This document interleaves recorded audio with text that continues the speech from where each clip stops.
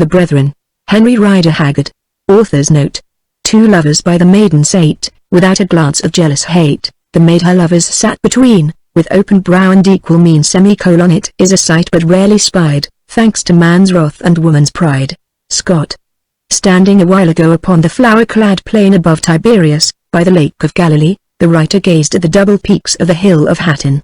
Here, or so tradition says, Christ preached the Sermon on the Mount, that perfect rule of gentleness and peace.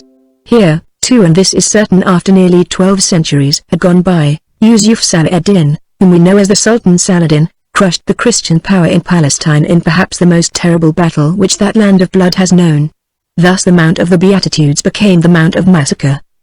Whilst musing on these strangely contrasted scenes enacted in one place, there arose in his mind a desire to weave, as best he might, a tale wherein any who are drawn to the romance of that pregnant and mysterious epoch, when men by thousands were glad to lay down their lives for visions and spiritual hopes, could find a picture, however faint and broken, of the long war between cross and crescent waged among the Syrian plains and deserts. Of Christian knights and ladies also, and their loves and sufferings in England and the East, of the fearful lord of the assassins whom the Franks called Old Man of the Mountain, and his fortress city, Masyaf.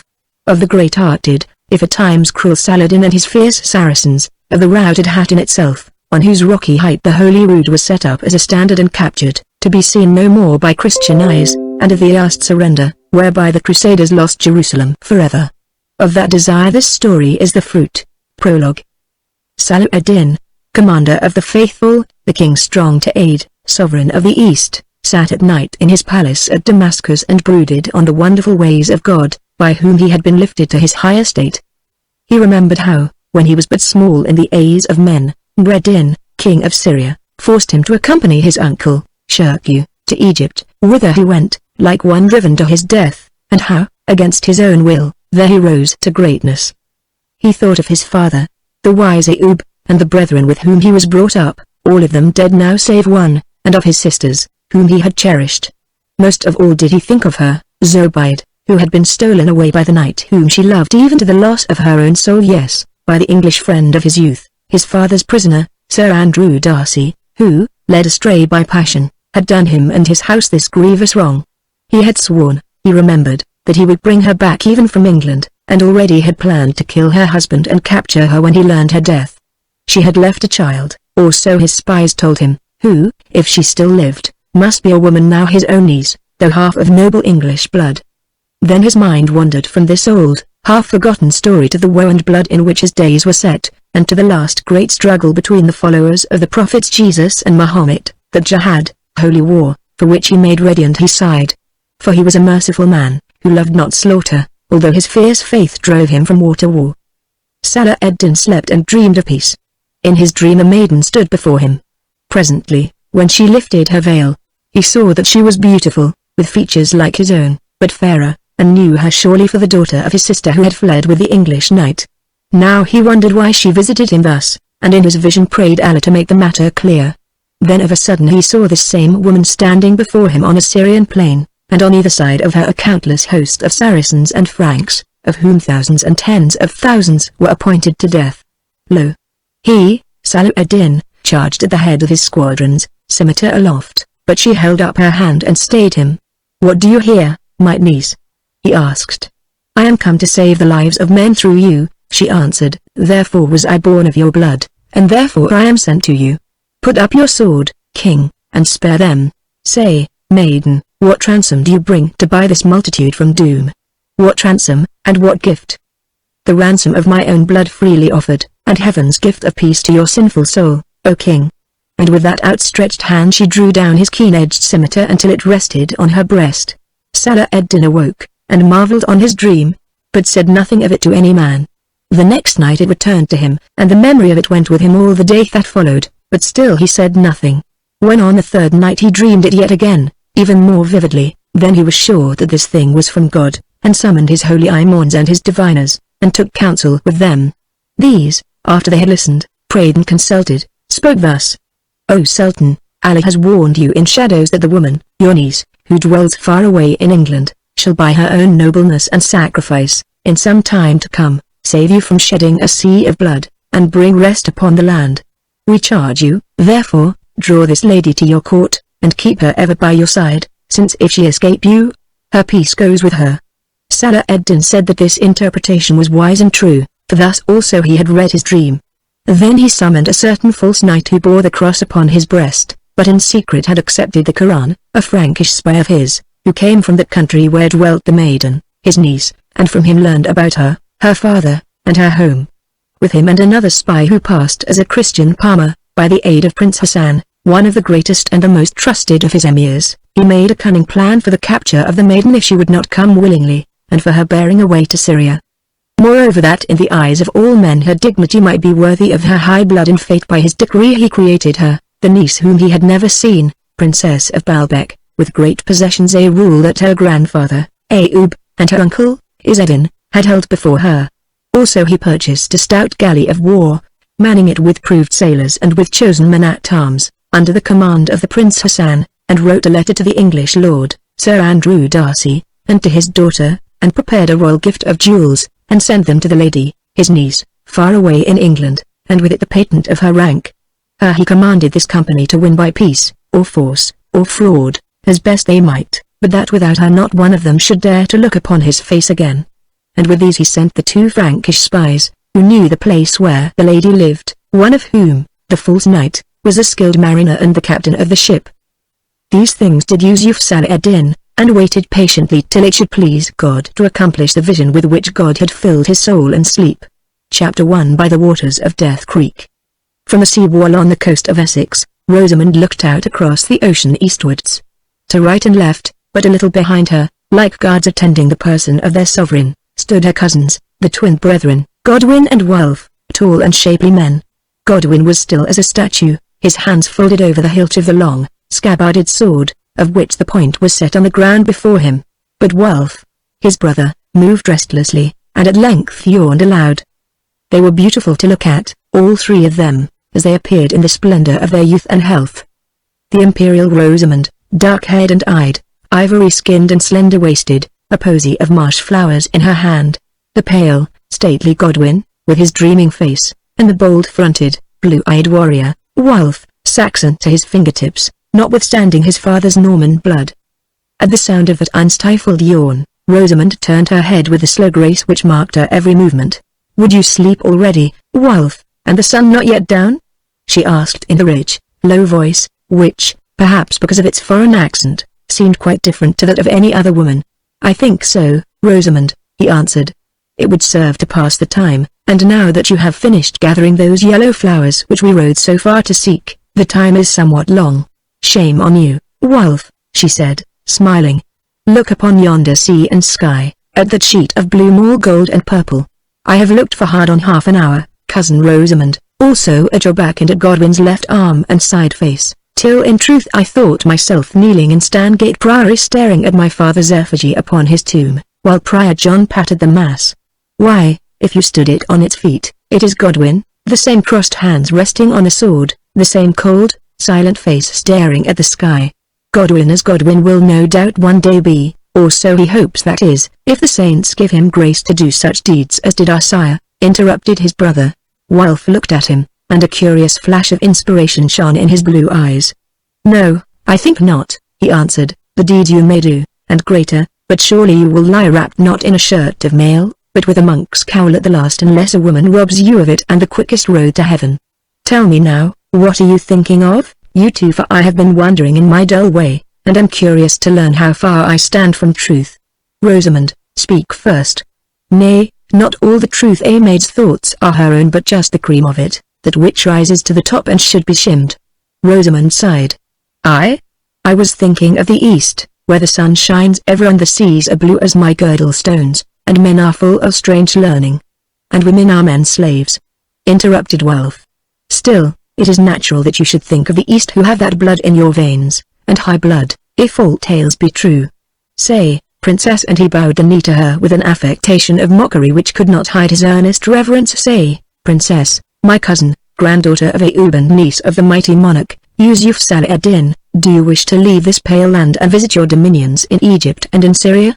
She listened, and at his words her eyes seemed to take fire, the stately form to erect itself, the breast to heave, and the thin nostrils to grow wider as though they scented some sweet, remembered perfume. Indeed, at that moment, standing there on the promontory above the seas, Rosamond looked a very queen. Presently she answered him with another question. And how would they greet me there, Wulf, who am a Norman Darcy and a Christian maid?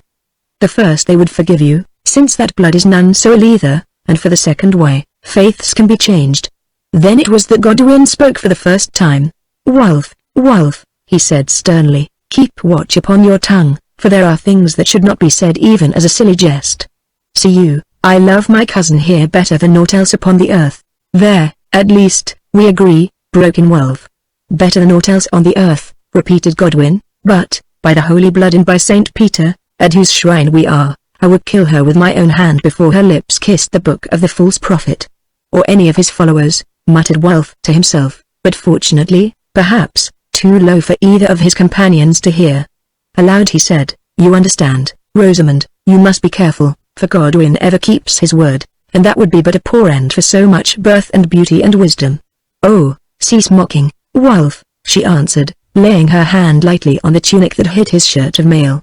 Cease mocking, and pray Saint Chad, the builder of this church, that no such dreadful choice may ever be forced upon you, or me, or your beloved brother who, indeed, in such a case would do right to slay me.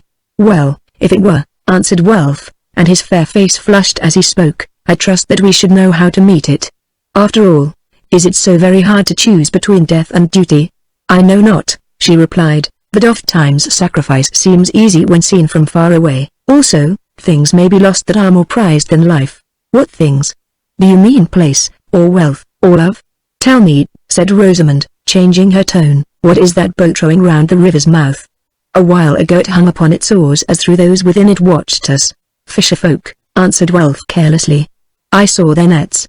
Yes, but beneath them something gleamed bright, like swords.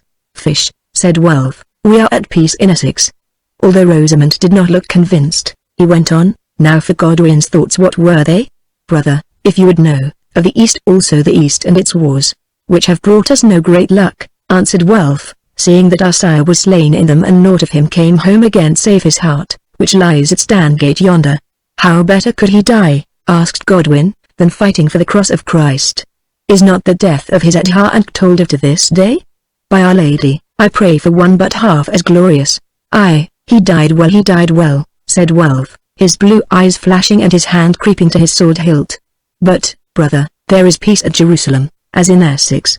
Peace? Yes, but soon there will be war again. The monk Peter, he whom we saw at Stangate last Sunday, and who left Syria but 6 months gone, told me that it was coming fast.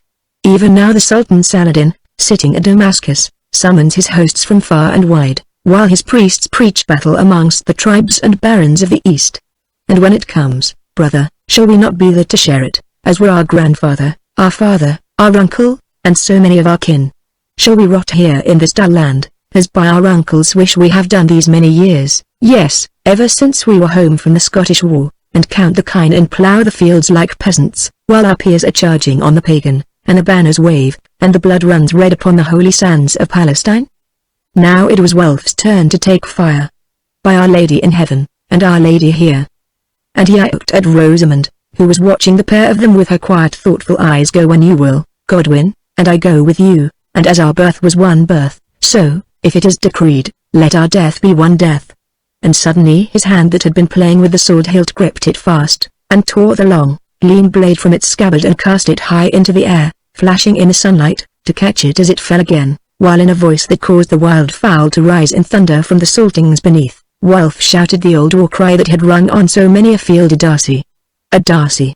Meet Darcy, meet death! Then he sheathed his sword again and added in a shamed voice, are we children that we fight where no foe is? Still, brother, may we find him soon. Godwin smiled grimly, but answered nothing, only Rosamond said, so, my cousins, you would be away, perhaps to return no more, and that will part us. But and her voice broke somewhat, such is the woman's lot, since men like you ever love the bare sword best of all, nor should I think well of you were it otherwise. Yet, cousins, I know not why, and she shivered a little, it comes into my heart that heaven often answers such prayers swiftly. Oh, Wulf! Your sword looked very red in the sunlight, but now, I say that it looked very red in the sunlight. I am afraid of I know not what. Well, we must be going, for we have 9 miles to ride, and the dark is not so far away. But first, my cousins, come with me into this shrine, and let us pray Saint Peter and Saint Chad to guard us on our journey home." "Our journey?" said Wulf anxiously. "What is there for you to fear in a 9-mile ride along the shores of the Blackwater?" "I said our journey home, Wulf, and home is not in the hall at Steeple, but yonder," and she pointed to the quiet, brooding sky.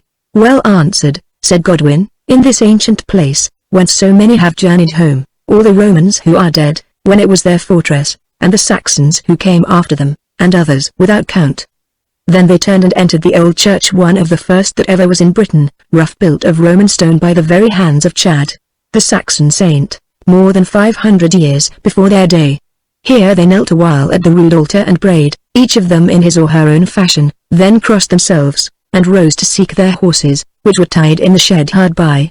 Now there were 2 roads, or rather tracks, back to the hall at Steeple, one a mile or so inland, that ran through the village of Bradwell, and the other, the shorter way, along the edge of the Saltings to the narrow water known as Death Creek, at the head of which the traveller to Steeple must strike inland, leaving the priory of Stangate on his right.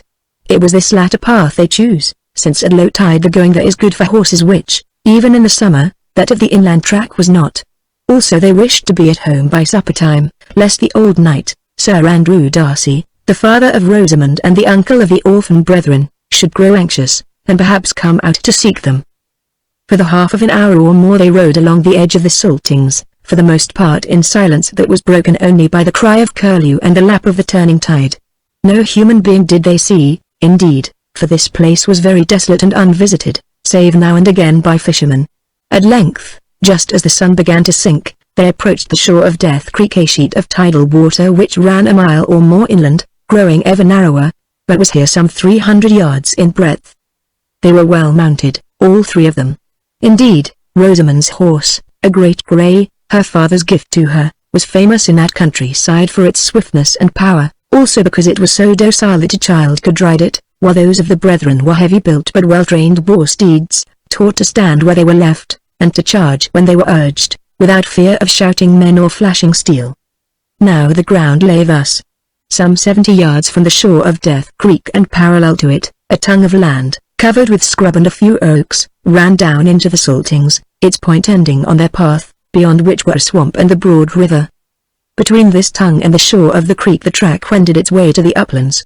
It was an ancient track. Indeed, the reason of its existence was that here the Romans or some other long-dead hands had built a narrow mole or quay of rough stone, 40 or 50 yards in length, out into the water of the creek, doubtless to serve as a convenience for fisher boats, which could lie alongside of it even at low tide. This mole had been much destroyed by centuries of washing, so that the end of it lay below water, although the landward part was still almost sound and level. Coming over the little rise at the top of the wooded tongue, the quick eyes of Wulf, who rode first, for here the path along the border of the swamp was so narrow that they must go in single file, caught sight of a large, empty boat moored to an iron ring set in the wall of the mole. "Your fishermen have landed, Rosamond," he said, "and doubtless gone up to Bradwell." "That is strange," she answered anxiously, "since here no fishermen ever come." And she checked her horse as though to turn. "Whether they come or not, certainly they have gone," said Godwin, craning forward to look about him. "So, as we have nothing to fear from an empty boat, let us push on." On they rode accordingly, until they came to the root of the stone quay or pier, when a sound behind them caused them to look back. Then they saw a sight that sent the blood to their hearts, for there behind them, leaping down one by one onto that narrow footway, were men armed with naked swords, 6 or 8 of them, all of whom, they noted, had strips of linen pierced with eyelet holes tied beneath their helms or leather caps, so as to conceal their faces. "A snare! A snare!" cried Wulf, drawing his sword. "Swift! Follow me up the Bradwell path." And he struck the spurs into his horse. It bounded forward, to be dragged next second with all the weight of his powerful arm almost to its haunches. "God's mercy!" he cried, "there are more of them." And more there were, for another band of men armed and linen-hooded like the first, had leapt down onto that Bradwell path, amongst them a stout man, who seemed to be unarmed, except for a long, crooked knife at his girdle and a coat of ringed mail, which showed through the opening of his loose tunic. "To the boat!" shouted Godwin, whereat the stout man laughed a light, penetrating laugh, which even then all 3 of them heard and noted. Along the quay they rode, since there was nowhere else that they could go, with both paths barred, and swamp and water on one side of them, and a steep, wooded bank upon the other. When they reached it, they found why the man had laughed, for the boat was made fast with a strong chain that could not be cut. More, her sail and oars were gone. "Get into it," mocked a voice, "or, at least, let the lady get in, it will save us the trouble of carrying her there." Now Rosamund turned very pale, while the face of Wulf went red and white, and he gripped his sword hilt. But Godwin, calm as ever, rode forward a few paces, and said quietly, "Of your courtesy, say what you need of us. If it be money, we have nothing but our arms and horses, which I think may cost you dear." Now the man with the crooked knife advanced a little, accompanied by another man, a tall, supple-looking knave, into whose ear he whispered. "My master says," answered the tall man, "that you have with you that which is of more value than all the king's gold, a very fair lady, of whom someone has urgent need. Give her up now, and go your way with your arms and horses, for you are gallant young men, whose blood we do not wish to shed." At this it was the turn of the brethren to laugh, which both of them did together. "Give her up," answered Godwin, "and go our ways dishonored? Aye, with our breath, but not before. Who then has such urgent need of the Lady Rosamund?" Again there was whispering between the pair. "My master says," was the answer. "He thinks that all who see her will have need of her, since such loveliness is rare. But if you wish a name, well, one comes into his mind, the name of the Knight Losel." "The Knight Losel," murmured Rosamund, turning even paler than before, as well she might. For this Losel was a powerful man and Essex born. He owned ships of whose doings upon the seas and in the East evil tales were told, and once had sought Rosamund's hand in marriage, but being rejected, uttered threats for which Godwin, as the elder of the twins, had fought and wounded him. Then he vanished none knew where. "Is Sir Hugh Losel here then?" asked Godwin, masked like you common cowards. "If so, I desire to meet him, to finish the work I began in the snow last Christmas 12 months. "Find that out if you can," answered the tall man. But Wulf said, speaking low between his clenched teeth, "Brother, I see but one chance. We must place Rosamund between us and charge them." The captain of the band seemed to read their thoughts, for again he whispered into the ear of his companion, who called out, "My master says that if you try to charge, you will be fools, since we shall stab and hamstring your horses, which are too good to waste, and take you quite easily as you fall. Come then, yield, as you can do without shame, seeing there is no escape, and that two men, however brave, cannot stand against a crowd. He gives you 1 minute to surrender." Now Rosamund spoke for the first time. "My cousins," she said, "I pray you not to let me fall living into the hands of Sir Hugh Losel, or of yonder men, to be taken to what fate I know not. Let Godwin kill me, then, to save my honor, as but now he said he would to save my soul, and strive to cut your way through, and live to avenge me." The brethren made no answer, only they looked at the water and then at one another, and nodded. It was Godwin who spoke again, for now that it had come to this struggle for life and their lady, Wulf, whose tongue was commonly so ready, had grown strangely silent, and fierce-faced also. "Listen, Rosamund, and do not turn your eyes," said Godwin. "There is but one chance for you, and, poor as it is, you must choose between it and capture, since we cannot kill you. The grey horse you ride is strong and true. Turn him now, and spur into the water of Death Creek and swim it. It is broad, but the incoming tide will help you, and perchance you will not drown." Rosamund listened and moved her head backwards towards the boat. Then Wulf spoke few words and sharp, "Begone, girl. We guard the boat," she heard, and her dark eyes filled with tears, and her stately head sank for a moment almost to her horse's mane. "Oh, my knights! My knights! And would you die for me? Well, if God wills it, so it must be. But I swear that if you die, that no man shall be aught to me who have your memory, and if you live." And she looked at them confusedly, then stopped. "Bless us, and begone," said Godwin.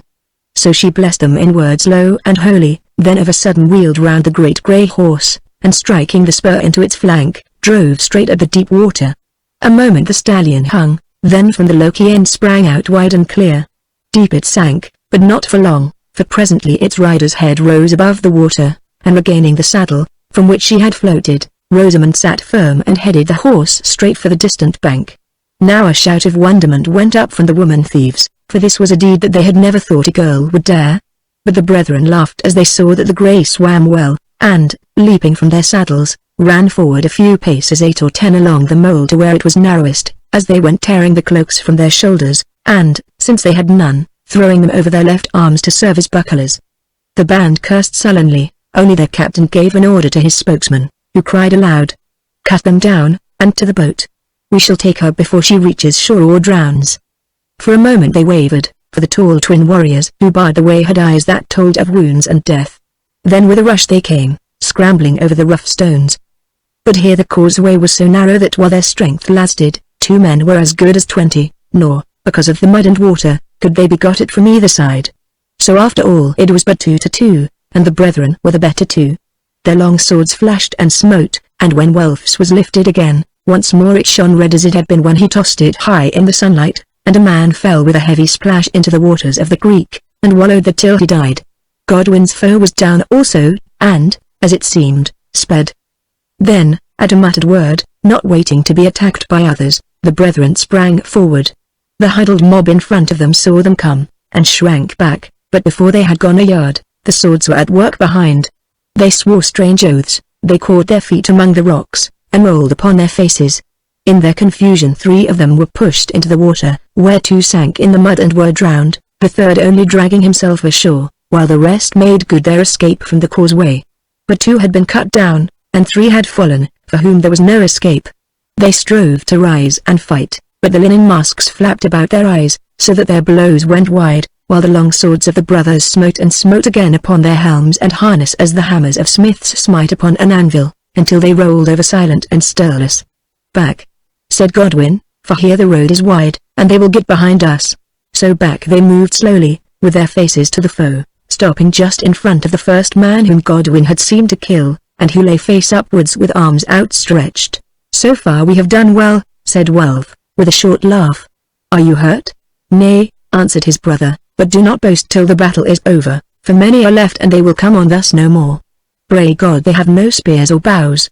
Then he turned and looked behind him, and there, far from the shore now, swam the grey horse steadily, and there upon its back sat Rosamond.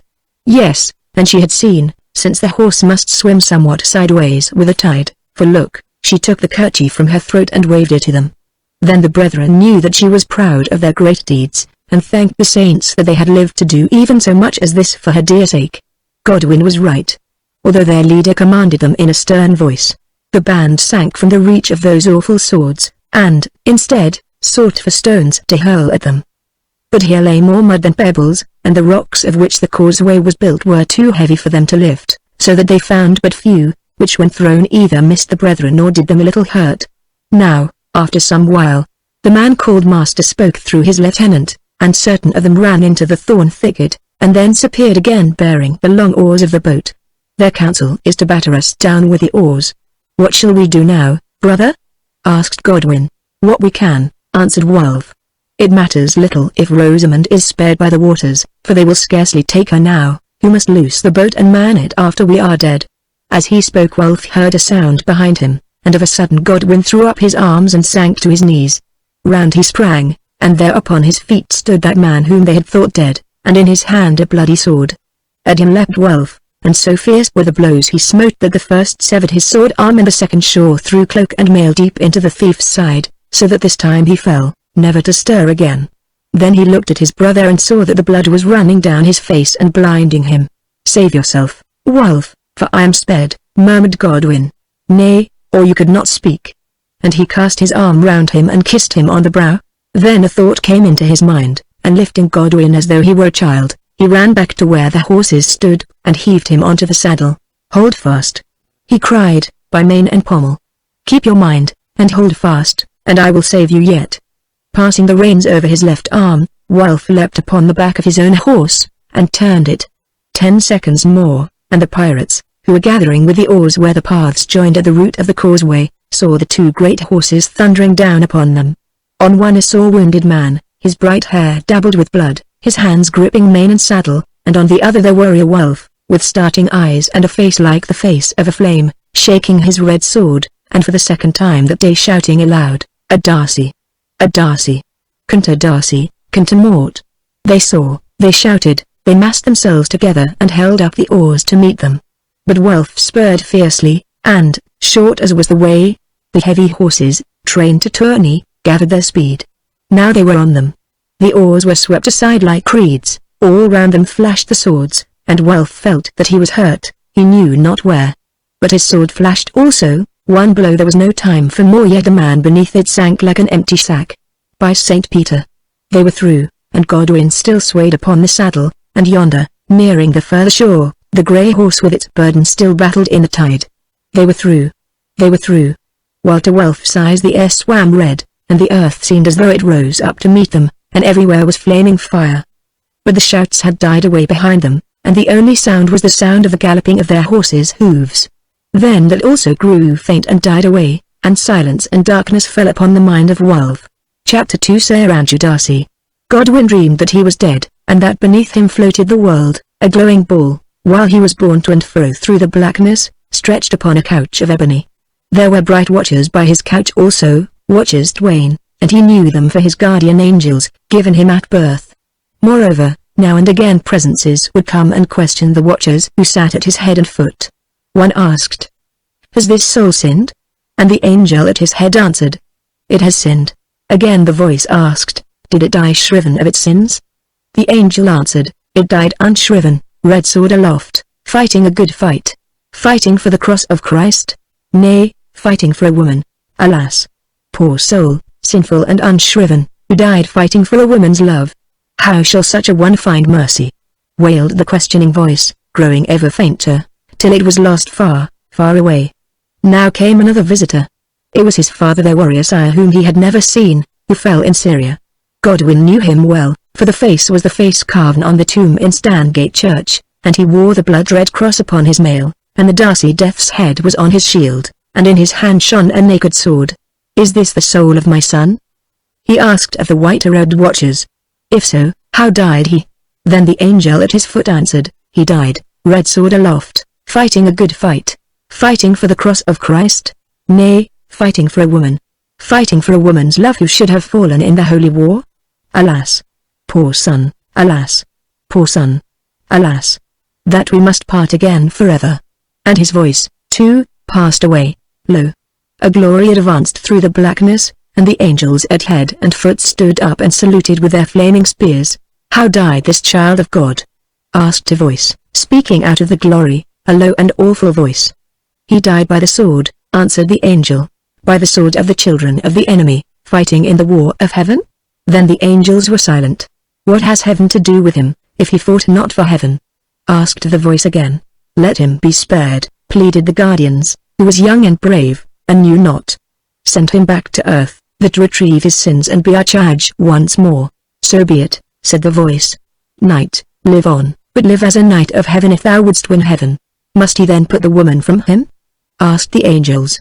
"It was not said," answered the voice speaking from the glory. And all that wild vision vanished.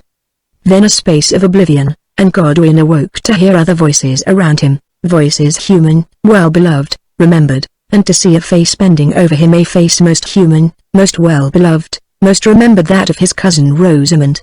He babbled some questions, but they brought him food, and told him to sleep, so he slept. Thus it went on, waking and sleep and waking, till at length one morning he woke up truly in the little room that opened out of the solar or sitting place of the Hall of Steeple, where he and Wulf had slept since their uncle took them to his home as infants. More, on the trestle bed opposite to him, his leg and arm bandaged, and a crutch by his side, sat Wulf himself, somewhat paler and thinner than of yore, but the same jovial, careless, yet at times fierce-faced Wulf. "Do I still dream, my brother, or is it you indeed?" A happy smile spread upon the face of Wulf, for now he knew that Godwin was himself again. "Me sure enough," he answered. "Dream folk don't have lame legs, they are the gifts of swords and men." "And Rosamond? What of Rosamond? Did the grey horse swim the creek, and how came we here? Tell me quick, I faint for news." "She shall tell you herself." And hobbling to the curtained door, he called, "Rosamond, my nay, our cousin Rosamond, Godwin is himself again. Hear you, Godwin is himself again, and would speak with you." There was a swift rustle of robes and a sound of quick feet among the rushes that strewed the floor, and then Rosamond herself, lovely as ever, but all her stateliness forgot in joy. She saw him, the gaunt Godwin, sitting up upon the pallet, his grey eyes shining in the white and sunken face. For Godwin's eyes were grey, while Wulf's were blue, the only difference between them which a stranger would note, although in truth Wulf's lips were fuller than Godwin's, and his chin more marked, also he was a larger man. She saw him, and with a little cry of delight ran and cast her arms about him, and kissed him on the brow. "Be careful," said Wulf roughly, turning his head aside, "or, Rosamund, you will loose the bandages, and bring his trouble back again. He has had enough of bloodletting." "Then I will kiss him on the hand that saved me," she said, and did so. More, she pressed that poor, pale hand against her heart. "Mine had something to do with that business also, but I don't remember that you kissed it, Rosamund." "Well, I will kiss him too, and oh, God be praised, and the Holy Virgin, and the Holy Peter, and the Holy Chad, and all the other holy dead folk whose names I can't recall, who between them, with the help of Rosamund here, and the prayers of the Prijon and brethren at Stangate, and of Matthew, the village priest, have given you back to us, my brother, my most beloved brother."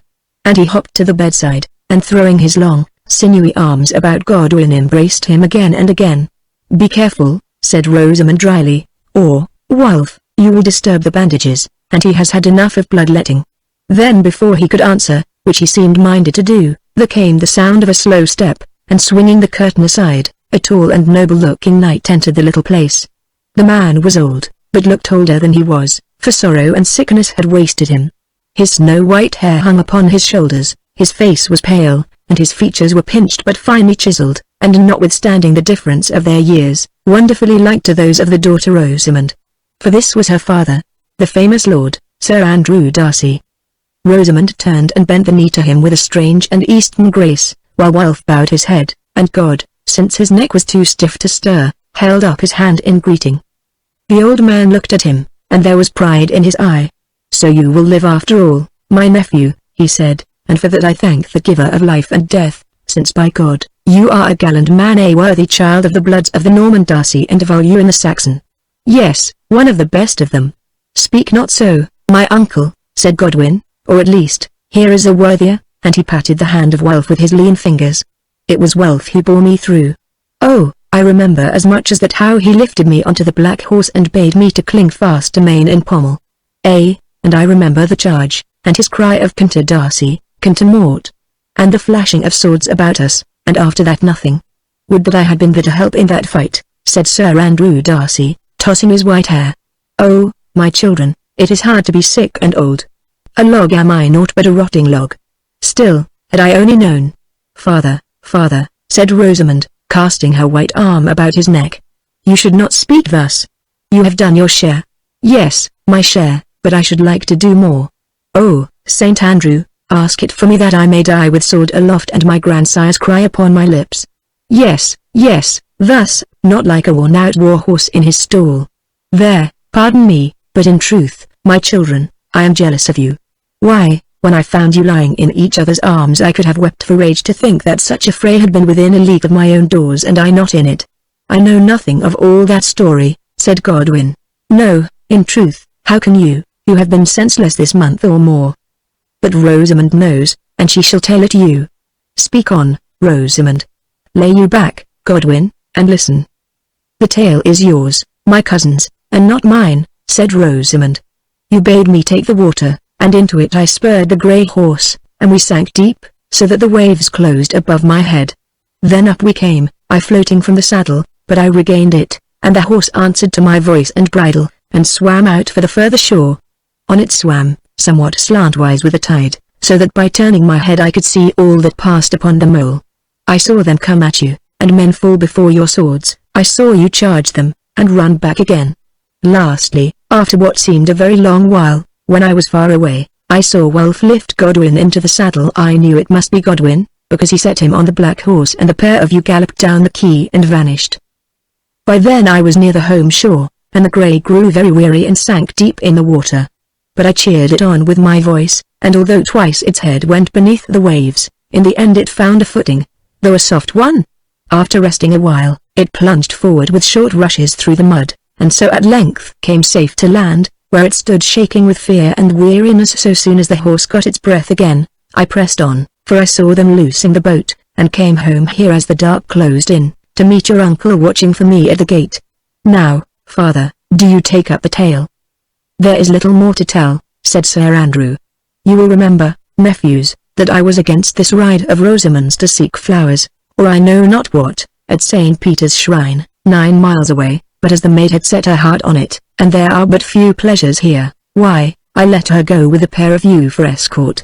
You will mind also that you were starting without your mail, and how foolish you thought me when I called you back and made you gird it on. Well, my patron saint or yours put it into my head to do so, for had it not been for those same shirts of mail, you were both of you dead men today. But that morning I had been thinking of Sir Hulo's if such a false pirate rogue can be called a knight, not but that he is stout and brave enough, and his threats after he recovered from the wound you gave him, Godwin, how that he would come back and take your cousin for all we could do to stay him. True, we heard that he had sailed for the east to war against Saladin or with him, for he was ever a traitor, but even if this were so, men return from the east. Therefore I bade you arm, having some foresight of what was to come, for doubtless this onslaught must have been planned by him. I think so, said Wulf, for, as Rosamond here knows, the tall that knave who interpreted for the foreigner whom he called his master, gave us the name of the knight Losel as the man who sought to carry her off. Was this master a Saracen? Asked Sir Andrew, anxiously. Nay, uncle, how can I tell, seeing that his face was masked like the rest and he spoke through an interpreter? But I pray you go on with the story, which Godwin has not heard. It is short. When Rosamond told her tale, of which I could make little, for the girl was crazed with grief and cold and fear, save that you had been attacked upon the old quay, and she had escaped by swimming Death Creek, which seemed a thing incredible, I got together what men I could. Then bidding her stay behind, with some of them to guard her, and nurse herself, which she was loath to do, I set out to find you or your bodies. It was dark, but we rode hard, having lanterns with us, as we went rousing men at every stead, until we came to where the roads join at Moats. There we found a black horse, your horse, Godwin, so badly wounded that he could travel no further, and I groaned, thinking that you were dead. Still we went on, till we heard another horse whinny, and presently found their own also riderless, standing by the path side with his head down. A man on the ground holds him, cried one, and I sprang from the saddle to see who it might be, to find that it was you, the pair of you, locked in each other's arms and senseless, if not dead, as well you might be from your wounds. I bade the country folk cover you up and carry you home, and others to run to Stangate and pray the prior and the monk Stephen, who is a doctor, come at once to tend you, while we pressed onwards to take vengeance if we could. We reached the quay upon the creek, but there we found nothing save some bloodstains, and this is strange. Your sword, Godwin, the hilt set between two stones, and on the point a writing. What was the writing? Asked Godwin. Here it is, answered his uncle, drawing a piece of parchment from his robe. Read it, one of you, since all of you are scholars and my eyes are bad. Rosamond took it and read what was written, hurriedly but in a clerkly hand, and in the French tongue. It ran thus: the sword of a brave man. Bury it with him if he be dead, and give it back to him if he lives, as I hope. My master would wish me to do this honor to a gallant foe whom in that case he still may meet. Signed, Hugh Losel, or another. Another, then, not Hugh Losel, said Godwin, since he cannot write, and if he could, would never pen words so knightly. The words may be knightly, but the writer's deeds were base enough, replied Sir Andrew, nor, in truth, do I understand this scroll. The interpreter spoke of the short man as his master, suggested Wulf. Nephew, but him you met. This writing speaks of a master whom Godwin may meet, and who would wish the writer to pay him a certain honor. Perhaps he wrote thus to blind us. Perchance. The matter puzzles me. Moreover, of whom these men were I have been able to learn nothing. A boat was seen passing towards Bradwell. Indeed, it seems that you saw it, and that night a boat was seen sailing southwards down St. Peter's Sands towards a ship that had anchored off Foulness Point. But what that ship was, whence she came, and whither she went, none know, though the tidings of this fray have made some stir. Well, said Wulf, at the least we have seen the last of her crew of women thieves. Had they meant more mischief, they would have shown themselves again ere now. Sir Andrew looked grave as he answered. So I trust, but all the tale is very strange. How came they to know that you and Rosamond were riding that day to St. Peter's on the Wall, and so were able to waylay you? Surely some spy must have warned them, since that they were no common pirates is evident, for they spoke of Losel, and bade you to begone unharmed, as it was Rosamond whom they needed. Also, there is the matter of the sword that fell from the hand of Godwin when he was hurt, which was returned in so strange a fashion. I have known many such deeds of chivalry done in the East by Paynim men. Well, Rosamond is half an Eastern, broke in Wulf carelessly, and perhaps that had something to do with it all. Sir Andrew started, and the colour rose to his pale face. Then in a tone in which he showed he wished to speak no more of this matter, he said, "Enough, enough. Godwin is very weak, and grows weary, and before I leave him I have a word to say that it may please you both to hear. Young men, you are of my blood, the nearest to it except Rosamond, the sons of that noble knight, my brother. I have ever loved you well, and been proud of you.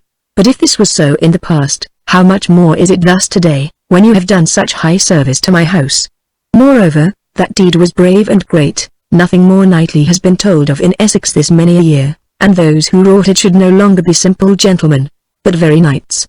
This boon it is in my power to grant to you according to the ancient custom. Still, that none may question it, while you lay sick, but after it was believed that Godwin would live, which at first we scarcely dared to hope, I journeyed to London and sought audience of our Lord the King.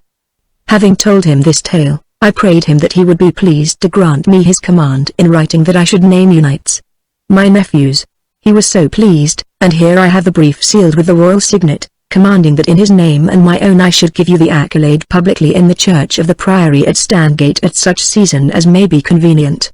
Therefore, Godwin, the squire, haste you to get well that you may become Sir Godwin the knight, for you, Wulf, save for the hurt to your leg, are well enough already." Now Godwin's white face went red with pride, and Wulf dropped his bold eyes and looked modest as a girl. "Speak you," he said to his brother, "for my tongue is blunt and awkward." "Sir," said Godwin in a weak voice, "we do not know how to thank you for so great an honor, that we never thought to win till we had done more famous deeds than the beating off of a band of robbers. Sir, we have no more to say, save that while we live we will strive to be worthy of our name and of you." "Well spoken," said his uncle, adding as though to himself, "This man is courtly as he is brave." Wulf looked up, a flash of merriment upon his open face. "I, my uncle, whose speech is, I fear me, not courtly, thank you also. I will add that I think our lady cousin here should be knighted too, if such a thing were possible for a woman, seeing that to swim a horse across Death Creek was a greater deed than to fight some rascals on its quay." "Rosamond?" answered the old man in the same dreamy voice. "Her rank is high enough, too high, far too high for safety." And turning, he left the little chamber. "Well, cousin," said Wulf, "if you cannot be a knight, at least you can lessen all this dangerous rank of yours by becoming a knight's wife." Whereat Rosamond looked at him with indignation which struggled with a smile in her dark eyes, and murmuring that she must see to the making of Godwin's broth, followed her father from the place. "It would have been kinder had she told us that she was glad," said Wulf when she was gone. "Perhaps she would," answered his brother, "had it not been for your rough jests, Wulf, which might have a meaning in them." "Nay, I had no meaning. Why should she not become a knight's wife?" But what knights? Would it please either of us, brother, if, as may well chance, he should be some stranger?" Now Wulf swore a great oath, then flushed to the roots of his fair hair, and was silent. "Ah," said Godwin, "you do not think before you speak, which it is always well to do." "She swore upon the key yonder," broke in Wulf. "Forget what she swore. Words uttered in such an hour should not be remembered against a maid." "God's truth, brother, you are right, as ever. My tongue runs away with me. But still I can't put those words out of my mind, though which of us? Wulf. I mean to say that we are in fortune's path today, Godwin. Oh, it was a lucky ride. Such fighting as I have never seen or dreamed of. We won it too. And now both of us are alive, and a knighthood for each. Yes, both of us alive, thanks to you, Wulf. Nay, it is so, though you would never have done less.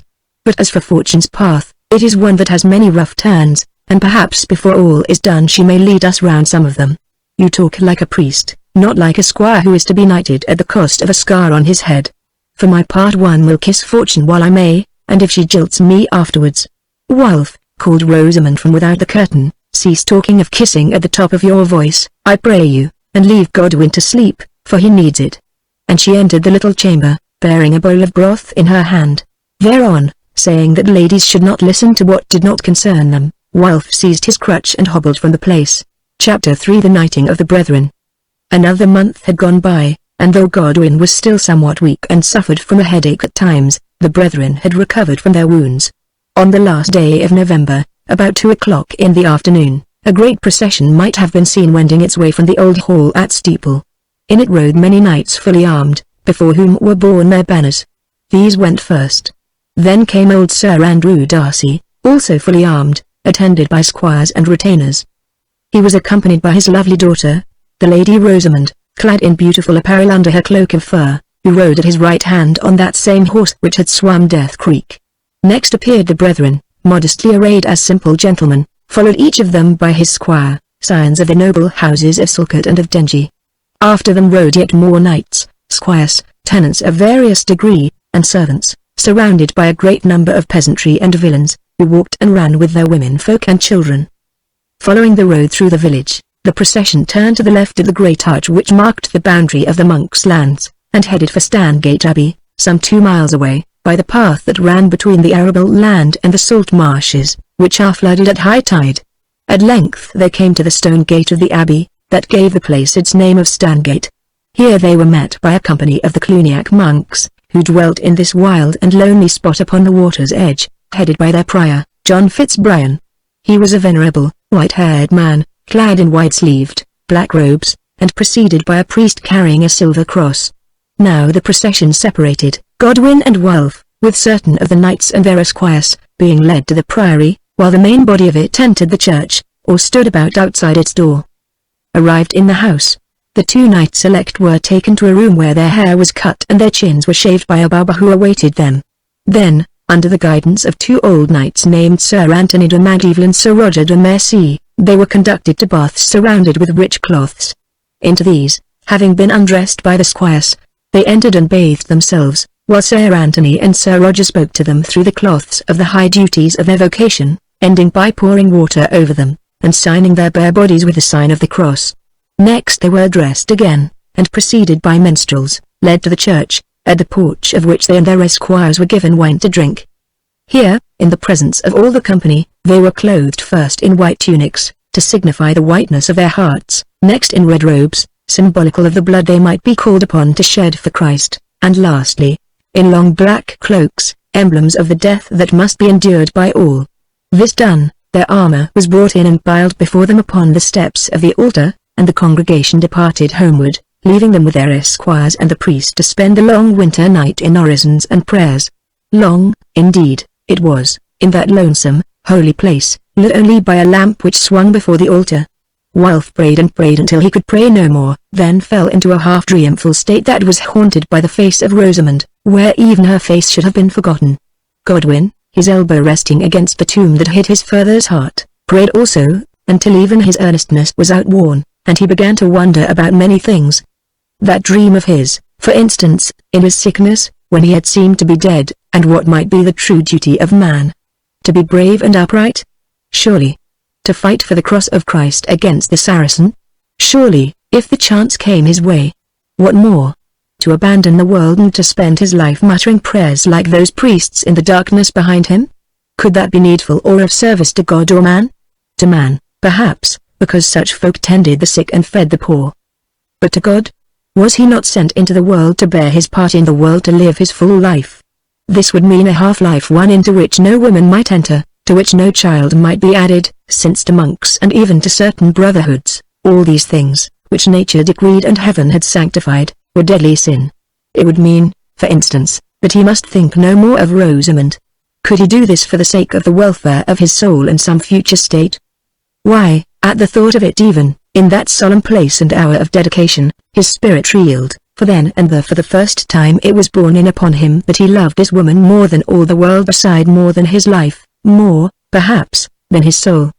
He loved her with all his pure young heart, so much that it would be a joy to him to die for her, not only in the heat of battle, as lately had almost chanced on the Death Creek quay, but in cold blood, of set purpose, if there came need. He loved her with body and with spirit, and, after God, here to her he consecrated his body and his spirit. But what value would she put upon the gift? What if some other man? By his side, his elbows resting on the altar rails, his eyes fixed upon the beaming armor that he would wear in battle, knelt Wulf, his brother, a mighty man, a knight of knights, fearless, noble, open-hearted, such a one as any woman might well love. And he also loved Rosamond. Of this Godwin was sure. And, oh, did not Rosamond love Wulf? Bitter jealousy seized upon his vitals. Yes, even then and there, black envy got hold of Godwin, and rent him so sore that, cold as was the place, the sweat poured from his brow and body. Should he abandon hope? Should he fly the battle for fear that he might be defeated? Nay, he would fight on in all honesty and honor, and if he were overcome, would meet his fate as a brave knight should, without bitterness, but without shame. Let destiny direct the matter. It was in the hands of destiny, and stretching out his arm, he threw it around the neck of his brother, who knelt beside him, and let it rest there, until the head of the weary wolf sank sleepily upon his shoulder, like the head of an infant upon its mother's breast. "Oh Jesu," Godwin moaned in his poor heart, "give me strength to fight against this sinful passion that would lead me to hate the brother whom I love. Oh Jesu, give me strength to bear it if he should be preferred before me.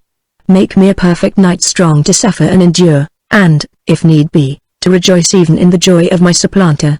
At length the grey dawn broke, and the sunlight, passing through the eastern windows, like a golden spear, pierced the dusk of the long church, which was built to the shape of a cross, so that only its transepts remained in shadow.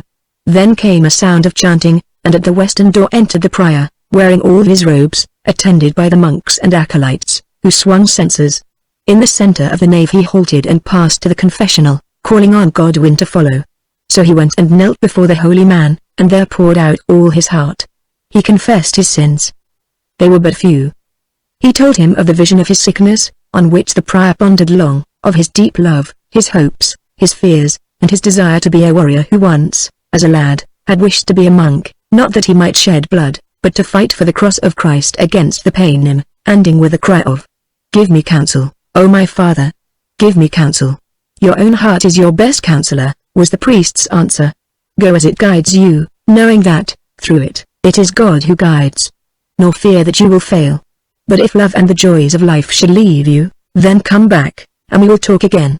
Go on, pure knight of Christ, fearing nothing and sure of the reward, and take with you the blessing of Christ and of his church." "What penance must I bear, Father?" "Such souls as yours inflict their own penance. The saints forbid that I should add to it," was the gentle answer. Then with a lightened heart Godwin returned to the altar rails, while his brother Wulf was summoned to take his place in the confessional. Of the sins that he had to tell we need not speak. They were such as are common to young men, and none of them very grievous. Still, before he gave him absolution, the good prior admonished him to think less of his body and more of his spirit, less of the glory of feats of arms and the more of the true ends to which he should enter on them. He bade him, moreover, to take his brother Godwin as an earthly guide and example, since there lived no better or wiser man of his years, and finally dismissed him, prophesying that if he would heed these counsels, he would come to great glory on earth and in heaven. "Father, I will do my best," answered Wulf humbly. "But there cannot be two Godwins, and, Father, sometimes I fear me that our paths will cross, since two men cannot win one woman." "I know the trouble," answered the prior anxiously, "and with less noble-natured men it might be grave. But if it should come to this, then must the lady judge according to the wishes of her own heart, and he who loses her must be loyal in sorrow as in joy. Be sure that you take no base advantage of your brother in the hour of temptation, and bear him no bitterness should he win the bride." "I think I can be sure of that," said Wulf, "also that we, who have loved each other from birth, would die before we betrayed each other." "I think so also," answered the prior, "but Satan is very strong." Then Wulf also returned to the altar rails, and the full mass was sung, and the sacrament received by the two neophytes, and the offerings made all in their appointed order. Next they were led back to the priory to rest and eat a little after their long night's vigil in the cold church, and here they abode a while, thinking their own thoughts, seated alone in the prior's chamber. At length Wulf, who seemed to be ill at ease, rose and laid his hand upon his brother's shoulder, saying, "I can be silent no more, it was ever thus, that which is in my mind must out of it. I have words to say to you." "Speak on, Wulf," said Godwin. Wulf sat himself down again upon his stool, and for a while stared hard at nothing, for he did not seem to find it easy to begin this talk. Now Godwin could read his brother's mind like a book, but Wulf could not always read Godwin's, although, being twins who had been together from birth, their hearts were for the most part open to each other without the need of words. "It is of our cousin Rosamond, is it not?" asked Godwin presently. "Eh? Who else? And you would tell me that you love her, and that now you are a knight almost and hard on 25 years of age, you would ask her to become your affianced wife?" "Yes, Godwin, it came into my heart when she rode the grey horse into the water, there upon the pier, and I thought that I should never see her any more. I tell you it came into my heart that life was not worth living nor death worth dying without her." "Then, Wulf," answered Godwin slowly, "what more is there to say? Ask on, and prosper. Why not? We have some lands, if not many, and Rosamond will not lack for them. Nor do I think that our uncle would forbid you, if she wills it, seeing that you are the properest man and the bravest in all this countryside. Except my brother Godwin, who is all these things, and good and learned to boot, which I am not, replied Wulf musingly. Then there was silence for a while, which he broke. Godwin, our ill luck is that you love her also, and that you thought the same thoughts which I did yonder on the quay head. Godwin flushed a little, and his long fingers tightened their grip upon his knee. It is so, he said quietly. To my grief it is so. But Rosamond knows nothing of this, and should never know it if you will keep a watch upon your tongue. Moreover, you need not be jealous of me, before marriage or after. What, then, would you have me do? Asked Wulf hotly. Seek her heart, and perchance through this I doubt let her yield it to me, she thinking that you care not for her? Why not? Asked Godwin again, with a sigh. It might save her some pain and you some doubt, and make my own path clearer. Marriage is more to you than to me, Wulf, who think sometimes that my sword should be my spouse and duty my only aim. Who think, having a heart of gold, that even in such a thing as this you will not bar the path of the brother whom you love. Nay, Godwin, as I am a sinful man, and as I desire her above all things on earth, I will play no such coward's game, nor conquer one who will not lift his sword lest he should hurt me. Sooner would I bid you all farewell, and go to seek fortune or death in the wars without words spoken, leaving Rosamond to pine. Perchance. Oh, could we be sure that she had no mind toward either of us, that would be best to be gone together. But, Wulf, we cannot be sure, since at times, to be honest, I have thought she loves you. And at times, to be honest, Godwin, I have been sure that she loves you, although I should like to try my luck and hear it from her lips, which on such terms I will not do. What, then, is your plan, Wulf? My plan is that if our uncle gives us leave, we should both speak to her you first, as the elder, setting out your case as best you can, and asking her to think of it and give you your answer within a day. Then, before that day is done I also should speak, so that she may know all the story, and play her part in it with opened eyes, not deeming, as otherwise she might, that we know each other's minds, and that you ask because I have no will that way. It is very fair, replied Godwin, and worthy of you, who are the most honest of men. Yet, Wulf, I am troubled. See you, my brother, have ever brethren loved each other as we do? And now must the shadow of a woman fall upon and blight that love which is so fair and precious. Why so? Asked Wulf. Come, Godwin, let us make a pact that it shall not be thus, and keep it by the help of heaven. Let us show the world that two men can love one woman and still love each other, not knowing as yet which of them she will choose if, indeed, she chooses either. For, Godwin, we are not the only gentlemen whose eyes have turned, or yet may turn, towards the high-born, rich, and lovely Lady Rosamond. Is it your will that we should make such a pact? Godwin thought a little, then answered. Yes, but if so, it must be one so strong that for her sake and for both our sakes we cannot break it and live with honor. So be it, said Wulf. This is man's work, not child's make-believe. Then Godwin rose, and going to the door, bade his squire, who watched without, pray the prior John to come to them as they sought his counsel in a matter. So he came, and, standing before him with downcast head, Godwin told him all the tale, which, indeed, he who knew so much already, was quick to understand, and of their purpose also, while at a question from the prior, Wulf answered that it was well and truly said, nothing having been kept back. Then they asked him if it was lawful that they should take such an oath, to which he replied that he thought it not only lawful, but very good. So the end, kneeling together hand in hand before the rood that stood in the chamber, they repeated this oath after him, both of them together. We brethren, Godwin and Wulf Darcy, do swear by the Holy Cross of Christ, and by the patron saint of this place, Saint Mary Magdalene, and our own patron saints, Saint Peter and Saint Chad, standing in the presence of God, of our guardian angels, and of you, John, that being both of us enamored of our cousin, Rosamond Darcy, we will ask her to wife in a manner we have agreed, and no other. That we will abide by her decision, should she choose either of us, nor seek to alter it by tempting her from her troth, or in any fashion avert or covet. That he of us whom she refuses will henceforth be a brother to her and no more, however Satan may tempt his heart otherwise. That so far as may be possible to us, who are but sinful men, we will suffer neither bitterness nor jealousy to come between our love because of this woman, and that in war or peace we will remain faithful comrades and brethren. Thus we swear with a true heart and purpose, and in token thereof, knowing that he who breaks this oath will be a knight dishonored and a vessel fit for the wrath of God, we kiss this rude and one another. This, then, these brethren said and did, and with light minds and joyful faces received the blessing of the prior, who had christened them in infancy, and went down to meet the great company that had ridden forth to lead them back to Steeple, where their knighting should be done. So to Steeple, preceded by the squires, who rode before them bareheaded, carrying their swords by the scabbarded points, with their gold spurs hanging from the hilts, they came at last. Here the hall was set for a great feast, a space having been left between the tables and the dais, to which the brethren were conducted. Then came forward Sir Anthony de Mandeville and Sir Roger de Mercy, in full armour, and presented to Sir Andrew Darcy, their uncle, who stood upon the edge of the dais, also in his armour, their swords and spurs, of which he gave back to them two of the latter, bidding them affix these upon the candidates' right heels. This done, the prior John blessed the swords, after which Sir Andrew girded them about the waists of his nephews, saying, "Take ye back the swords that you have used so well." Next, he drew his own silver-hilted blade that had been his father's and his grandfather's, and whilst they knelt before him, smote each of them 3 blows upon the right shoulder, crying with a loud voice, "In the name of God, Saint Michael, and Saint George, I knight ye. Be ye good knights." Thereafter came forward Rosamond as their nearest kinswoman, and, helped by other ladies, clad upon them their hauberks, or coats of mail, their helms of steel, and their kite-shaped shields, emblazoned with a skull, the cognizance of their race.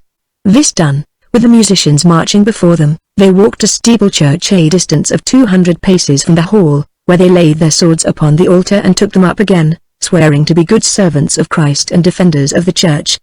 As they left its doors, who should meet them but the cook, carrying his chopper in his hand and claiming as his fee the value of the spurs they wore, crying aloud at the same time, "If either of you young knights should do aught in despite of your honor and of the oaths that you have sworn, from which may God and his saints prevent you! Then with my chopper will I hack these spurs from off your heels." Thus at last the long ceremony was ended, and after it came a very great feast, for at the high table were entertained many noble knights and ladies, and below, in the hall their squires, and other gentlemen, and outside all the yeomanry and villagers, whilst the children and the aged had food and drink given to them in the nave of the church itself. When the eating at length was done, the centre of the hall was cleared, and while men drank, the minstrels made music. All were very merry with wine and strong ale, and talk arose among them as to which of these brethren Sir Godwin or Sir Wulf was the more brave, the more handsome, and the more learned and courteous. Now a knight, it was Sir Zoran de Silcote, seeing that the argument grew hot and might lead to blows, rose and declared that this should be decided by beauty alone, and that none could be more fitted to judge than the fair lady whom the two of them had saved from woman thieves at the Death Creek Quay. They all called, let her settle it, and it was agreed that she would give the kerchief from her neck to the bravest, a beaker of wine to the handsomest, and a book of hours to the most learned. So, seeing no help for it, since except her father, the brethren, the most of the other ladies and herself, who drank but water, gentle and simple alike, had begun to grow heated with wine, and were very urgent, Rosamond took the silk kerchief from her neck. Then coming to the edge of the dais, where they were seated in the sight of all, she stood before her cousins, not knowing, poor maid, to which of them she should offer it. But Godwin whispered a word to Wulf, and both of them, stretching out their right hands, snatched an end of the kerchief which she held towards them, and rending it, twisted the severed halves round their sword hilts. The company laughed at their wit, and cried, "The wine for the more handsome. They cannot serve the thus." Rosamond thought a moment, then she lifted a great silver beaker, the largest on the board, and having filled it full of wine, once more came forward and held it before them as though pondering. Thereon the brethren, as though by a single movement, bent forward and each of them touched the beaker with his lips. Again a great laugh went up, and even Rosamond smiled. "The book! The book!" cried the guests. "They dare not rend the holy book." So for the third time Rosamond advanced, bearing the missal. "Knights," she said, "you have torn my kerchief and drunk my wine. Now I offer this hallowed writing to him who can read it best." "Give it to Godwin," said Wulf. "I am a swordsman, not a clerk." "Well said. Well said," roared the company. "The sword for us, not the pen." But Rosamond turned on them and answered, "He who wields sword is brave, and he who wields pen is wise, but better is he who can handle both sword and pen like my cousin Godwin, the brave and learned." "Hear her! Hear her!" cried the revellers, knocking their horns upon the board, while in the silence that followed a woman's voice said, "Sir Godwin's luck is great, but give me Sir Wulf's strong arms." Then the drinking began again, and Rosamond and the ladies slipped away, as well they might, for the times were rough and coarse. On the morrow, after most of the guests were gone, many of them with aching heads, Godwin and Welf sought their uncle, Sir Andrew, in the solar where he sat alone, for they knew Rosamond had walked to the church hard by with 2 of the serving women to make it ready for the Friday's Mass, after the feast of the peasants that had been held in the nave. Coming to his oaken chair by the open hearth which had a chimney to it, no common thing in those days, they knelt before him. "What is it now, my nephews?" asked the old man, smiling. "Do you wish that I should knight you afresh?" "No, sir," answered Godwin, "we seek a greater boon." "Then you seek in vain, for there is none." "Another sort of boon," broke in Welf. Sir Andrew pulled his beard, and looked at them. Perhaps the Prior John had spoken a word to him, and he guessed what was coming. "Speak," he said to Godwin. "The gift is great that I could not give to either of you if it be within my power." "Sir," said Godwin, "we seek the leave to ask your daughter's hand in marriage." "What?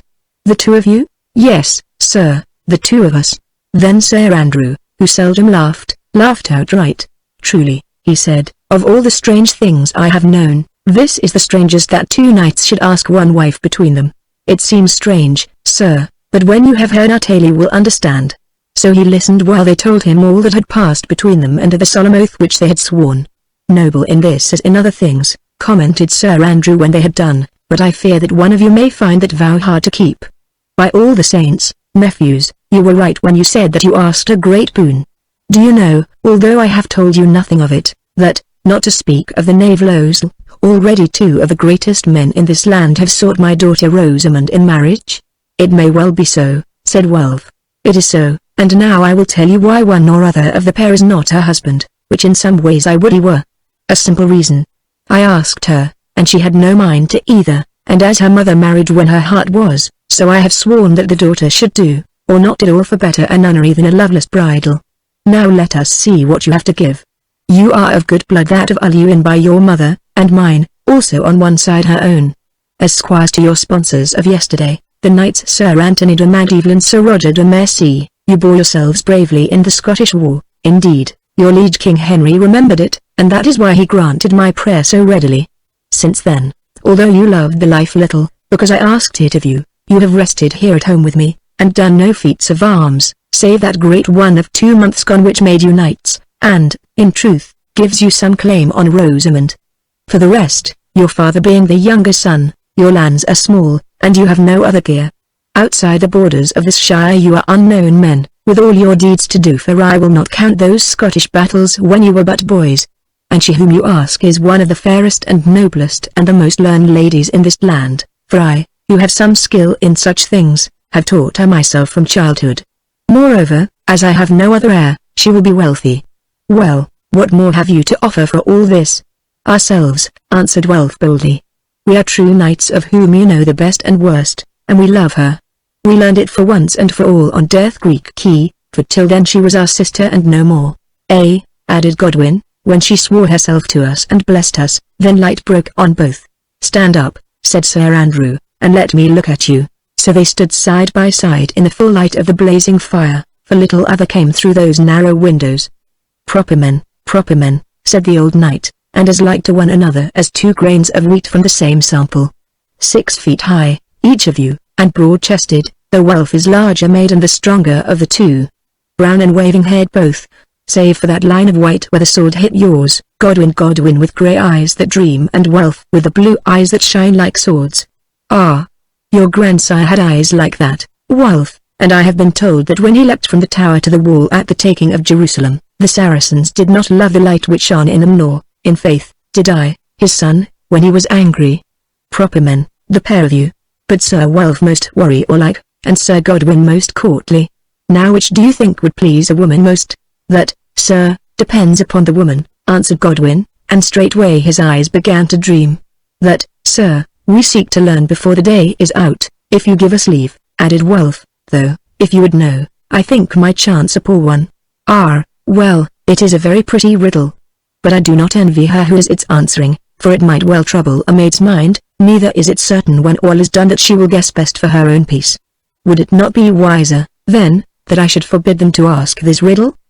he added as though to himself, and fell to thinking while they trembled, seeing that he was minded to refuse their suit. At length he looked up again and said, "Nay, let it go as God wills, who holds the future in his hand. Nephews, because you are good knights and true, either of whom would ward her well, and she may need warding because you are my only brother's sons, whom I have promised him to care for, and most of all because I love you both with an equal love, have your wish, and go try your fortunes at the hands of my daughter Rosamond in the fashion you have agreed. Godwin, the elder, first, as is his right, then Wulf. Nay, no thanks, but go swiftly, for I whose hours a short wish to learn the answer to this riddle." So they bowed and went, walking side by side. At the door of the hall, Wulf stopped and said, "Rosamond is in the church. Seek her there, and oh, I would that I could wish you good fortune, but, Godwin, I cannot. I fear me that this may be the edge of that shadow of woman's love whereof you spoke, falling cold upon my heart. There is no shadow, there is light, now and always, as we have sworn that it should be," answered Godwin. Chapter 4 The Letter of Saladin.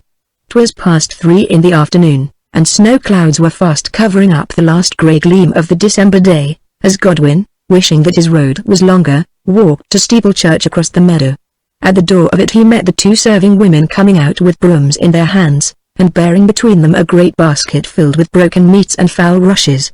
Of them he asked if the Lady Rosamond were still in the church, to which they answered, curtsying, "Yes, Sir Godwin, and she bade us desire of you that you would come to lead her to the hall when she had finished making her prayers before the altar. I wonder," mused Godwin, "whether I shall ever lead her from the altar to the hall, or whether I shall bide alone by the altar." Still he thought it a good omen that she had bidden him thus, though some might have read it otherwise. Godwin entered the church, walking softly on the rushes with which its nave was strewn, and by the light of a lamp that burnt there always, saw Rosamond kneeling before a little shrine, her gracious head bowed upon her hands, praying earnestly. Of what? He wondered of what? Still, she did not hear him, so, coming into the chancel, he stood behind her and waited patiently.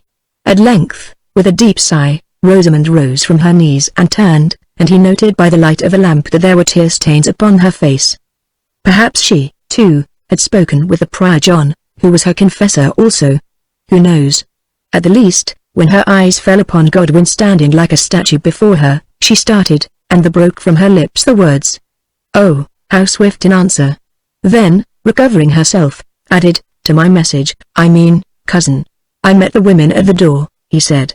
"It is kind of you to come," Rosamond went on, "but, in truth, since that day on Death Creek I fear to walk a bowshot's length alone or in the company of women only. With you I feel safe." "Or with Wulf?" "Yes, or with Wulf," she repeated, "that is, when he is not thinking of wars and adventures far away." By now they had reached the porch of the church, to find that the snow was falling fast. "Let us bide here a minute," he said, "it is but a passing cloud." So they stayed there in the gloom, and for a while there was silence between them. Then he spoke. "Rosamond, my cousin and lady, I come to put a question to you. But first, why you will understand afterwards, it is my duty to ask that you will give me no answer to that question until a full day has passed. Surely, Godwin, that is easy to promise. But what is this wonderful question which may not be answered? One short and simple. Will you give yourself to me in marriage, Rosamond?" She leaned back against the wall of the porch. "My father," she began. "Rosamond, I have his leave. How can I answer since you yourself forbid me? Till this time tomorrow only. Meanwhile, I pray you hear me, Rosamond. I am your cousin, and we were brought up together indeed, except when I was away at the Scottish War, we have never been apart. Therefore, we know each other well as any can who are not wedded. Therefore, too, you will know that I have always loved you, first as a brother loves his sister, and now as a man loves a woman. Nay, Godwin, I knew it not, indeed, I thought that, as it used to be, your heart was otherwhere." "Otherwhere? What lady?" "Nay, no lady, but in your dreams." "Dreams? Dreams of what?" "I cannot say. Perchance of things that are not here, things higher than the person of a poor maid. Cousin, in part you are right, for it is not only the maid whom I love, but her spirit also. Oh, in truth, you are to me a dream, a symbol of all that is noble, high and pure. In you and through you, Rosamond, I worship the heaven I hope to share with you.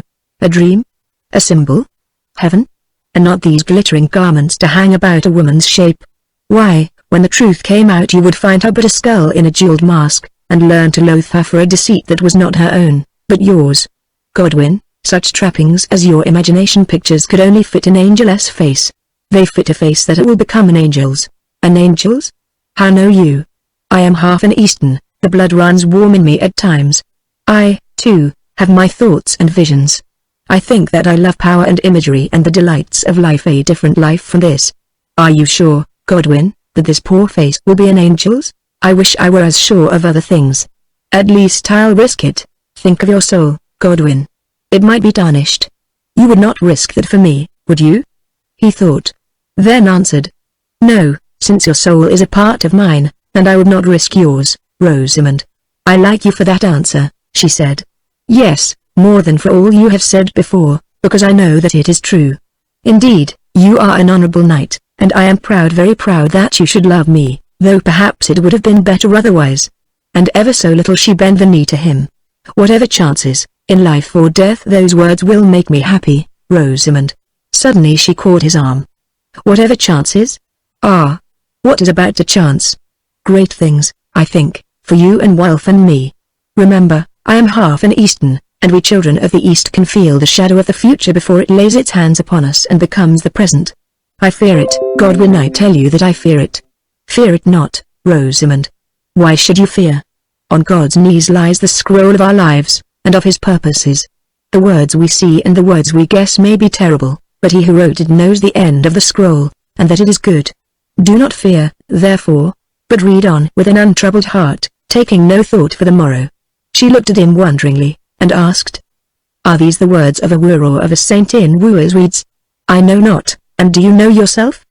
But you say you love me and that you would wed me, and I believe it, also that the woman whom Godwin weds will be fortunate, since such men are rare.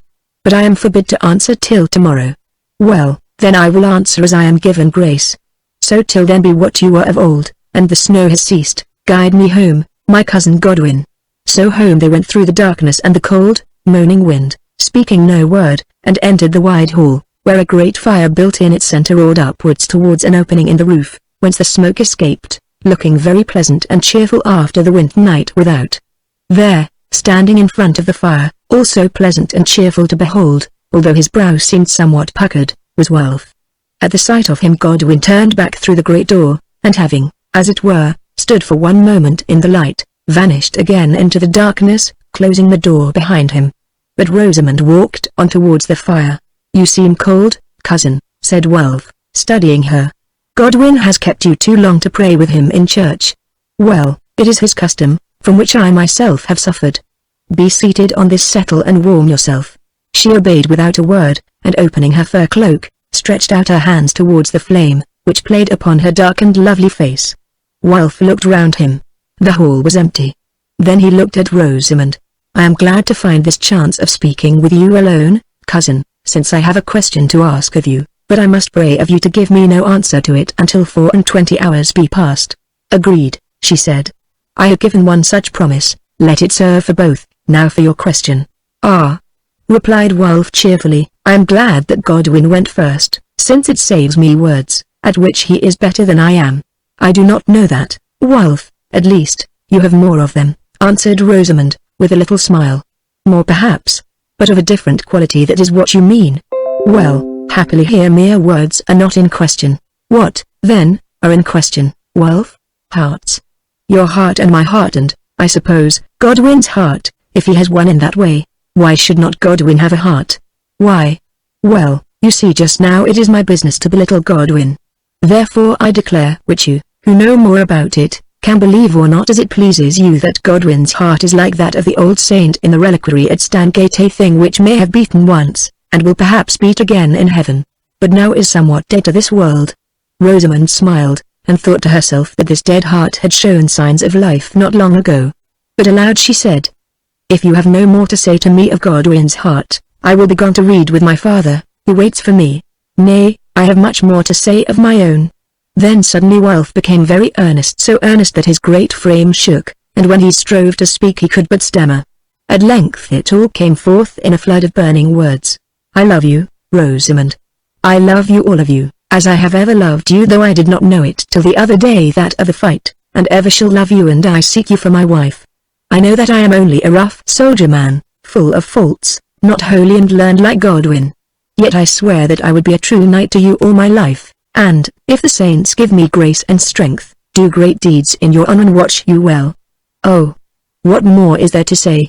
Nothing, Wulf, answered Rosamond, lifting her downcast eyes. You do not wish that I should answer you, so I will thank you, yes, from my heart, though, in truth, I am grieved that we can be no more brother and sister, as we have been this many a year and be going. Nay, Rosamond, not yet. Although you may not speak, surely you might give me some little sign, who am in torment, and thus must stay until this time tomorrow. For instance, you might let me kiss your hand. The pact said nothing about kissing. I know naught of this pact, Wulf, answered Rosamond sternly, although a smile crept about the corners of her mouth, but I do know that I shall not suffer you to touch my hand. Then I will kiss your robe, and seizing a corner of her cloak, he pressed it to his lips. You are strong, I am weak, Wulf, and cannot wrench my garment from you, but I tell you that this play advantages you nothing.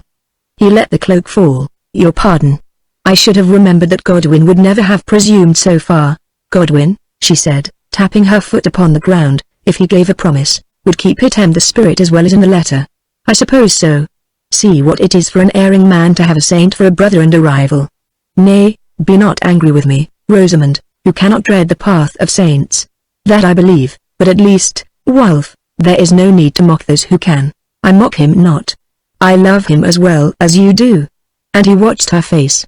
It never changed, for in Rosamond's heart were hid the secret strength and silence of the East, which can throw a mask impenetrable over face and features. I am glad that you love him, Wulf. See to it that you never forget your love and duty. I will, yes, even if you reject me for him. Those are honest words, such as I looked to hear you speak, she replied in a gentle voice. And now, dear Wulf, farewell, for I am weary. Tomorrow he broke in. She answered in a heavy voice. Tomorrow I must speak, and you must listen. The sun had run his course again, and once more it was near 4 o'clock in the afternoon. The brethren stood by the great fire in the hall looking at each other doubtfully as, indeed, they had looked through all the long hours of the night, during which neither of them had closed an eye. It is time, said Wulf, and Godwin nodded. As he spoke a woman was seen descending from the solar, and they knew her errand. Which? Asked Wulf, but Godwin shook his head. Sir Andrew bids me say that he would speak with you both, said the woman, and went away. By the saints, I believe it's neither, exclaimed Wulf, with a little laugh. It may be thus, said Godwin, and perhaps that would be best for all. I don't think so, answered Wulf, as he followed him up the steps of the solar. Now they had passed the passage and closed the door, and before them was Sir Andrew seated in his chair by the fire, but not alone, for at his side, her hand resting upon his shoulder, stood Rosamond. They noted that she was clad in her richest robes, and a bitter thought came into their minds that this might be to show them how beautiful was the woman whom both of them must lose. As they advanced they bowed first to her and then to their uncle, while, lifting her eyes from the ground, she smiled a little in greeting. Speak, Rosamond, said her father. These knights are in doubt and pain. Now for the coup de grace, muttered Wulf. My cousins, began Rosamond in a low, quiet voice, as though she was saying a lesson, as to the matter of which you spoke to me yesterday, I have taken counsel with my father and with my own heart. You did me great honor, both of you, in asking me to be the wife of such worthy knights, with whom I have been brought up and have loved since childhood as a sister loves her brothers. I will be brief as I may. Alas! I can give to neither of you the answer which you wish. Coup de grace indeed, muttered Wulf, through hauberk, gambeson, and shirt, right home to the heart. But Godwin only turned a trifle paler and said nothing. Now there was silence for a little space, while from beneath his bushy eyebrows the old knight watched their faces, on which the light of the tapers fell. Then Godwin spoke, We thank you, cousin. Come, Wulf, we have our answer, let us be going. Not all of it, broke in Rosamond hastily, and they seemed to breathe again. Listen, she said, for if it pleases you, I am willing to make a promise which my father has approved. Come to me this time 2 years, and if we all three live, should both of you still wish for me to wife, that there may be no further space of pain or waiting, I will name the man whom I shall choose, and marry him at once. And if one of us is dead? Asked Godwin. Then, replied Rosamond, if his name be untarnished, and he has done no deed that is not knightly, will forthwith wed the other. Pardon me, broke in Wulf.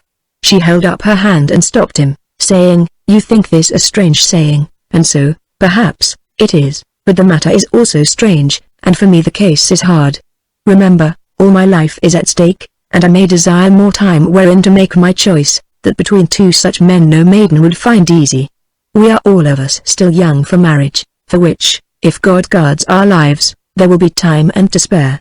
Also in 2 years I may learn which of you is in truth the worthier knight, who today both seem so worthy. Then is neither of us more to you than the other? Asked Wulf outright. Rosamund turned red, and her bosom heaved as she replied, I will not answer that question. And Wulf should not have asked it, said Godwin. Brother, I read Rosamund's saying thus, between us she finds not much to choose, or if she does in her secret heart, out of her kindness since she is determined not to marry for a while she will not suffer us to see it and thereby bring grief on one of us. So she says, go forth, you knights, and do deeds worthy of such a lady, and perchance he who does the highest deeds shall receive the great reward. For my part, I find this judgment wise and just, and I am content to abide its issue.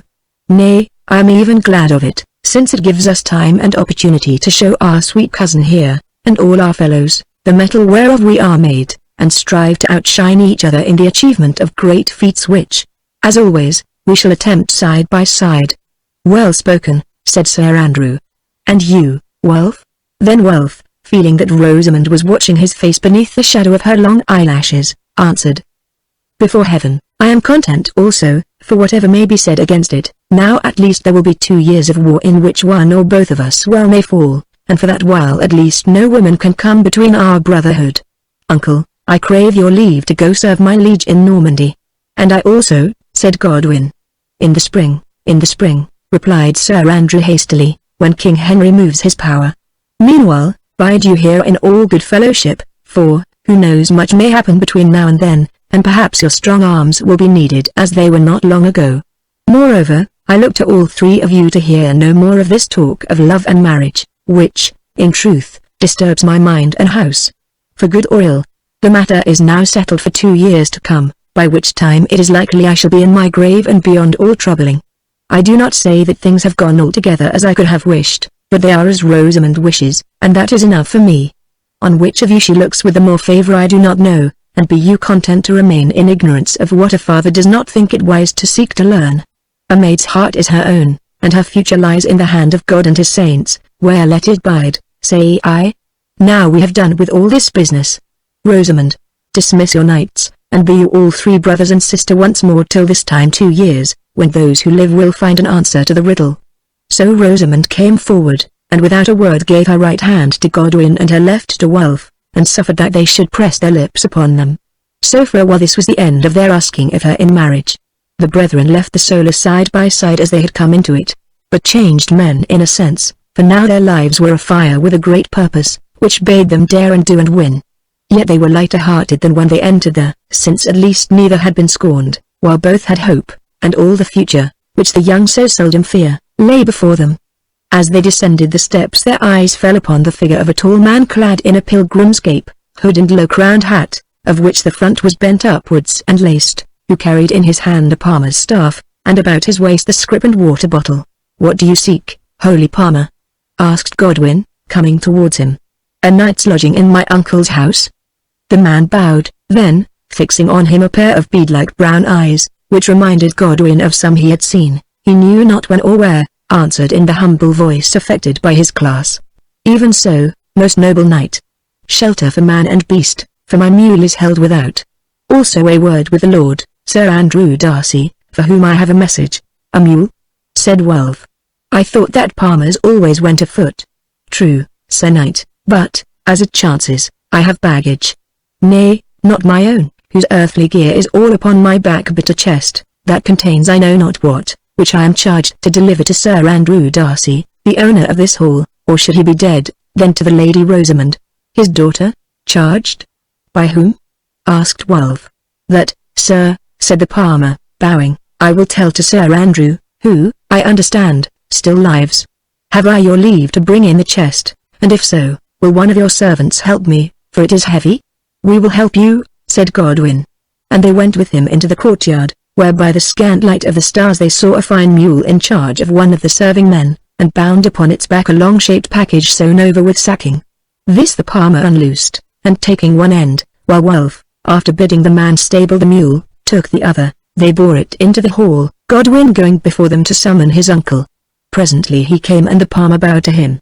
"What is your name, palmer, and whence is this box?" asked the old knight, looking at him keenly.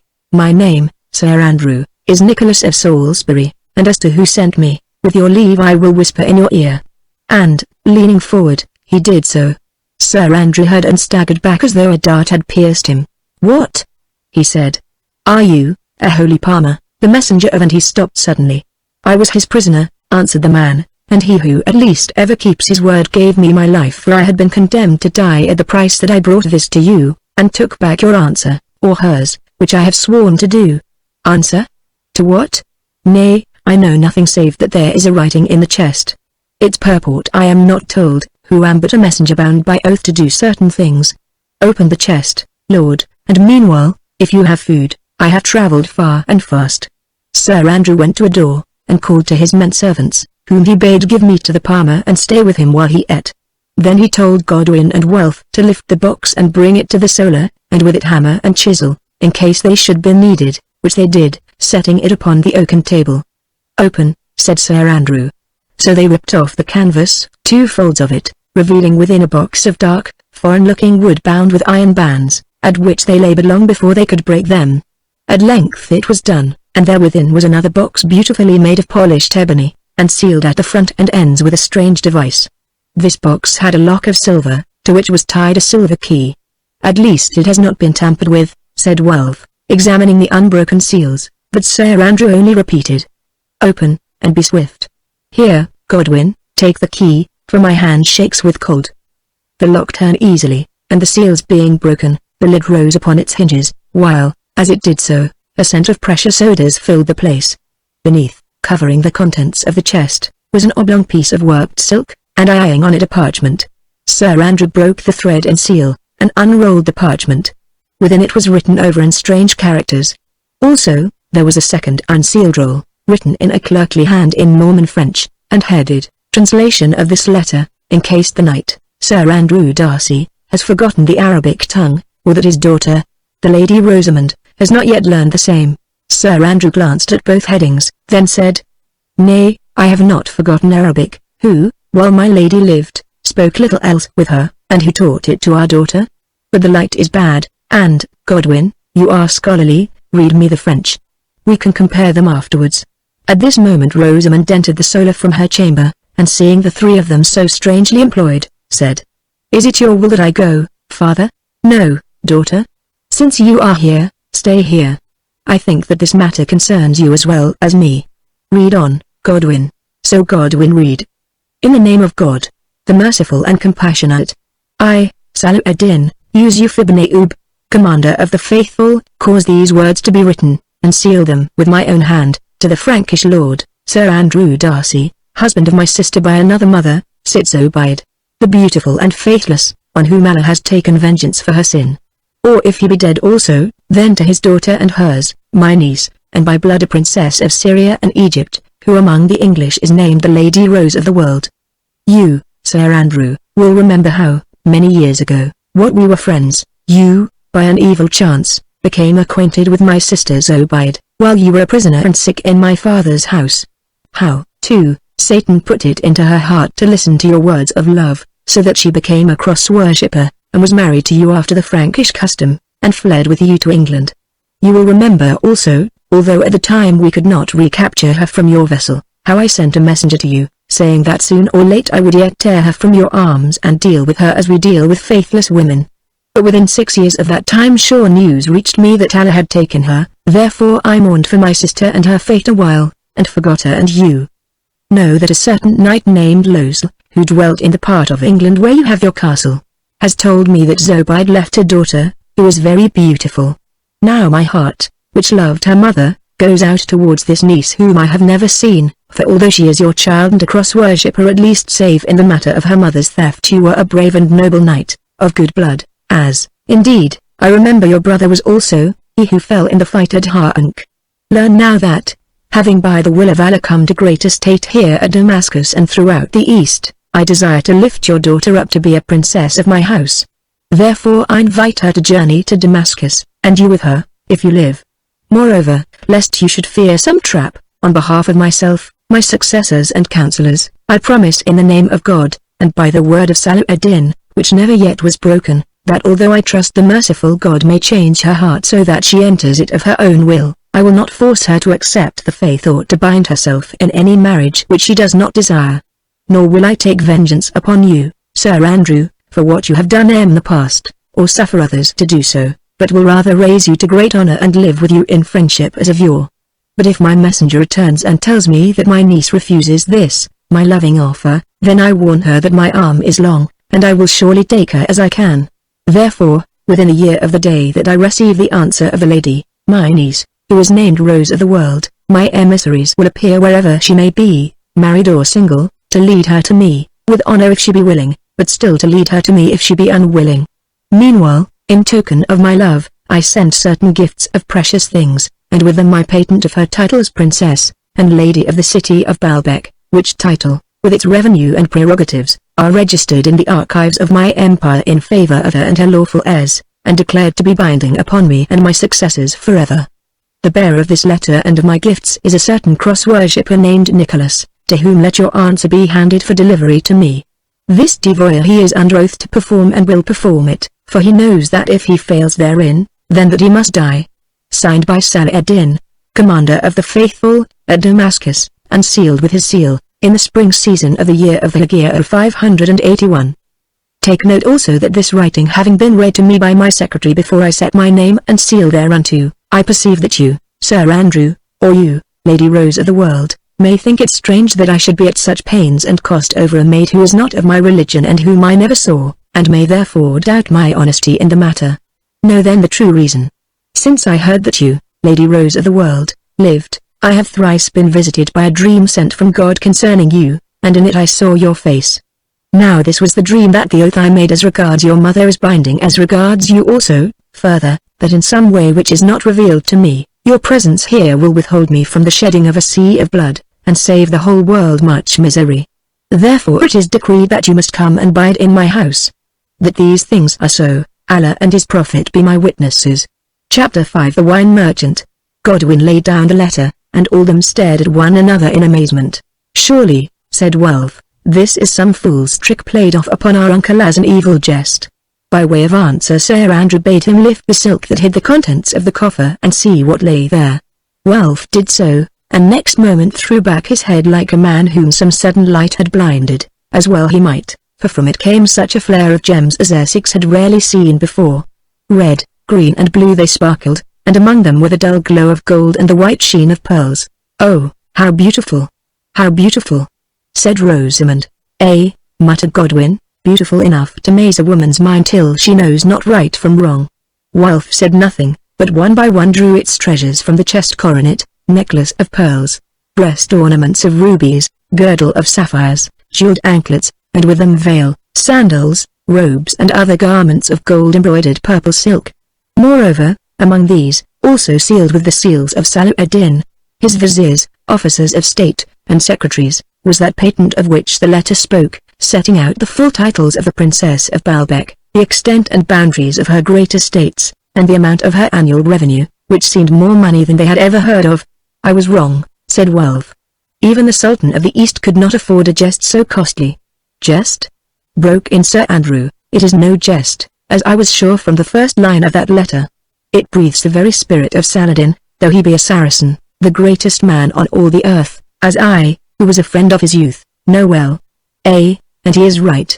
In a sense I sinned against him as his sister sinned, our love compelling us. Jest?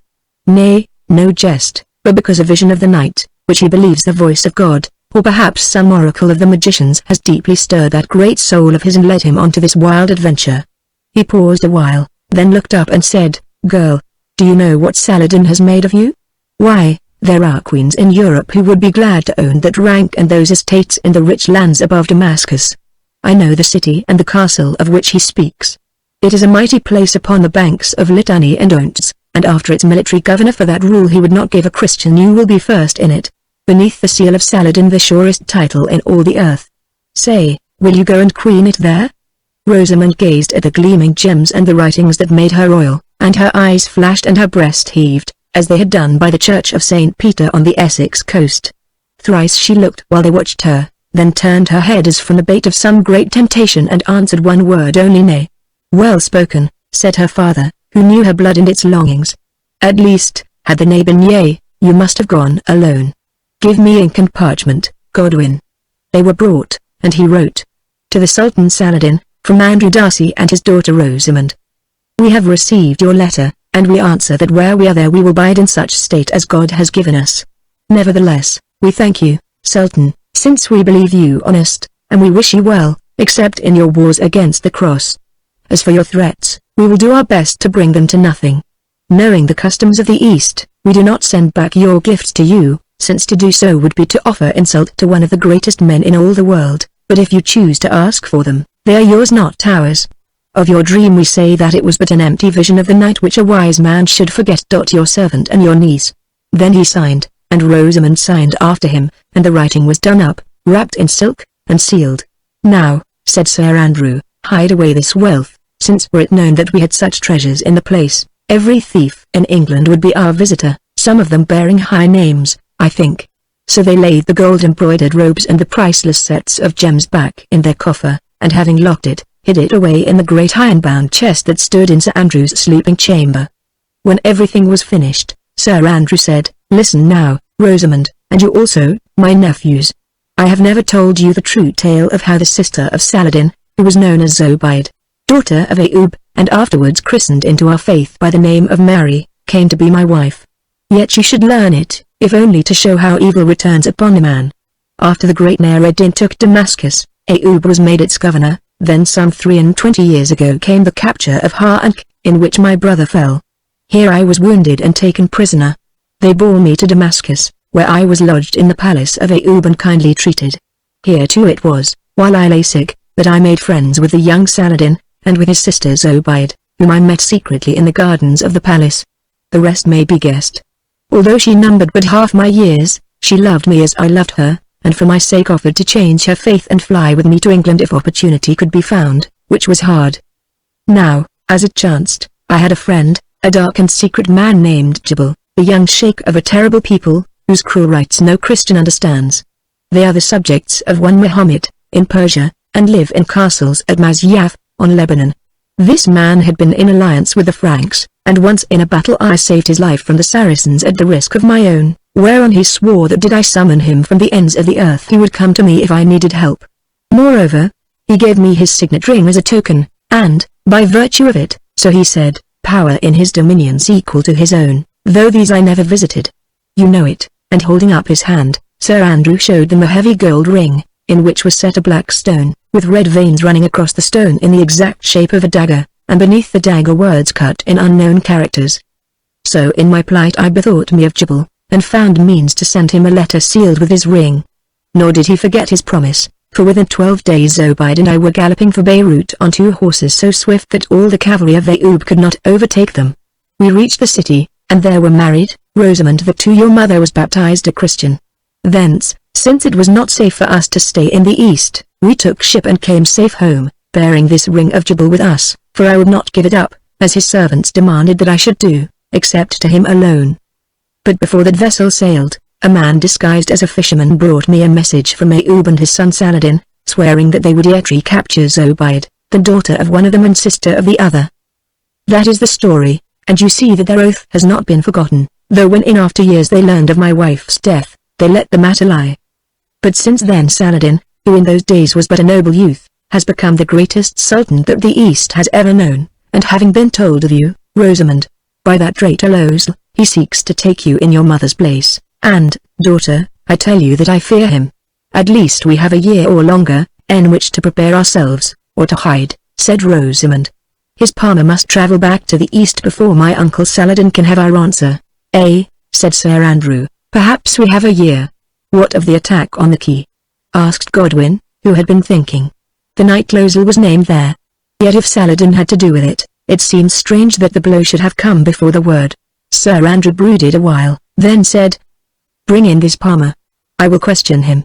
So the man Nicholas, who was found still eating as though his hunger would never be satisfied, was brought in by Wulf.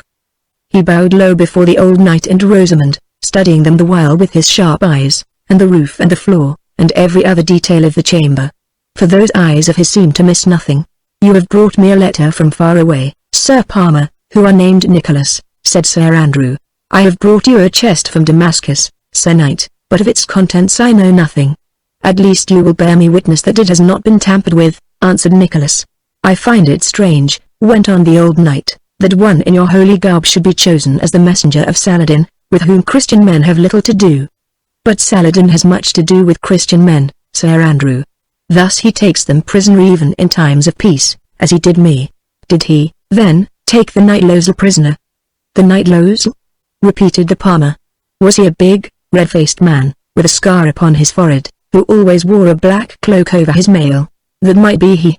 "Then he was not taken prisoner, but he came to visit the Sultan at Damascus while I lay in bonds there, for I saw him twice or thrice, though what his business was I do not know. Afterwards he left, and at Jaffa I heard that he had sailed for Europe 3 months before I did." Now the brethren looked at each other. So Losel was in England. But Sir Andrew made no comment, only he said, "Tell me your story, and be careful that you speak the truth." "Why should I not, who have nothing to hide?" answered Nicholas.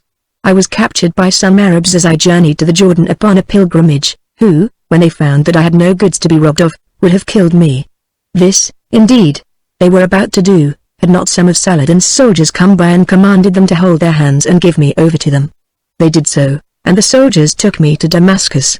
There I was imprisoned, but not close, and then it was that I saw Losel, or, at least, a Christian man who had some such name, and, as he seemed to be in favor with the Saracens, I begged him to intercede for me. Afterwards I was brought before the court of Saladin, and having questioned me, the Sultan himself told me that I must either worship the false prophet or die, to which you can guess my answer. So they led me away, as I thought, to death, but none offered to do me hurt. 3 days later Saladin sent for me again, and offered to spare my life if I would swear an oath, which oath was that I should take a certain package and deliver it to you, or to your daughter named the Lady Rosamond here at your Hall of Steeple, in Essex, and bring back the answer to Damascus. Not wishing to die, I said that I could do this, if the Sultan passed his word, which he never breaks, that I should be set free afterwards. And now you are safe in England. Do you purpose to return to Damascus with the answer, and, if so, why? For 2 reasons, Sir Andrew. First, because I have sworn to do so, and I do not break my word any more than does Saladin. Secondly, because I continue to wish to live, and the Sultan promised me that if I failed in my mission, he would bring about my death wherever I might be, which I am sure he has the power to do by magic or otherwise. Well, the rest of the tale is short. The chest was handed over to me as you see it, and with it money sufficient for my faring to and fro and something to spare. Then I was escorted to Joppa, where I took passage on a ship bound to Italy, where I found another ship named the Holy Mary sailing for Calais, which we reached after being nearly cast away.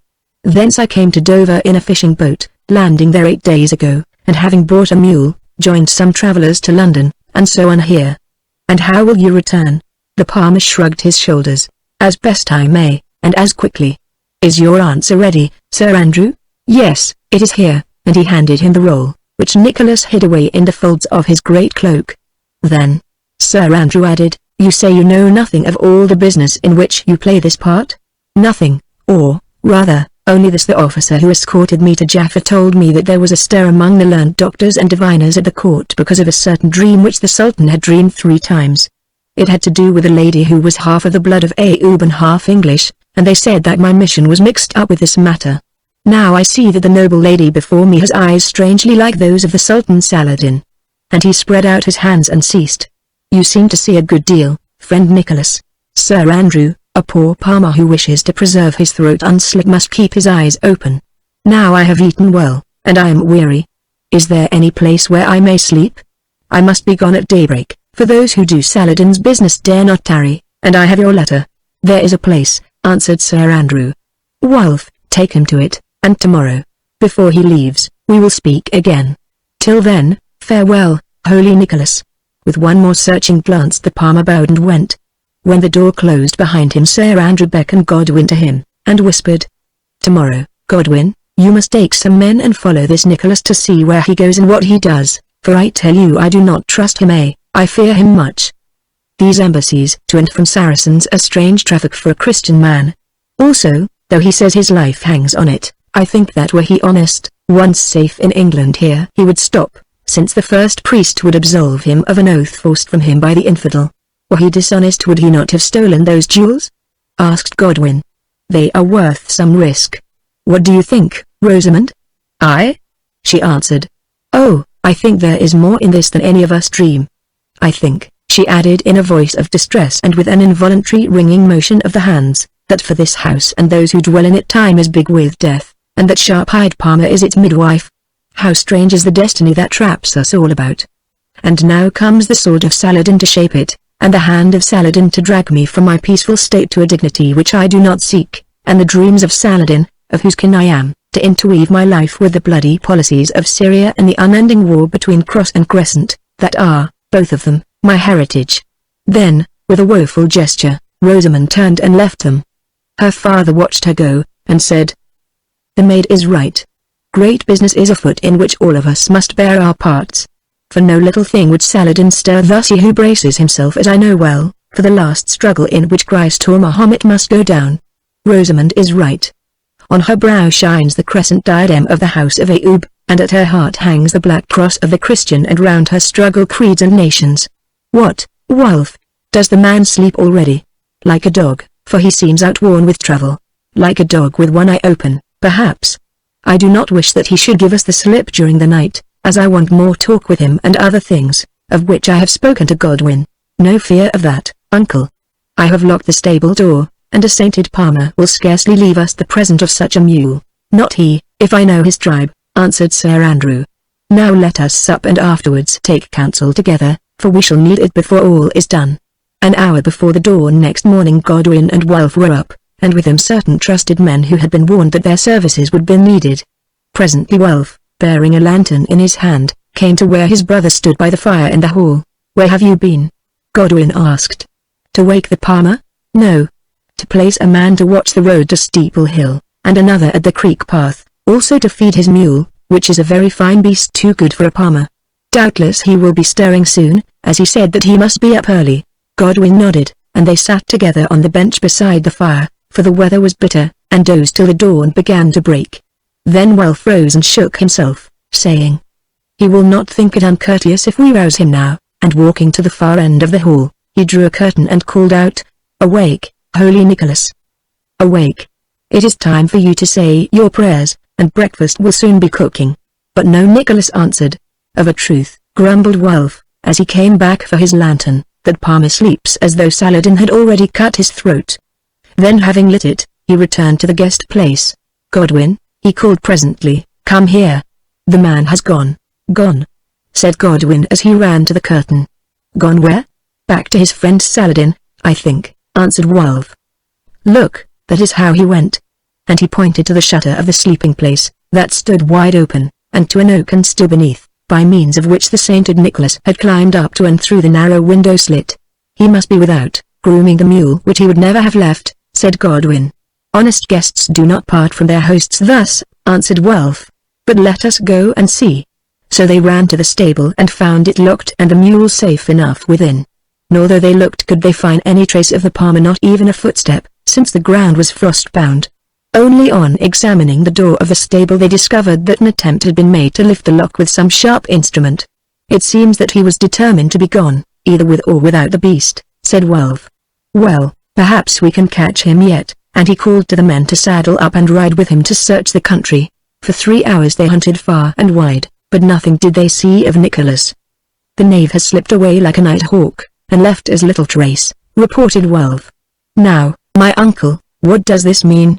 I do not know, save that it is of a piece with the rest, and that I like it little, answered the old knight anxiously. Here the value of the beast was of no account, that is plain. What the man held of account was that he should be gone in such a fashion that none could follow him or know whither he went. The net is about us, my nephews, and I think that Saladin draws its string. Still less pleased would Sir Andrew have been, could he have seen the Palmer Nicholas creeping round the hall while all men slept, ere he girded up his long gown and ran like a hare for London. Yet he had done this by the light of the bright stars, taking note of every window slit in it, more especially of those of the solar, of the plan of the outbuildings also, and of the path that ran to Steeple Creek some 500 yards away. From that day forward fear settled on the place, fear of some blow that none were able to foresee, and against which they could not guard. Sir Andrew even talked of leaving Steeple and of taking up his abode in London, where he thought that they might be safer, but such foul weather set in that it was impossible to travel the roads, and still less to sail the sea. So it was arranged that if they moved at all, and there were many things against it, not the least of which was Sir Andrew's weak health and the lack of a house to go to, it should not be till after New Year's Day. Thus the time went on, and nothing happened to disturb them. The friends of whom the old knight took counsel laughed at his forebodings. They said that so long as they did not wander about unguarded, there was little danger of any fresh attack upon them, and if one should by chance be made, with the aid of the men they had, they could hold the hall against a company until help was summoned. Moreover, at heart, none of them believed that Saladin or his emissaries would stir in this business before the spring, or more probably until another year had passed. Still, they always set guards at night, and, besides themselves, kept 20 men sleeping at the hall. Also they arranged that on the lighting of a signal fire upon the tower of Steeple Church their neighbours should come to succour them. So the time went on towards Christmas, before which the weather changed and became calm, with sharp frost. It was on the shortest day that Prior John rode up to the hall and told them that he was going to Southminster to buy some wine for the Christmas feast. Sir Andrew asked what wine there was at Southminster. The prior answered that he had heard that a ship, laden amongst other things with wine of Cyprus of wonderful quality, had come into the river Crouch with her rudder broken. He added that as no shipwrights could be found in London to repair it till after Christmas, the chapman, a Cypriot, who was in charge of the wine, was selling as much as he could in Southminster and to the houses about at a cheap rate, and delivering it by means of a wain that he had hired. Sir Andrew replied that this seemed a fair chance to get fine liquor, which was hard to come by in Essex in those times. The end of it was that he bade Welf, whose taste in strong drink was nice, to ride with the prior into Southminster, and if he liked the stuff to buy a few casks of it for them to make merry with at Christmas, although he himself, because of his ailments, now drank only water.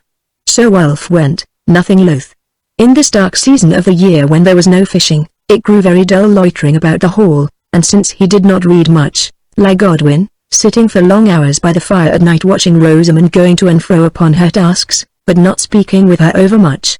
For notwithstanding all their pretence of forgetfulness, some sort of veil had fallen between the brethren and Rosamond, and their intercourse was not so open and familiar as of old. She could not but remember that they were no more her cousins only, but her lovers also, and that she must guard herself lest she seem to show preference to one above the other. The brethren for their part must always bear in mind also that they were bound not to show their love, and that their cousin Rosamond was no longer a simple English lady, but also by creation, as by blood, a princess of the East, whom destiny might yet lift beyond the reach of either of them. Moreover, as has been said, dread sat upon that roof tree like a croaking raven, nor could they escape from the shadow of its wing. Far away in the east a mighty monarch had turned his thoughts towards this English home and the maid of his royal blood who dwelt there, and who was mingled with his visions of conquest and of the triumph of his faith. Driven on by no dead oath, by no mere fancy or imperial desire, but by some spiritual hope or need, he had determined to draw her to him, by fair means if he could, if not, by foul. Already means both foul and fair had failed, for that the attack at Death Creek he had to do with this matter they could no longer doubt. It was certain also that others would be tried again and again till his end was won or Rosamond was dead, for here, if even she would go back upon her word, marriage itself could not shield her. So the house was sad, and saddest of all seemed the face of the old knight, Sir Andrew, oppressed as he was with sickness, with memories and fears. Therefore, Welf could find pleasure even in an errand to Southminster to buy wine, of which, in truth, he would have been glad to drink deeply, if only to drown his thoughts a while. So away he rode up Steeple Hill with the prior, laughing as he used to do before Rosamond led him to gather flowers at St. Peter's on the Wall. Asking whether foreign merchant dwelt who had wine to sell, they were directed to an inn near the minster. Here in a back room they found a short, stout man, wearing a red cloth cap, who was seated on a pillow between two kegs. In front of him stood a number of folk, gentry and others, who bargained with him for his wine and the silks and embroideries that he had to sell, giving the latter to be handled and samples of a drink to all who asked for them. "Clean cups," he said, speaking in bad French, to the drawer who stood beside him. "Clean cups, for here come a holy man and a gallant knight who wish to taste my liquor.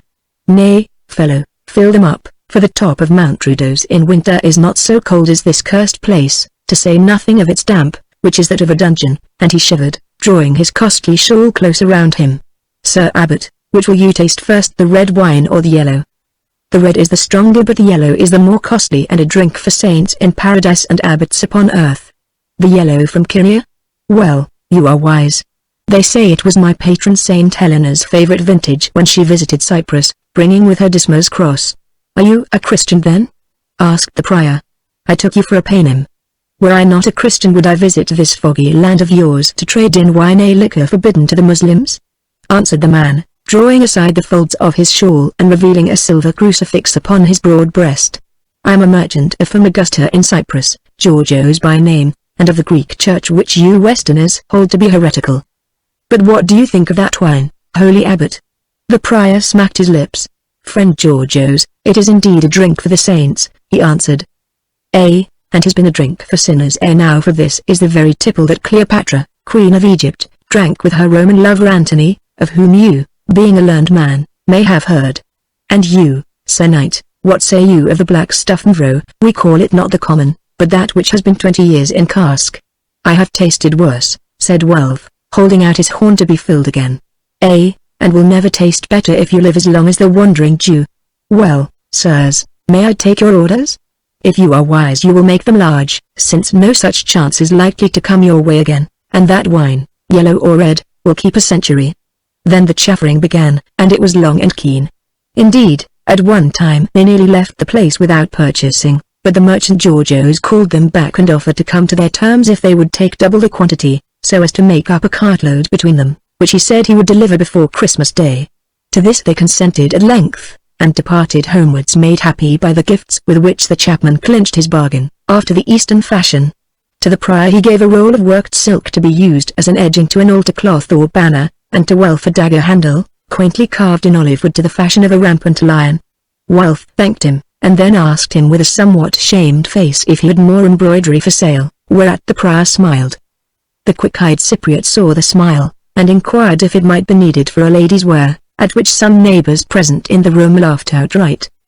"Do not laugh at me, gentlemen," said the Eastern, "for how can I, a stranger, know this young knight's affairs, and whether he was mother, or sisters, or wife, or lover? Well, here are broideries fit for any of them." Then bidding his servant bring a bale, he opened it, and began to show his goods, which, indeed, were very beautiful. In the end Welf purchased a veil of gauze like silk worked with golden stars as a Christmas gift for Rosamond. Afterwards, remembering that even in such a matter he must take no advantage of his brother, he added to it a tunic broidered with gold and silver flowers such as he had never seen, for they were Eastern tulips and anemones, which Godwin would give her also if he wished. These silks were costly, and Welf turned to the prior to borrow money, but he had no more upon him. Georgios said, however, that it mattered nothing, as he would take a guide from the town and bring the wine in person, when he could receive payment for the broideries, of which he hoped to sell more to the ladies of the house. He offered also to go with the prior and Welf to where his ship lay in the river, and show them many other goods aboard of her, which, he explained to them, were the property of a company of Cyprian merchants who had embarked upon this venture jointly with himself. This they declined, however, as the darkness was not far off, but Welf added that he would come after Christmas with his brother to see the vessel that had made so great a voyage. Georgios replied that they would be very welcome, but if he could make shift to finish the repairs to his rudder. He was anxious to sail for London while the weather held calm, for there he looked to sell the bulk of his cargo. He added that he had expected to spend Christmas at that city, but their helm having gone wrong in the rough weather, they were driven past the mouth of the Thames, and had they not drifted into that of the Crouch, would, he thought, have foundered. So he bade them farewell for that time, but not before he had asked and received the blessing of the prior. Thus the pair of them departed, well pleased with their purchases, and the Cypriot Georgios, whom they found a very pleasant merchant. Prior John stopped to eat at the hall that night, when he and Welf told of all their dealings with this man. Sir Andrew laughed at the story, showing them how they had been persuaded by the Eastern to buy a great deal more wine than they needed, so that it was he and not they who had the best of the bargain. Then he went on to tell tales of the rich island of Cyprus, where he had landed many years before and stayed a while, and of the gorgeous court of its emperor, and of its inhabitants. These were, he said, the cunningest traders in the world, so cunning, indeed, that no Jew could overmatch them, bold sailors, also, which they had from the Phoenicians of Holy Writ, who, with the Greeks, were their forefathers, adding that what they told him of this Georgios accorded well with the character of that people. Thus it came to pass that no suspicion of Giorgio's or his ship entered the mind of any one of them, which, indeed, was scarcely strange, seeing how well his tale held together, and how plain were the reasons of his presence and the purpose of his dealings in wines and silks. Chapter 6 The Christmas Feast at Steeple. The 4th day after Welf's visit to Southminster was Christmas morning, and the weather being bad, Sir Andrew and his household did not ride to Stangate, but attended Mass in Steeple Church. Here, after service, according to his custom on this day, he gave a largesse to his tenants and villains, and with it his good wishes and a caution that they should not become drunk at their Yuletide feast, as was the common habit of the time. "We shall not get the chance," said Welf, as they walked to the hall, "since that merchant Giorgio's has not delivered the wine, of which I hope to drink a cup tonight. Perhaps he has sold it at a better price to someone else. It would be like a Cypriot," answered Sir Andrew, smiling. Then they went into the hall, and as had been agreed between them, together the brethren gave their Christmas gifts to Rosamond. She thanked them prettily enough, and much admired the beauty of the work. When they told her that it had not yet been paid for, she laughed and said that, however they were come by, she would wear both tunic and veil at their feast, which was to be held at nightfall. About 2 o'clock in the afternoon a servant came into the hall to say that a wain drawn by 3 horses and accompanied by 2 men, one of whom led the horses, was coming down the road from Steeple village. "Our merchant and in time after all," said Welf, and, followed by the others, he went out to meet them. Giorgio's it was, sure enough, wrapped in a great sheepskin cloak such as Cypriots wear in winter, and seated on the head of one of his own barrels. "Your pardon, knights," he said as he scrambled nimbly to the ground. "The roads in this country are such that, although I have left nearly half my load at Stangate, it has taken me 4 long hours to come from the abbey here, most of which time we spent in mud holes that have wearied the horses and, as I fear, strained the wheels of this crazy wagon. Still, here we are at last, and, noble sir," he added, bowing to Sir Andrew, "here too is the wine that your son bought of me." "My nephew," interrupted Sir Andrew, "once more your pardon. I thought from their likeness to you that these knights were your sons. Has he brought all that stuff?" asked Sir Andrew, for there were 5 tubs on the wagon, besides 1 or 2 smaller kegs and some packages wrapped in sheepskin. "No, alas," answered the Cypriot ruefully, and shrugging his shoulders. "Only 2 of them though. The rest I took to the abbey, for I understood the holy prior to say he would purchase 6 casks, but it seems that it was the 3 he needed." "He said 3, put in Welf. "Did he, sir? Then doubtless the error was mine, who speak your tongue but ill. So I must drag the rest back again over those accursed roads," and he made another grimace. "Yet I will ask you, sir," he added to Sir Andrew, "to lighten the load a little by accepting this small keg of the old sweet vintage that grows on the slopes of Trudeau's." "I remember it well," said Sir Andrew, with a smile, "but, friend, I do not wish to take your wine for nothing." At these words the face of Giorgio's beamed. "What, noble sir," he exclaimed, "do you know my land of Cyprus? Oh, then indeed I kiss your hands, and surely you will not affront me by refusing this little present. Indeed, to be frank, I can afford to lose its price, who have done a good trade, even here in Essex." "As you will," said Sir Andrew.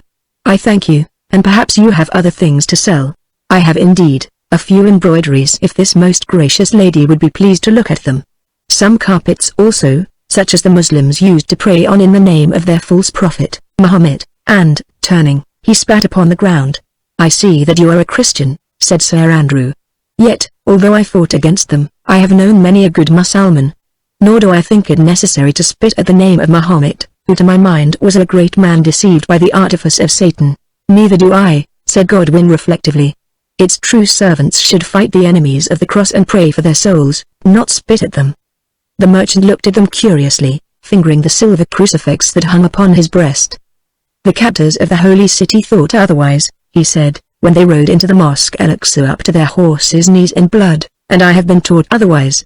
But the times grow liberal, and, after all, what right has a poor trader whose mind, alas, is set more on gain than on the sufferings of the blessed Son of Mary?" And he crossed himself, to form a judgment upon such high matters. "Pardon me, I accept your reproof, who perhaps am bigoted." Yet, had they but known it, this reproof was to save the life of many a man that night.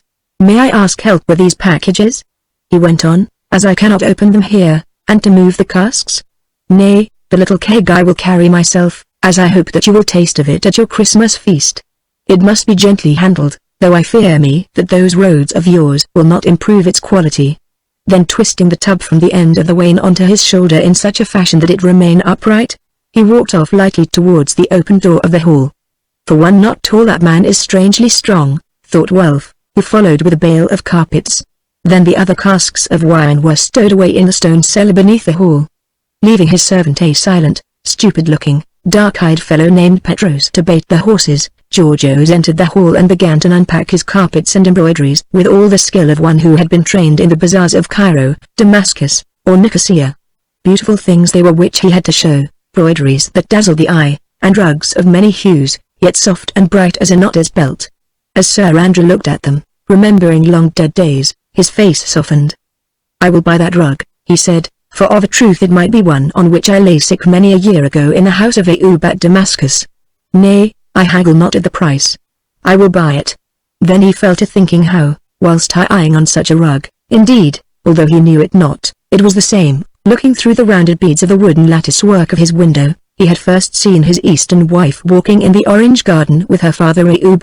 Afterwards, still recalling his youth, he began to talk of Cyprus, and so time went on until the dark was falling. Now Georgios said that he must be going, as he had sent back his guide to Southminster, where the man desired to eat his Christmas feast. So the reckoning was paid. It was a long one, and while the horses were harnessed to the wain the merchant bored holes in the little cask of wine and set spigots in them, bidding them all be sure to drink of it that night. Then calling down good fortune on them for their kindness and liberality, he made his salams in the Eastern fashion, and departed, accompanied by Welf. Within 5 minutes there was a sound of shouting, and Welf was back again saying that the wheel of the wain had broken at the first turn, so that now it was eyeing upon its side in the courtyard. Sir Andrew and Godwin went out to see to the matter, and there they found Georgios wringing his hands, as only an Eastern merchant can, and cursing in some foreign tongue. "Noble knights," he said, "what am I to do? Already it is nearly dark, and how I shall find my way up yonder steep hill I know not. As for the priceless broideries, I suppose they must stay here for the night, since that wheel cannot be mended till tomorrow." "As you had best do also," said Sir Andrew kindly. "Come, man, do not grieve, we are used to broken axles here in Essex, and you and your servant may as well eat your Christmas dinners at Steeple as in Southminster." "I thank you, Sir Knight, I thank you. But why should I, who am but a merchant, thrust myself upon your noble company? Let me stop outside with my man, Petros, and dine with your people in that barn, where I see they are making ready their food." "By no means," answered Sir Andrew. "Leave your servant with my people, who will look after him, and come you into the hall, and tell me some more of Cyprus till our food is ready, which will be soon. Do not fear for your goods, they shall be placed under cover. All unworthy as I am, I obey," answered the obsequious Georgios. "Petros, do you understand? This noble lord gives us hospitality for the night. His people will show you where to eat and sleep, and help you with your horses. This man, who, he explained, was a Cypriot, a fisherman in summer and a muleteer in winter, bowed, and fixing his dark eyes upon those of his master, spoke in some foreign tongue. "You hear what he says, the silly fellow?" said Georgios. "What? You do not understand Greek, only Arabic? Well, he asks me to give him money to pay for his dinner and his night's lodging. You must forgive him, for he is but a simple peasant, and cannot believe that anyone may be lodged and fed without payment. I will explain to him, the pig." And explain he did in shrill, high notes, of which no one else could understand a word. "There, Sir Knight, I do not think he will offend you so again. Ah! Look! He is walking off, he is sulky. Well, let him alone, he will be back for his dinner, the pig. Oh, the wet and the wind. A Cypriot does not mind them in his sheepskins, in which he will sleep even in the snow." So, Georgios still declaiming upon the shortcomings of his servant, they went back into the hall. Here the conversation soon turned upon other matters, such as the differences between the creeds of the Greek and Latin churches, a subject upon which he seemed to be an expert, and the fear of the Christians in Cyprus lest Saladin should attempt to capture that island.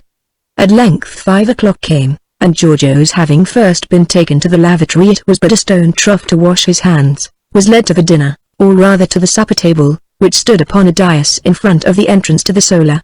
Here places were laid for 6: Sir Andrew, his nephews, Rosamond, the chaplain, Matthew, who celebrated masses in the church and ate at the hall on feast days, and the Cypriot merchant, Georgios himself. Below the dais, and between it and the fire, was another table, at which were already gathered 12 guests, being the chief tenants of Sir Andrew and the reeves of his outlying lands. On most days the servants of the house, with the huntsmen, swineherds, and others, sat at a third table beyond the fire. But as nothing would stop these from growing drunken on the good ale at a feast, and though many ladies thought little of it, there was no sin that Rosamond hated so much as this. Now their lord sent them to eat and drink at their ease in the barn which stood in the courtyard with its back to the moat. When all had taken their seats, the chaplain said grace, and the meal began. It was rude but very plentiful. First, borne in by the cook on a wooden platter, came a great codfish, whereof he helped portions to each in turn, laying them on their trenchers, that is, large slices of bread whence they ate them with the spoons that were given to each. After the fish appeared the meats, of which there were many sorts, served on silver spits. These included fowls, partridges, duck, and, chief of all, a great swan, that the tenants greeted by knocking their horn mugs upon the table, after which came the pastries, and with them nuts and apples. For drink, ale was served at the lower table. On the dais however, they drank some of the black wine which Wulf had bought, that is, except Sir Andrew and Rosamond, the former because he dared not, and the latter because she had always hated any drink but water, a dislike that came to her, doubtless, with her Eastern blood. Thus they grew merry, since their guest proved himself a cheerful fellow, who told them many stories of love and war, for he seemed to know much of loves, and to have been in sundry wars. At these even Sir Andrew, forgetting his ailments and forebodings, laughed well, while Rosamond, looking more beautiful than ever in the gold-starred veil and the broidered tunic which the brethren had given her, listened to them, smiling somewhat absently. At last the feast drew towards its end, when suddenly, as though struck by a sudden recollection, Georgios exclaimed, "The wine! The liquid amber from Trudeau's! I had forgotten it. Noble knight, have I your leave to draw?" "Excellent merchant," answered Sir Andrew. "Certainly you can draw your own wine." So Georgios rose, and took a large jug and a silver tankard from the sideboard where such things were displayed. With these he went to the little keg which, it will be remembered, had been stood ready upon the trestles, and, bending over it while he drew the spigots, filled the vessels to the brim. Then he beckoned to a reeve sitting at the lower table to bring him a leather jack that stood upon the board. Having rinsed it out with wine, he filled that also, handing it with a jug to the reeve to drink the lord's health on this Yule night. The silver vessel he bore back to the high table, and with his own hand filled the horn cups of all present, Rosamond alone excepted, for she would touch none, although he pressed her hard and looked vexed at her refusal. Indeed, it was because it seemed to pain the man that Sir Andrew, ever courteous, took a little himself, although, when his back was turned, he filled the goblet up with water. At length, when all was ready, Georgios charged, or seemed to charge, his own horn, and, lifting it, said, "Let us drink, every one of us here, to the noble knight, Sir Andrew Darcy, to whom I wish, in the phrase of my own people, that he may live forever. Drink, friends, drink deep, for never will wine such as this pass your lips again." Then, lifting his beaker, he appeared to drain it in great gulps, an example which all followed, even Sir Andrew drinking a little from his cup, which was 3 parts filled with water. There followed a long murmur of satisfaction. "Wine? It is nectar," said Wulf. Put in the chaplain, Matthew. Adam might have drunk this in the garden, while from the lower table came jovial shouts of praise of this smooth, creamy-like vintage. Certainly that wine was both rich and strong. Thus, after his sup of it, a veil as it were seemed to fall on the mind of Sir Andrew and to cover it up. It lifted again, and lo! His brain was full of memories and foresights. Circumstances which he had forgotten for many years came back to him altogether, like a crowd of children tumbling out to play. These passed, and he grew suddenly afraid. Yet what had he to fear that night? The gates across the moat were locked and guarded. Trusty men, a score or more of them, ate in his outbuildings within those gates, while others, still more trusted, sat in his hall, and on his right hand and on his left were those 2 strong and valiant knights, Sir Godwin and Sir Wulf. No, there was nothing to fear, and yet he felt afraid. Suddenly he heard a voice speak. It was Rosamond's, and she said, "Why is there such silence, father? A while ago I heard the servants and bondsmen carousing in the barn, now they are still as death. Oh, and look! Are all here drunken? Godwin." But as she spoke Godwin's head fell forward on the board, while Wulf rose, half drew his sword, then threw his arm about the neck of the priest, and sank with him to the ground. As it was with these, so it seemed with all, for folk rocked to and fro, then sank to sleep, every one of them, save the merchant Georgios, who rose to call another toast. "Stranger," said Sir Andrew, in a heavy voice, "your wine is very strong." "It would seem so, Sir Knight," he answered, "but I will wake them from their wassail." Springing from the dais lightly as a cat, he ran down the hall crying, "Air is what they need. Air." Now coming to the door, he threw it wide open, and drawing a silver whistle from his robe, blew it long and loud. "What?" he laughed. "Do they still sleep? Why, then, I must give a toast that will rouse them all," and seizing a horn mug, he waved it and shouted, "Arouse you, ye drunkards, and drink to the Lady Rose of the World, Princess of Baalbek, and niece to my royal master, Yusuf Salah-ad-Din, who sends me to lead her to him." "Oh, father," shrieked Rosamund, "the wine was drugged and we are betrayed." As the words passed her lips there rose a sound of running feet, and through the open door at the far end of the Harley burst in a score or over of armed men. Then at last Sir Andrew saw and understood. With a roar of rage like that of a wounded lion, he seized his daughter and dragged her back with him down a passage into the solo where a fire burned and lights had been lit ready for their retiring, flinging to and bolting the door behind them. "Swift," he said, as he tore his gown from him, "there is no escape, but at least I can die fighting for you. Give me my mail." She snatched his hauberk from the wall, and while they thundered at the door, did it onto him and his steel helm also, and gave him his long sword and his shield. "Now," he said, "help me." And they thrust the oak table forward, and overset it in front of the door, throwing the chairs and stools on either side, that men might stumble on them. "There is a bow," he said, "and you can use it as I have taught you. Get to one side and out of reach of the sword sweeps, and shoot past me as they rush, it may stay one of them. Oh, that Godwin and Welf were here, and we would still teach these Paynim dogs a lesson." Rosamund made no answer, but there came into her mind a vision of the agony of Godwin and of Welf should they ever wake again to learn what had chanced to her and them. She looked round. Against the wall stood the little desk, at which Godwin was wont to write, and on it lay pen and parchment. She seized them, and as the door gave slowly inwards, scrawled, "Follow me to Saladin. In that hope I live on. Rosamund." Then as the stout door at length crashed in, Rosamund turned what she had written face downwards on the desk, and seizing the bow, set an arrow to its string. Now it was down, and on rushed the mob up the 6 feet of narrow passage. At the end of it, in front of the overturned table, they halted suddenly. For there before them, skull emblazoned, shield on arm, his long sword lifted, and a terrible wrath burning in his eyes, stood the old knight, like a wolf at bay, and by his side, bow in hand, the beauteous Lady Rosamund, clad in all her festal broideries. "Yield you!" cried a voice. By way of answer the bowstring twanged, and an arrow sped home to its feathers through the throat of the speaker, so that he went down, grabbing at it, and spoke no more forever. As he fell clattering to the floor, Sir Andrew cried in a great voice, "We yield not to pagan dogs and poisoners. A Darcy! A Darcy! Meet Darcy, meet death!" Thus for the last time did old Sir Andrew utter the war cry of his race, which he had feared would never pass his lips again. His prayer had been heard, and he was to die as he had desired. "Down with him! Seize the princess!" said a voice. It was that of Georgios, no longer humble with the merchant's obsequious wine, but speaking in tones of cold command and in Arabic. For a moment the swarthy mob hung back, as well they might in face of that glittering sword. Then with a cry of Salah-ad-Din! Salah-ad-Din! On they surged, with flashing spears and scimitars. The overthrown table was in front of them, and one leapt upon its edge, but as he leapt, the old knight, all his years and sickness forgotten now, sprang forward and struck downwards, so heavy a blow that in the darkling mouth of the passage the sparks streamed out, and where the Saracen's head had been, appeared his heels. Back Sir Andrew stepped again to win space for his sword play, while round the ends of the table broke 2 fierce-faced men. At one of them Rosamund shot with her bow, and the arrow pierced his thigh, but as he fell he struck with his keen scimitar and shore the end off the bow, so that it was useless.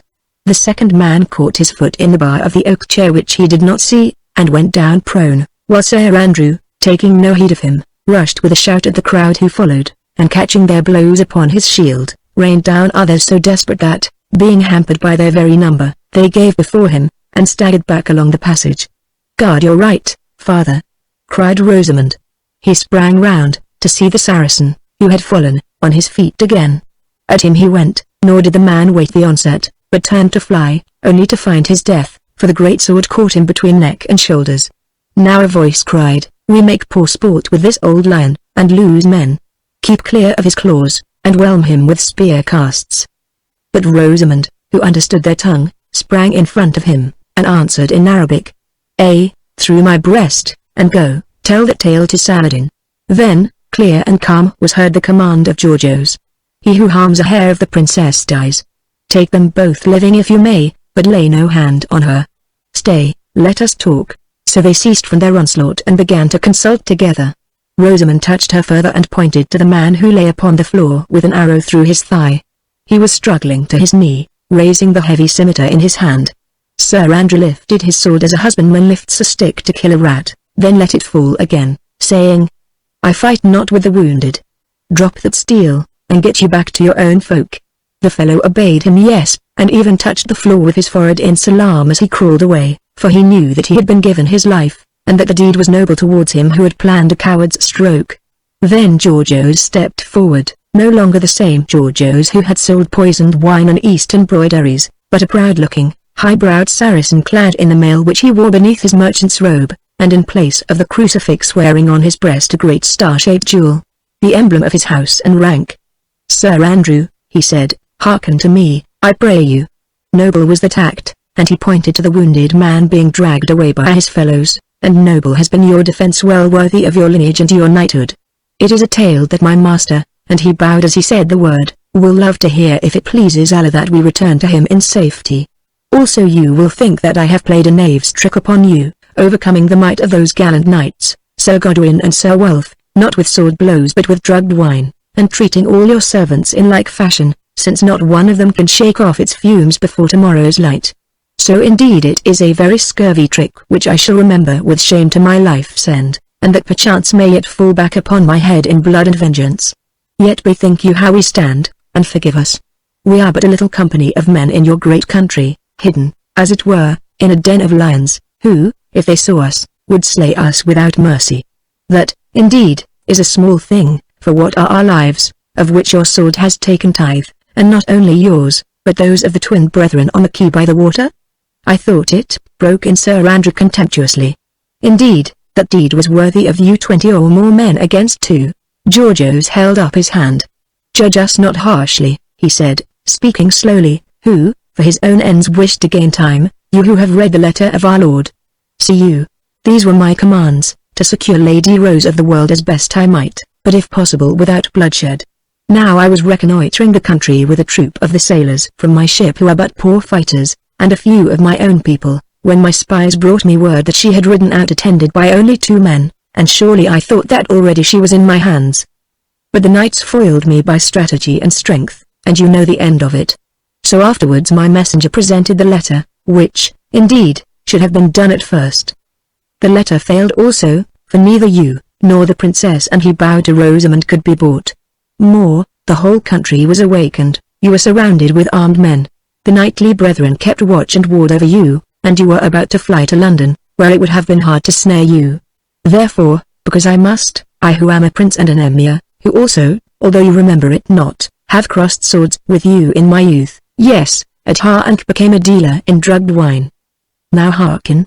Yield you, Sir Andrew, who have done enough to make your name a song for generations, and accept the love of Saladin, whose word you have, the word that, as you know well, cannot be broken, which I, the Lord El Hussein Phenomena man has been sent upon this errand plight to you afresh. Yield you, and save your life, and live on in honor, clinging to your own faith, till Azrael takes you from the pleasant fields of Baalbek to the waters of paradise, if such there be for infidels, however gallant. For no, this deed must be done. Did we return without the Princess Rose of the world, we should die, every one of us, and did we offer her harm or insult, then more horribly than I can tell you. This is no fancy of a great king that drives him on to the stealing of a woman, although she be of his own high blood. The voice of God has spoken to Saladin by the mouth of his angel Sleep. Thrice has Allah spoken in dreams, telling him who is merciful, that through your daughter and her nobleness alone can countless lives be saved. Therefore, sooner than she should escape him, he would lose even the half of all his empire. Outwit us, defeat us now, capture us, cause us to be tortured and destroyed, and other messengers would come to do his bidding. Indeed, they are already on the way. Moreover, it is useless to shed more blood, seeing it is written in the books that this lady, Rose of the World, must return to the east where she was begot, that to fulfill her destiny and save the lives of men. Then, Emir El-Hussein, I shall return as a spirit, said Rosamund proudly. Not so, princess, he answered, bowing, for Allah alone has power over your life, and it is otherwise decreed. Sir Andrew, the time grows short, and I must fulfill my mission. Will you take the peace of Salah ad-Din, or force his servants to take your life? The old knight listened, resting on his reddened sword, then he lifted his head, and spoke. I'm aged and near my death, wine seller Georgios, or Prince El-Hussein, whichever you may be. In my youth I swore to make no pact with Paynims, and in my eld I will not break that vow. While I can lift sword I will defend my daughter, even against the might of Saladin. Get to your coward's work again, and let things go as God has willed them. Then, princess, answered El-Hussein, bear me witness throughout the east that I am innocent of your father's blood. On his own head be it, and on yours, and for the second time he blew upon the whistle that hung around his neck. Chapter 7 The Banner of Saladin. As the echoes of Hassan's whistle died away there was a crash amongst the wooden shutters of the window behind them, and down into the room leapt a long, lithe figure, holding an axe aloft. Before Sir Andrew could turn to see whence the sound came, that axe dealt him a fearful blow between the shoulders which, although the ringed mail remained unshorn, shattered his spine beneath. Down he fell, rolled onto his back, and lay there, still able to speak and without pain, but helpless as a child. For he was paralyzed, and never more would move hand or foot or head. In the silence that followed he spoke in a heavy voice, letting his eyes rest upon the man who had struck him down. A knightly blow, truly, one worthy of a Christian born who does murder for pain and pay. Traitor to God and man, who have eaten white bread and now slaughter me like an ox on my hearthstone, may your own end be even worse, and at the hands of those you serve. The palmer Nicholas, for it was he, although he no longer wore the palmer's robe, slunk away muttering, and was lost among the crowd in the passage. Then, with a sudden and a bitter cry, Rosamund swooped forward, as a bird swoops, snatched up the sword her sire would never lift again, and setting its hilt upon the floor, cast herself forward. But its point never touched her breast, for the emir sprang swiftly and struck the steel aside, then, as she fell, caught her in his arms. Lady, he said, loosing her very gently. Allah does not need you yet. I have told you that it is not fated. Now will you pass me your word for being of the blood of Salah ad-Din and Darcy? You, too, cannot lie that neither now nor afterwards you will attempt to harm yourself? If not, I must bind you, which I am loath to do. It is a sacrilege to which I pray you will not force me. Promise, Rosamund, said the hollow voice of her father, and go to fulfill your fate.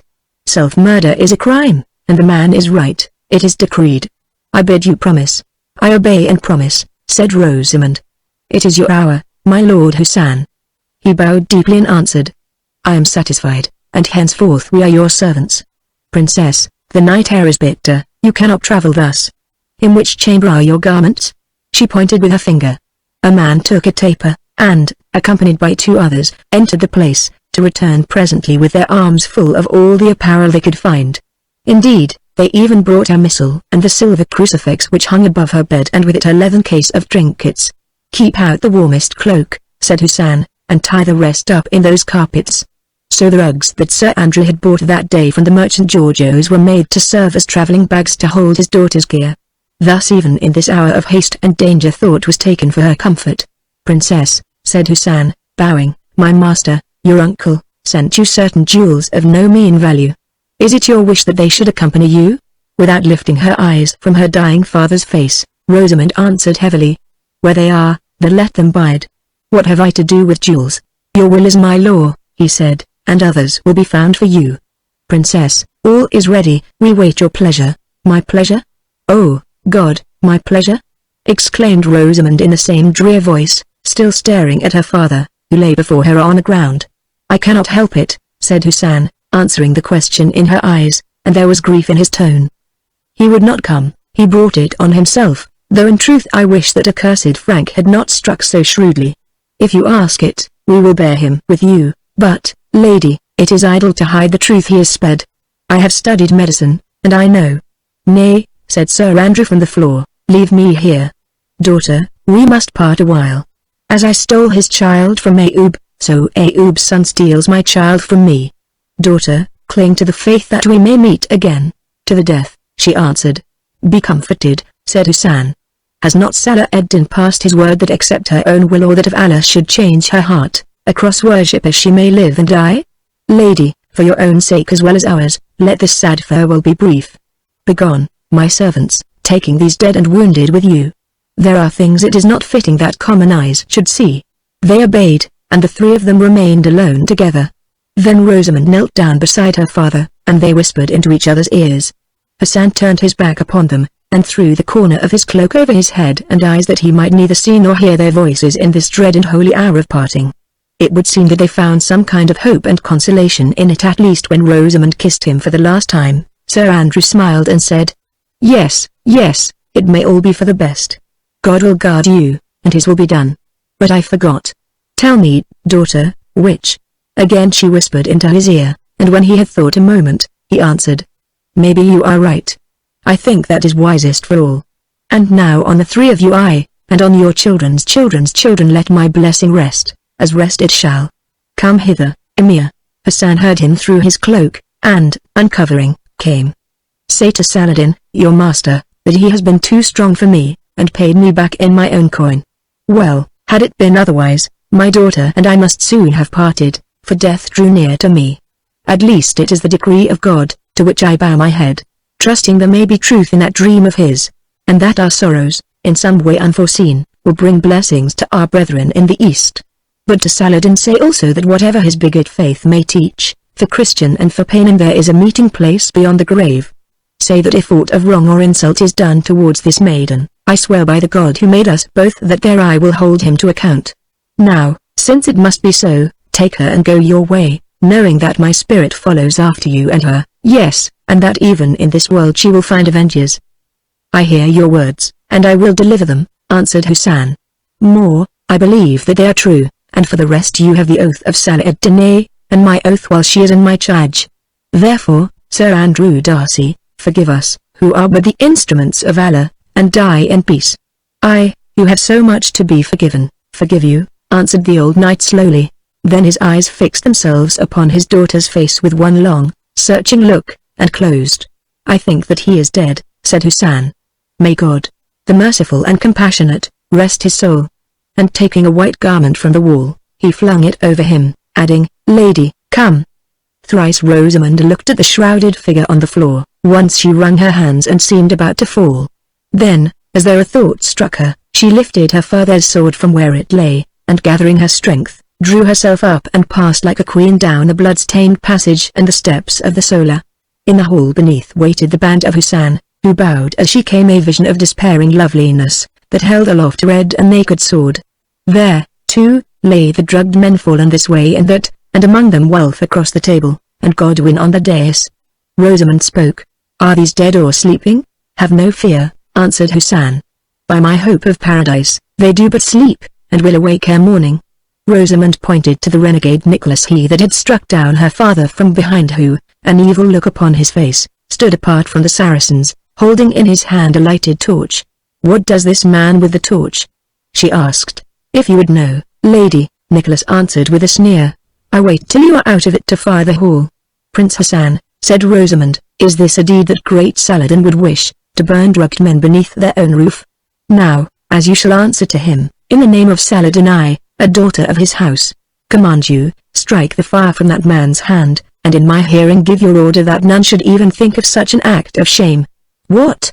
broke in Nicholas, "and leave knights like these, whose quality you know," and he pointed to the brethren, "to follow in our path, and take our lives in vengeance.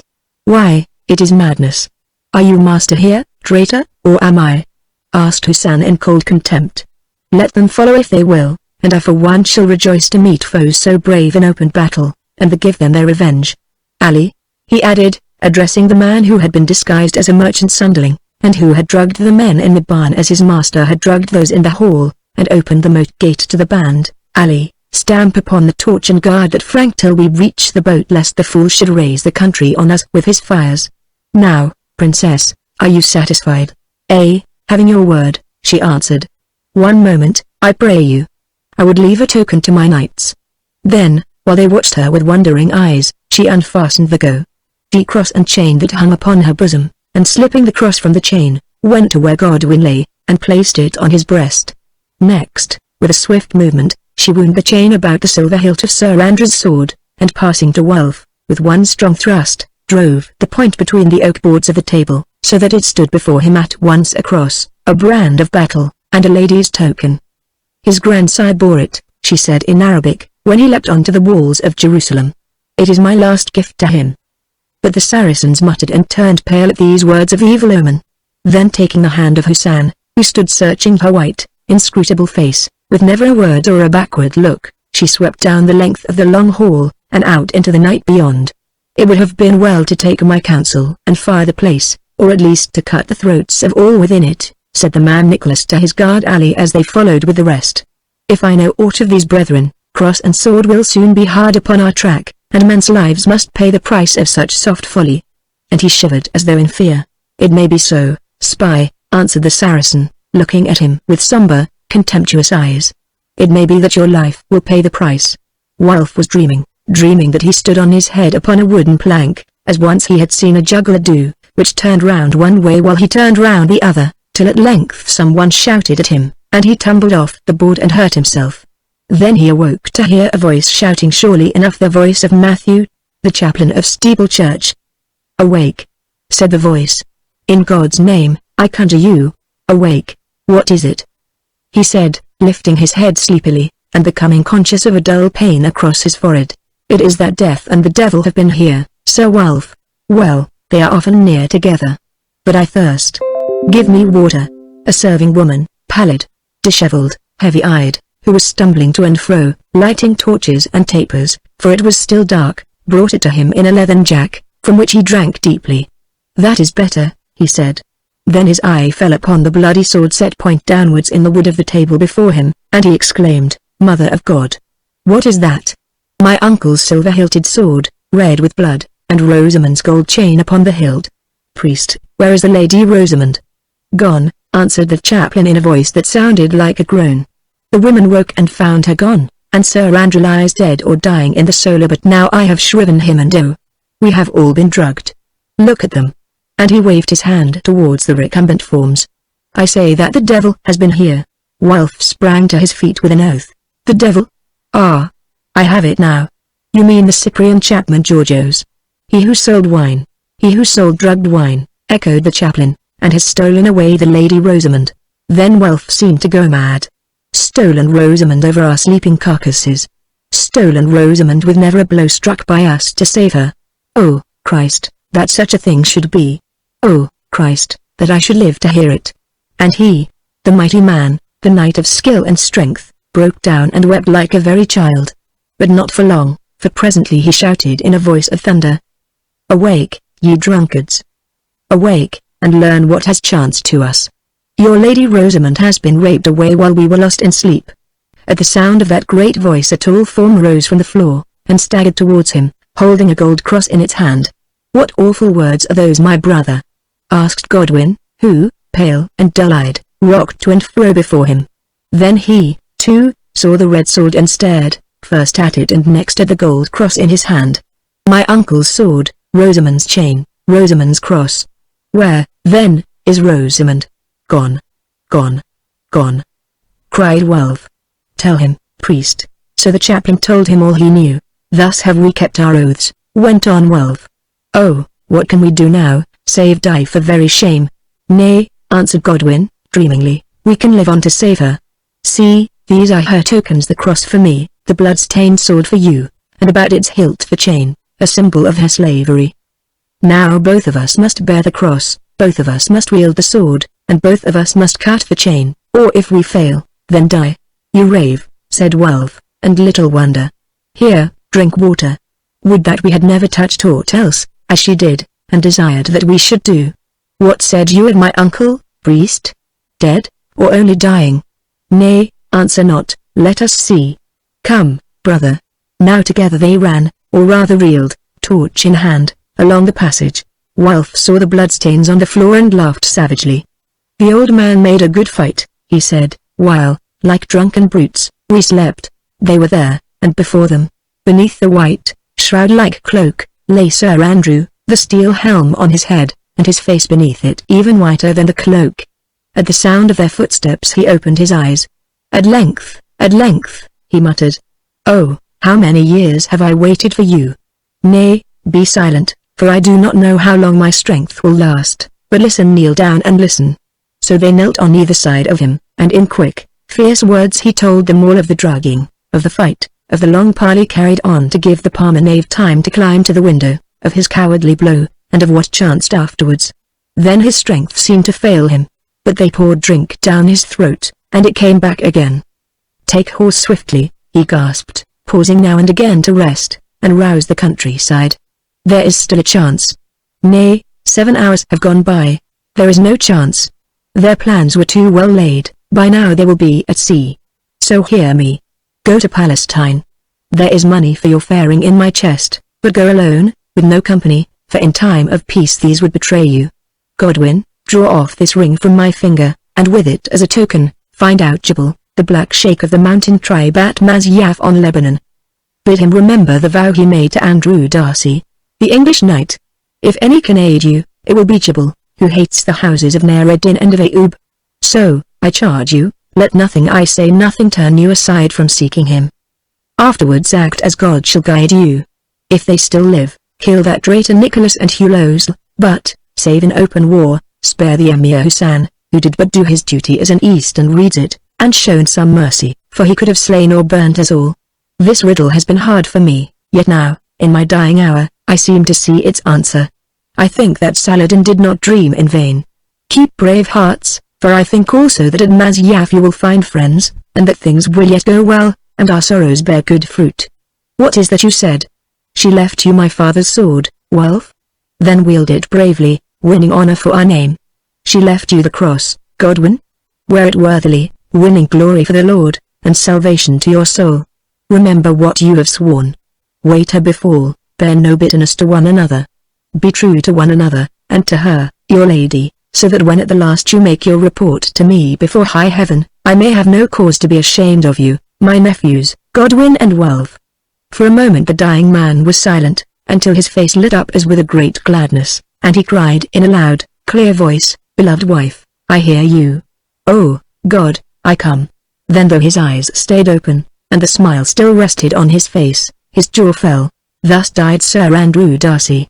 Still kneeling on either side of him, the brethren watched the end, and, as his spirit passed, bowed their heads in prayer. "We have seen a great death," said Godwin presently. "Let us learn a lesson from it, that when our time comes we may die like him." "Ay," answered Wulf, springing to his feet, "but first let us take vengeance for it." "Why, what is this?" "Rosamond's writing." "Read it, Godwin." Godwin took the parchment and read. "Follow me to Saladin. In that hope I live on. Surely we will follow you, Rosamond," he cried aloud. "Follow you through life to death or victory." Then he threw down the paper, and calling for the chaplain to come to watch the body, they ran into the hall.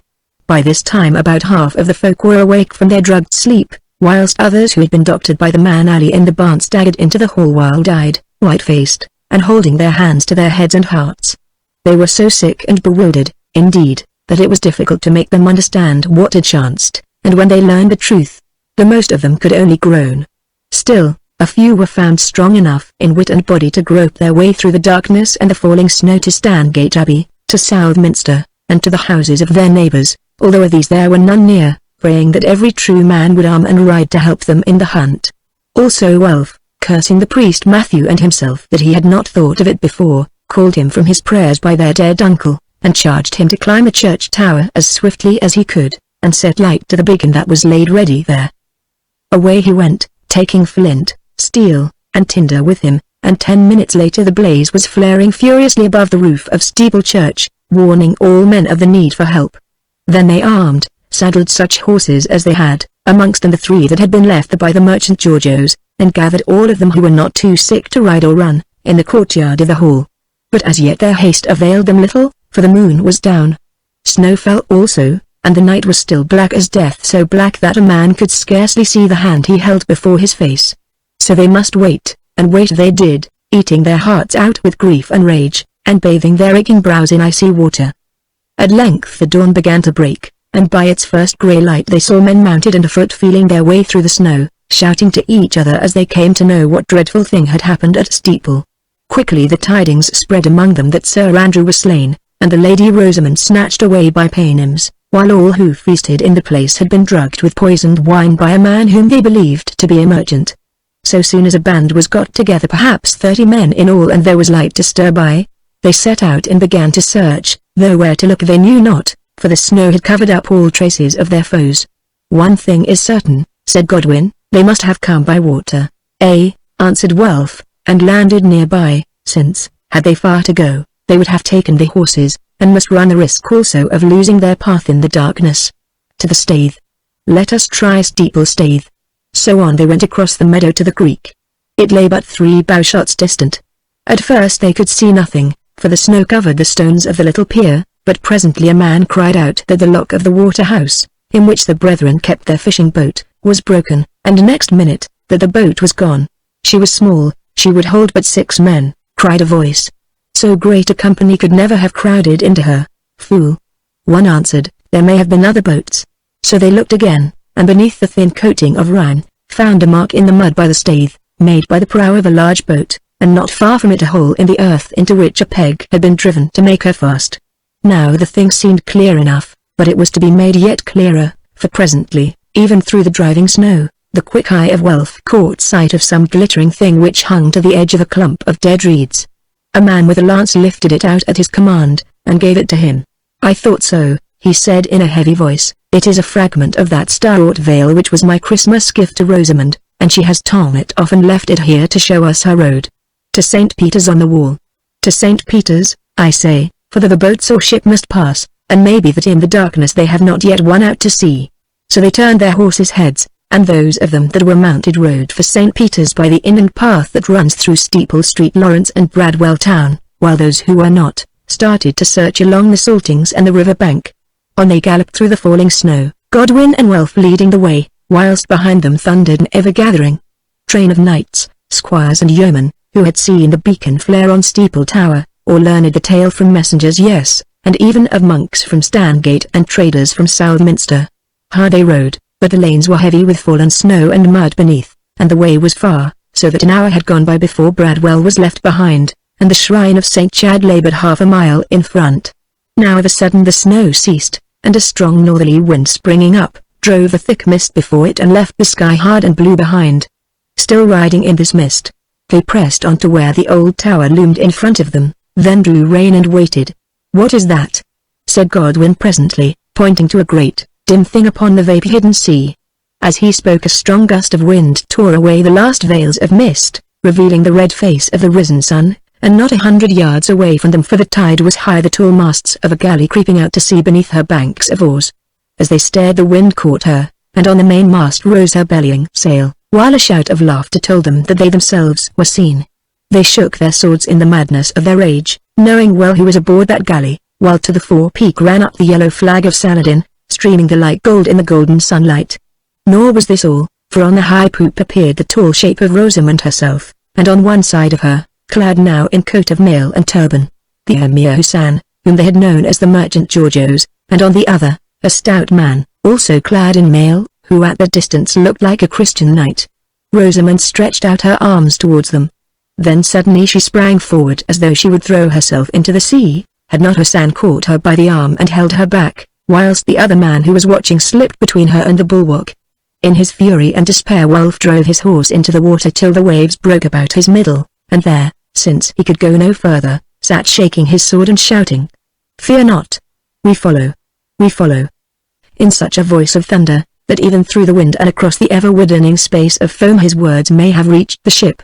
At least Rosamond seemed to hear them, for she tossed up her arms as though in token. But Hussein, one hand pressed upon his heart and the other on his forehead, only bowed thrice in courteous farewell.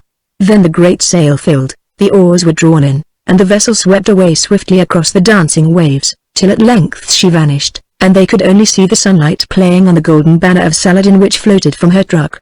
Chapter 8 The Widow Masouda. Many months had gone by since the brethren sat upon their horses that winter morning, and from the shrine of St. Peter's on the Wall, at the mouth of the Blackwater in Essex, watched with anguished hearts the galley of Saladin sailing southwards, their love and cousin, Rosamond, standing a prisoner on the deck. Having no ship in which to follow her, and this, indeed, it would have been too late to do, they thanked those who had come to aid them, and returned home to Steeple, where they had matters to arrange. As they went they gathered from this man and that tidings which made the whole tale clear to them. They learned, for instance, then and afterwards, that the galley which had been thought to be a merchantman put into the river Crouch by design, feigning an injury to her rudder, and that on Christmas Eve she had moved up with the tide, and anchored in the black water about 3 miles from its mouth. Thence a great boat, which she towed behind her, and which was afterwards found abandoned, had rowed in the dusk, keeping along the further shore to avoid observation, to the mouth of Steeple Creek, which she descended at dark, making fast to the stayth, unseen of any. Her crew of 30 men or more, guided by the false palmer Nicholas, next hid themselves in the grove of trees about 50 yards from the house, where traces of them were found afterwards, waiting for the signal, and, if that were necessary, ready to attack and burn the whole while all men feasted there. But it was not necessary, since the cunning scheme of the drugged wine, which only an Eastern could have devised, succeeded. So it happened that the one man they had to meet in arms was an old knight, of which doubtless they were glad, as their numbers being few, they wished to avoid a desperate battle, wherein many must fall, and, if help came, they might be all destroyed. When it was over they led Rosamond to the boat, felt their way down the creek, towing behind them the little skiff which they had taken from the waterhouse Eden with their dead and wounded. This, indeed, proved the most perilous part of their adventures, since it was very dark, and came on to snow. Also twice they grounded upon mud banks. Still guided by Nicholas, who had studied the river, they reached the galley before dawn, and with the first light weighed anchor, and very cautiously rowed out to sea. The rest is known. 2 days later, since there was no time to spare, Sir Andrew was buried with great pomp at Stangate Abbey, in the same tomb where lay the heart of his brother, the father of the brethren, who had fallen in the Eastern wars. After he had been laid to rest amidst much lamentation and in the presence of a great concourse of people, for the fame of these strange happenings had travelled far and wide, his will was opened. Then it was found that with the exception of certain sums of money left to his nephews, a legacy to Stangate Abbey, and another to be devoted to masses for the repose of his soul, with some gifts to his servants and the poor, all his estate was devised to his daughter Rosamond. The brethren, or the survivor of them, however, held it in trust on her behalf, with the charge that they should keep watch and ward over her, and manage her lands till she took a husband. These lands, together with their own, the brethren placed in the hands of Prior John of Stangate, in the presence of witnesses, to administer for them subject to the provisions of the will, taking a tithe of the rents and profits for his pains. The priceless jewels also that had been sent by Saladin were given into his keeping, and a receipt with a list of the same signed in duplicate, deposited with a clerk at Southminster. This, indeed, was necessary, seeing that none save the brethren and the prior knew of these jewels, of which, being of so great a value, it was not safe to speak. Their affairs arranged, having first made their wills in favour of each other with remainder to their heirs at law, since it was scarcely to be hoped that both of them would return alive from such a quest, they received the communion, and with it his blessing from the hands of the Prior John. Then early one morning, before any were astir, they rode quietly away to London. On the top of Steeple Hill, sending forward the servant who led the mule laden with their baggage, that same mule which had been left by the spy Nicholas, the brethren turned their horses' heads to look in farewell on their home. That to the north of them lay the Blackwater, and to the west the parish of Mayland, towards which the laden barges crept along the stream of Steeple Creek.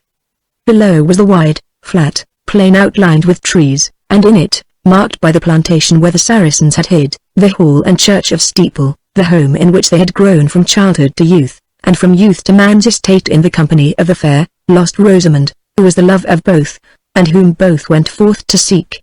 That past was all behind them, and in front a dark and troublous future, of which they could not read the mystery nor guess the end. Would they ever look on Steeple Hall again? Were they who stood there about to match their strength and courage against all the might of Saladin, doomed to fail or gloriously to succeed? Through the darkness that shrouded their forward path shone one bright star of love, but for which of them did that star shine, or was it perchance for neither? They knew not. How could they know aught save that the venture seemed very desperate? Indeed, the few to whom they had spoken of it thought them mad. Yet they remembered the last words of Sir Andrew, bidding them keep a high heart, since he believed that things would yet go well. It seemed to them, in truth, that they were not quite alone, as though his brave spirit companioned them on their search, guiding their feet, with ghostly counsel which they could not hear. They remembered also their oaths to him, to one another, and to Rosamond, and in silent token that they would keep them to the death, pressed each other's hands. Then, turning their horses southwards, they rode forward with light hearts, not caring what befell, if only at the last, living or dead, Rosamond and her father should, in his own words, find no cause to be ashamed of them. Through the hot haze of a July morning at Droman, as certain merchant vessels of that time were called, might have been seen drifting before a light breeze into St. George's Bay at Beirut, on the coast of Syria. Cyprus, whence she had sailed last, was not 100 miles away, yet she had taken 6 days to do the journey, not on account of storms of which there were none at this time of year, but through lack of wind to move her.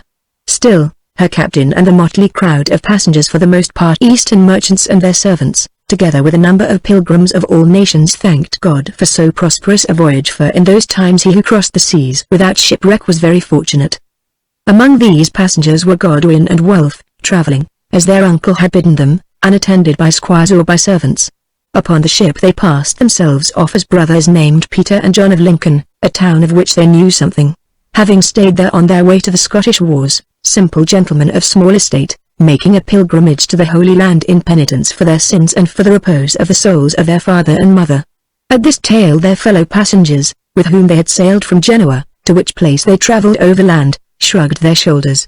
For these brethren looked what they were, knights of high degree, and considering their great stature, long swords, and the coats of mail they always wore beneath their gambesons, none believed them but plain gentlefolk bent on a pious errand.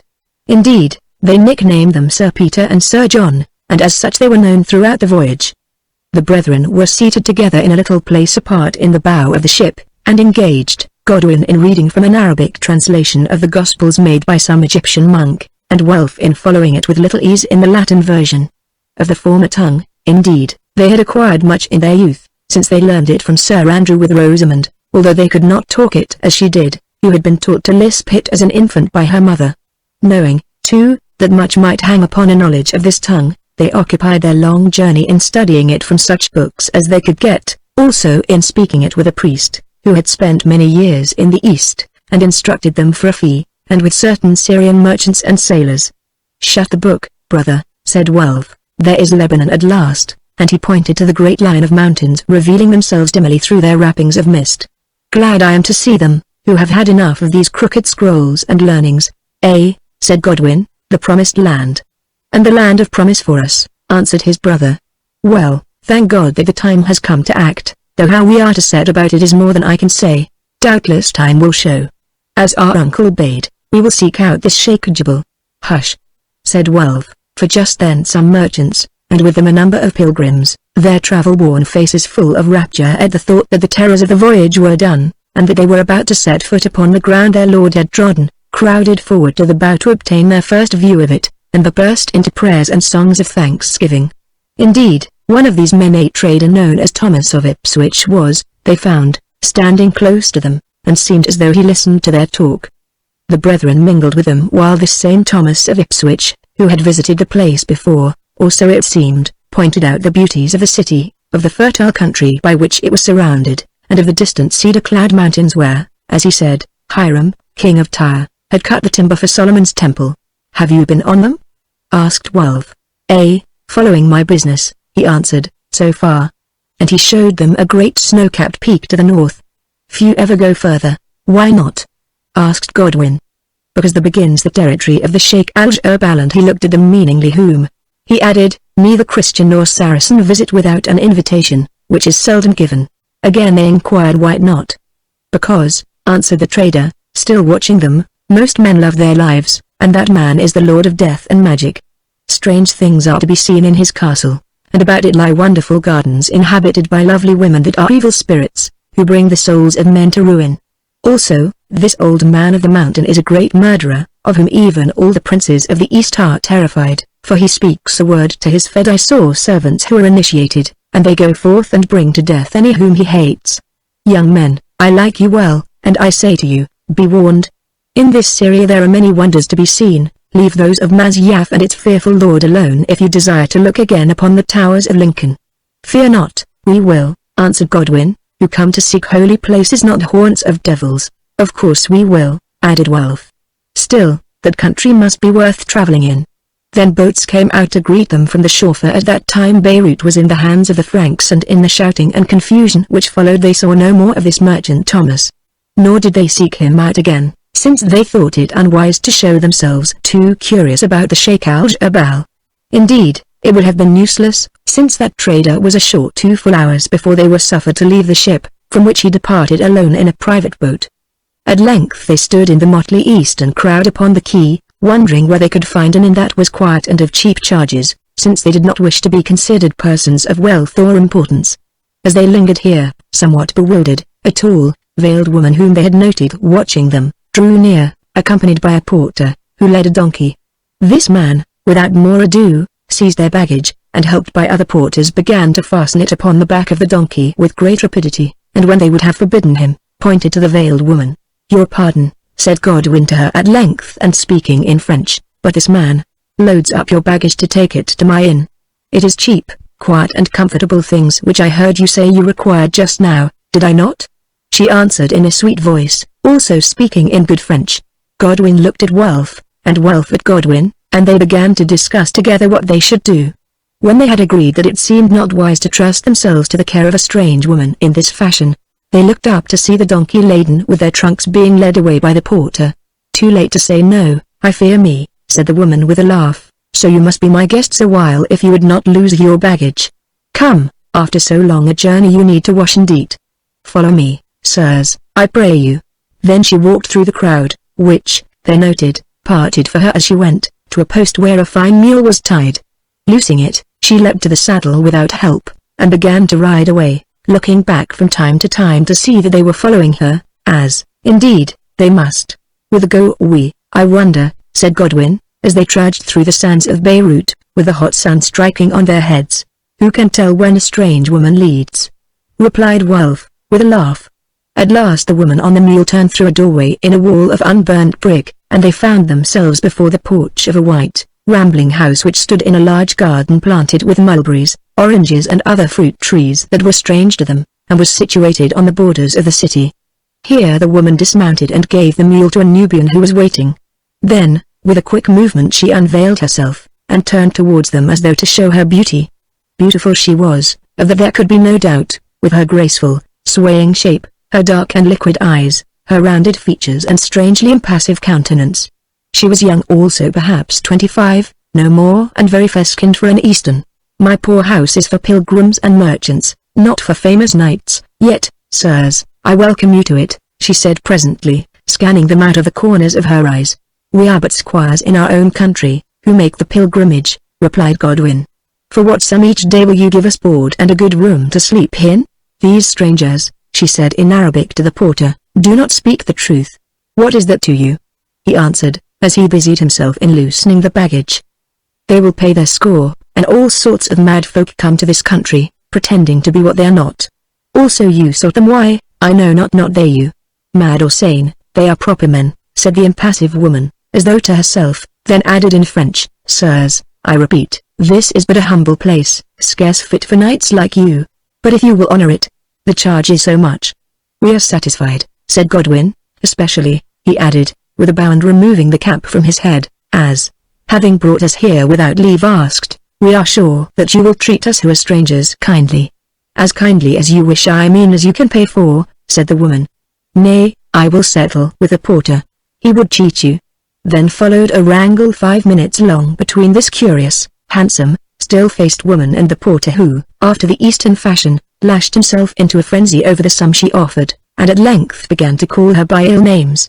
She stood looking at him quite unmoved, although Godwin, who understood all, but pretended to understand nothing, wondered at her patience.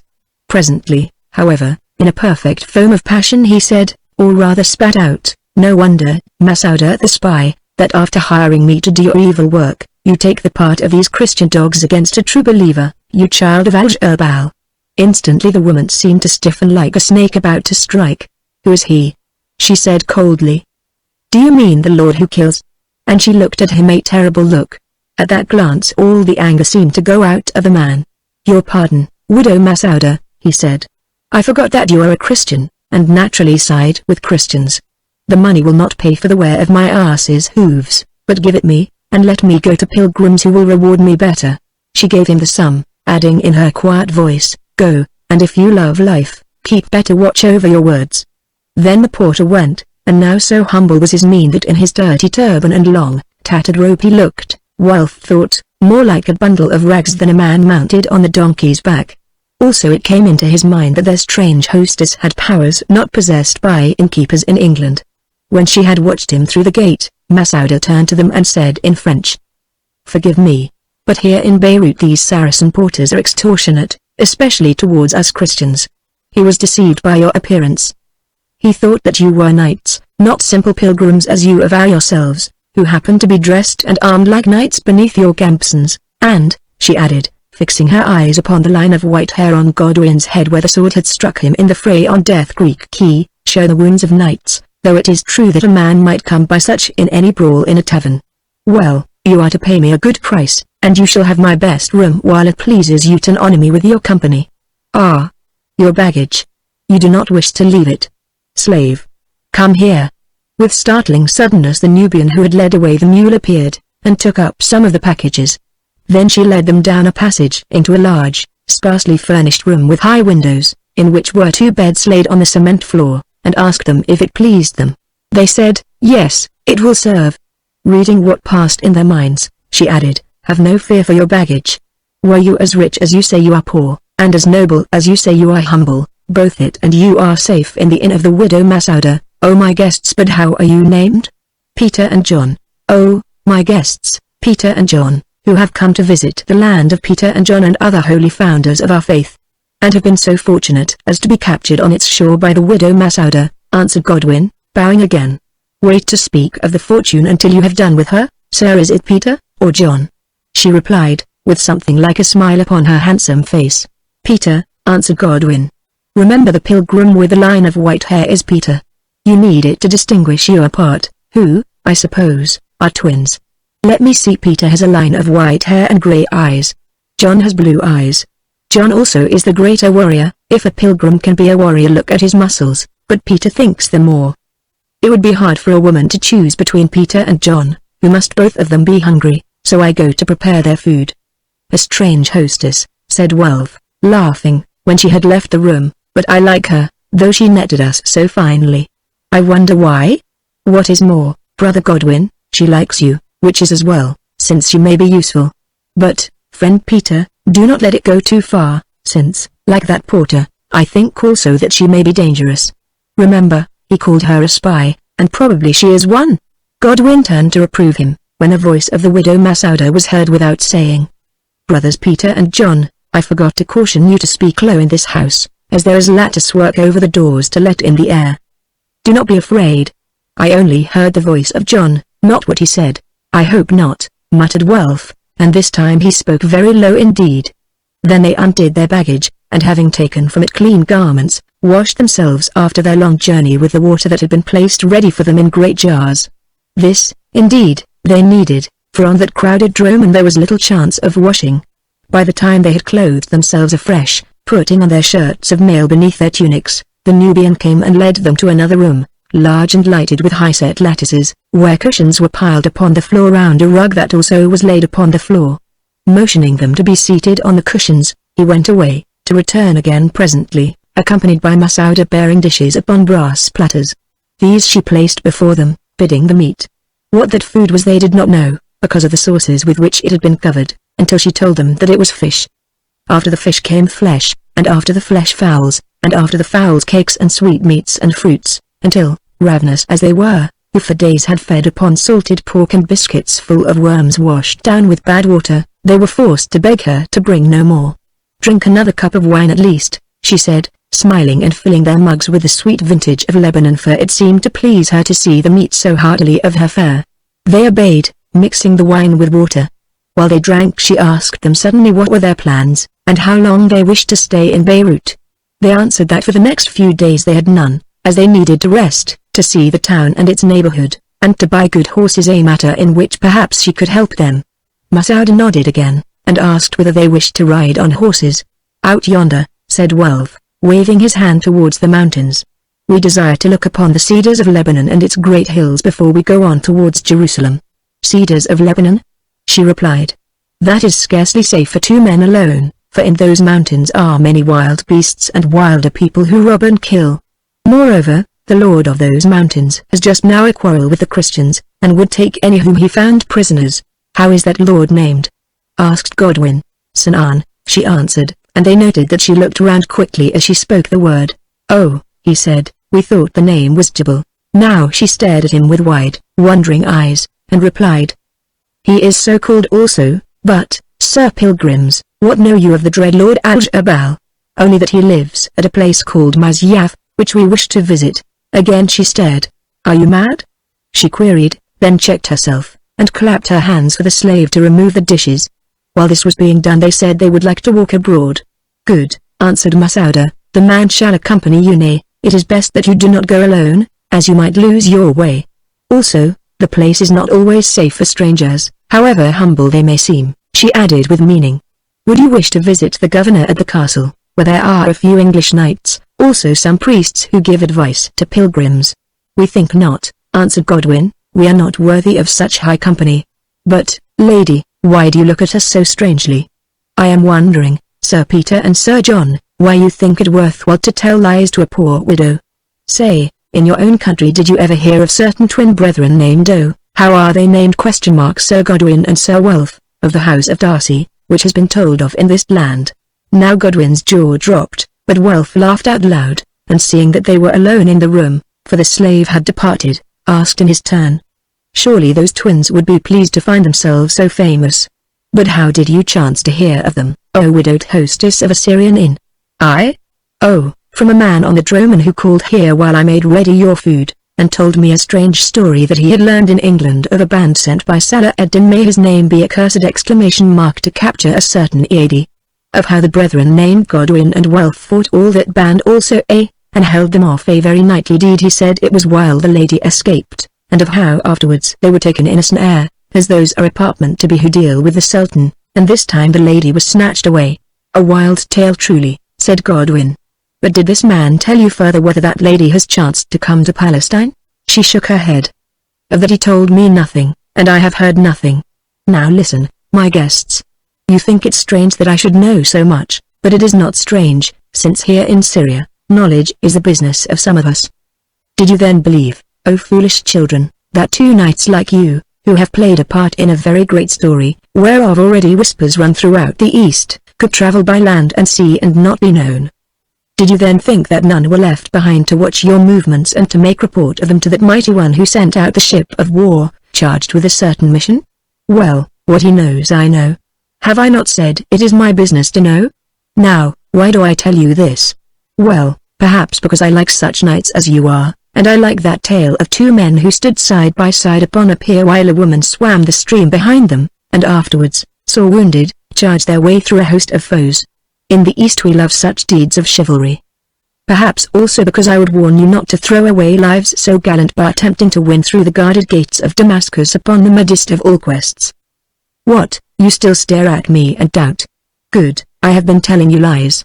I was not awaiting you upon the quay, and that porter with whom I seemed to quarrel was not charged to seize your baggage and bring it to my house. No spies watched your movements from England to Beirut.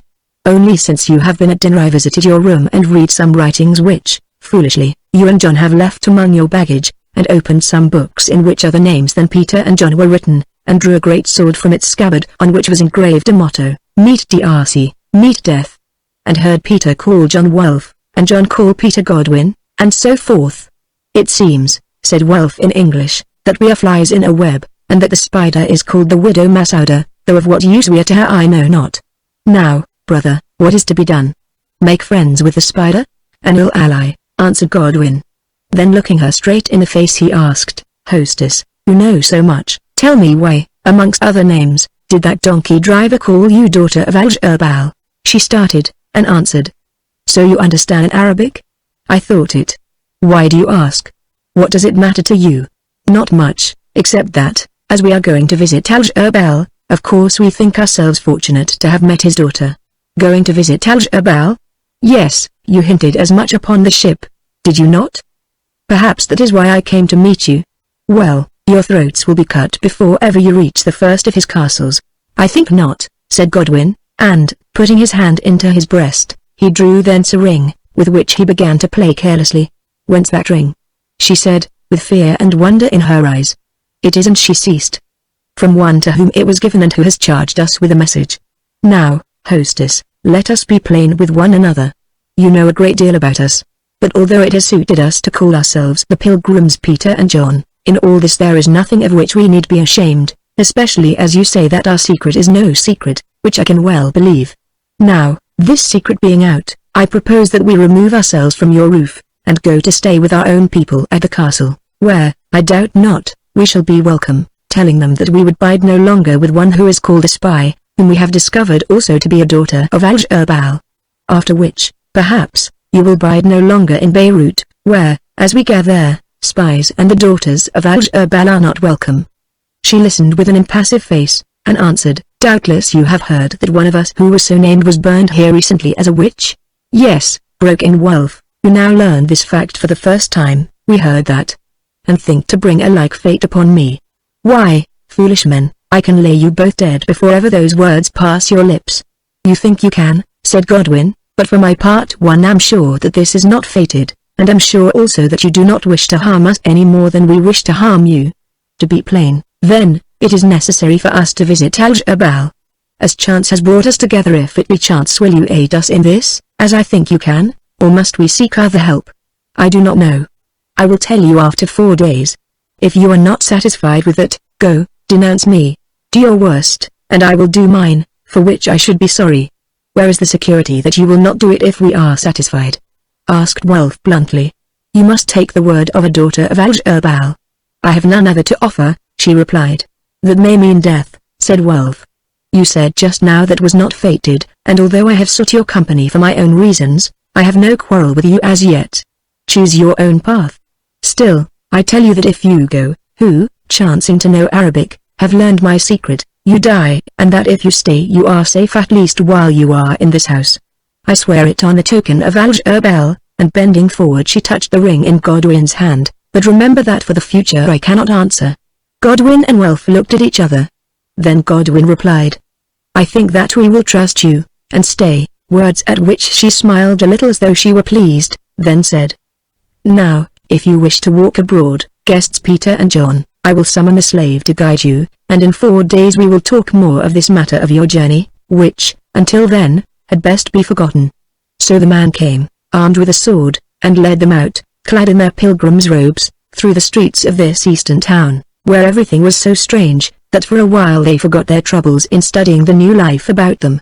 They noted, moreover, that though they went into quarters where no Franks were to be seen, and where fierce-looking servants of the Prophet stared at them sourly, the presence of this slave of Masouda seemed to be sufficient to protect them from affront, since on seeing him even the turbaned Saracens nudged each other and turned aside. In due course they came to the inn again, having met no one whom they knew, except 2 pilgrims who had been their fellow passengers on the Droman. These men were astonished when they said that they had been through the Saracen quarter of the city, where, although this town was in the hands of the Christians, it was scarcely thought safe for Franks to venture without a strong guard. When the brethren were back in their chamber, seated at the far end of it, and speaking very low, lest they should be overheard, they consulted together long and earnestly as to what they should do. This was clear they and something of their mission were known, and doubtless notice of their coming would soon be given to the Sultan Saladin. From the king and great Christian lords in Jerusalem they could expect little help, since to give it might be to bring about an open rupture with Saladin, such as the Franks dreaded, and for which they were ill prepared. Indeed, if they went to them, it seemed likely that they would be prevented from stirring in this dangerous search for a woman who was the niece of Saladin, and for aught they knew thrown into prison, or shipped back to Europe. True, they might try to find their way to Damascus alone, but if the Sultan was warned of their coming, would he not cause them to be killed upon the road, or cast into some dungeon where they would languish out their lives? The more they spoke of these matters the more they were perplexed, till at length Godwin said, Brother, our uncle bade us earnestly to seek out this Al-Jabal, and though it seems that to do so is very dangerous, I think that we had best obey him who may have been given foresight at the last. When all paths are full of thorns, what matter which you tread? A good saying, answered Wolf. I am weary of doubts and troublings. Let us follow our uncle's will, and visit this old man of the mountains, to do which I think the widow Masouda is the woman to help us. If we die on that journey, well, at least we shall have done our best. Chapter 9 The Horses Flame and Smoke. On the following morning, When they came into the eating room of the inn, Godwin and Welf found they were no longer alone in the house, for sundry other guests sat there partaking of their morning meal. Among them were a grave merchant of Damascus, another from Alexandria in Egypt, a man who seemed to be an Arab chief, a Jew of Jerusalem, and none other than the English trader Thomas of Ipswich, their fellow passenger, who greeted them warmly. Truly they seemed a strange and motley set of men. Considering them as a young and stately widow, Masouda moved from one to the other, talking to each in turn while she attended to their wants. It came into Godwin's mind that they might be spies meeting there to gain or exchange information, or even to make report to their hostess, in whose pay perhaps they were. Still, if so, of this they showed no sign. Indeed, for the most part they spoke in French, which all of them understood, on general matters, such as the heat of the weather, the price of transport animals or merchandise, and the cities whither they purposed to travel. The trader Thomas, it appeared, had intended to start for Jerusalem that morning with his goods. But the riding mule he had bought proved to be lame from a prick in the hoof, nor were all his hired camels come down from the mountains, so that he must wait a few days, or so he said. Under these circumstances, he offered the brethren his company in their ramblings about the town. This they thought it wise not to refuse, although they felt little confidence in the man, believing that it was he who had found out their story and true names and revealed them to Masouda, either through talkativeness or with a purpose. However these things might be, this Thomas proved of service to them, since, although he was but just landed, he seemed to know all that had passed in Syria since he left it, and all that was passing then. Thus he told them how Guy of Lusignan had just made himself king in Jerusalem on the death of the child Baldwin, and how Raymond of Tripoli refused to acknowledge him and was about to be besieged in Tiberias. How Saladin also was gathering a great host at Damascus to make war upon the Christians, and many other things, false and true. In his company, then, and sometimes in that of the other guests, none of whom showed any curiosity concerning them, though whether this was from good manners or for other reasons they could not be sure, the brethren passed the hours profitably enough. It was on the third morning of their stay that their hostess Masouda, with whom as yet they had no further private talk, asked them if they had not said that they wished to buy horses. On their answering yes, she added that she had told a certain man to bring two for them to look at, which were now in the stable beyond the garden. Thither they went, accompanied by Masouda, to find a grave Arab, wrapped in a garment of camel's hair and carrying a spear in his hand, standing at the door of the cave which served the purpose of a stable, as is common in the east where the heat is so great. As they advanced towards him, Masouda said, "If you like the horses, leave me to bargain," and seemed to understand nothing of my talk. The Arab, who took no notice of them, saluted Masouda, and said to her in Arabic, "Is it then for francs that I have been ordered to bring the two priceless ones? What is that to you, my uncle, son of the sand?" She asked. "Let them be led forth that I may know whether they are those for which I sent." The man turned and called into the door of the cave, "Flame, come hither." As he spoke, there was a sound of hoofs, and through the low archway leapt the most beautiful horse that ever their eyes had seen. It was grey in color, with flowing mane and tail, and on its forehead was a black star, not over tall, but with a barrel-like shape of great strength, small-headed, large-eyed, wide-nostriled, big-boned, but fine beneath the knee, and round-hoofed.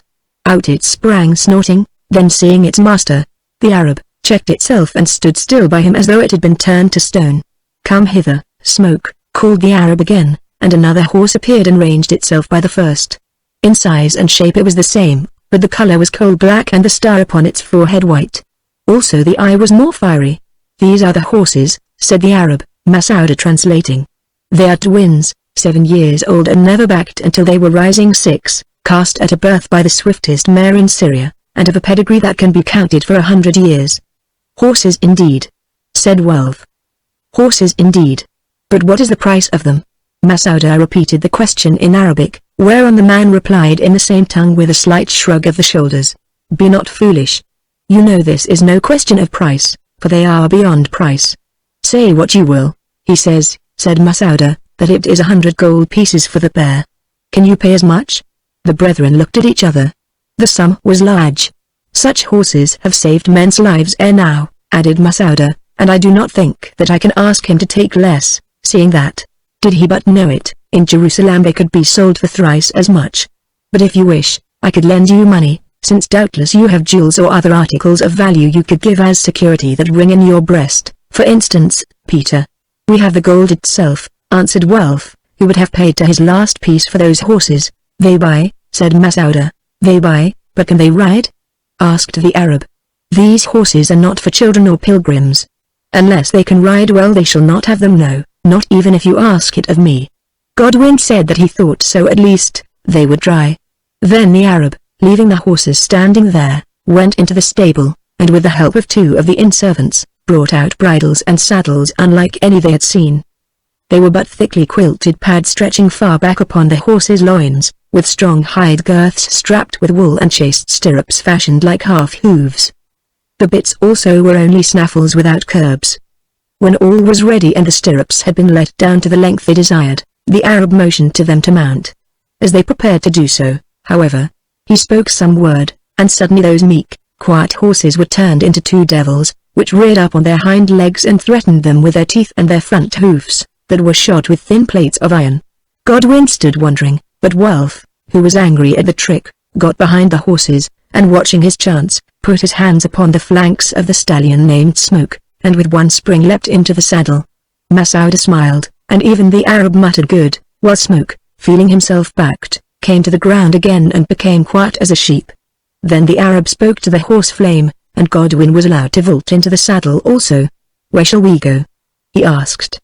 Masouda said they would show them, and, accompanied by her and the Arab, they walked the horses until they were quite clear of the town, to find themselves on a road that had the sea to the left, and to the right a stretch of flat land, some of it cultivated, above which rose the steep and stony sides of hills. Here on this road the brethren trotted and cantered their horses to and fro, till they began to be at home in their strange saddles who from childhood had ridden barebacked in the Essex marshes, and to learn what pressure on the bit was needed to check or turn them. When they came back to where the pair stood, Masouda said that if they were not afraid the seller wished to show them that the horses were both strong and swift. "We fear no ride that he dares to take himself," answered Wulf angrily, whereon the Arab smiled grimly and said something in a low voice to Masouda. Then, placing his hand upon Smoke's flank, he leapt up behind Wulf, the horse never stirring. "Say, Peter, are you minded to take a companion for this ride?" asked Masouda, and as she spoke a strange look came into her eyes, a wild look that was new to the brethren. "Surely," answered Godwin, "but where is the companion?"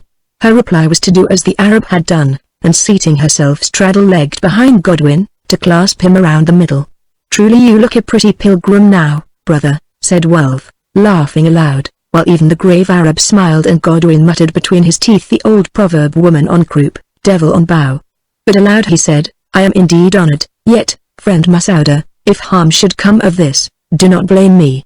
No harm will come to you, friend Peter, and I have been so long cooped in an inn that I, who am desert-born, wish for a gallop on the mountains with a good horse beneath me and a brave knight in front. Listen, you brethren, you say you do not fear, then leave your bridles loose, and where'er we go and waiter we meet seek not to check or turn the horses Flame and Smoke. Now, son of the sand, we will test these nags of which you sing so loud a song. Away, and let the ride be fast and far.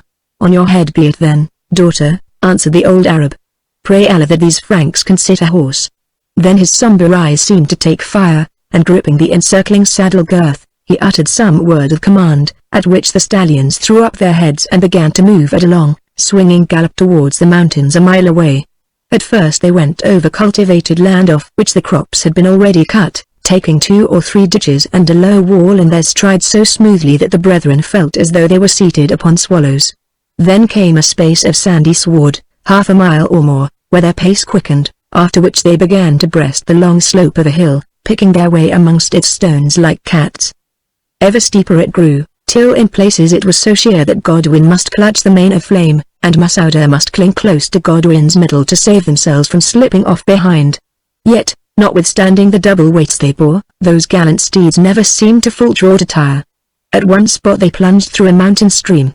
Godwin noted that not 50 yards to their right this stream fell over a little precipice cutting its way between cliffs which were full 18 feet from bank to bank, and thought to himself that had they struck it lower down, that ride must have ended. Beyond the stream lay 100 yards or so of level ground, and above it still steeper country, up which they pushed their way through bushes, till at length they came to the top of the mountain and saw the plain they had left high 2 miles or more below them. "These horses climb hills like goats," Wulf said, "but one thing is certain, we must lead them down." Now on the top of the mountain was a stretch of land almost flat and stoneless, over which they cantered forward, gathering speed as the horses recovered their wind till the pace grew fast. Suddenly the stallions threw themselves onto their haunches and stopped, as well they might, for they were on the verge of a chasm, at whose far foot a river brawled in foam. For a moment they stood, then, at some word from the Arab, wheeled round, and, bearing to the left, began to gallop back across the tableland, until they approached the edge of the mountainside, where the brethren thought that they would stop. But Masouda cried to the Arab, and the Arab cried to the horses, and Welf cried to Godwin in the English tongue, "Show no fear, brother. Where they go, we can go." "Pray God that the girths may hold," answered Godwin, leaning back against the breast of Masouda behind him. As he spoke they began to descend the hill. Slowly at first, afterwards faster and yet more fast, till they rushed downwards like a whirlwind. How did those horses keep their footing? They never knew, and certainly none that were bred in England could have done so. Yet never falling, never stumbling even, on they sped, taking great rocks in their stride, till at length they reached the level piece of land above the stream, or rather above the cleft full 18 feet in width at the foot of which that stream ran. Godwin saw and turned cold. Were these folk mad that they would put double-laden horses at such a jump? If they hung back, if they missed their stride, if they caught hoof or sprang short, swift death was their portion. But the old Arab seated behind Welf only shouted aloud, and Masouda only tightened her round arms about Godwin's middle and laughed in his ear.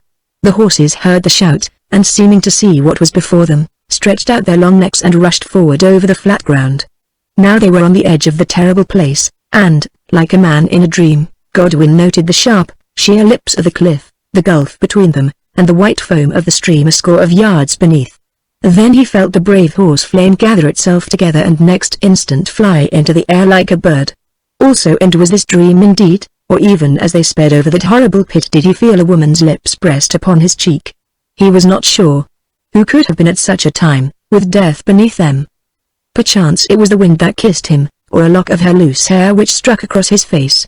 Indeed, at the moment he thought of other things than women's lips, those of the black and yawning gulf, for instance. They swooped through the air, the white foam vanished, they were safe.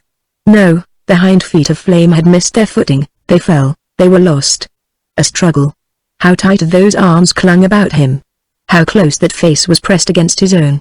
Lo! It was over. They were speeding down the hill, and alongside of the grey horse flame raced the black horse Smoke. Welf on its back, with eyes that seemed to be starting from his head, was shouting, "A Darcy! A Darcy!" And behind him, turban gone, and white burnous floating like a pennon on the air, the grim-visaged Arab, who also shouted. Swifter and yet swifter. Did ever horses gallop so fast? Swifter and yet swifter, till the air sang past them and the ground seemed to fly away beneath. The slope was done. They were on the flat was past, they were in the fields were left behind, and, behold, side by side, with hanging heads and panting flanks, the horses Smoke and Flame stood still upon the road, their sweating hides dyed red in the light of the sinking sun. The grip loosened from about Godwin's middle. It had been close. On Masouda's round and naked arms were the prints of the steel shirt beneath his tunic, for she slipped to the ground and stood looking at them. Then she smiled one of her slow, thrilling smiles, gasped and said, "You ride well, Pilgrim Peter, and Pilgrim John rides well also, and these are good horses, and, oh, that ride was worth the riding, even though death had been its end. Son of the sand, my uncle, what say you? That I grow old for such gallops, 2 on 1 horse, with nothing to win." "Nothing to win?" said Masouda. "I am not so sure." And she looked at Godwin.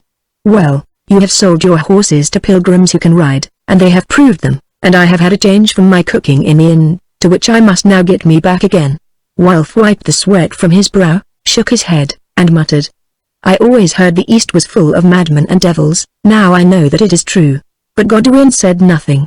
They led the horses back to the inn, where the brethren groomed them down under the direction of the Arab, that the gallant beasts might get used to them, which, after carrying them upon that fearful ride, they did readily enough.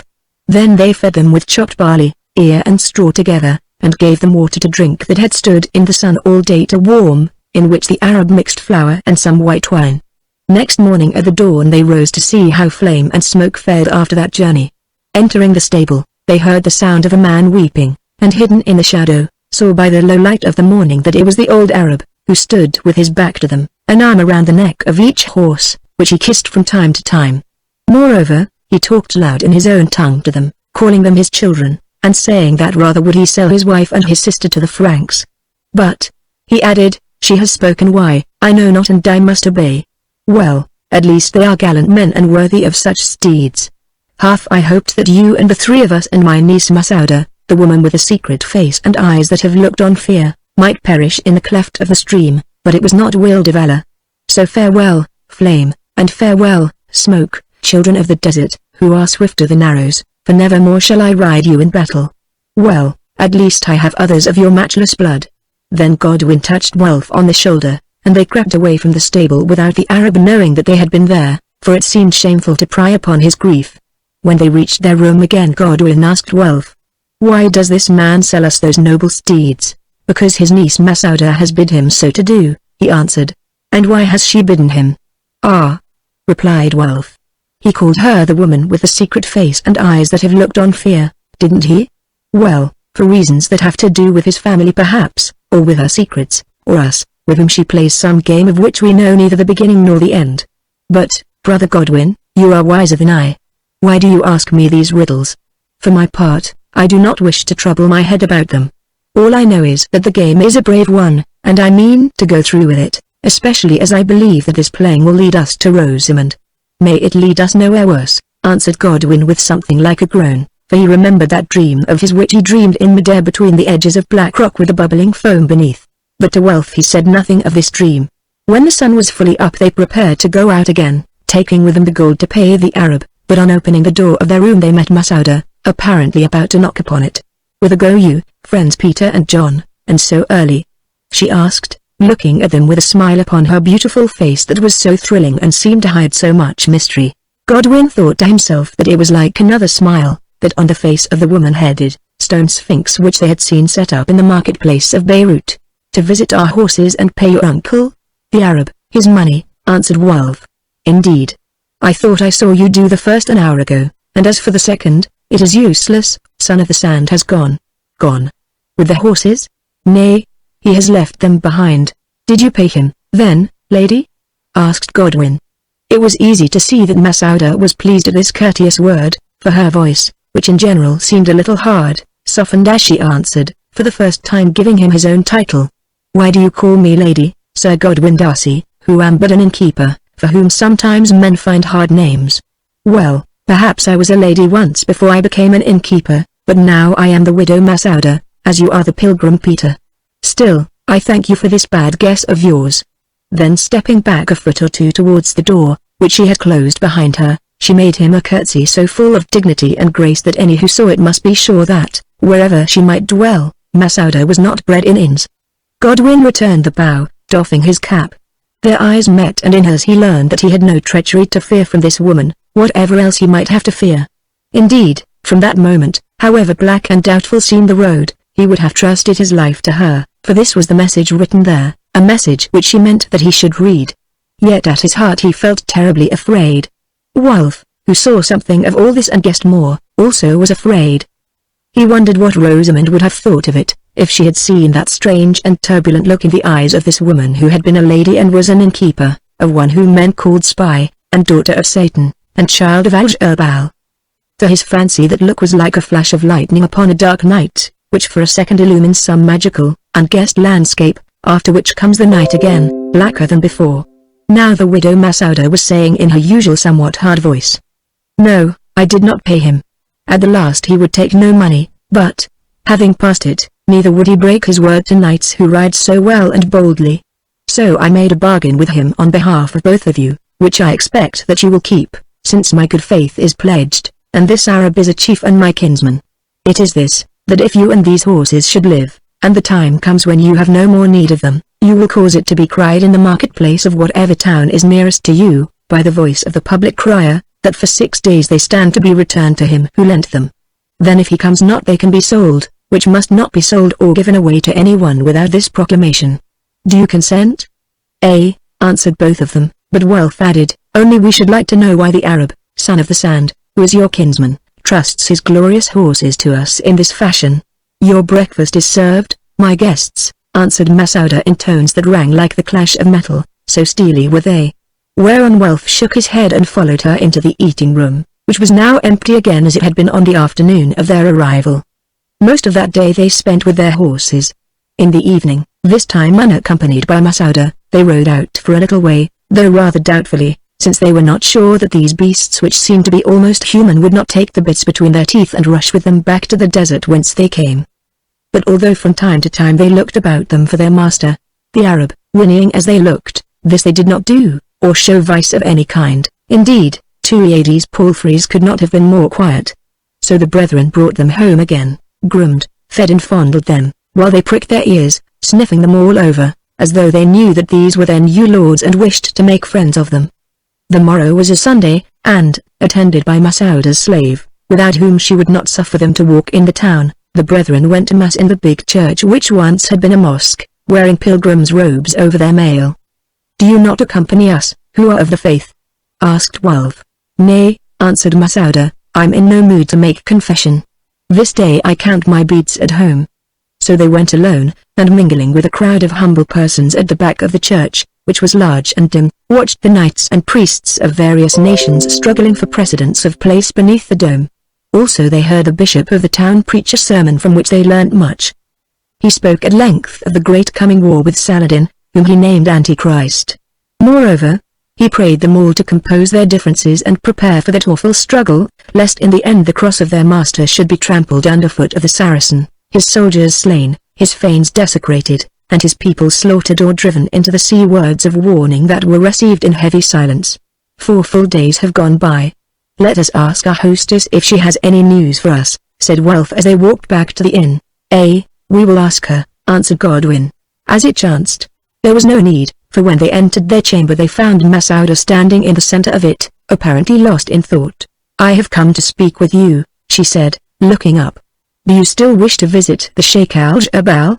They answered yes. "Good. I have leave for you to go, but I counsel you not to go, since it is dangerous. Let us be open with one another. I know your object. I knew it an hour before ever you set foot upon this shore, and that is why you were brought to my house. You would seek the help of the Lord Sinan against Saladin, from whom you hope to rescue a certain great lady of his blood who is your kinswoman and whom both of you desire in marriage. You see, I have learned that also. Well, this land is full of spies, who travel to and from Europe and make report of all things to those who pay them enough. For instance, I can say it, as you will not see him again. The trader Thomas, with whom you stayed in this house, is such a spy. To him your story has been passed on by other spies in England, and he passed it on to me." "Art then you a spy also, as the porter called you?" asked Wolf outright. "I am what I am," she answered coldly. "Perhaps I also have sworn oaths and serve as you serve.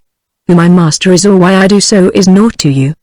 But I like you well, and we have ridden together a wild ride. Therefore I warn you, though perhaps I should not say so much, that the Lord Al-Jabal is one who takes payment for what he gives, and that this business may cost you your lives. You warned us against Saladin also," said Godwin, "so what is left to us if we may dare a visit to neither?" She shrugged her shoulders. "To take service under one of the great Frankish lords and wait a chance that will never come. Or, better still, to sew some cockle shells into your hats, go home as holy men who have made the pilgrimage, marry the richest wives that you can find, and forget Masauda the widow, and Al-Jabal and Salah-ed-Din and the lady about whom he has dreamed a dream.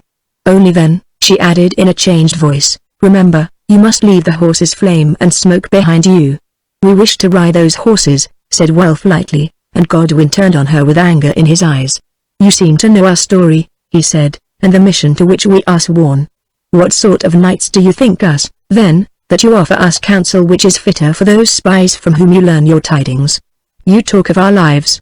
Well, we hold our lives in trust, and when they are asked of us we will yield them up, having done all that we may do." "Well spoken," answered Masauda.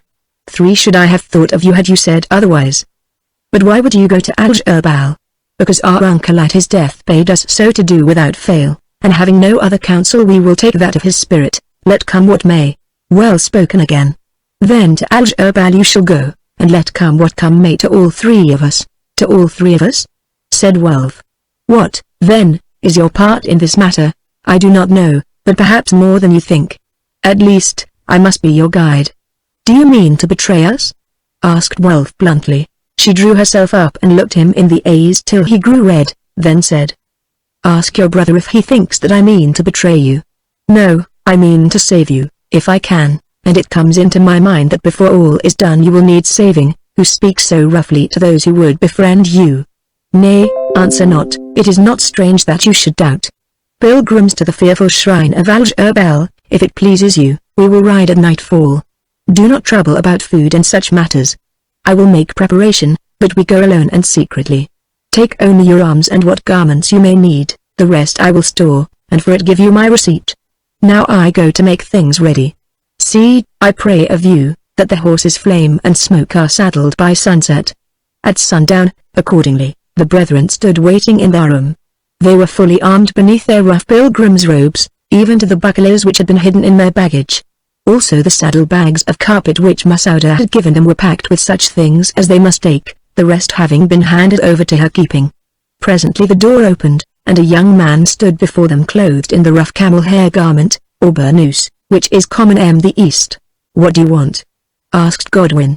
I want you, brothers Peter and John, was the reply, and they saw that the slim young man was Masouda. What? You English innocents, do you not know a woman through a camel hair cloak? She added as she led the way to the stable. Well, so much the better, for it shows that my disguise is good. Henceforth be pleased to forget the widow Masouda and, until we reach the land of Al-Jabal, to remember that I am your servant, a half-breed from Jaffa named David, of no religion or of all. In the stable the horses stood saddled, and near to them another good Arab and 2 laden Cyprian mules, but no attendant was to be seen. They brought them out and mounted, Masouda riding like a man and leading the mules, of which the head of one was tied to the tail of the other. 5 minutes later they were clear of Beirut, and through the solemn twilight hush, followed the road whereon they had tried their horses, towards the Dog River, 3 leagues away, which Masouda said they would reach by moonrise. Soon it grew very dark, and she rode alongside of them to show them the path, but they did not talk much. Wilf asked her who would take care of the inn while she was absent, to which she answered sharply that the inn would take care of itself, and no more. Picking their way along the stony road at a slow amble, they crossed the bed of 2 streams then almost dry, till at length they heard running water sounding above that of the slow wash of the sea to their left, and Masouda bade them halt. So they waited, until presently the moon rose in a clear sky, revealing a wide river in front, the pale ocean 100 feet beneath them to the left, and to the right great mountains, along the face of which their path was cut. So bright was it that Godwin could see strange shapes carven on the sheer face of the rock, and beneath them writing which he could not read. What are these? He asked Masouda. The tablets of kings, she answered, whose names are written in your holy book, who ruled Syria and Egypt thousands of years ago. They were great in their day when they took this land, greater even than Saladin, and now these seals which they set upon this rock are all that is left of them. Godwin and Wilf stared at the weather-worn sculptures, and in the silence of that moonlit place there arose in their minds a vision of the mighty armies of different tongues and peoples who had stood in their pride on this road and looked upon yond river and the great stone wolf that guarded it, which wolf, so said the legend, howled at the approach of foes. But now he howled no more, for he lay headless beneath the waters, and there he lies to this day.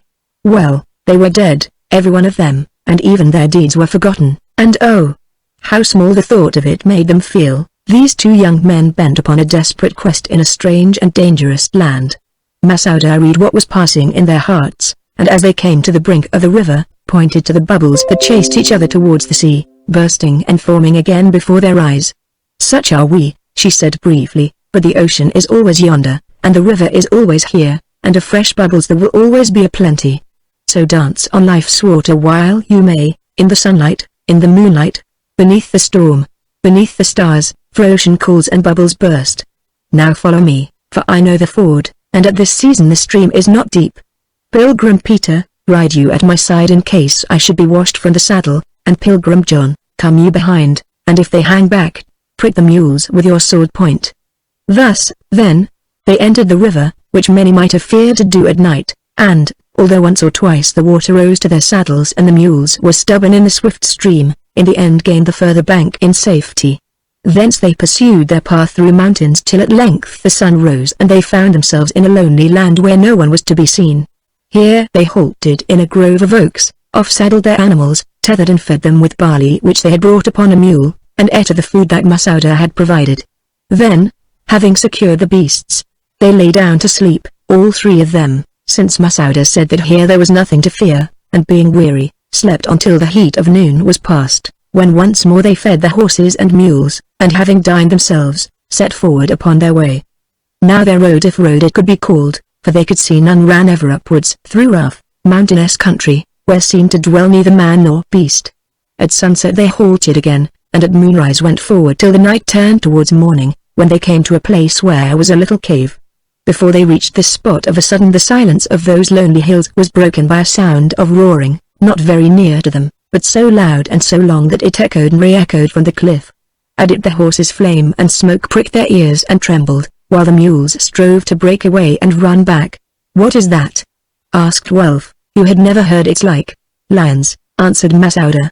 "We draw near the country where there are many of them, and therefore shall do well to halt presently, since it is best to pass through that land in daylight."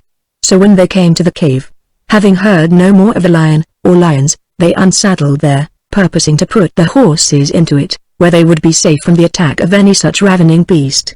But when they tried to do this, smoke and flame spread out their nostrils, and setting their feet firm before them, refused to enter the place, about which there was an evil smell.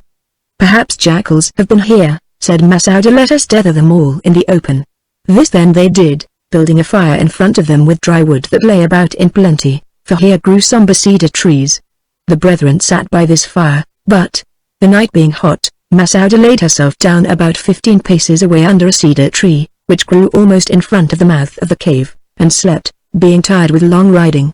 Wolf slept also, since Godwin had agreed to keep watch for the first part of the night. For an hour or more he sat close by the horses, and noted that they fed uneasily and would not lie down. Soon, however, he was lost in his own thoughts, and, as he heard no more of the lions, fell to wondering over the strangeness of their journey and of what the end of it might be. He wondered also about Masauda, who she was, how she came to know so much, why she befriended them if she really was a friend, and other things, for instance, of that leap over the sunken stream, and whether surely he had been mistaken, her eyes have never looked at him like that. Why, he was sleeping at his post, and the eyes in the darkness yonder were not those of a woman. Women's eyes were not green and gold, they did not grow large, then lessen and vanish away. Godwin sprang to his feet. As he thought, they were no eyes. He had dreamed, that was all. So he took cedar boughs and threw them onto the fire, where soon they flared gloriously, which done he sat himself down again close to Wolf, who was lost in heavy slumber. The night was very still and the silence so deep that it pressed upon him like a weight. He could bear it no longer, and rising, began to walk up and down in front of the cave, drawing his sword and holding it in his hand as sentries do. Masauda lay upon the ground, with her head pillowed on a saddle bag, and the moonlight fell through the cedar boughs upon her face. Godwin stopped to look at it, and wondered that he had never noted before how beautiful she was. Perhaps it was but the soft and silvery light which clothed those delicate features with so much mystery and charm. She might be dead, not sleeping, but even as he thought this, life came into her face, color stole up beneath the pale, olive-hued skin, the red lips opened, seeming to mutter some words, and she stretched out her rounded arms as though to clasp a vision of her dream. Godwin turned aside. It seemed not right to watch her thus, although in truth he had only come to know that she was safe. He went back to the fire, and lifting a cedar bough, which blazed like a torch in his left hand, was about to lay it down again on the center of the flame, when suddenly he heard the sharp and terrible cry of a woman in an agony of pain or fear, and at the same moment the horses and mules began to plunge and snort. In an instant, the blazing bough still in his hand, he was back by the cave, and lo! There before him, the form of Masauda, hanging from its jaws, stood a great yellow beast, which, although he had never seen its like, he knew must be a lioness. It was heading for the cave, then catching sight of him, turned and bounded away in the direction of the fire, purposing to re-enter the wood beyond. But the woman in its mouth cumbered it, and running swiftly, Godwin came face to face with the brute just opposite the fire. He hurled the burning bough at it, whereon it dropped Masauda, and rearing itself straight upon its hind legs, stretched out its claws, and seemed about to fall on him. For this Godwin did not wait. He was afraid, indeed, who had never before fought lions, but he knew that he must do or die. Therefore he charged straight at it, and with all the strength of his strong arm drove his long sword into the yellow breast, till it seemed to him that the steel vanished and he could see nothing but the hilt. Then a shock, a sound of furious snarling, and down he went to earth beneath the soft and heavy weight, and there his senses left him. When they came back again something soft was still upon his face, but this proved to be only the hand of Masouda, who bathed his brow with a cloth dipped in water, while Wulf chafed his hands. Godwin sat up, and in the light of the new risen sun, saw a dead lioness lying before him, its breast still transfixed with his own sword. "So I saved you," he said faintly. "Yes, you saved me," answered Masouda, and kneeling down she kissed his feet, then rising again, with her long, soft hair wiped away the blood that was running from the wound in his arm. Chapter 10 On board the galley. Rosamund was led from the Hall of Steeple across the meadow down to the quay at Steeple Creek, where a great boat waited, that of which the brethren had found the impress in the mud. In this the band embarked, placing their dead and wounded, with one or two to tend them, in the fishing skiff that had belonged to her father. This skiff having been made fast to the stern of the boat, they pushed off, and in utter silence rowed down the creek till they reached the tidal stream of the Blackwater, where they turned their bow seawards. Through the thick night and the falling snow slowly they felt their way along, sometimes rowing, sometimes drifting, while the false Palmer Nicholas steered them. The journey proved dangerous, for they could scarcely see the shore, although they kept as close to it as they dared. The end of it was that they grounded on a mud bank, and, do what they would, could not thrust themselves free.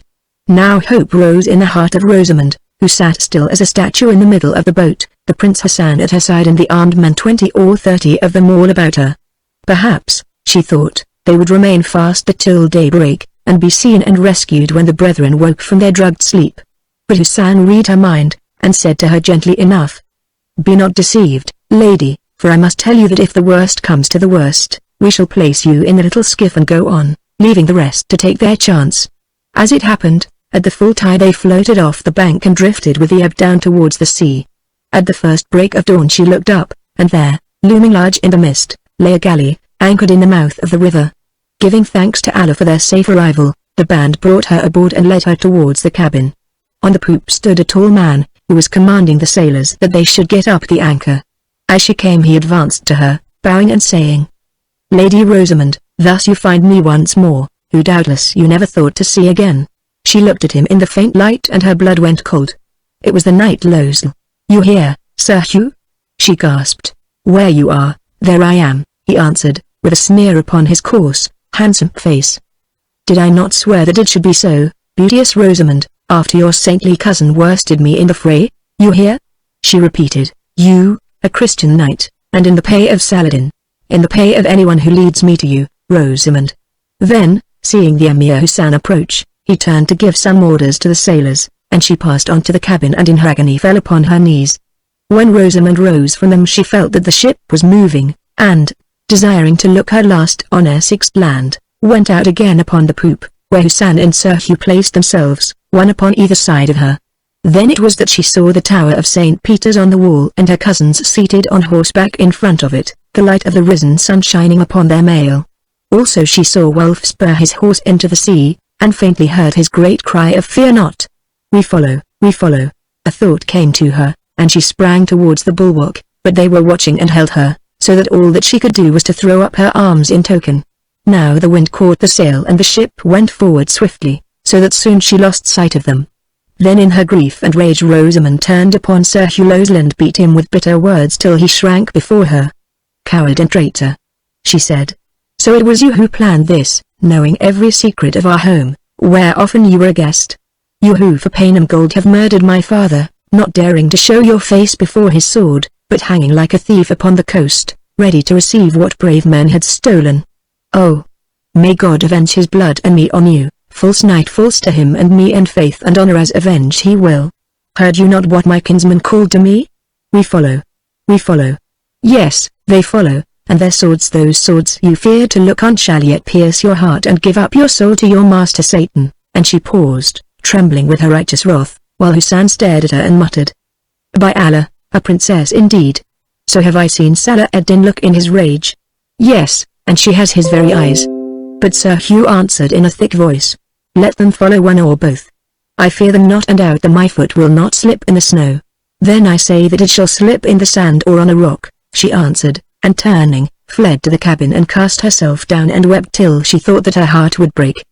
Well might Rosamund weep whose beloved sire was slain, who was torn from her home to fend herself in the power of a man she hated. Yet there was hope for her.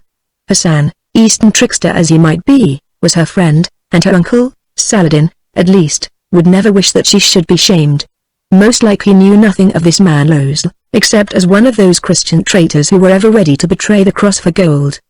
But Saladin was far away and her home lay behind her, and her cousins and lovers were eating out their hearts upon that fading shore. And she, one woman alone, was on this ship with the evil man Losel, who thus had kept his promise, and there were none save Easterns to protect her, none save them and God, who had permitted that such things should be.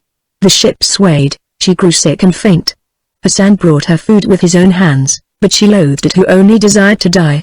The day turned to night, the night turned to day again, and always Hassan brought her food and strove to comfort her, till at length she remembered no more. Then came a long, long sleep, and in the sleep dreams of her father standing with his face to the foe and sweeping them down with his long sword as a sickle sweeps corn of her father felled by the pilgrim knave, dying upon the floor of his own house, and saying God will guard you. His will be done. Dreams of Godwin and wealth also fighting to save her, plighting their troths and swearing their oaths, and between the dreams blackness. Rosamund awoke to feel the sun streaming warmly through the shutter of her cabin, and to see a woman who held a cup in her hand, watching her, a stout woman of middle age with a not unkindly face. She looked about her and remembered all. So she was still in the ship. Whence come you? She asked the woman. From France, lady. This ship put in at Marseille, and there I was hired to nurse one who lay sick, which suited me very well, as I wished to go to Jerusalem to seek my husband, and good money was offered me. Still, had I known that they were all Saracens on this ship, I am not sure that I should have come, that is, except the captain, Sir Hugh, and the palmer Nicholas, though what they, or you either, are doing in such company I cannot guess.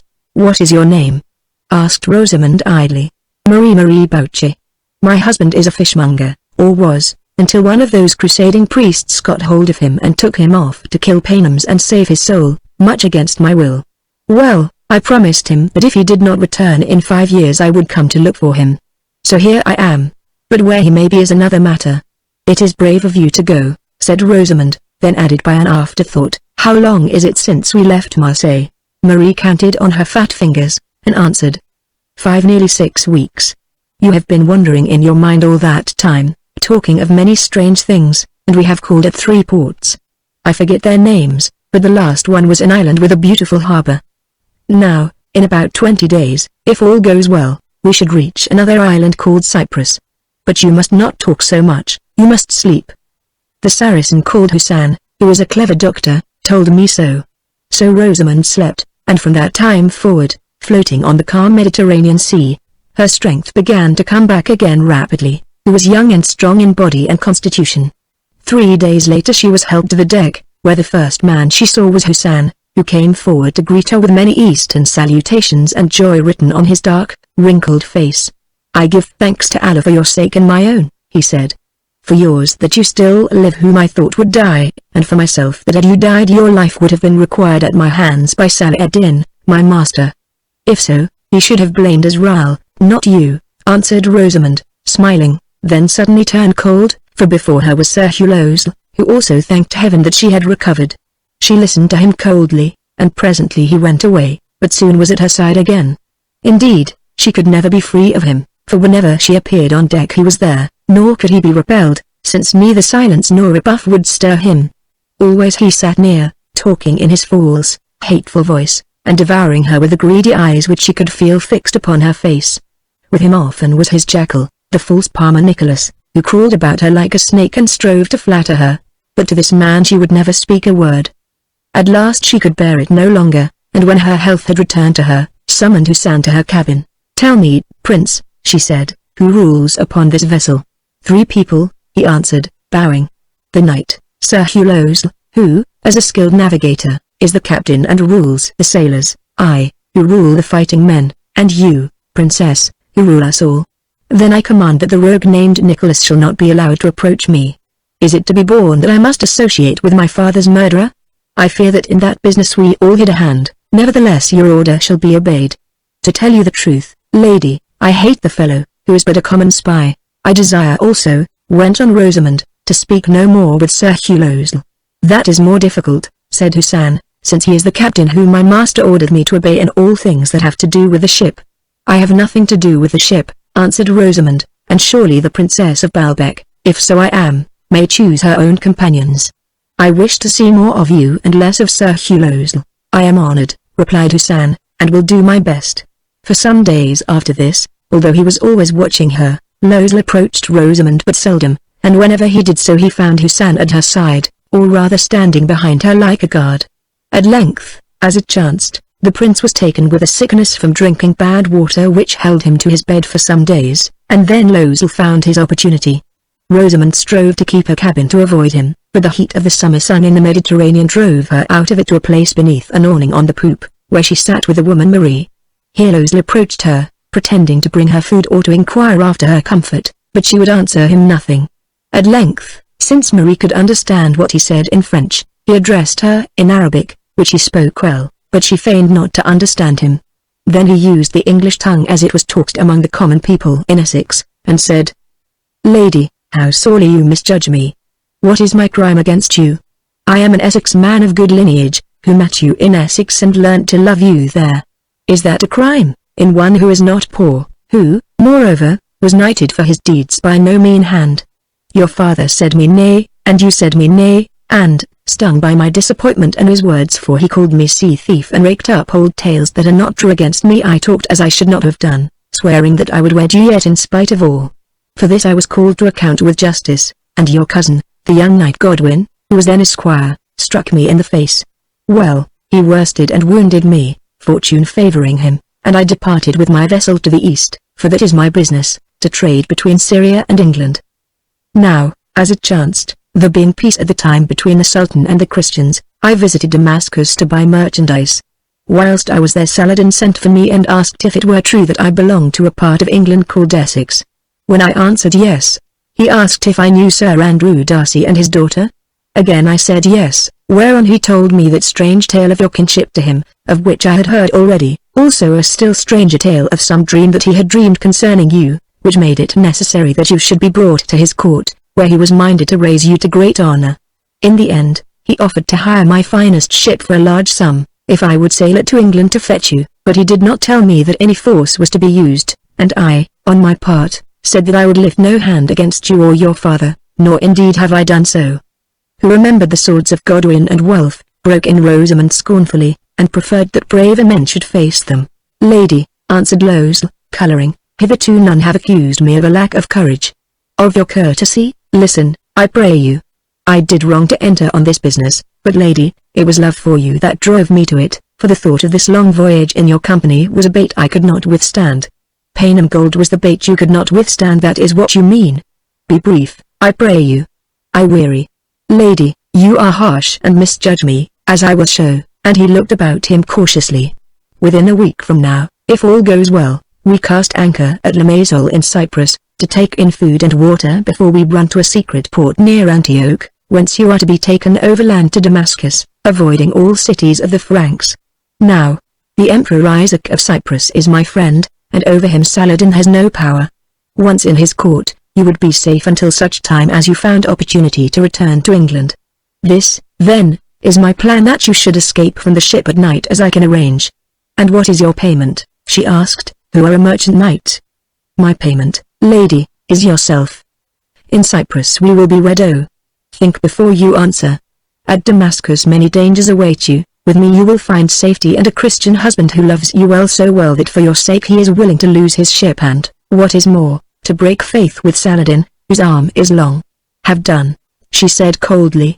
Sooner will I trust myself to an honest Saracen than to you, Sir Hugh, whose spurs, if you met your desert, should be hacked from your heels by scullions. Yes, sooner would I take death from my lord than you, who for your own base ends devised the plot that brought my father to his murder and me to slavery. Have done, I say, and never dare again to speak of love to me, and rising, she walked past him to her cabin. But Losel, looking after her, muttered to himself, Nay, fair lady, I have but begun, nor will I forget your bitter words, for which you shall pay the merchant knight in kisses. Greater than from her cabin Rosamond sent a message to Hussein, saying that she would speak with him. He came, still pale with illness, and asked her will, whereon she told him what had passed between Losel and herself, demanding his protection against this man. Hussein's eyes flashed. Yonder he stands, he said, alone. Will you come with me and speak to him? She bowed her head, and giving her his hand, he led her to the poop. "Sir Captain," he began, addressing Losel, "the princess here tells me a strange story that you have dared to offer your love to her. By Allah! To her, a niece of Salah ad-Din." "What of it, Sir Saracen?" answered Losel, insolently. "Is not a Christian knight fit mate for the blood of an Eastern chief? Had I offered her less than marriage, you might have spoken." "You," answered Hussein, with rage in his low voice, "you, huckstering thief and renegade, who swear by Muhammad in Damascus and by your prophet Jesus in England, deny it not. I have heard you, as I have heard that rogue, Nicholas, your servant. You, her fit mate? Why, were it not that you must guide this ship, and that my master bade me not to quarrel with you till your task was done, I would behead you now and cut from your throat the tongue that dared to speak such words," and as he spoke he gripped the handle of his scimitar. Losel quailed before his fierce eyes, for well he knew Hussein, and knew also that if it came to fighting his sailors were no match for the Emir and his picked Saracens. "When our duty is done you shall answer for those words," he said, trying to look brave. "By Allah! I hold you to the promise," replied Hussein. "Before Salah ad-Din I will answer for them when and where you will, as you shall answer to him for your treachery." "Of what, then, am I accused?" asked Losel. "Of loving the Lady Rosamond, as do all men, perhaps yourself, old and withered as you are, among them? And for that crime I will repay you, old and withered as I am, Sir Renegade. But with Salah ad-Din you have another score to settle, that by promising her escape you tried to seduce her from this ship, where you were sworn to guard her, saying that you would find her refuge among the Greeks of Cyprus." "Were this true," replied Losel, "the Sultan might have cause of complaint against me. But it is not true. Hearken, since speak I must. The Lady Rosamond prayed me to do this deed, and I told her that for my honor's sake it is not possible, although it was true that I loved her now as always, and would dare much for her. Then she said that if I did but save her from you Saracens, I should not go without my reward, since she would wed me. Again, although it cost me sore, I answered that it might not be, but when once I had brought my ship to land, I was her true knight, and being freed of my oath, would do my best to save her." "Princess, you hear," said Hussein, turning to Rosamond. "What say you?" "I say," she answered coldly, "that this man lies to save himself. I say, moreover, that I answered to him, that sooner would I die than that he should lay a finger on me." "I hold also that he lies," said Hussein. "Nay, unclasp the dagger if you would live to see another son. Here, I will not fight with you. But Salah ad-Din shall learn all this case when we reach his court, and judge between the word of the Princess of Baalbek and of his hired servant, the false Frank and pirate, Sir Hugh Losel. Let him learn it when we reach his court," answered Losel, with meaning, then added, "Have you aught else to say to me, Prince Hassan? Because if not, I must be attending to the business of my ship, which you suppose that I was about to abandon to win a lady's smile. Only this, that the ship is the Sultan's and not yours, for he bought it from you, and that henceforth this lady will be guarded day and night, and doubly guarded when we come to the shores of Cyprus, where it seems that you have friends. Understand and remember." "I understand, and certainly I will remember," replied Losel, and so they parted. "I think," said Rosamond, when he had gone, "that we shall be fortunate if we land safe in Syria." "That was in my mind, also, lady. I think, too, that I have forgot my wisdom, but my heart rose against this man, and being still weak from sickness, I lost my judgment and spoke what was in my heart, who would have done better to wait. Now, perhaps, it will be best to kill him, if it were not that he alone has the skill to navigate the ship, which is a trade that he has followed from his youth. Nay, let it go as Allah wills. He is just, and will bring the matter to judgment in due time." "Yes, but to what judgment?" asked Rosamond. "I hope to that of the sword," answered Hussein, as he bowed and left her. Greater than from that time forward armed men watched all the night through before Rosamond's cabin, and when she walked the deck armed men walked after her. Nor was she troubled by Losel, who sought to speak with her no more, or to Hussein neither. Only with the man Nicholas he spoke much. At length upon one golden evening, for Losel was a skillful pilot, one of the best, indeed, who sailed those seas, they came to the shores of Cyprus, and cast anchor. Before them, stretched along the beach, lay the white town of Limassol, with palm trees standing up amidst its gardens, while beyond the fertile plain rose the mighty mountain range of Troodos. Sick and weary of the endless ocean, Rosamond gazed with rapture at this green and beauteous shore, the home of so much history, and sighed to think that on it she might set no foot. Losel saw her look and heard her sigh, and as he climbed into the boat which had come out to row him into the harbour, mocked her, saying, "Will you not change your mind, lady, and come with me to visit my friend, the Emperor Isaac. I swear that his court is gay, not packed full of sour Saracens or pilgrims thinking of their souls. In Cyprus they only make pilgrimages to Paphos yonder, where Venus was born from out the foam, and has reigned since the beginning of the world and will reign until its end." Rosamund made no answer, and Losel, descending into the boat, was rowed shorewards through the breakers by the dark-skinned, Cyprian oarsmen, who wore flowers in their hair and sang as they labored at the oars. For 10 whole days they rolled off Limassol, although the weather was fair and the wind blew straight for Syria. When Rosamund asked why they bided there so long, Hassan stamped his foot and said it was because the emperor refused to supply them with more food or water than was sufficient for their daily need, unless he, Hassan, would land and travel to an inland town called Nicosia, where his court lay, and do homage to him.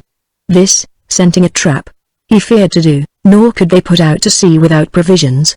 "Cannot Sir Hulose see to it?" asked Rosamund. "Doubtless, if he will," answered Hassan, grinding his teeth, "but he swears that he is powerless." So that they bowed day after day, baked by the sweltering summer sun and rocked to and fro on the long ocean rollers till their hearts grew sick within them, and their bodies also, for some of them were seized with a fever common to the shores of Cyprus, of which 2 died. Now and again some officer would come off from the shore with Losel and a little food and water, and bargain with them, saying that before their wants were supplied the Prince Hassan must visit the emperor and bring with him the fair lady who was his passenger, whom he desired to see. Hassan would answer no, and double the guard about Rosamund, for at nights boats appeared that cruised round them.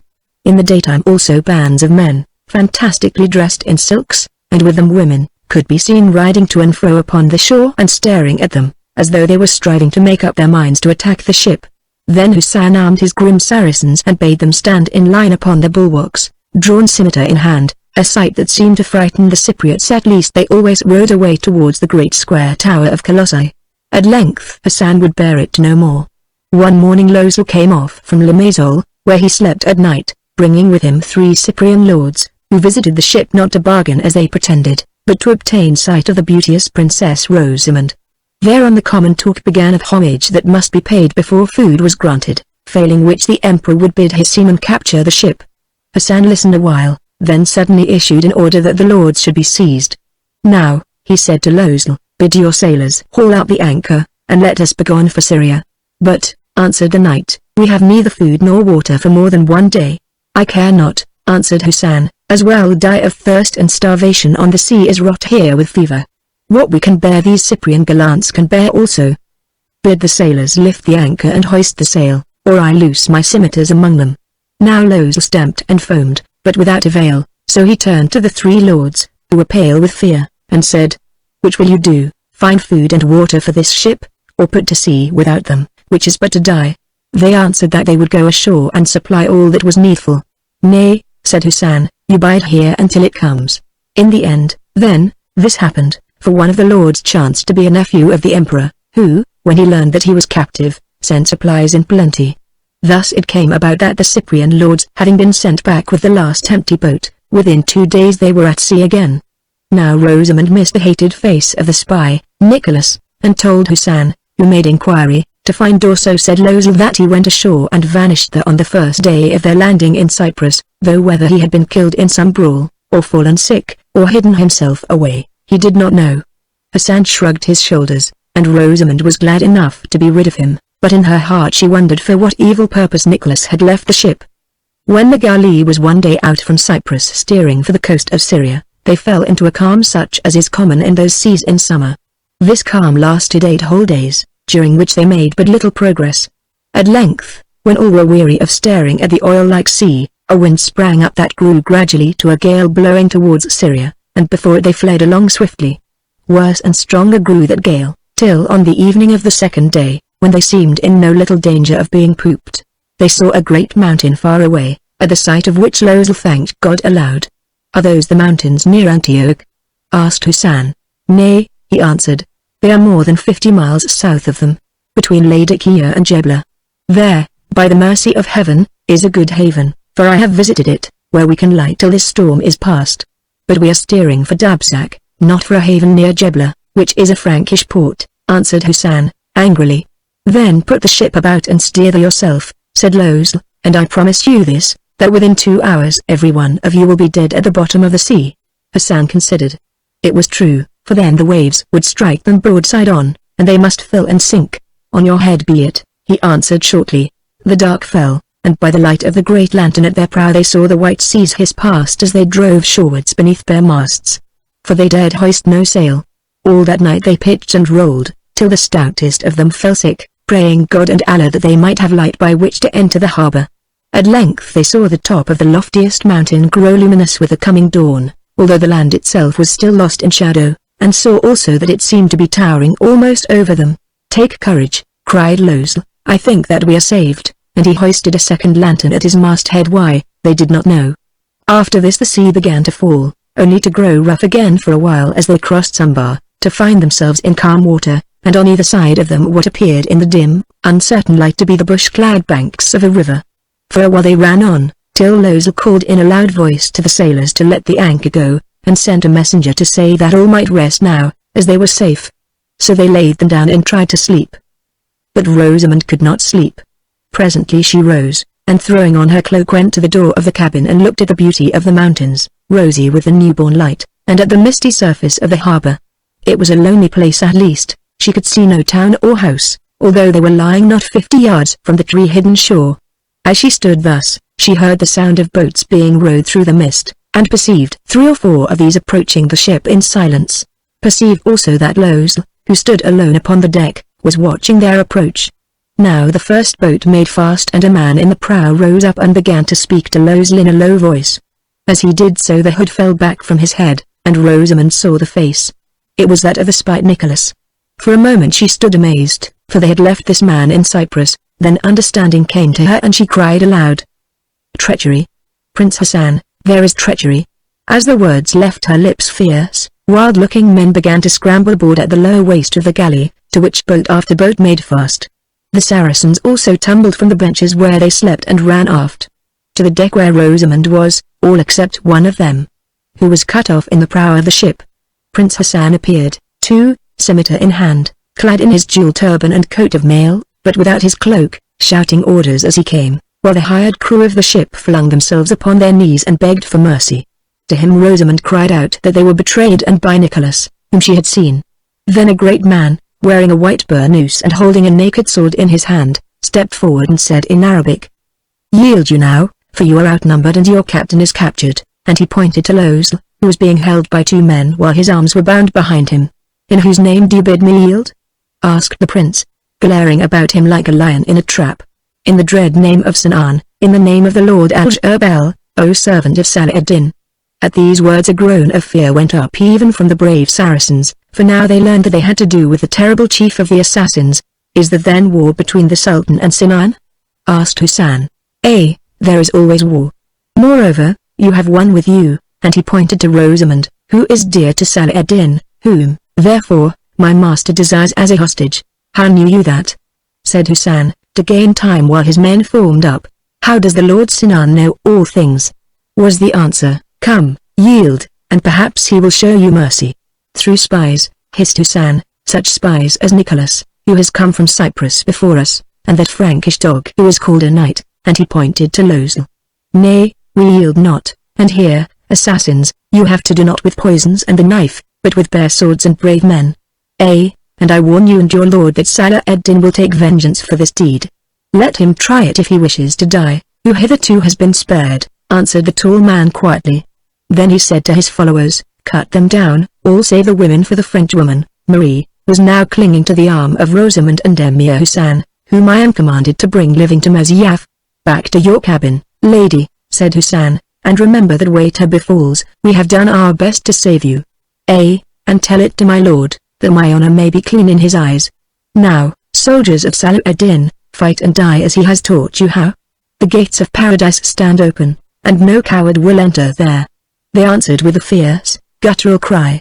Then, as Rosamond fled to the cabin, the fray began, a hideous fray. On came the assassins with sword and dagger, striving to storm the deck.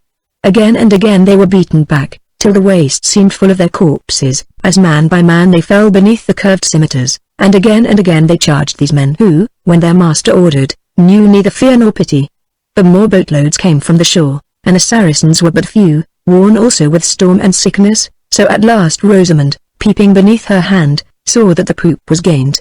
Here and there a man fought on until he fell beneath the cruel knives in the midst of the circle of the dead, among them the warrior Prince Hassan. Watching him with fascinated eyes as he strove alone against a host, Rosamund was put in mind of another scene, when her father, also alone, had striven thus against that emir and his soldiers, and even then she bethought her of the justice of God. See! His foot slipped on the blood-stained deck. He was down, and ere he could rise again they had thrown cloaks over him. These fierce, silent men, who even with their lives at stake, remembered the command of their captain, to take him living.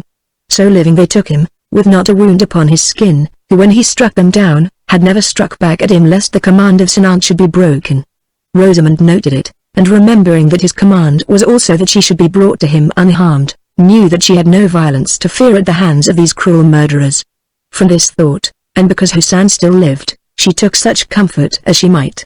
"It is finished," said the tall man, in his cold voice. "Cast these dogs into the sea who have dared to disobey the command of Al-Jabal." So they took them up, dead and living together, and threw them into the water, where they sank, nor did one of the wounded Saracens pray them for mercy. Then they served their own dead likewise, but those that were only wounded they took ashore. This done, the tall man advanced to the cabin and said, "Lady, come, we are ready to start upon our journey." Having no choice, Rosamund obeyed him, remembering as she went how from a scene of battle and bloodshed she had been brought aboard that ship to be carried she knew not whither, which now she left in a scene of battle and bloodshed to be carried she knew not whither. "Oh!" she cried aloud, pointing to the corpses they hurled into the deep. "Ill has it gone with these who stole me, and ill may it go with you also, servant of Al-Jabal." But the tall man answered nothing, as followed by the weeping Marie and the Prince Hassan, he led her to the boat. Soon they reached the shore, and here they tore Marie from her, nor did Rosamund ever learn what became of her, or whether or no this poor woman found her husband whom she had dared so much to seek. Chapter 11 The City of Al-Jabal. "I pray you have done," said Godwin, "it is but a scratch from the beast's claws. I am ashamed that you should put your hair to such vile uses. Give me a little water." He asked it of Welf, but Masouda rose without a word and fetched the water, in which she mingled wine. Godwin drank of it and his faintness left him, so that he was able to stand up and move his arms and legs. "Why," he said, "it is nothing, I was only shaken. That lioness did not hurt me at all." "But you hurt the lioness," said Welf, with a laugh. "By Saint Chad a good thrust." And he pointed to the long sword driven up to the hilt in the brute's breast.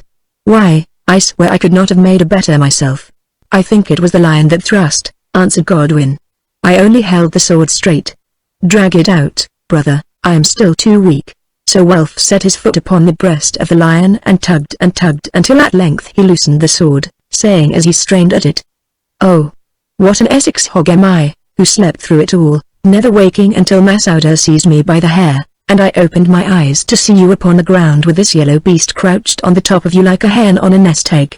I thought that it was alive and smote it with my sword, which, had I been fully awake, I doubt if I should have found the courage to do. Look," and he pushed the lioness's head with his foot, whereon it twisted round in such a fashion that they perceived for the first time that it only hung to the shoulders by a thread of skin. "I am glad you did not strike a little harder," said Godwin, "or I should now be in 2 pieces and drowned in my own blood, instead of in that of this dead brute," and he looked ruefully at his burnous and hauberk, that was soaked with gore. "Yes," said Welf, "I never thought of that." "Who would, in such a hurry, Lady Masouda?" asked Godwin. "When last I saw you were hanging from those jaws. Say, are you hurt?" "Nay," she answered, "for I wear mail like you," and the teeth glanced on it so that she held me by the cloak only. "Come, let us skin the beast, and take its pelt as a present to the Lord Al-Jabal." "Good," said Godwin, "and I give you their claws for a necklace." "Be sure that I will wear them," she answered, and helped Welf to flay the lioness while he sat by resting. When it was done Welf went to the little cave and walked into it, to come out again with a bound. "Why?" he said, "there are more of them in there. I saw their eyes and heard them snarl. Now, give me a burning branch and I will show you, brother, that you are not the only one who can fight a lion." "Let be, you foolish man," broke in Masouda.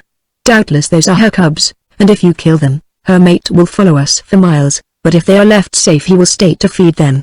Come, let us begone from this place as swiftly as we can." So having shown them the skin of the lion, that they might know it was but a dead thing, at the sight of which they snorted and trembled, They packed it upon one of the mules and rode off slowly into a valley some 5 miles away, where was water but no trees. Here, since Godwin needed rest, they stopped all that day and the night which followed, seeing no more of lions, though they watched for them sharply enough. The next morning, having slept well, he was himself again, and they started forward through a broken country towards a deep cleft, on either side of which stood a tall mountain. "This is Al-Jurbal's gateway," said Masouda, "and tonight we should sleep in the gate, whence one day's ride brings us to his city." So on they rode till at length, perched upon the sides of the cleft, they saw a castle, a great building, with high walls, to which they came at sunset. It seemed that they were expected in this place, for men hastened to meet them, who greeted Masouda and eyed the brethren curiously, especially after they had heard of the adventure with the lion. These took them, not into the castle, but to a kind of hostelry at its back, where they were furnished with food and slept the night. Next morning they went on again to a hilly country with beautiful and fertile valleys. Through this they rode for 2 hours, passing on their way several villages, where some bride people were laboring in the fields. From each village, as they drew near to it, horsemen would gallop out and challenge them, whereon Masouda rode forward and spoke with the leader alone. Then he would touch his forehead with his hand and bow his head, and they rode on unmolested.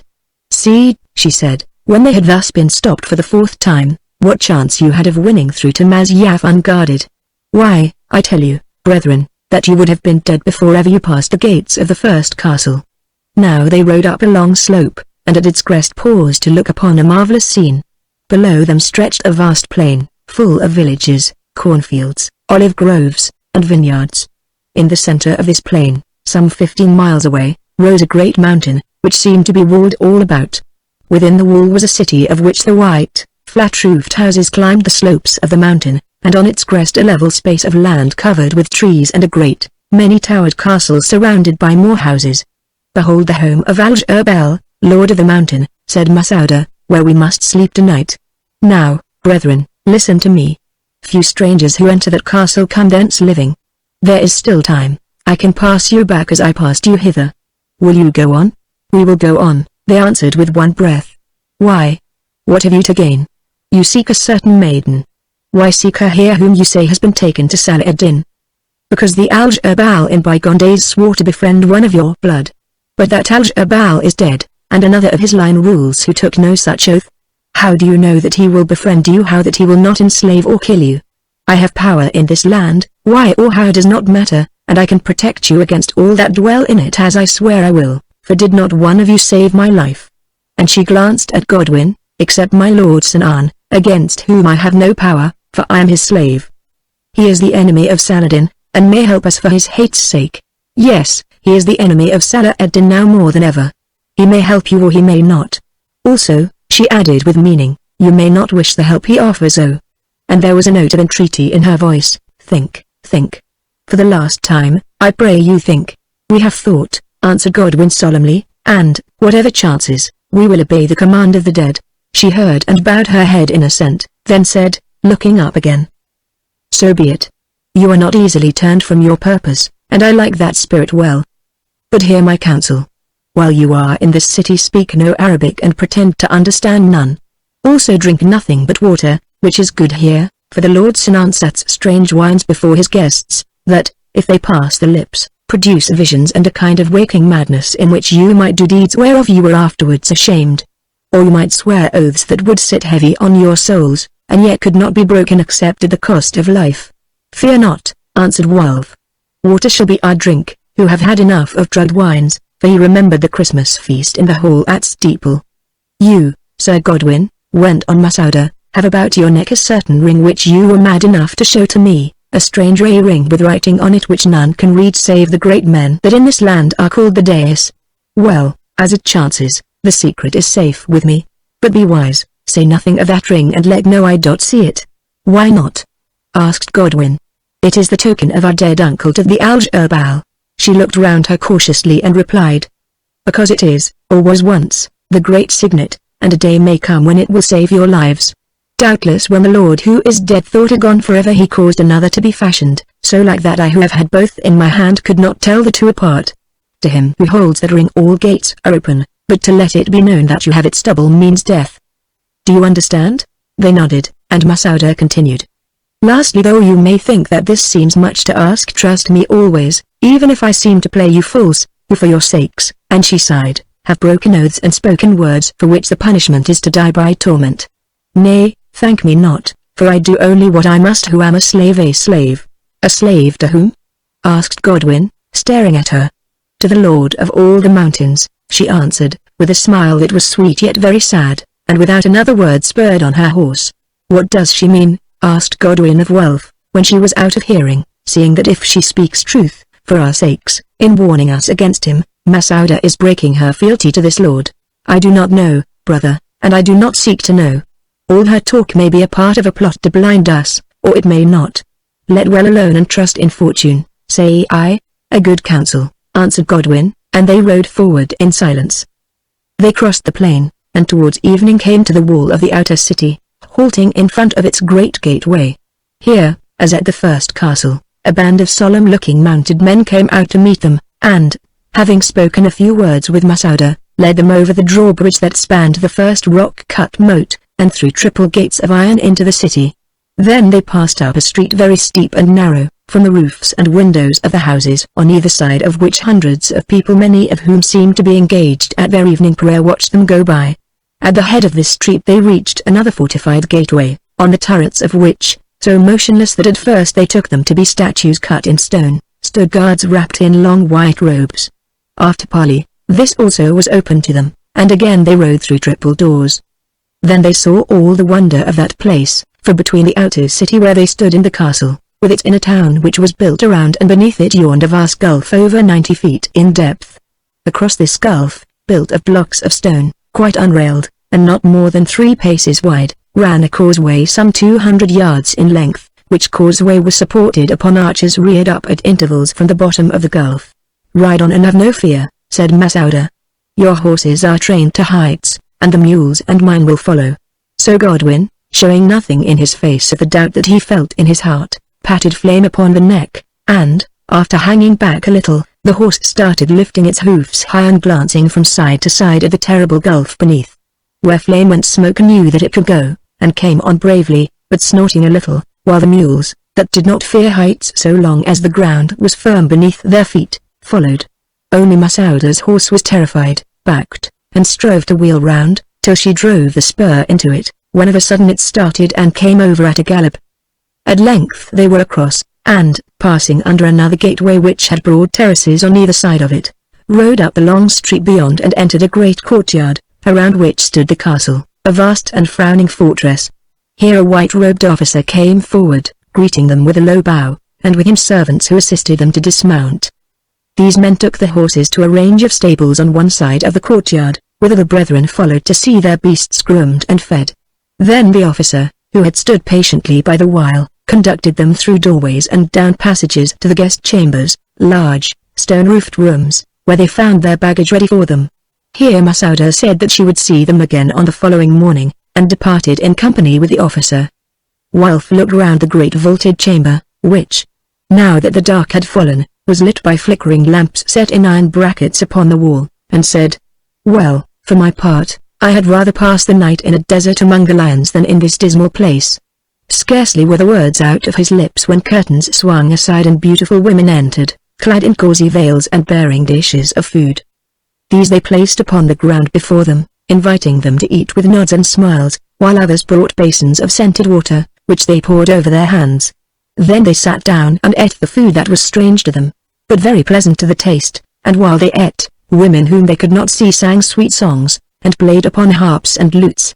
Wine was offered to them also, but of this, remembering Masouda's words, they would not drink, asking by signs for water, which was brought after a little pause. When their meal was done, the beautiful women bore away the dishes, and black slaves appeared. These men led them to baths such as they had never seen, where they washed first in hot water, then in cold. Afterwards they were rubbed with spicy-smelling oils, and having been wrapped in white robes, conducted back to their chamber, where they found beds spread for them. On these, being very weary, they lay down, when the strange, sweet music broke out afresh, and to the sound of it they fell asleep. When they awoke it was to see the light streaming through the high, latticed windows. "Did you sleep well, Godwin?" asked Wulf. "Well enough," answered his brother, only I dreamed that throughout the night people came and looked at me. I dreamed that also, said Wolf. Moreover, I think that it was not all a dream, since there is a coverlet on my bed which was not there when I went to sleep. Godwin looked at his own, where also was another coverlet added, doubtless as the night grew colder in that high place. I have heard of enchanted castles, he said. Now I think that we have found one. Replied Wolf, and it is well enough while it lasts. They rose and dressed themselves, putting on clean garments and their best cloaks, that they had brought with them on the mules, after which the veiled women entered the room with breakfast, and they ate. When this was finished, having nothing else to do, they made signs to one of the women that they wished for cloths wherewith to clean their armor, for, as they had been bidden, they pretended to understand no word of Arabic. She nodded, and presently returned with a companion carrying leathers and paste in a jar. Nor did they leave them, but, sitting upon the ground, whether the brethren willed it or no, took the shirts of mail and rubbed them till they shone like silver, while Godwin and Wolf polished their helms, spurs, and bucklers, cleansing their swords and daggers also, and sharpening them with a stone which they carried for that purpose. Now as these women worked, they began to talk to each other in a low voice, and some of their talk, though not all, the brethren understood. A handsome pair truly, said the first. We should be fortunate if we had such men for husbands, although they are Franks and infidels. Answered the other, and from their likeness they must be twins. Now which of them would you choose? Then for a long while they discussed them, comparing them feature by feature and limb by limb, until the brethren felt their faces grow red beneath the sunburn and scrubbed furiously at their armor to show a reason for it. At length one of the women said, "It was cruel of the Lady Masouda to bring these birds into the master's net. She might have warned them." "Masouda was ever cruel," answered the other, "who hates all men, which is unnatural. Yet I think if she loved a man she would love him well, and perhaps that might be worse for him than her hate." "Are these knights spies?" asked the first. "I suppose so," was the answer. "Silly fellows who think that they can spy upon a nation of spies. They would have done better to keep to fighting, at which, doubtless, they are good enough. What will happen to them? What always happens, I suppose a pleasant time at first, then, if they can be put to no other use, a choice between the faith and the cup. Or, perhaps, as they seem men of rank, they may be imprisoned in the dungeon tower and held to ransom. Yes, it was cruel of Masouda to trick them so, who may be but travelers after all, desiring to see our city." Just then the curtain was drawn, and through it entered Masouda herself. She was dressed in a white robe that had a dagger worked in red over the left breast, and her long black hair fell upon her shoulders, although it was half hid by the veil, open in front, which hung from her head. Never had they seen her look so beautiful as she seemed thus. "Greetings, brothers Peter and John. Is this fit work for pilgrims?" she said in French, pointing to the long swords which they were sharpening. Answered Wolf, as they rose and bowed to her, "for pilgrims to this holy city." The women who were cleaning the mail bowed also, for it seemed that here Masouda was a person of importance. She took the hauberks from their hands. "3 cleansed," she said sharply. "I think that you girls talk better than you work. Nay, they must serve. Help these lords to don them. Fools, that is the shirt of the grey-eyed knight. Give it me, I will be his squire," and she snatched the hauberk from their hands, whereat, when her back was turned, they glanced at one another. "Now," she said, when they were fully armed and had donned their mantles, "you brethren look as pilgrims should. Listen, I have a message for you." The master and she bowed her head, as did the women, guessing of whom she spoke. "Will receive you in an hour's time, till when, if it please you, we can walk in the gardens, which are worth your seeing." So they went out with her, and as they passed towards the curtain she whispered, "For your lives' sake, remember all that I have told you above everything, about the wine and the ring, for if you dream the drink dream you will be searched. Speak no word to me save of common matters." In the passage beyond the curtain white-robed guards were standing, armed with spears, who turned and followed them without a word. First they went to the stables to visit Flame and Smoke, which whinnied as they drew near. These they found well fed and tended indeed. A company of grooms were gathered round them, discussing their points and beauty, who saluted as the owners of such steeds approached. Leaving the stable, they passed through an archway into the famous gardens, which were said to be the most beautiful in all the East. Beautiful they were indeed, planted with trees, shrubs, and flowers such as are seldom seen, while between fern-clad rocks flowed rills which fell over deep cliffs in waterfalls of foam. In places the shade of cedars lay so dense that the brightness of day was changed to twilight, but in others the ground was open and carpeted with flowers which filled the air with perfume. Everywhere grew roses, myrtles, and trees laden with rich fruits, while from all sides came the sound of cooing doves and the voices of many bright-winged birds which flashed from palm to palm. On they walked, down the sand-strewn paths for a mile or more, accompanied by Masouda and the guard. At length, passing through a brake of whispering, reed-like plants, of a sudden they came to a low wall, and saw, yawning black and wide at their very feet, that vast cleft which they had crossed before they entered the castle. "It encircles the inner city, the fortress, and its grounds," said Masouda, "and who lives today that could throw a bridge across it? Now come back." So, following the gulf round, they returned to the castle by another path, and were ushered into an anteroom, where stood a watch of 12 men. Here Masouda left them in the midst of the men, who stared at them with stony eyes. Presently she returned, and beckoned to them to follow her. Walking down a long passage they came to curtains, in front of which were 2 sentries, who drew these curtains as they approached. Then, side by side, they entered a great hall, long as Stangate Abbey Church, and passed through a number of people, all crouched upon the ground. Beyond these the hall that narrowed as a chancel does. Here sat and stood more people, fierce-eyed, turbaned men, who wore great knives in their girdles. These, as they learn afterwards, were called the Fedai, the sworn assassins, who lived but to do the command of their lord the great assassin. At the end of this chancel were more curtains, beyond which was a guarded door. It opened, and on its further side they found themselves in full sunlight on an unwalled terrace, surrounded by the mighty gulf into which it was built out. On the right and left edges of this terrace sat old and bearded men, 12 in number, their heads bowed humbly and their eyes fixed upon the ground. These were the dais or councillors. At the head of the terrace, under an open and beautifully carved pavilion of wood, stood 2 gigantic soldiers, having the red dagger blazoned on their white robes. Between them was a black cushion, and on the cushion a black heap. At first, staring out of the bright sunlight at this heap in the shadow, the brethren wondered what it might be. Then they caught sight of the glitter of eyes, and knew that the heap was a man who wore a black turban on his head and a black, bell-shaped robe clasped at the breast with a red jewel. The weight of the man had sunk him down deep into the soft cushion, so that there was nothing of him to be seen save the folds of the bell-shaped cloak, the red jewel, and the head. He looked like a coiled-up snake. The dark and glittering eyes also were those of a snake. Of his features, in the deep shade of the canopy and of the wide black turban, they could see nothing. The aspect of this figure was so terrible and inhuman that the brethren trembled at the sight of him. They were men and he was a man, but between that huddled, beady-eyed heap and those 2 tall western warriors, clad in their gleaming mail and coloured cloaks, helm on brow, buckler on arm, and long sword at side, the contrast was that of death and life. Chapter 12 The Lord of Death. Masouda ran forward and prostrated herself at full length. But Godwin and Welf stared at the heap, and the heap stared at them. Then, at some motion of his chin, Masouda arose and said, "Strangers, you stand in the presence of the Master, Sinan, Lord of Death. Kneel, and do homage to the Master." But the brethren stiffened their backs and would not kneel. They lifted their hands to their brows in salute, but no more. Then from between the black turban and the black cloak came a hollow voice, speaking in Arabic, and saying, "Are these the men who brought me the lion's skin? Well, what seek ye, Franks?" They stood silent. "Dread Lord," said Masouda, "these knights are but now come from England over sea, and do not understand our tongue. Set out their story in their request," said Al-Jabal, "that we may judge of them." "Dread Lord," answered Masouda, "as I sent you word, they say that they are the kin of a certain knight who in battle saved the life of him who ruled before you, but is now an inhabitant of paradise." "I have heard that there was such a knight," said the voice. "He was named Darcy, and he bore the same cognizance on his shield, a sign of a skull. Lord, these brethren are also named Darcy, and now they come to ask your help against Salah ad-Din."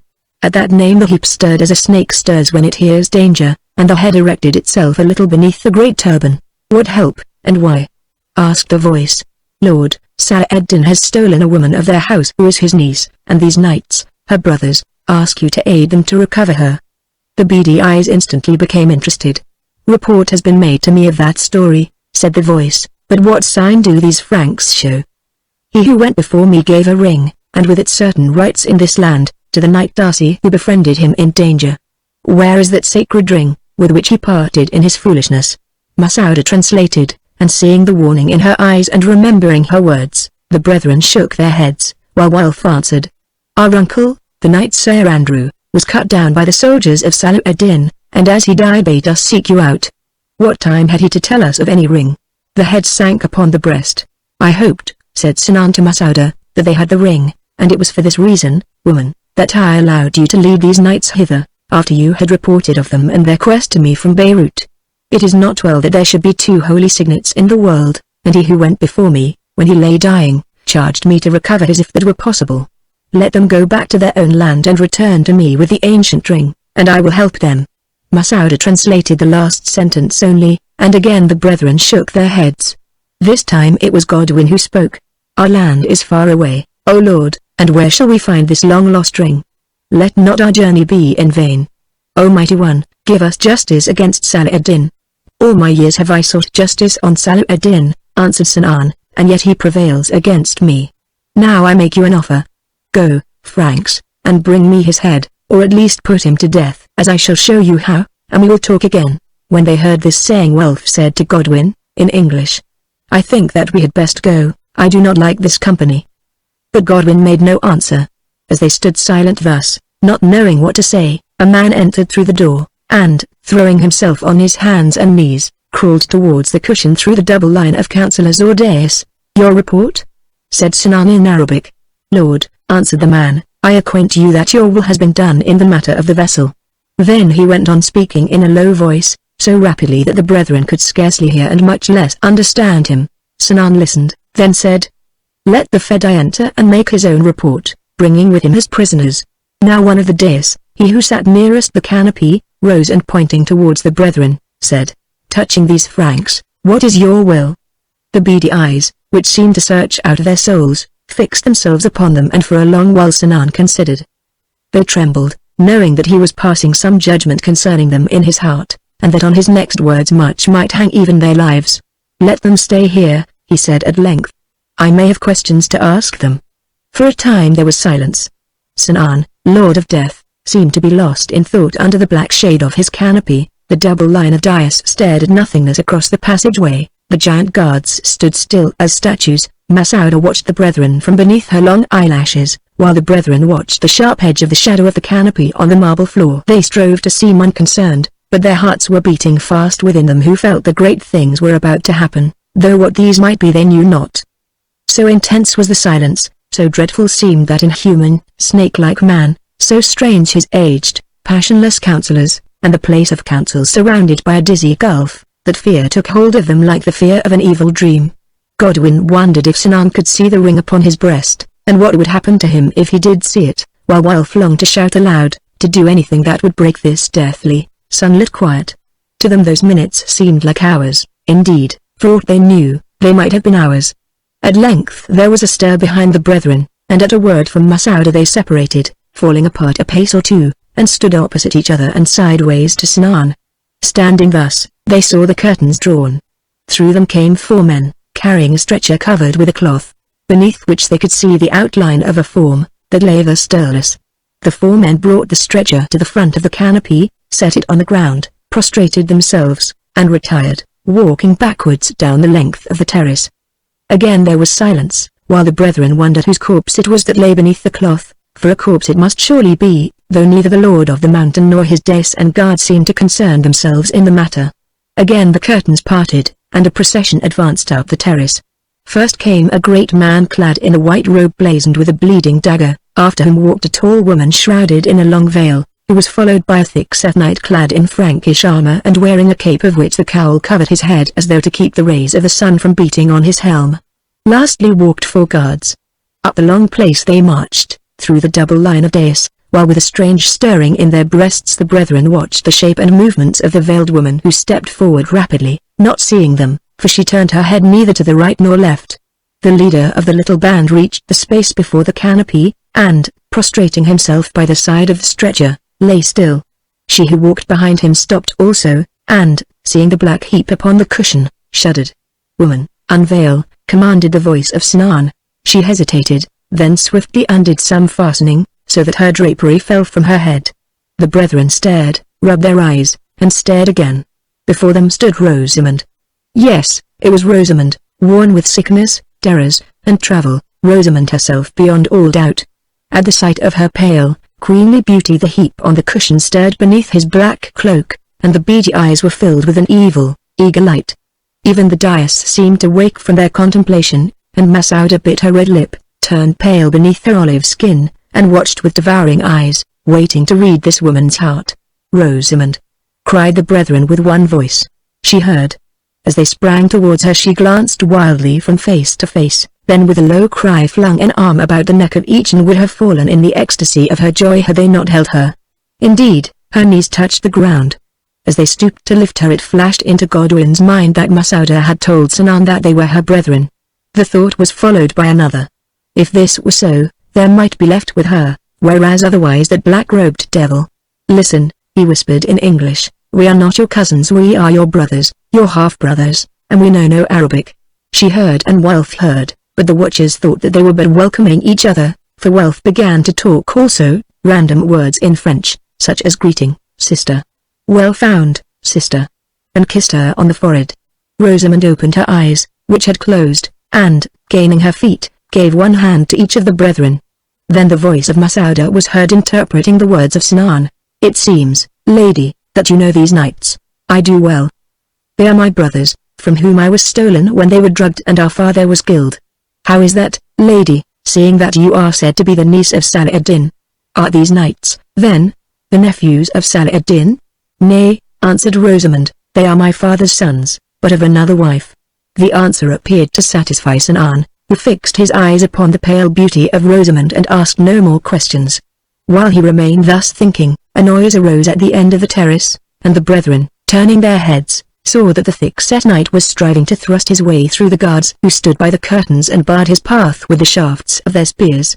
Then it came into Godwin's mind that just before Rosamond unveiled he had seen this knight suddenly turn and walk down the terrace. The Lord Sinan looked up at the sound and made a sign. Thereon two of the dais sprang to their feet and ran towards the curtain, where they spoke with a knight, who turned and came back with them, though slowly, as one who is unwilling. Now his hood had fallen from his head, and Godwin and Welf stared at him as he advanced, for surely they knew those great shoulders, those round black eyes, those thick lips, and that heavy jowl. "Losel. It is Losel," said Godwin. "Eh," echoed Rosamond, "it is Losel, the double traitor, who betrayed me first to the soldiers of Saladin, and, because I would have none of his love, next to this Lord Sinan." Welf heard, and, as Losel drew near to them, sprang forward with an oath and struck him across the face with his mailed hand. Instantly guards thrust themselves between them, and Sinan asked through Masauda, "Why do you dare to strike this Frank in my presence?" "Because, Lord," answered Welf, "he is a rogue who has brought all these troubles on our house. I challenge him to meet me in battle to the death." "And I also," said Godwin. "I am ready," shouted Losel, stung to fury by the blow. "Then, dog, why did you try to run away when you saw our faces?" asked Welf.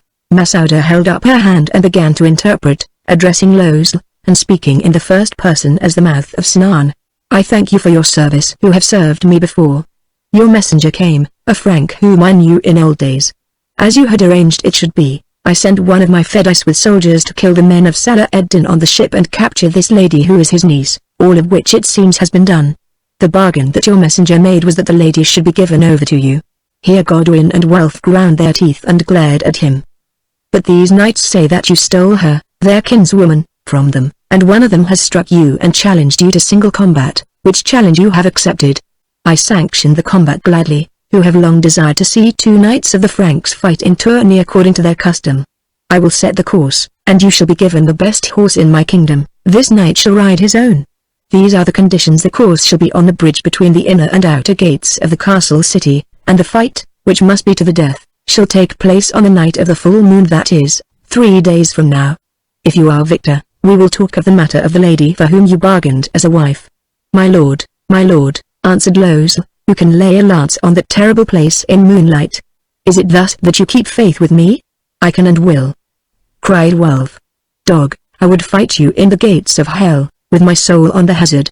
"Keep faith with yourself," said Sinan, "who said that you accepted the challenge of this knight and made no conditions, and when you have proved upon his body that his quarrel is not just, then speak of my faith with you. Nay, no more words. When this fight is done we will speak again, and not before. Let him be led to the outer castle and the given of our bast." Let my great black horse be brought to him that he may gallop it to and fro upon the bridge, or where he will within the circuit of the walls, by day or by night, but see that he has no speech with this lady whom he has betrayed into my power, or with these knights his foes, nor suffer him to come into my presence. I will not talk with a man who has been struck in the face until he has washed away the blow in blood." As Masouda finished translating, and before Losel could answer, the Lord Sinan moved his head, whereon guards sprang forward and conducted Losel from the terrace. "Farewell, Sir Thief," cried Wulf after him, "till we meet again upon the narrow bridge and settle our account. You have fought Godwin, perhaps you will have better luck with Wulf." Losel glared back at him, and, finding no answer, went on his way. "Your report," said Sinan, addressing the tall Fedai who all this while had lain upon his face before him, still as the form that was stretched upon the bier. "There should have been another prisoner, the great Emir Hussein. Also, where is the Frankish spy?" The Fedai rose and spoke. "Lord," he said, "I did your bidding. The knight who has gone steered the ship into the bay, as had been arranged. I attacked with the daylight. The soldiers of Salah ed-Din fought bravely, for the lady here saw us, and gave them time to gather, and we lost many men. We overcame and killed them all, except the Prince Hassan, whom we took prisoner. I left some men to watch the ship. The crew we spared, as they were the servants of the Frank Losel, setting them loose upon the beach, together with a Frankish woman, who was the servant of the lady here, to find their way to the nearest city. This woman I would have killed, but the lady your captive begged for her life, saying she had come from the land of the Franks to seek her husband, so, having no orders, let her go.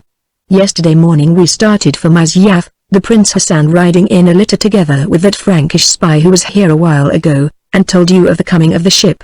At night they slept in the same tent. I left the prince bound and set a guard, but in the morning when we looked we found him gone how, I know not, and eyeing in the tent the Frankish spy, dead, with a knife wound through his heart. Behold!" And withdrawing the cloth from the stretcher he revealed the stiff form of the spy Nicholas, who lay the dead, a look of terror frozen on his face. "At least this one has come to an end he deserved," muttered Wulf to Godwin. "So, having searched without avail, I came on here with the lady your prisoner and the Frank Losel. I have spoken." Now when he had heard this report, forgetting his calm, Sinan arose from the cushion and stepped forward 2 paces.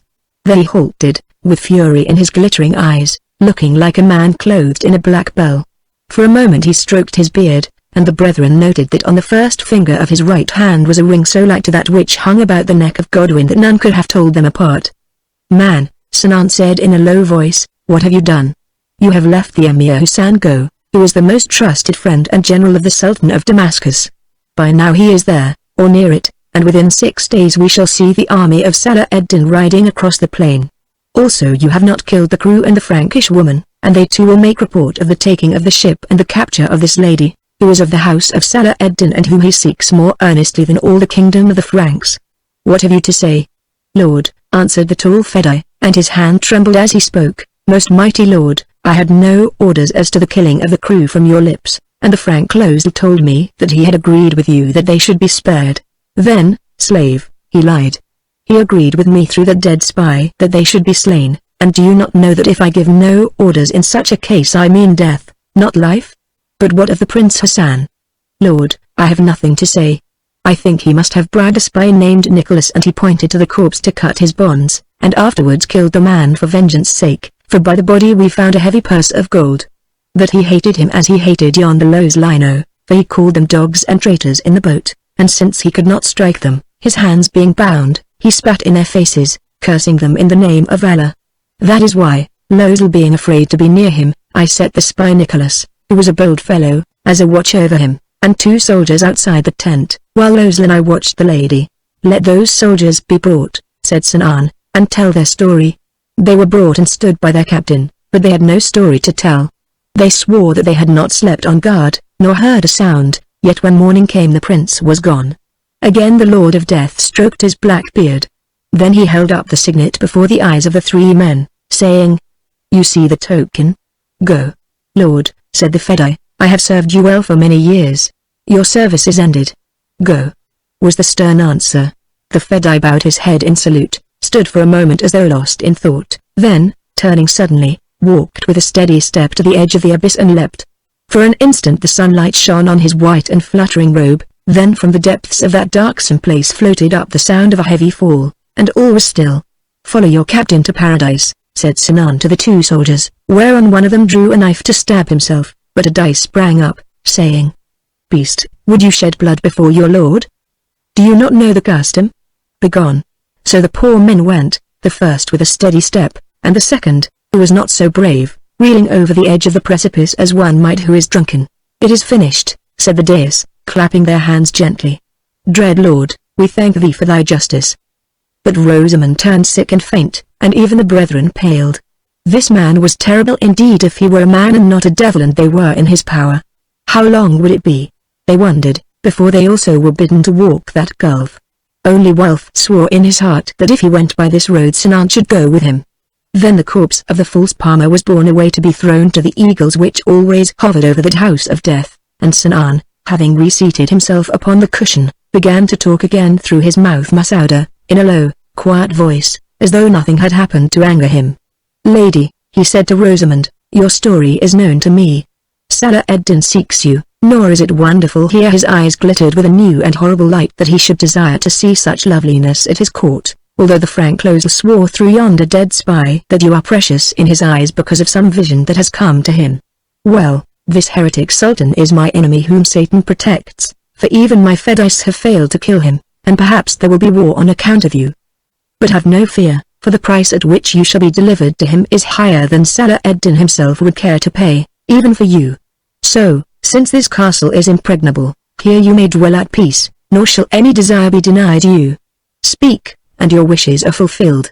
"I desire," said Rosamund in a low, steady voice, "protection against Sir Hulosel and all men. It is yours. The Lord of the Mountain covers you with his own mantle. I desire," she went on, "that my brothers here may lodge with me, that I may not feel alone among strange people." He thought a while, and answered, "Your brethren shall lodge near you in the guest castle." "Why not, since from them you cannot need protection? They shall meet you at the feast and in the garden." "But, lady, do you know it? They came here upon faith of some old tale of a promise made by him who went before me to ask my help to recover you from Salah ed-Din, unwitting that I was your host, not Salah ed-Din. That they should meet you thus is a chance which makes even my wisdom wonder, for in it I see omens. Now she whom they wish to rescue from Salah ed-Din, these tall brethren of yours might wish to rescue from Al-Jabal. Understand then, all of you, that from the Lord of Death there is but one escape. Yonder runs its path," and he pointed to the dizzy place whence his 3 servants had leapt to their doom. "Knights," he went on, addressing Godwin and Wulf, "lead your sister hence. This evening I bid her, and you to my banquet. Till then, farewell. Woman," he added to Masouda, "accompany them. You know your duties, this lady is in your charge. Suffer that no strange man comes near her. Above all, the Franklose. Dares take notice and let it be proclaimed to these 3 as given the protection of the signet in all things, save that they must not leave my walls except under sanction of the signet, nay, in its very presence." The dais rose, bowed, and seated themselves again. Then, guided by Masouda and preceded and followed by guards, the brethren and Rosamund walked down the terrace through the curtains into the chancel-like place where men crouched upon the ground, through the great hall where more men crouched upon the ground, through the antechamber where, at a word from Masouda, the guards saluted, through passages to that place where they had slept. Here Masouda halted and said, "Lady Rose of the World, who are fitly so named, I go to prepare your chamber. Doubtless you will wish to speak a while with these your brothers. Speak on and fear not, for it shall be my care that you are left alone, if only for a little while. Yet walls have ears, so I counsel you use that English tongue which none of us understand in the land of Al-Jabal, not even I." Then she bowed and went. Chapter 13 The Embassy. The brethren and Rosamund looked at each other, for having so much to say it seemed that they could not speak at all. Then with a low cry Rosamund said, "Oh! Let us thank God, who, after all these black months of travel and of danger, has thus brought us together again," and, kneeling down there together in the guest hall of the Lord of Death, they gave thanks earnestly. Then, moving to the center of the chamber where they thought that none would hear them, they began to speak in low voices and in English. "Tell you your tale first, Rosamund," said Godwin. She told it as shortly as she could, they listening without a word. Then Godwin spoke and told her theirs. Rosamund heard it, and asked a question almost in a whisper. "Why does that beautiful dark-eyed woman befriend you?" "I do not know," answered Godwin, unless it is because of the accident of my having saved her from the lion." Rosamond looked at him and smiled a little, and Wulf smiled also. Then she said, "Blessings be on that lion and all its tribe. I pray that she may not soon forget the deed, for it seems that our lives hang upon her favor. How strange is this story, and how desperate our case. How strange also that you should have come on hither against her counsel, which, seeing what we have, I think was honest." "We were led," answered Godwin. "Your father had wisdom at his death, and saw what we could not see."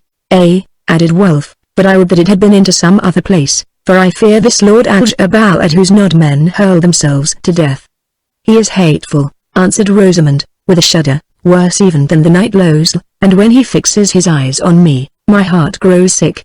Oh, that we could escape this place.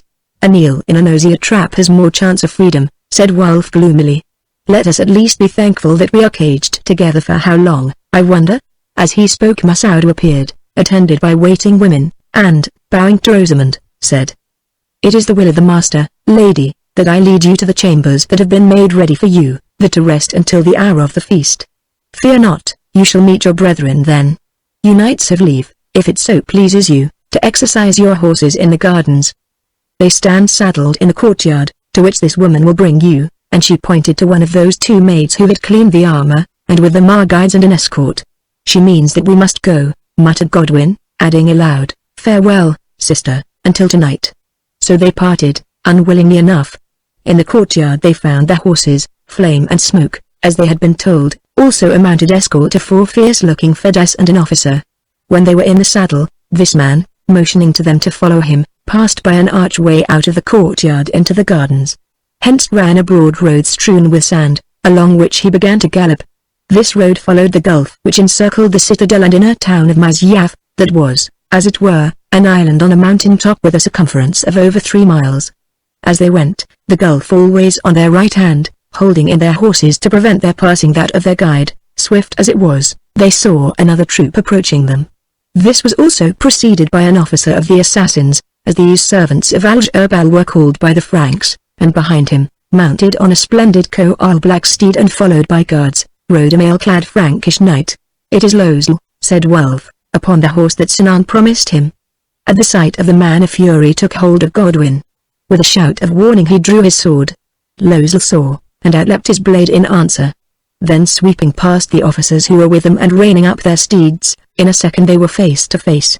Losel struck first and Godwin caught the stroke upon his buckler, but before he could return it the Fedais of either party rushed between them and thrust them asunder. "A pity," said Godwin, as they dragged his horse away. "Had they left us alone I think, brother, I might have saved you a moonlight duel. That I do not want to miss, but the chance at his head was good if those fellows would have let you take it," answered Wulf reflectively. Then the horses began to gallop again, and they saw no more of Losel. Now, skirting the edge of the town, they came to the narrow, wall-less bridge that spanned the gulf between it and the outer gate and city. Here the officer wheeled his horse, and, beckoning to them to follow, charged it at full gallop. After him went the brethren Godwin first, then Wulf. In the deep gateway on the further side they reined up. The captain turned, and began to gallop back faster than he had come, as fast, indeed, as his good beast would travel. "Pass him!" cried Godwin, and shaking the reins loose upon the neck of Flame he called to it aloud. Forward it sprang, with Smoke at its heels. Now they had overtaken the captain, and now even on that narrow way they had swept past him. Not an inch was it to spare between them and the abyss, and the man, brave as he was, expecting to be thrust to death, clung to his horse's mane with terror in his eyes. On the city side the brethren pulled up laughing among the astonished Fedais who had waited for them there. "By the signet," cried the officer, thinking that the knights could not understand, "these are not men, they are devils, and their horses are goats of the mountains. I thought to frighten them, but it is I who was frightened, for they swept past me like eagles of the air." "Gallant riders and swift, well-trained steeds," answered one of the Fedais, with admiration in his voice. "The fight at the full moon will be worth our seeing." Then once more they took the sand-strewn road and galloped on. Thrice they passed round the city thus, the last time by themselves, for the captain and the Fedais were far outstripped. Indeed it was not until they had unsaddled Flame and Smoke in their stalls that these appeared, spurring their foaming horses. Taking no heed of them, the brethren thrust aside the grooms, dressed their steeds down, fed and watered them. Then having seen them eat, There being no more to do, they walked back to the guest house, hoping to find Rosamond. But they found no Rosamond, so sat down together and talked of the wonderful things that had befallen them, and of what might befall them in the future, of the mercy of heaven also which had brought them all three together safe and sound, although it was in this house of hell. So the time passed on, till about the hour of sunset the women servants came and led them to the bath, where the black slaves washed and perfumed them, clothing them in fresh robes above their armor. When they came out the sun was down, and the women, bearing torches in their hands, conducted them to a great and gorgeous hall which they had not seen before, built of fretted stone and having a carved and painted roof. Along one side of this hall, that was lit with cressets, were a number of round-headed open arches supported by elegant white columns, and beyond these a marble terrace with flights of steps which led to the gardens beneath. On the floor of this hall, each seated upon his cushion beside low tables inlaid with pearl sat the guests, 100 or more, all dressed in white robes on which the red dagger was blazoned, and all as silent as though they were asleep.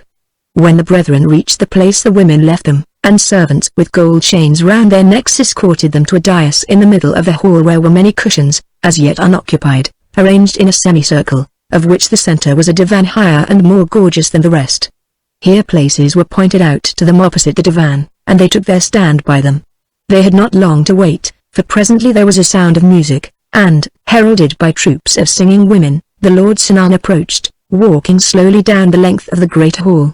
It was a strange procession, for after the women came the aged, white-robed dais, then the Lord Al-Jabal himself, clad now in his blood-red, festal robe, and wearing jewels on his turban. Around him marched 4 slaves, black as ebony, each of whom held a flaming torch on high, while behind followed the 2 gigantic guards who had stood sentry over him when he sat under the canopy of justice. As he advanced down the hall every man in it rose and prostrated himself, and so remained until their lord was seated, save only the 2 brethren, who stood erect like the survivors among the slain of a battle. Settling himself among the cushions at one end of the divan, he waved his hand, whereon the feasters, and with them Godwin and Wealth, sat themselves down. Now there was a pause, while Sinan glanced along the hall impatiently. Soon the brethren saw why, since at the end opposite to that by which he had entered appeared more singing women, and after them, also escorted by 4 black torch-bearers, only these were women, walked Rosamond and, behind her, Masouda. Rosamond it was without doubt, but Rosamond transformed, for now she seemed an Eastern queen. Round her head was a coronet of gems from which hung a veil, but not so as to hide her face. Jeweled, too, were her heavy plaits of hair, jeweled the rose silk garments that she wore, the girdle at her waist, her naked, ivory arms and even the slippers on her feet. As she approached in her royal-looking beauty all the guests at that strange feast stared first at her and next at each other. Then as though by a single impulse they rose and bowed. "What can this mean?" muttered Wealth to Godwin as they did likewise. But Godwin made no answer. On came Rosamond, and now, behold, the Lord Al-Jabal rose also and, giving her his hand, seated her by him on the divan. "Show no surprise, Wealth," muttered Godwin, who had caught a warning look in the eyes of Masouda as she took up her position behind Rosamond. Now the feast began. Slaves running to and fro, set dish after dish filled with strange and savory meats, upon the little inlaid tables, those that were served to Sinan and his guests fashioned, all of them, of silver or of gold. Godwin and Wealth ate, though not for hunger's sake, but of what they ate they remembered nothing who were watching Sinan and straining their ears to catch all he said without seeming to take note or listen. Although she strove to hide it and to appear indifferent, it was plain to them that Rosamond was much afraid. Again and again Sinan presented to her choice morsels of food, sometimes on the dishes and sometimes with his fingers, and these she was obliged to take. All the while also he devoured her with his fierce eyes so that she shrank away from him to the furthest limit of the divan. Then wine, perfumed and spiced, was brought in golden cups, of which, having drunk, he offered to Rosamond. But she shook her head and asked Masouda for water, saying that she touched nothing stronger, and it was given her, cooled with snow. The brethren asked for water also, whereon Sinan looked at them suspiciously and demanded the reason. Godwin replied through Masouda that they were under an oath to touch no wine till they returned to their own country, having fulfilled their mission. To this he answered meaningly that it was good and right to keep oaths, but he feared that theirs would make them water drinkers for the rest of their lives, a saying at which their hearts sank. Now the wine that he had drunk took hold of Sinan, and he began to talk who without it was so silent. "You met the Frank Losel today," he said to Godwin, through Masouda, "when riding in my gardens, and drew your sword on him. Why did you not kill him? Is he the better man? It seems not, as once before I worsted him and I sit here unhurt, Lord, answered Godwin. Your servants thrust between and separated us. Replied Sinan, I remember, they had orders. Still, I would that you had killed him, the unbelieving dog, who has dared to lift his eyes to this Rose of Roses, your sister. Fear not, he went on, addressing Rosamond, he shall offer you no more insult, who are henceforth under the protection of the signet, and stretching out his thin, cruel-looking hand, on which gleamed the ring of power, he patted her on the arm. All of these things Masouda translated, while Rosamond dropped her head to hide her face, though on it were not the blushes that he thought, but loathing and alarm. Wulf glared at the Alger whose head by good fortune was turned away, and so fierce was the rage swelling in his heart that a mist seemed to gather before his eyes, and through it this devilish chief of a people of murderers, clothed in his robe of flaming red, looked like a man steeped in blood. The thought came to him suddenly that he would make him what he looked, and his hand passed to his sword hilt. But Godwin saw the terror in Masouda's eyes, saw Wulf's hand also, and guessed what was about to chance. With a swift movement of his arm he struck a golden dish from the table to the marble floor, then said, in a clear voice in French, Brother, be not so awkward, pick up that dish and answer the Lord Sinan is your right I mean, touching the matter of Losel. Wulf stooped to obey, and his mind cleared which had been so near to madness. I wish it not, Lord, he said, who, if I can, have your good leave to slay this fellow on the third night from now. If I fail, then let my brother take my place, but not before. Yes, I forgot, said Sinan. So I decreed, and that will be a fight I wish to see. If he kills you then your brother shall meet him. And if he kills you both, then perhaps I, Sinan, will meet him in my own fashion. Sweet lady, knowing where the course is laid, say, do you fear to see this fray? Rosamond's face paled, but she answered proudly. Why should I fear what my brethren do not fear? They are brave knights, bred to arms, and God, in whose hand are all our destinies even yours, O Lord of Death he will guard the right. When this speech was translated to him Sinan quailed a little. Then he answered, Lady, know that I am the voice and prophet of Allah, and his sword to punish evildoers and those who do not believe. Well, if what I hear is true, your brethren are skilled horsemen who even dared to pass my servant on the narrow bridge, so victory may rest with them. Tell me which of them do you love the least, for he shall first face the sword of Losel. Now as Rosamond prepared herself to answer Masouda scanned her face through her half-closed eyes. But whatever she may have felt within, it remained calm and cold as though it were cut in stone. To me they are as one man, she said. When one speaks, both speak. I love them equally. Then, guest of my heart, it shall go as I have said. Brother Blue Eyes shall fight first, and if he falls then Brother Grey Eyes. The feast is ended, and it is my hour for prayer. Slaves, bid the people fill their cups. Lady, I pray of you, stand forward on the dais. She obeyed, and at a sign the black slave women gathered behind her with their flaming torches. Then Sinan rose also, and cried with a loud voice. Servants of Alger, pledge, I command you, this flower of flowers, the high-born princess of Baalbek, the niece of the Sultan, Salah ad-Din, whom men call the Great, and he sneered, though he be not so great as I, this queen of maids who soon then, checking himself, he drank her off his wine, and with a low bow presented the empty, jeweled cup to Rosamond. All the company drank also, and shouted till the hall rang, for her loveliness as she stood thus in the fierce light of the torches, aflame as these men were with the vision-breeding wine of Alger, moved them to madness. Queen! Queen! They shouted. Queen of our master and of us all. Sinan heard and smiled. Then, motioning for silence, he took the hand of Rosamond, kissed it, and turning, passed from the hall preceded by his singing women and surrounded by the dais and guards. Godwin and Wulf stepped forward to speak with Rosamond, but Masouda interposed herself between them, saying in a cold, clear voice, It is not permitted. Go, knights, and cool your brows in yonder garden, where sweet water runs. Your sister is my charge. Fear not, for she is guarded. Come, said Godwin to Wulf, we had best obey. So together they walked through the crowd of those feasters that remained, for most of them had already left the hall, who made way, not without reverence, for the brethren of this new star of beauty, onto the terrace, and from the terrace into the gardens. Here they stood a while in the sweet freshness of the night, which was very grateful after the heated, perfume-laden air of the banquet, then began to wander up and down among the scented trees and flowers. The moon, floating in a cloudless sky, was almost at its full, and by her light they saw a wondrous scene. Under many of the trees and in tents set about here and there, rugs were spread, and to them came men who had drunk of the wine of the feast, and cast themselves down to sleep. "Are they drunk?" asked Wolf. "It would seem so," answered Godwin. Yet these men appeared to be mad rather than drunk, for they walked steadily enough, but with wide-set, dreamy eyes, nor did they seem to sleep upon the rugs, but lay there staring at the sky and muttering with their lips, their faces steeped in a strange, unholy rapture. Sometimes they would rise and walk a few paces with outstretched arms, till the arms closed as though they clasped something invisible, to which they bent their heads to babble a while. Then they walked back to their rugs again, where they remained silent.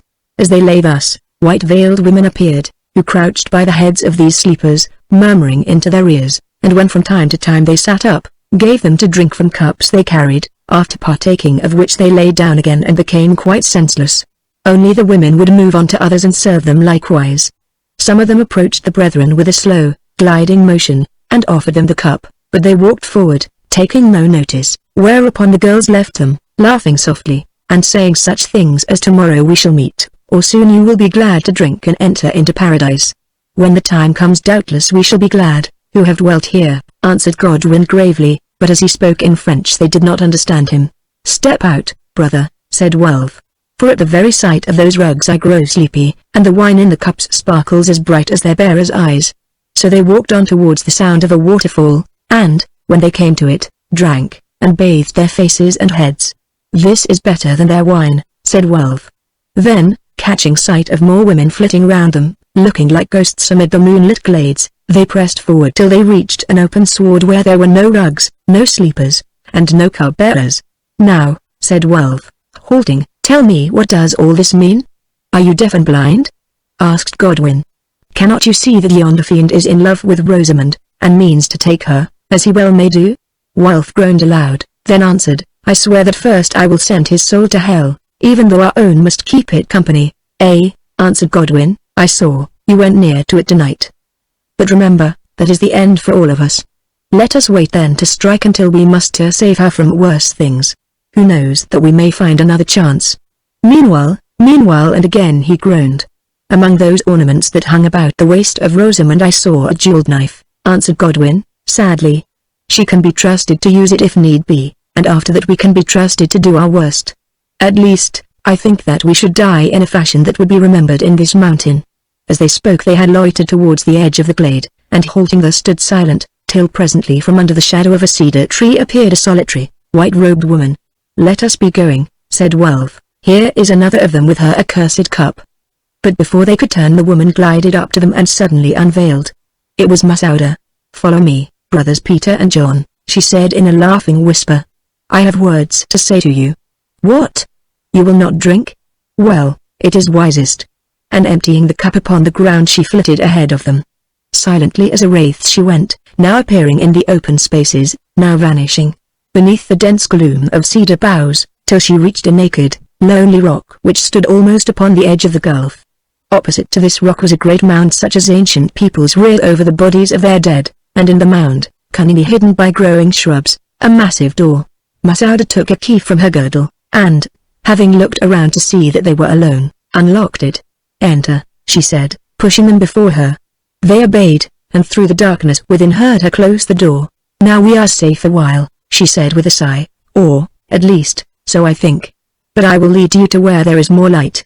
Then, taking each of them by the hand, she went forward along a smooth incline, till presently they saw the moonlight, and by it discovered that they stood at the mouth of a cave which was fringed with bushes. Running up from the depths of the gulf below to this opening was a ridge or shoulder of rock, very steep and narrow. "See the only road that leads from the citadel of Masyaf save that across the bridge," said Masouda. "A bad one," answered Wolf, staring downward. "Yet horses trained to rocks can follow it. At its foot is the bottom of the gulf, and a mile or more away to the left a deep cleft which leads to the top of the mountain and to freedom. Will you not take it now? By tomorrow's dawn you might be far away." "And where would the Lady Rosamond be?" asked Wolf. "In the harem of the Lord Sinan, that is, very soon," she answered, coolly. "Oh, say it not!" he exclaimed, clasping her arm, while Godwin leaned back against the wall of the cave. "Why should I hide the truth? Have you no eyes to see that he is enamored of her loveliness like others? Listen, a while ago my master Sinan chanced to lose his queen. How, we need not ask, but it is said that she wearied him. Now, as he must by law, he mourns for her a month, from full moon to full moon. But on the day after the full moon, that is, the third morning from now, he may wed again, and I think there will be a marriage.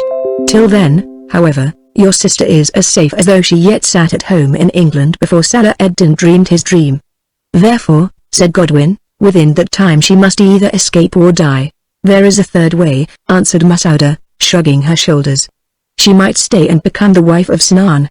Wilf muttered something between his teeth, then stepped towards her threateningly, saying, rescue her, or stand back, Pilgrim John, she said, with a laugh. If I rescue her, which indeed would be hard, it will not be for fear of your great sword. What, then, will avail, Masouda? Asked Godwin in a sad voice. To promise you money would be useless, even if we could. I am glad that you spared me that insult, she replied with flashing eyes, for then there had been an end. Yet, she added more humbly, seeing my home and business, and what I appear to be, and she glanced at her dress and the empty cup in her hand, it had not been strange. Now hear me, and forget no word. At present you are in favor with Sinan, who believes you to be the brothers of the Lady Rosamond, not her lovers, but from the moment he learns the truth your doom is sealed. Now what the Frank Losel knows, that the Algerbal may know at any time and will know, if these should meet. Meanwhile, you are free, so tomorrow, while you ride about the garden, as you will do, take note of the tall rock that stands without, and how to reach it from any point, even in the dark. Tomorrow, also, when the moon is up, they will lead you to the narrow bridge, to ride your horses to and fro there, that they may learn not to fear it in that light. When you have stabled them, go into the gardens and come hither unobserved, as the place being so far away you can do. The guards will let you pass, thinking only that you desire to drink a cup of wine with some fair friend, as is the custom of our guests. Enter this cave, here is the key, and she handed it to Wulf, and if I be not there, await me. Then I will tell you my plan, if I have any, but until then I must scheme and think. Now it grows late, go. And you, Masouda, said Godwin, doubtfully, how will you escape this place? By a road you do not know of, for I am mistress of the secrets of this city. Still, I thank you for your thought of me. Go, I say, and lock the door behind you. So they went in silence, doing as she bade them, and walked back through the gardens, that now seemed empty enough, to the stable entrance of the guest house, where the guards admitted them without question. That night the brethren slept together in one bed, fearing that if they lay separate they might be searched in their sleep and not awake. Indeed, it seemed to them that, as before, they heard footsteps and voices in the darkness.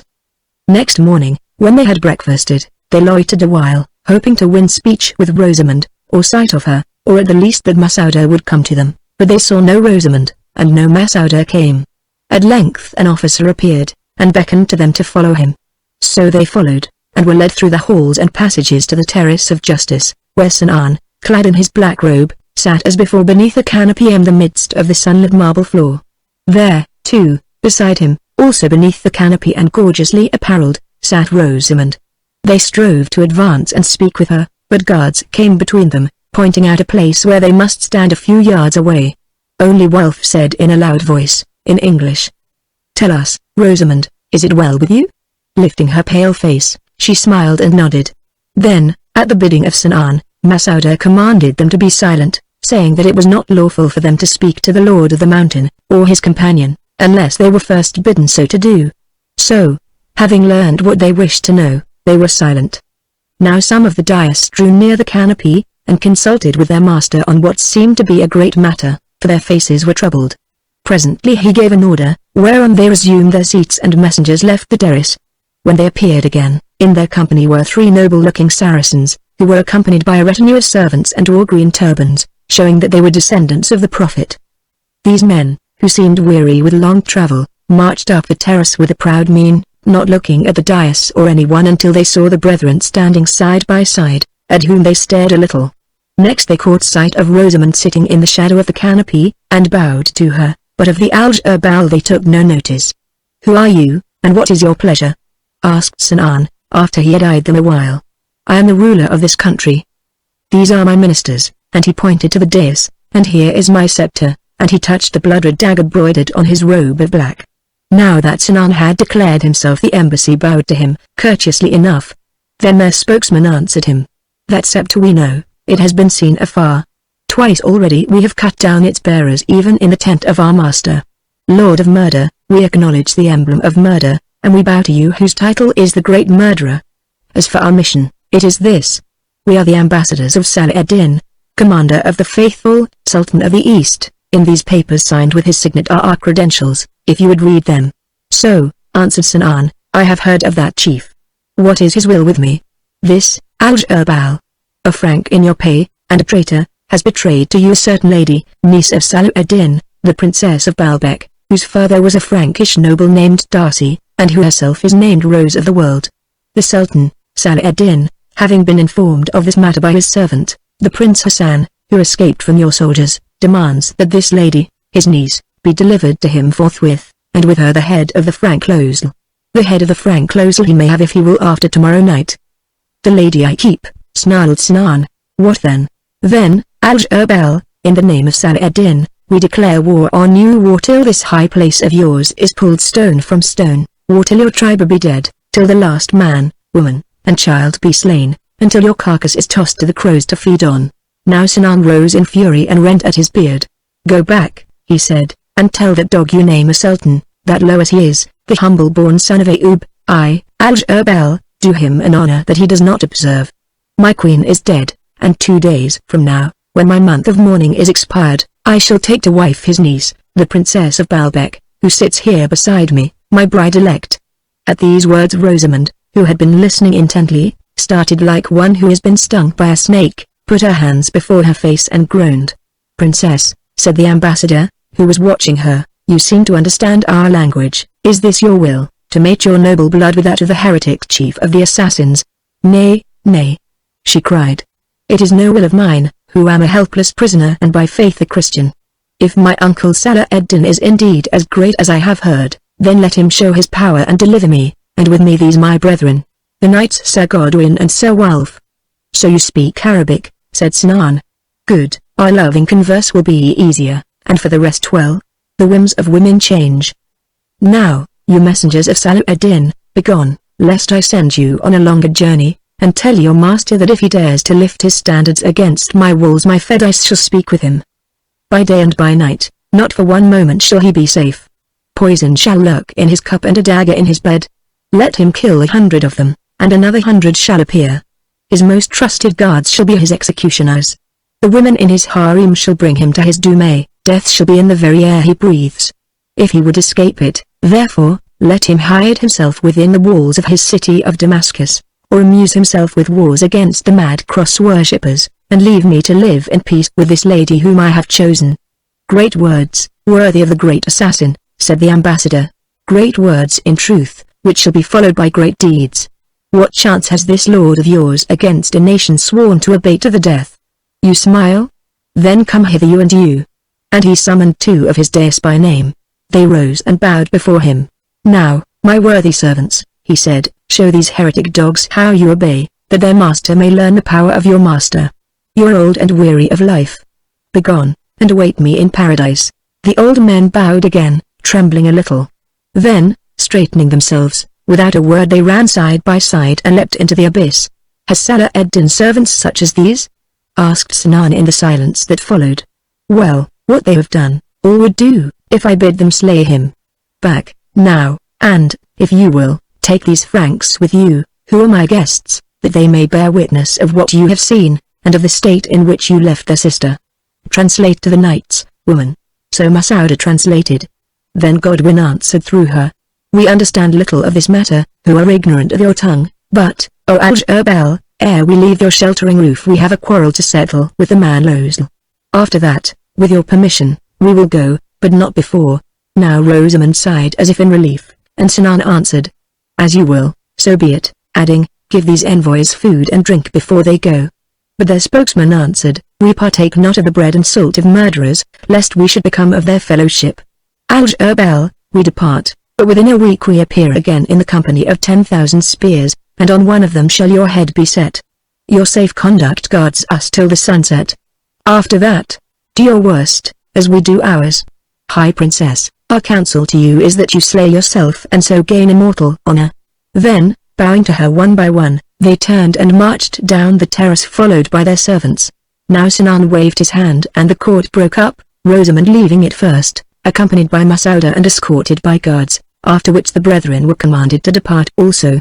So they went, talking earnestly of all these things, but save in God finding no hope at all. Chapter 14 The Combat on the Bridge. "Saladin will come," said Wulf the hopeful, and from the high place where they stood he pointed to the plain beneath, across which a band of horsemen moved at full gallop. "Look, yonder goes his embassy." "Ay," answered Godwin, "he will come, but, I fear me, too late." "Yes, brother, unless we go to meet him." "Masauda has promised." "Masauda," sighed Godwin. "Ah, to think that so much should hang upon the faithfulness of one woman." "It does not hang on her," said Wulf, "it hangs on fate, who writes with her finger. Come, let us ride." So, followed by their escort, they rode in the gardens, taking note, without seeming to do so, of the position of the tall rock, and of how it could be approached from every side. Then they went in again and waited for some sign or word of Rosamund, but in vain. That night there was no feast, and their meal was brought to them in the guest house. While they sat at it Masauda appeared for a moment to tell them that they had leave to ride the bridge in the moonlight, and that their escort would await them at a certain hour. The brethren asked if their sister Rosamund was not coming to dine with them. Masauda answered that as the queen-elect of the Alger it was not lawful that she should eat with any other men, even her brothers. Then as she passed out, stumbling as though by accident, she brushed against Godwin, and muttered, "Remember, tonight," and was gone. When the moon had been up an hour the officer of their escort appeared, and led them to their horses, which were waiting, and they rode away to the castle bridge. As they approached it they saw Losel departing on his great black stallion, which was in a lather of foam. It seemed that he also had made trial of that perilous path, for the people, of whom there were many gathered there, clapped their hands and shouted, "Well ridden, Frank! Well ridden!" Now, Godwin leading on Flame, they faced the bridge and walked their horses over it. Nor did these hang back, although they snorted a little at the black gulf on either side. Next they returned at a trot, then over again, and yet again at a canter and a gallop, sometimes together and sometimes singly. Lastly, Wulf made Godwin halt in the middle of the bridge and galloped down upon him at speed, till within a lance's length. Then suddenly he checked his horse, and while his audience shouted, wheeled it around on its hind legs, its four hooves beating the air, and galloped back again, followed by Godwin. All went well, Wulf said as they rode to the castle, and nobler or more gentle horses were never crossed by men. "I have good hopes for tomorrow night." "Ay, brother, but I had no sword in my hand." "Be not overconfident, for Losel is desperate and a skilled fighter, as I know who have stood face to face with him. Moreover, his black stallion is well trained, and has more weight than ours. Also, yonder is a fearsome place on which to ride a course, and one of which none but that devil Sinan would have thought." "I shall do my best," answered Wulf, "and if I fall, why, then, act upon your own counsel. At least, let him not kill both of us." Having stabled their horses the brethren wandered into the garden, and, avoiding the cup-bearing women and the men they plied with their drug drink, drew by a roundabout road to the tall rock. Then, finding themselves alone, they unlocked the door, and slipping through it, locked it again on the further side and groped their way to the moonlit mouth of the cave. Here they stood a while studying the descent of the gulf as best they could in that light, till suddenly Godwin, feeling a hand upon his shoulder, started round to find himself face to face with Masauda. "How did you come?" he asked. "By a road in which is your only hope," she answered. "Now, Sir Godwin, waste no words, for my time is short, but if you think that you can trust me and this is for you to judge, give me the signet which hangs about your neck. If not, go back to the castle and do your best to save the Lady Rosamund and yourselves." Thrusting down his hand between his mail shirt and his breast, Godwin drew out the ancient ring, carved with the mysterious signs and veined with the emblem of the dagger, and handed it to Masauda. "You trust indeed," she said with a little laugh, as, after scanning it closely by the light of the moon and touching her forehead with it, she hid it in her bosom. "Yes, lady," he answered, "I trust you, though why you should risk so much for us I do not know." "Why?" "Well, perhaps for hate's sake, for Sinan does not rule by love, perhaps because, being of the wild blood, I am willing to set my life at hazard, you care not if I win or die, perhaps because you saved me from the lioness." "What is it to you, Sir Godwin, why a certain woman spy of the assassins, whom in your own land you would spit on, chooses to do this or that. She ceased and stood before him with heaving breast and flashing eyes, a mysterious white figure in the moonlight, most beautiful to see. Godwin felt his heart stir and the blood flow to his brow, but before he could speak Welf broke in, saying, "You bade us spare words, Lady Masouda, so tell us what we must do." "This," she answered, becoming calm again. "Tomorrow night about this hour you fight closely upon the narrow way. That is certain, for all the city talks of it, and, whatever chances, Al-Jabal will not deprive them of the spectacle of this fray to the death. Well, you may fall, though that man at heart is a coward, which you are not, for here courage alone will avail nothing, but rather skill and horsemanship and trick of war. If so, then Sir Godwin fights him, and of this business none can tell the end. Should both of you go down, then I will do my best to save your lady and take her to Salah ad-Din, with whom she will be safe, or if I cannot save her I will find her a means to save herself by death."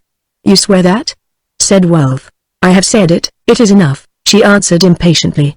"Then I face the bridge and the Navlozl with a light heart," said Welf again, and Masouda went on. "Now if you conquer, Sir Welf, or if your fall and your brother conquers, both of you or one of you, as it may happen must gallop back at full speed toward the stable gate that lies more than a mile from the castle bridge. Mounted as you are, no horse can keep pace with you, nor must you stop at the gate, but ride on, ride like the wind till you reach this place. The gardens will be empty of feasters and of cup-bearers, who with every soul within the city will have gathered on the walls and on the house-tops to see the fray. There is but one fear by then a guard may be set before this mound, seeing that Salah ad-Din has declared war upon Al-Jabal, and though yon road is known to few, it is a road, and sentries may watch here. If so, you must cut them down or be cut down, and bring your story to an end. Sir Godwin, here is another key that you may use if you are alone. Take it." He did so, and she continued. "Now if both of you, or one of you, wing through to this cave, enter with your horses, lock the door, bar it, and wait.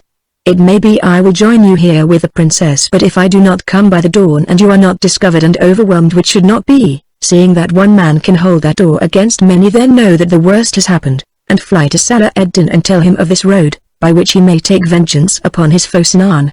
Only then, I pray you, doubt not that I have done my best, or if I fail must die most horribly. Now, farewell, until we meet again or do not meet again. Go, you know the road." They turned to obey, but when they had gone a few paces Godwin looked round and saw Masouda watching them.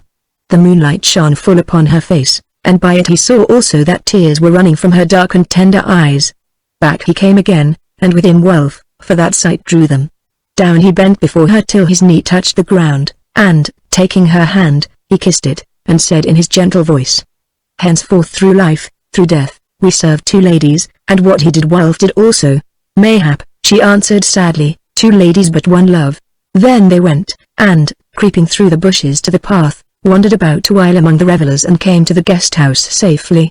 Once more it was night, and high above the mountain fortress of Masyaf shone the full summer moon, lighting crag and tower as with some vast silver lamp.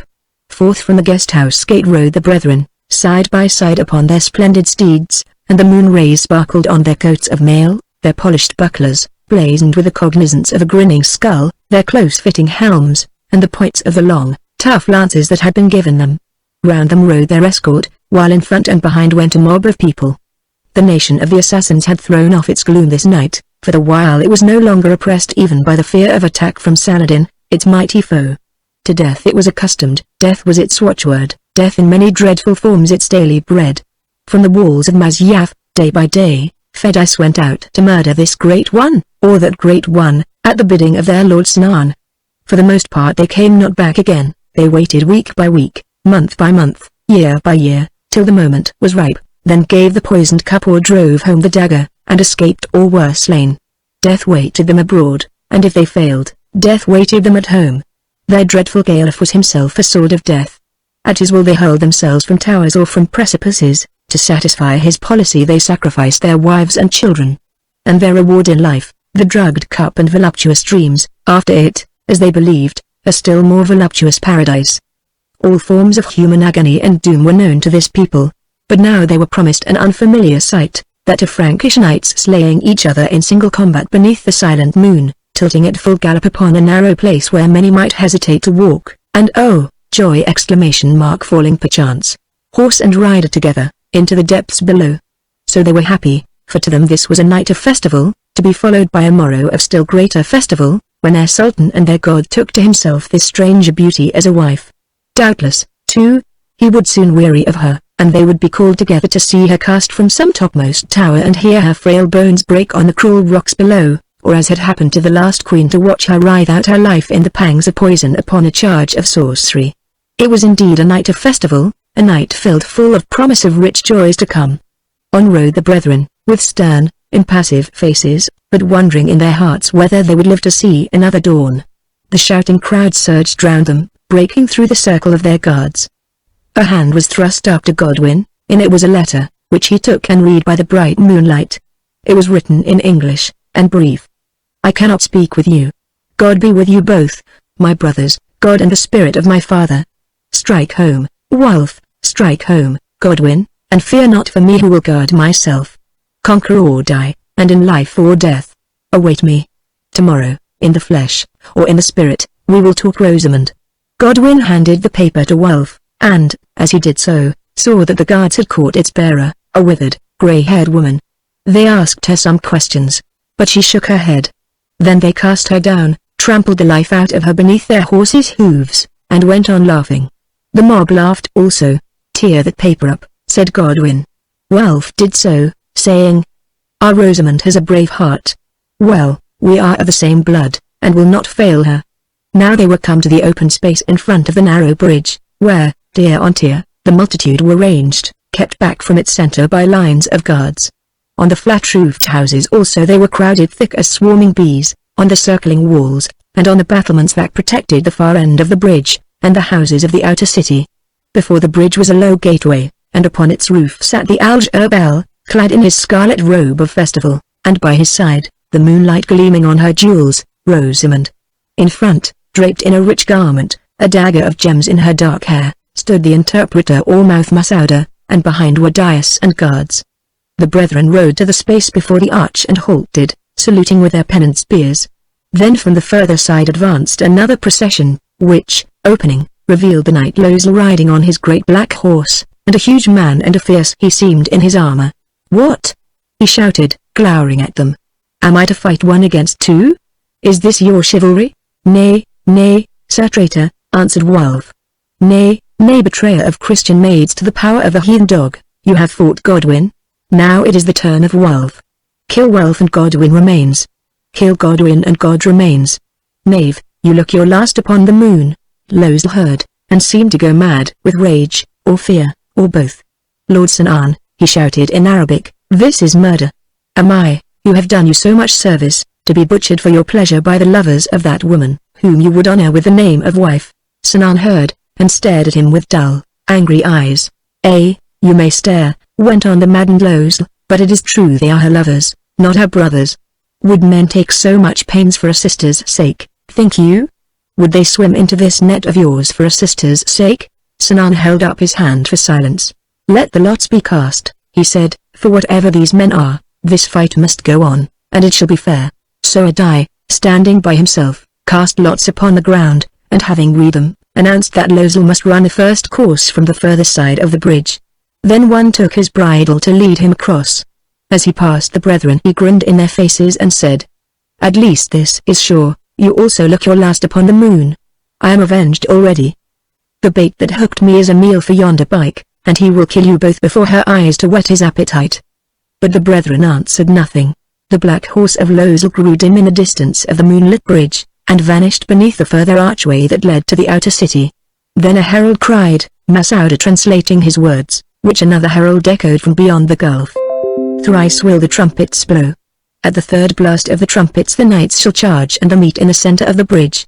Thenceforward they may fight as it pleases them, horse, or afoot, with lance, with sword, or with dagger, but to the vanquished no mercy will be shown. If he be brought living from the bridge, living he shall be cast into the gulf. Hear the decree of the Alj-Erbal. Then Wulf's horse was led forward to the entrance of the bridge, and from the further side was led forward the horse of Losel. Good luck, brother, said Godwin, as he passed him. Would that I rode this course instead of you. Your turn may come, brother, answered the grim Wulf, as he set his lance in rest. Now from some neighboring tower pealed out the first long blast of trumpets, and dead silence fell on all the multitude. Grooms came forward to look to girth and bridle and stirrup strap, but Wulf waved them back. "I mind my own harness," he said. The second blast blew, and he loosened the great sword in its scabbard, that sword which had flamed in his forebear's hand upon the turrets of Jerusalem. "Your gift," he cried back to Rosamund, and her answer came clear and sweet. "Bear it like your father's, Wulf. Bear it as it was last born in the hall at Steeple." Then there was another silence, a silence long and deep. Wulf looked at the white and narrow ribbon of the bridge, looked at the black gulf on either side, looked at the blue sky above, in which floated the great globe of the golden moon. Then he leant forward and patted Smoke upon the neck. For the third time the trumpets blew, and from either end of that bridge, 200 paces long, the knights flashed towards each other like living bolts or steel. The multitude rose to watch, even Sinan rose. Only Rosamund sat still, gripping the cushions with her hands. Hollow rang the hoofs of the horses upon the stonework, swifter and swifter they flew, lower and lower bent the knights upon their saddles. Now they were near, and now they met. The spears seemed to shiver, the horses to hustle together on the narrow way and overhang its edge. Then on came the black horse towards the inner city, and on sped Smoke towards the further gulf. "They have passed. They have passed," roared the multitude. "Look." Lozel approached, reeling in his saddle, as well he might, for the helm was torn from his head and blood ran from his skull where the lance had grazed it. "Too high, Wulf, too high," said Godwin sadly. "But oh, if those laces had but held." Soldiers caught the horse and turned it. "Another helm," cried Lozel. "Nay," answered Sinan, "yonder knight has lost his shield. New lances, that is all." So they gave him a fresh lance, and, presently, at the blast of the trumpets again the horses were seen speeding together over the narrow way. They met, and lo! Lozel, torn from his saddle, but still clinging to the reins, was flung backwards, far backwards, to fall on the stonework of the bridge. Down, too, beneath the mighty shock went his black horse, a huddled heap, and lay there struggling. "Wulf will fall over him," cried Rosamund. But Smoke did not fall. The stallion gathered itself together, the moonlight shone so clear that every watcher saw it, and since stop it could not, leapt straight over the fallen black horse and over the rider beyond and sped on in its stride. Then the black found its feet again and galloped forward to the further gate, and Lozel also found his feet and turned to run. "Stand! Stand, coward!" yelled 10,000 voices, and, hearing them, he drew his sword and stood. Within 3 great strides Wulf dragged his charger to its haunches, then wheeled it round. "Charge him!" shouted the multitude, but Wulf remained seated, as though unwilling to attack a horseless man. Next he sprang from his saddle, and accompanied by the horse Smoke, which followed him as a dog follows its master, walked slowly towards Lozel, as he walked casting away his lance and drawing the great, cross-hilted sword. Again the silence fell, and through it rang the cry of Godwin. "A Darcy! A Darcy! A Darcy! A Darcy!" Came back Wulf's answer from the bridge, and his voice echoed thin and hollow in the spaces of the gulf. Yet they rejoiced to hear it, for it told them that he was sound and strong. Wulf had no shield and Lozel had no helm. The fight was even. They crouched opposite each other, the swords flashed aloft in the moonlight, from far away came the distant clank of steel, a soft, continual clamour of iron on iron. A blow fell on Wulf's mail, who had naught wherewith to guard himself, and he staggered back. Another blow, another, and another, and back, still back he reeled back to the edge of the bridge, back till he struck against the horse that stood behind him, and, resting there a moment, as it seemed, regained his balance. Then there was a change. "Look!" he rushed forward, wielding the great blade in both hands. The stroke lit upon Lozel's shield and seemed to shear it in two, for in that stillness all could hear the clang of its upper half as it fell upon the stones. Beneath the weight of it he staggered, sank to his knee, gained his feet again, and in his turn gave back. Yes, now it was Lozel who rocked and reeled. By St. Chad! Lozel who went down beneath that mighty blow which missed the head but fell upon his shoulder, and lay there like a log, till presently the moonlight shone upon his mailed hand stretched upward in a prayer for mercy. From house-top and terrace wall, from soaring gates and battlements, the multitude of the people of the assassins gathered on either side the gulf broke into a roar that beat up the mountain sides like a voice of thunder. And the roar shaped itself to these words. "Kill him! Kill him! Kill him!" Sinan held up his hand, and a sudden silence fell. Then he, too, screamed in his thin voice. "Kill him! he is conquered. But the great wolf only leaned upon the cross handle of his brand, and looked at the fallen foe. Presently he seemed to speak with him, then Lozel lifted the blade that lay beside him and gave it to him in token of surrender. Wolf handled it a while, shook it on high in triumph, and whirled it about his head till it shone in the moonlight. Next, with a shout he cast it from him far into the gulf, where it was seen for a moment, an arc of gleaming light, and the next was gone. Now, taking no more heed of the conquered knight, Wolf turned and began to walk towards his horse. Scarcely was his back towards him when Lozel was on his feet again, a dagger in his hand. "Look behind you!"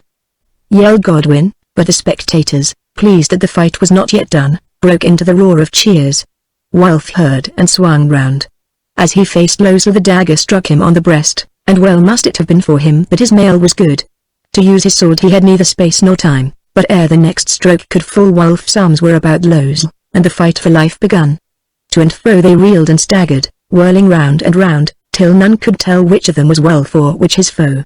Now they were on the edge of the abyss, and, in that last dread strain for mastery, seemed to stand there still as stone. Then one man began to bend down.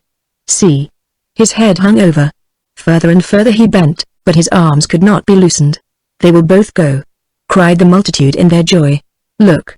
A dagger flashed. Once, twice, thrice it gleamed, and those wrestlers fell apart, while from deep down in the gulf came the thud of a fallen body. "Which, oh, which?" cried Rosamond from her battlement. "Sir Hugh Lozel," answered Godwin in a solemn voice. Then the head of Rosamond fell forward on her breast, and for a while she seemed to sleep. Wolf went to his horse, turned it about on the bridge, and throwing his arm around its neck, rested for a space. Then he mounted and walked slowly towards the inner gate. Pushing through the guarded officers, Godwin rode out to meet him. "Bravely done, brother," he said, when they came face to face. "Say, are you hurt?" "Bruised and shaken no more," answered Wolf. "A good beginning, truly. Now for the rest," said Godwin. Then he glanced over his shoulder, and added, "See, they are leading Rosamond away, but Sinan remains, to speak with you doubtless, for Masouda beckons." "What shall we do?" asked Wolf. "Make a plan, brother, for my head swims. Hear what he has to say. Then, as your horse is not wounded either, ride for it when I give the signal as Masouda bade us. There is no other way. Pretend that you are wounded." So, Godwin leading, while the multitude roared a welcome to the conquering Wolf who had borne himself so bravely for their pleasure, they rode to the mouth of the bridge and halted in the little space before the archway. There Al spoke by Masouda. "A noble fray," he said. "I did not think that Franks could fight so well. Say, Sir Knight, will you feast with me in my palace?" "I thank you, Lord," answered Wolf, "but I must rest while my brother tends my hurts," and he pointed to blood upon his mail. "Tomorrow, if it pleases you." Sinan stared at them and stroked his beard, while they trembled, waiting for the word of fate. It came. "Good. So be it.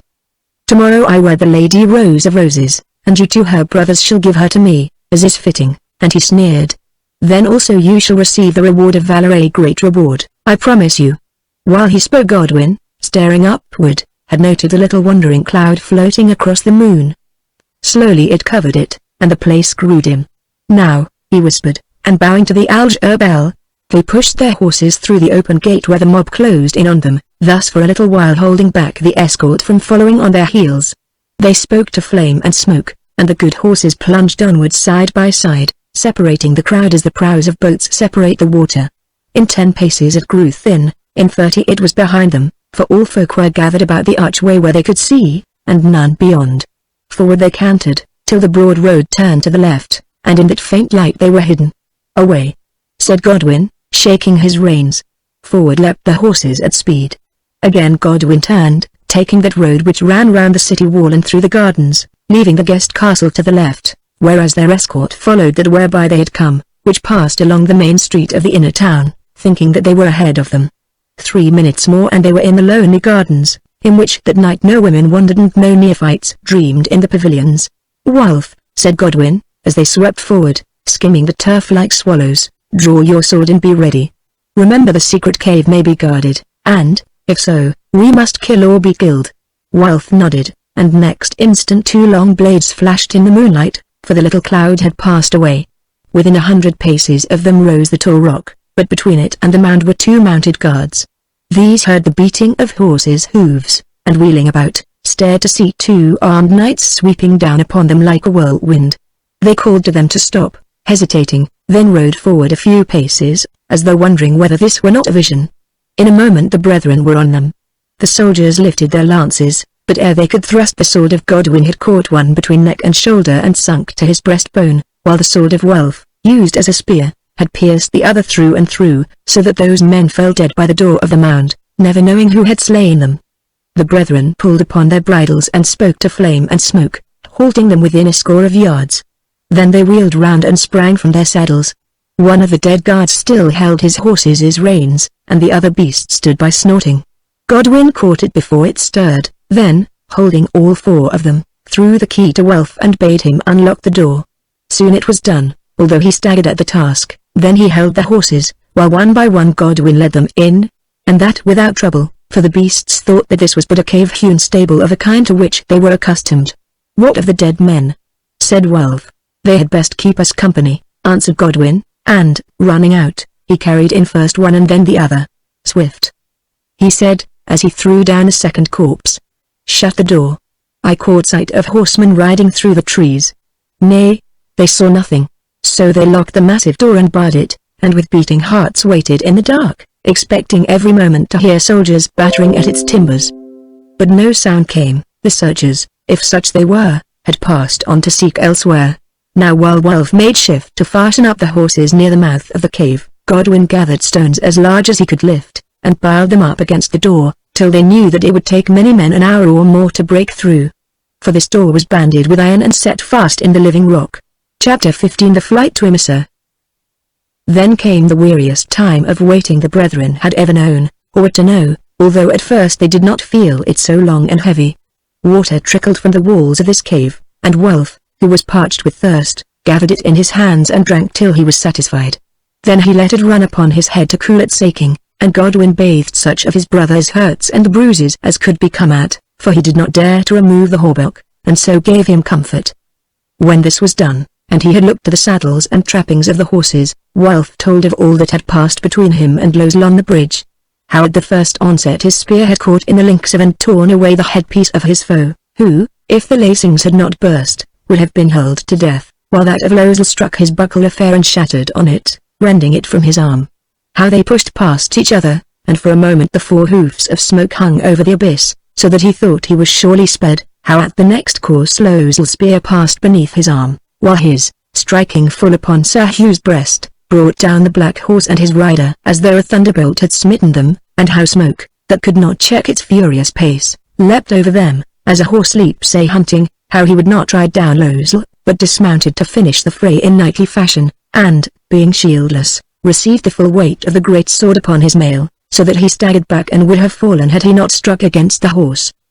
Then he told of the blows that followed, and of his last that wounded Lozel, shearing through his mail and felling him as an ox is felled by the butcher, how also, when he sprang forward to kill him, this mighty and brutal man had prayed for mercy, prayed it in the name of Christ and of their own mother, whom as a child he knew in Essex, how he could not slaughter him, being helpless, but turned away, saying that he left him to be dealt with by Algerbel, whereupon this traitorous dog sprang up and strove to knife him. He told also of their last fearful struggle, and how, shaken as he was by the blow upon his back, although the point of the dagger had not pierced his mail, he strove with Lozel, man to man, till at length his youth, great natural strength, and the skill he had in wrestling, learnt in many a village bout at home, enabled him to prevail, and, while they hung together on the perilous edge of the gulf, to free his right hand, draw his poniard, and make an end. Yet, added Wulf, never shall I forget the look of that man's eyes as he fell backwards, or the whistling scream which came from his pierced throat. At least there is a rogue the less in the world, although he was a brave one in his own knavish fashion, answered Godwin. Moreover, my brother, he added, placing his arm about Wulf's neck, I am glad it fell to you to fight him, for at the last grip your might overcame, where I, who am not so strong, should have failed. Further, I think you did well to show mercy, as a good knight should, that thereby you have gained great honor, and that if his spirit can see through the darkness, our dead uncle is proud of you now, as I am, my brother. I thank you, replied Wulf simply, but, in this hour of torment, who can think of such things as honor gained? Then, lest he should grow stiff, who was sorely bruised beneath his mail, they began to walk up and down the cave from where the horses stood to where the two dead assassins lay by the door, the faint light gleaming upon their stern, dark features. Three company they seemed in that silent, lonely place. The time crept on. The moon sank towards the mountains. "What if they do not come?" asked Wolf. "Let us wait to think of it till dawn," answered Godwin. Again they walked the length of the cave and back. "How can they come, the door being barred?" asked Wolf. "How did Masouda come and go?" answered Godwin. "Oh, question me no more, it is in the hand of God." "Look," said Wolf, in a whisper. "Who stand yonder at the end of the cave by the dead men?" "Their spirits." "Perchance," answered Godwin, drawing his sword and leaning forward. Then he looked, and true enough there stood two figures faintly outlined in the gloom. They glided towards them, and now the level moonlight shone upon their white robes and gleamed in the gems they wore. "I cannot see them," said a voice. "Oh, those dead soldiers, what do they portend?" "At least yonder stand their horses," answered another voice. Now the brethren guessed the truth, and, like men in a dream, stepped forward from the shadow of the wall. "Rosamond," they said. "Oh Godwin." "Oh Wolf," she cried in answer. "Oh, Jesu, I thank thee, and this brave woman." And, casting her arms about Masouda, she kissed her on the face. Masouda pushed her back, and said, in a voice that was almost harsh, "It is not fitting, princess, that your pure lips should touch the cheek of a woman of the assassins." But Rosamond would not be repulsed. "It is most fitting," she sobbed, "that I should give you thanks, but for you must also have become a woman of the assassins, or an inhabitant of the house of death." Then Masouda kissed her back, and, thrusting her away into the arms of Wealth, said roughly, "So, pilgrims Peter and John, your patron saints have brought you through so far, and, John, you fight right well. Nay, do not stop for our story, if you wish us to live to tell it." "What? You have the soldiers' horses with your own? Well done. I did not credit you with so much wit. Now, Sir Wealth, can you walk?" "Yes, so much the better, it will save you a rough ride, for this place is steep, though not so steep as one you know of." Now set the princess upon Flame, for no cat is surer-footed than that horse, as you may remember, Peter. I who know the path will lead it. John, take you the other two. Peter, do you follow last of all with Smoke, and, if they hang back, prick them with your sword. Come, Flame, be not afraid, Flame. Where I go, you can come, and Masouda thrust her way through the bushes and over the edge of the cliff, talking to the snorting horse and patting its neck. A minute more, and they were scrambling down a mountain ridge so steep that it seemed as though they must fall and be dashed to pieces at the bottom. Yet they fell not, for, made as it had been to meet such hours of need, this road was safer than it appeared, with ridges cut in the rock at the worst places. Down they went, and down, till at length, panting, but safe, they stood at the bottom of the darksome gulf where only the starlight shone, for here the rays of the low moon could not reach. "Mount," said Masouda. "Princess, stay you on Flame, he is the surest and the swiftest. Sir Wolf, keep your own horse Smoke, your brother and I will ride those of the soldiers. Though not very swift, doubtless they are good beasts, and accustomed to such roads." Then she leapt to the saddle as a woman born in the desert can, and pushed her horse in front. For a mile or more Masouda led them along the rocky bottom of the gulf, where because of the stones they could only travel at a foot pace, till they came to a deep cleft on the left hand, up which they began to ride. By now the moon was quite behind the mountains, and such faint light as came from the stars began to be obscured with drifting clouds. Still, they stumbled on till they reached a little glade where water ran and grass grew. "Halt," said Masouda. "Here we must wait till dawn, for in this darkness the horses cannot keep their footing on the stones. Moreover, all about us lie precipices, over one of which we might fall. But they will pursue us," pleaded Rosamond. "Not until they have light to see by," answered Masouda, "or at least we must take the risk, for to go forward would be madness. Sit down and rest a while, and let the horses drink a little and eat a mouthful of grass, holding their reins in our hands, for we and they may need all our strength before tomorrow's sun is set. Sir Wolf, say, are you much hurt?" "But very little," he answered in a cheerful voice, "a few bruises beneath my mail, that is all," for Lozel's sword was heavy. "Tell us, I pray you, what happened after we rode away from the castle bridge?" "This, knights. The princess here, being overcome, was escorted by the slaves back to her chambers, but Sinan bade me stay with him a while that he might speak to you through me. Do you know what was in his mind? To have you killed at once, both of you. whom Lozel had told him were this lady's lovers, and not her brothers. Only he feared that there might be trouble with the people, who were pleased with the fighting, so held his hand. Then he bade you to the supper, whence you would not have returned, but when Sir Wulf said that he was hurt, I whispered to him that what he wished to do could best be done on the morrow at the wedding feast when he was in his own halls, surrounded by his guards. He answered, these brethren shall fight with them until they are driven into the gulf. It will be a goodly sight for me and my queen to see. Oh, horrible, horrible, said Rosamund, while Godwin muttered, I swear that I would have fought, not with his guards, but with Sinan only. So he suffered you to go, and I left him also. Before I went he spoke to me, bidding me bring the princess to him privately within 2 hours after we had supped, as he wished to speak to her alone about the ceremony of her marriage on the morrow, and to make her gifts. I answered aloud that his commands should be obeyed, and hurried to the guest castle. There I found your lady recovered from her faintness, but mad with fear, and forced her to eat and drink. The rest is short. Before the 2 hours were gone a messenger came, saying that the Al-Jabal bade me do what he had commanded. Return, I answered, the princess adorns herself. We follow presently alone, as it is commanded. Then I threw this cloak about her and bade her be brave, and, if we failed, to choose whether she would take Sinan or death for Lord. Next, I took the ring you had, the signet of the dead Al-Jabal, who gave it to your kinsman, and held it before the slaves, who bowed and let me pass. We came to the guards, and to them again I showed the ring. They bowed also, but when they saw that we turned down the passage to the left and not to the right, as we should have done to come to the doors of the inner palace, they would have stopped us. Acknowledge the signet, I answered. Dogs, what is it to you which road the signet takes? Then they also let us pass. Now, following the passage, we were out of the guest house and in the gardens, and I led her to what is called the prison tower, whence runs the secret way. Here were more guards whom I bade open in the name of Sinan. They said, we obey not. This place is shut save to the signet itself. Behold it. I answered.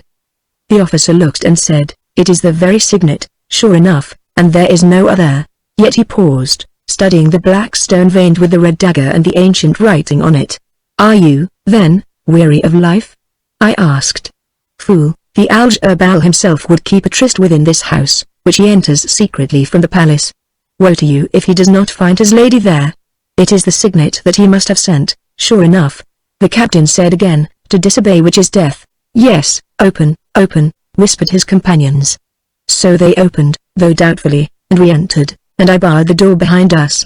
Then, to be short, through the darkness of the tower basement, guiding ourselves by the wall, we crept to the entrance of that way of which I know the secret. And along all its length and through the rock door of escape at the end of which I set so that none can turn it, save skilled masons with their tools, and into the cave where we found you.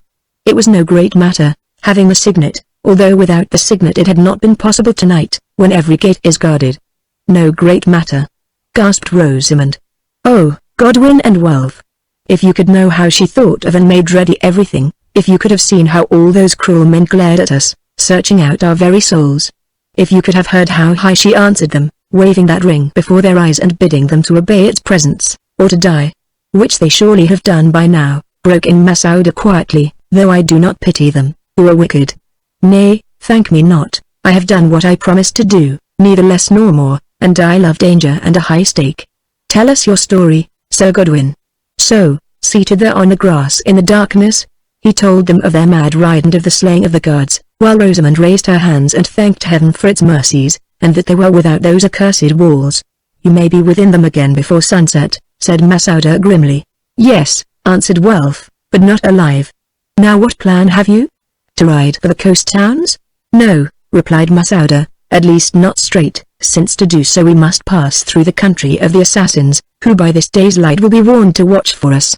We must ride through the desert mountain lands to Emissa, many miles away, and cross the Odes there, then down into Baalbek, and so back to Beirut. Emissa? Said Godwin. Why Saladin holds that place, and of Baalbek the Lady Rosamund is princess. Which is best? Asked Masouda shortly. That she should fall into the hands of Salah ad-Din, or back into those of the master of the assassins. Choose which you wish. I choose Salah ad-Din, broke in Rosamund, for at least he is my uncle, and will do me no wrong. Nor, knowing the case, did the others gainsay her. Now at length the summer day began to break, and while it was still too dark to travel, Godwin and Rosamond let the horses graze, holding them by their bridles. Masouda, also, taking off the hauberk of wealth, doctored his bruises as best she could with the crushed leaves of a bush that grew by the stream. Having first washed them with water, and though the time was short, eased him much. Then, so soon as the dawn was grey, having drunk their fill and, as they had nothing else, eaten some watercress that grew in the stream, they tightened their saddle girths and started. Scarcely had they gone 100 yards when, from the gulf beneath, that was hidden in grey mists, they heard the sound of horses' hooves and men's voices. "Push on," said Masouda, "Al-Jabal is on our tracks." Upwards they climbed through the gathering light, skirting the edge of dreadful precipices which in the gloom it would have been impossible to pass, till at length they reached a great tableland, that ran to the foot of some mountains a dozen miles or more away. Among those mountains soared two peaks, set close together. To these Masouda pointed, saying that their road ran between them, and that beyond lay the valley of the Ons. While she spoke, far behind them they heard the sound of men shouting, although they could see nothing because of the dense mist.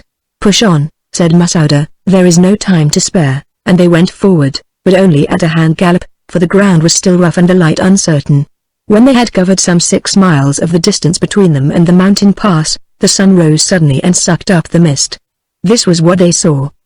Before them lay a flat, sandy plain, behind, the stony ground that they had traversed, and riding over it, 2 miles from them, some 20 men of the assassins. "They cannot catch us," said Welf, but Masouda pointed to the right, where the mist still hung, and said, "Yonder I see spears." Presently it thinned, and there a league away they saw a great body of mounted soldiers, perhaps there were 400. "Look," she said, "they have come round during the night, as I feared they would. Now we must cross the path before them or be taken," and she struck her horse fiercely with a stake she had cut at the stream. Half a mile further on a shout from the great body of men to their right, which was answered by another shout from those behind, told them that they were seen. "On," said Masouda. "The race will be close." So they began to gallop their best. 2 miles were done, but although that behind was far off, the great cloud of dust to their right grew ever nearer till it seemed as though it must reach the mouth of the mountain pass before them. Then Godwin spoke. "Welf and Rosamond, ride on. Your horses are swift and can outpace them. At the crest of the mountain pass wait a while to breathe the beasts, and see if we come. If not, ride on again, and God be with you." Said Masouda, "ride and head for the emissary bridge. It can be seen from far, and yield yourselves to the officers of Salah ad-Din." They hung back, but in a stern voice Godwin repeated, "Ride, I command you both." "For Rosamond's sake, so be it," answered Welf. Then he called to Smoke and Flame, and they stretched themselves out upon the sand and passed thence swifter than swallows. Soon Godwin and Masouda, toiling behind, saw them enter the mouth of the pass. "Good," she said. "Except those of their own breed, there are no horses in Syria that can catch those two. They will come to Emissa, have no fear." "Who was the man who brought them to us?" asked Godwin, as they galloped side by side, their eyes fixed upon the ever-nearing cloud of dust, in which the spear points sparkled. "My father's brother, my uncle, as I called him," she answered. "He is a sheikh of the desert, who owns the ancient breed that cannot be bought for gold." "Then you are not of the assassins, Masouda?" "No, I may tell you, now that the end seems near. My father was an Arab, my mother a noble Frank, a French woman, whom he found starving in the desert after a fight, and took to his tent and made his wife. The assassins fell upon us and killed him and her, and captured me as a child of 12. Afterwards, when I grew older, being beautiful in those days, I was taken to the harem of Sinan, and, although in secret I had been bred up a Christian by my mother, they swore me of his accursed faith. Now you will understand why I hate him so sorely who murdered my father and my mother, and made me what I am, why I hold myself so vile also. Yes, I have been forced to serve as his spy or be killed, who, although he believed me his faithful slave, desired first to be avenged upon him." "I do not hold you vile," panted Godwin, as he spurred his laboring steed. "I hold you most noble." "I rejoice to hear it before we die," she answered, looking him in the eyes in such a fashion that he dropped his head before her burning gaze. "Who hold you dear, Sir Godwin, for whose sake I have dared these things, although I am naught to you?" "Nay, speak not. The Lady Rosamond has told me all that story except its answer." Now they were off the sand over which they had been racing side by side, and beginning to breast the mountain slope, nor was Godwin sorry that the clatter of their horses' hoofs upon the stones prevented further speech between them. So far they had outpaced the assassins, who had a longer and a rougher road to travel, but the great cloud of dust was not 700 yards away, and in front of it, shaking their spears, rode some of the best mounted of their soldiers. "These horses still have strength, they are better than I thought them," cried Masouda. "They will not gain on us across the mountains, but afterwards." For the next league they spoke no more, who must keep their horses from falling as they toiled up the steep path. At length they reached the crest, and there, on the very top of it, saw Wealth and Rosamond standing by Flame and Smoke. "They rest," Godwin said, then he shouted, "Mount! Mount! The foe is close." So they climbed to their saddles again, and, all four of them together began to descend the long slope that stretched to the plain 2 leagues beneath. Far off across this plain ran a broad silver streak, beyond which from that height they could see the walls of a city. "The Ons!" cried Masouda. "Cross that, and we are safe." But Godwin looked first at his horse, then at Masouda, and shook his head. Well might he do so, for, stout-hearted as they were, the beasts were much distressed that had galloped so far without drawing rein. Down the steep road they plunged, panting, indeed at times it was hard to keep them on their feet. "They will reach the plain no more," said Godwin, and Masouda nodded. The descent was almost done, and not a mile behind them the white-robed assassins streamed endlessly. Godwin plied his spurs and Masouda her whip, although with little hope, for they knew that the end was near.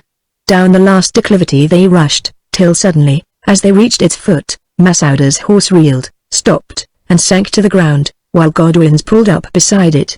"Ride on!" he cried to Rosamond and Wealth in front, but they would not. He stormed at them, but they replied, "Nay, we will die together." Masouda looked at the horses Flame and Smoke, which seemed but little troubled.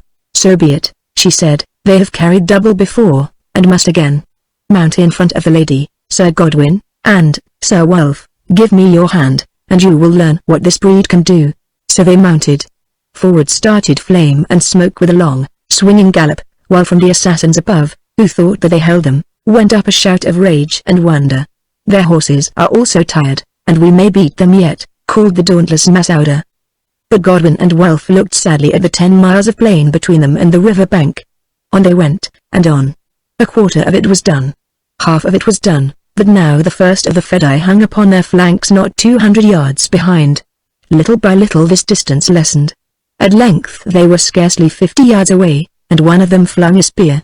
In her terror Rosamond sobbed aloud. "Spur the horses, knights," cried Masouda, and for the first time they spurred them. At the sting of the steel Flame and Smoke sprang forward as though they had but just left their stable door, and the gap between pursuers and pursued widened. 2 more miles were done, and scarce 7 furlongs from them they saw the broad mouth of the bridge, while the towers of Emesa beyond seemed so close that in this clear air they could discern the watchman outlined against the sky. Then they descended a little valley, and lost sight of bridge and town. At the rise of the opposing slope the strength of Flame and Smoke at last began to fail beneath their double burdens.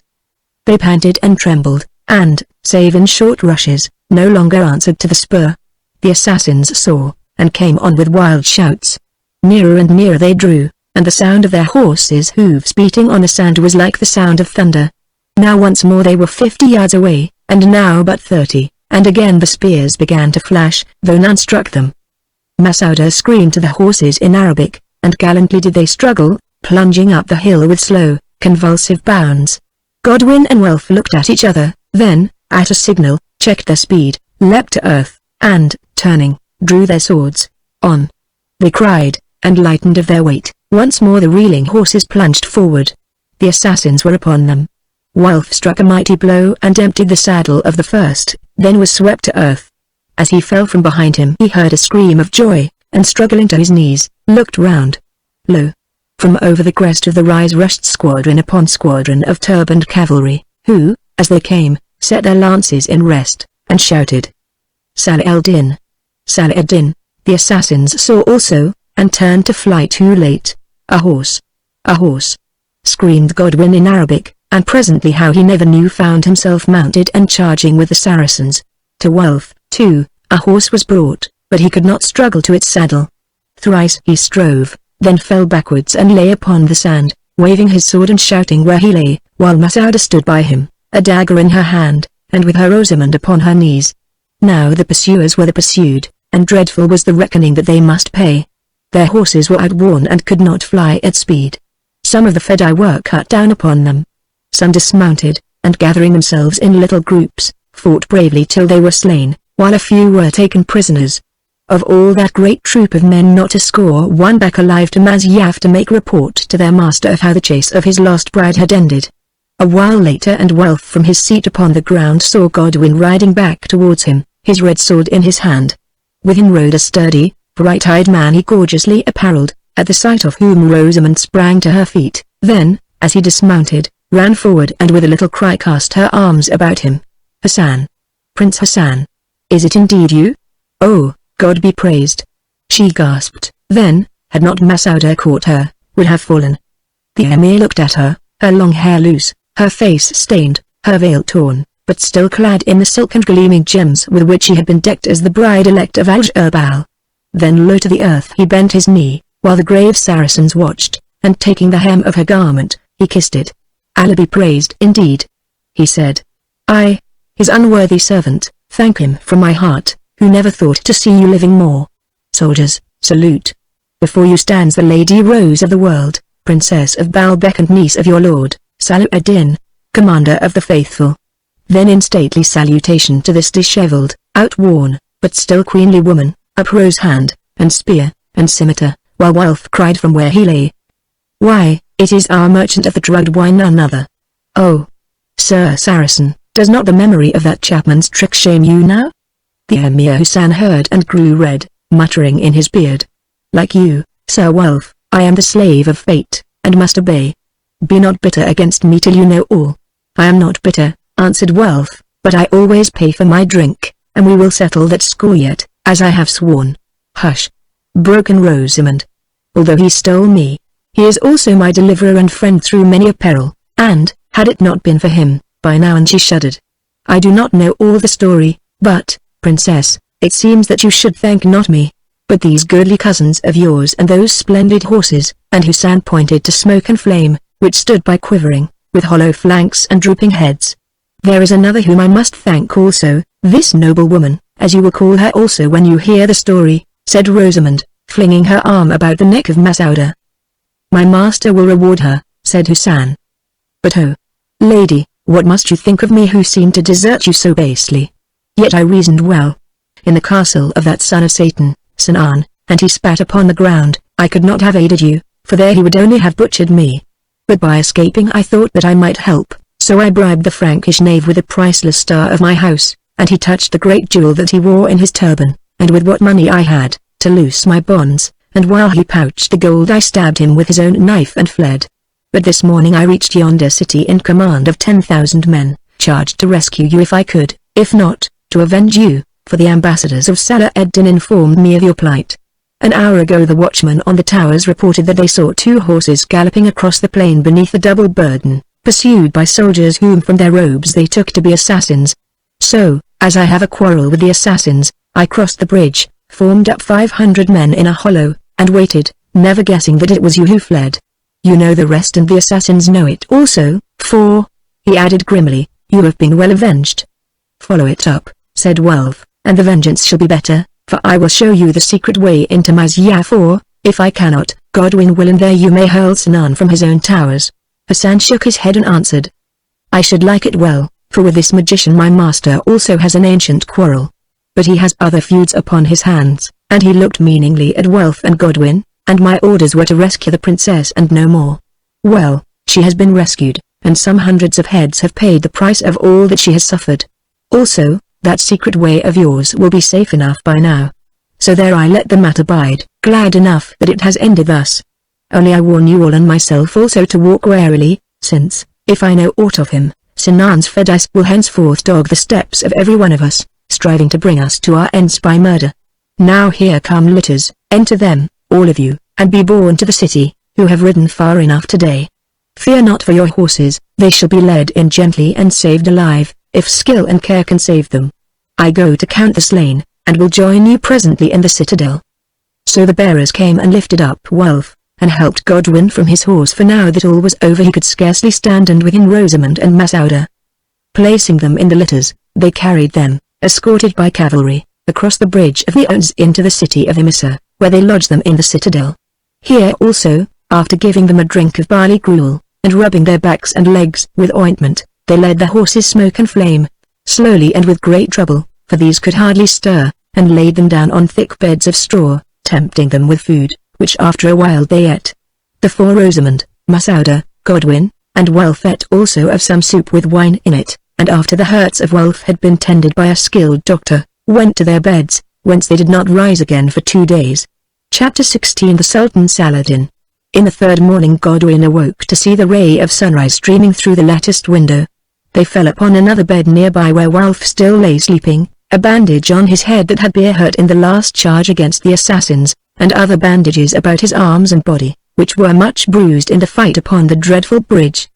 Wondrous was it to Godwin to watch him eyeing the sleeping healthily, notwithstanding his injuries, and to think of what they had gone through together with so little harm, to think, also, of how they had rescued Rosamond out of the very mouth of that earthly hell of which he could see the peaks through the open window place out of the very hands of that fiend, its ruler. Reckoning the tale day by day, he reflected on their adventures since they landed at Beirut, and saw how heaven had guided their every step. In face of the warnings that were given them, to visit the Al-Jabal in his stronghold had seemed a madness. Yet there, where none could have thought that she would be, they had found Rosamond. That they had been avenged upon the false knight Sir Hulose, who had betrayed her, first to Saladin, then to Sinan, and sent him down to death and judgment, and thence they had rescued Rosamond. Oh, how wise they had been to obey the dying words of their uncle, Sir Andrew, who doubtless was given foresight at the end. God and his saints had helped them, who could not have helped themselves, and his minister had been Masouda. But for Masouda, Rosamond would by now be lost or dead, and they, if their lives were still left to them, would be wanderers in the great land of Syria, seeking for one who never could be found. Why had Masouda done these things, again and again putting her own life upon the hazard to save theirs and the honor of another woman? As he asked himself the question Godwin felt the red blood rise to his face. Because she hated Sinan, who had murdered her parents and degraded her, she said, and doubtless that had to do with the matter. But it was no longer possible to hide the truth. She loved him, and had loved him from the first hour when they met. He had always suspected it in that wild trial of the horses upon the mountainside, when she sat with her arms about him and her face pressed against his face, when she kissed his feet after he had saved her from the lion, and many another time. But as they followed Wulf and Rosamond up the mountain pass while the host of the assassins thundered at their heels, and in broken gasps she had told him of her sad history, then it was that he grew sure. Then, too, he had said that he held her not vile, but noble, as indeed he did, and, thinking their death upon them, she had answered that she held him dear, and looked on him as a woman looks upon her only love, a message in her eyes that no man could fail to read. Yet if this were so, why had Masouda saved Rosamond, the lady to whom she knew well that he was sworn? Reared among those cruel folk who could wade to their desire through blood and think it honor, would she not have left her rival to her doom, seeing that oaths do not hold beyond the grave? An answer came into the heart of Godwin, at the very thought of which he turned pale and trembled. His brother was also sworn to Rosamond, and she in her soul must be sworn to one of them. Was it not to Wulf, who was handsomer and more strong than he, to Wulf, the conqueror of Lothal? Had Rosamond told Masouda this? Nay, surely not. Yet women can read each other's hearts, piercing veils through which no man may see, and perchance Masouda had read the heart of Rosamond. She stood behind her during the dreadful duel at the gate, and watched her face when Wulf's death seemed sure. She might have heard words that broke in agony from her lips in those moments of torment. Oh, without doubt it was so, and Masouda had protected Rosamond because she knew that her love was for Wulf and not for him. The thought was very bitter, and in its pain Godwin groaned aloud, while a fierce jealousy of the brave and handsome knight who slept at his side, dreaming, doubtless, of the fame that he had won and the reward by which it would be crowned, gripped his vitals like the icy hand of death. Then Godwin remembered the oath that they two had sworn far away in the priory at Stangate, and the love passing the love of a woman which he bore towards this brother, and the duty of a Christian warrior whereto he was vowed, and hiding his face in his pillow he prayed for strength. It would seem that it came to him at least, when he lifted his head again the jealousy was gone, and only the great grief remained. Fear remained also for what of Masouda? How should he deal with her? He was certain that this was no fancy which would pass until her life passed with it, and, beautiful as she was, and noble as she was, he did not wish her love. He could find no answer to these questions, save this that things must go on as they were decreed. For himself, he, Godwin, would strive to do his duty, to keep his hands clean, and await the end, whatever that might be. Welf woke up, stretched his arms, exclaimed because that action hurt him, grumbled at the brightness of the light upon his eyes, and said that he was very hungry. Then he arose, and with the help of Godwin, dressed himself, but not in his armor. Here, with the yellow-coated soldiers of Saladin, grave-faced and watchful, pacing before their door for night and day, they were trebly guarded lest assassins should creep in. There was no need for mail. In the fortress of Masyaf, indeed, where they were also guarded, it had been otherwise. Welf heard the step of the sentries on the cemented pavement without, and shook his great shoulders as though he shivered. "That sound makes my backbone cold," he said.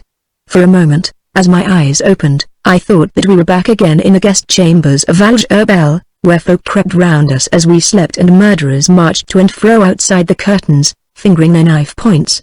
Well, whatever there is to come, thank the saints, that is done with. I tell you, brother, I have had enough of mountains, and narrow bridges, and assassins. Henceforth, I desire to live upon a flat with never a hill in sight, amidst honest folk as stupid as their own sheep, who go to church on Sundays and get drunk, not with hookage, but on brown ale, brought to them by no white-robed sorceress, but by a draggle-tailed wench in a tavern, with her musty bedstraw still sticking in her hair. Give me the saltings of Essex with the east winds blowing over them, and the primroses abloom upon the bank, and the lanes fetlock deep in mud, and for your share you may take all the scented gardens of Sinan and the cups and jewels of his ladies, with the fightings and adventures of the golden east thrown in. I never sought these things, and we are a long way from Essex, answered Godwin shortly. No, said Welf, but they seem to seek you. What news of Masouda? Have you seen her while I slept, which has been long? I have seen no one except the apothecary who tended you, the slaves who brought us food, and last evening the Prince Hassan, who came to see how we fared. He told me that, like yourself, Rosamond and Masouda slept. I am glad to hear it, answered Welf, for certainly their rest was earned. By Saint Chad! What a woman is this Masouda! A heart of fire and nerves of steel. Beautiful, too most beautiful, and the best horsewoman that ever sat a steed. Had it not been for her by heaven. When I think of it I feel as though I loved her, don't you? No, said Godwin, still more shortly. Ah, well, I dare say she can love enough for two who does nothing by halves, and, all things considered, he added, with one of his great laughs, I am glad it is I of whom she thinks so little. Yes, I who adore her as though she were my patron saint. Hark! The guards challenge, and, forgetting where he was, he snatched at his sword. Then the door opened, and through it appeared the Emir Hassan, who saluted them in the name of Allah, searching them with his quiet eyes. Few would judge, to look at you, Sir Knights, he said with a smile, that you have been the guests of the old man of the mountain, and left his house so hastily by the back door. 3 days more and you will be as lusty as when we met beyond the seas upon the wharf by a certain creek. Oh, you are brave men, both of you, though you be infidels, from which error may the Prophet guide you, brave men, the flower of knighthood. I, Hassan, who have known many Frankish knights, say it from my heart, and, placing his hand to his turban, he bowed before them in admiration that was not feigned. We thank you, Prince, for your praise, said Godwin gravely, but Welf stepped forward, took his hand, and shook it. That was an ill trick, Prince, which you played us yonder in England, he said, and one that brought as good a warrior as ever drew a sword, our Uncle Sir Andrew Darcy, to an end sad as it was glorious. Still, you obeyed your master, and because of all that has happened since, I forgive you, and call you friend, although should we ever meet in battle I still hope to pay you for that drugged wine. Here Hassan bowed, and said softly, I admit that the debt is owing, also that none sorrow more for the death of the noble Lord Darcy than I, your servant, who, by the will of God, brought it upon him. When we meet, Sir Welf, in war, and that, I think, will be an ill hour for me, strike home, I shall not complain. Meanwhile, we are friends, and in very truth all that I have is yours. But now I come to tell you that the Princess Rose of the World, Allah bless her footsteps, ! Is recovered from her fatigues, and desires that you should breakfast with her in an hour's time. Also the doctor waits to tend your bruises, and slaves to lead you to the bath and clothe you. Nay, leave your hauberk, here the faith of Salah ed-Din and of his servants is your best armor. Still, I think that we will take them, said Godwin, for faith is a poor defense against the daggers of these assassins, who dwell not so far away. True, answered Hassan, I had forgotten. So thus they departed.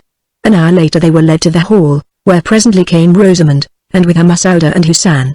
She was dressed in the rich robes of an Eastern lady, but the gems with which she had been adorned as the bride-elect of Al-Jabal were gone, and when she lifted her veil the brethren saw that though her face was still somewhat pallid, her strength had come back to her, and the terror had left her eyes.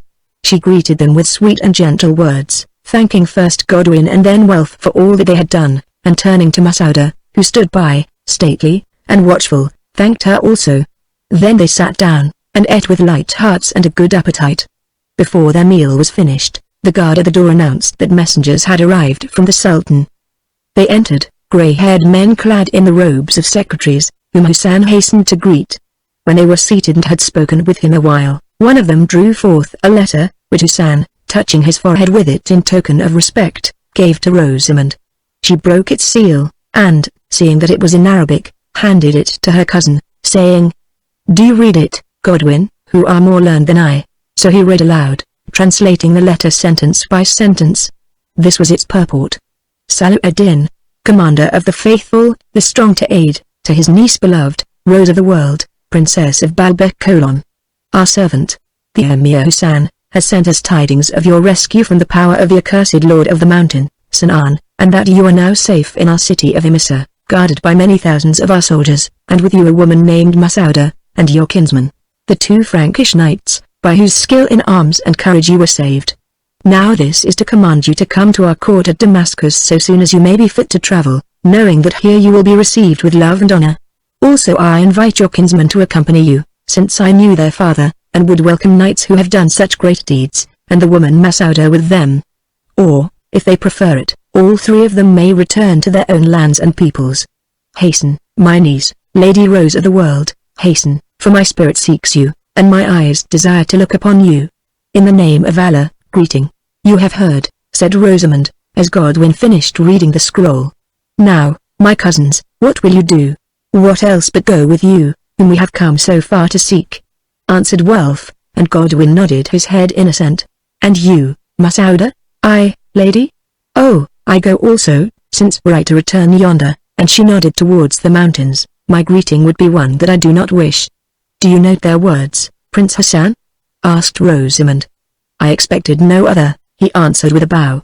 Only, knights, you must give me a promise, for even in the midst of my army such is needful from men who can fly like birds out of the fortress of Masyaf and from the knives of the assassins who are mounted, moreover, on the swiftest horses in Syria that have been trained to carry a double burden, and he looked at them meaningly. It is that upon this journey you will not attempt to escape with the princess, whom you have followed from oversea to rescue her out of the hand of Salah-ad-Din. Godwin drew from his tunic the cross which Rosamond had left him in the hall at Steeple, and saying, I swear upon this holy symbol that during our journey to Damascus I will attempt no escape with or without my cousin Rosamond, he kissed it. And I swear the same upon my sword, added Wealth, laying his hand upon the silver hilt of the great blade which had been his forefathers. A security that I like better, said Husan with a smile, but in truth, knights, your word is enough for me. Then he looked at Masauda and went on, still smiling, nay, it is useless, for women who have dwelt yonder oaths have no meaning. Lady, we must be content to watch you, since my lord has bidden you to his city, which, fair and brave as you are, to be plain, I would not have done.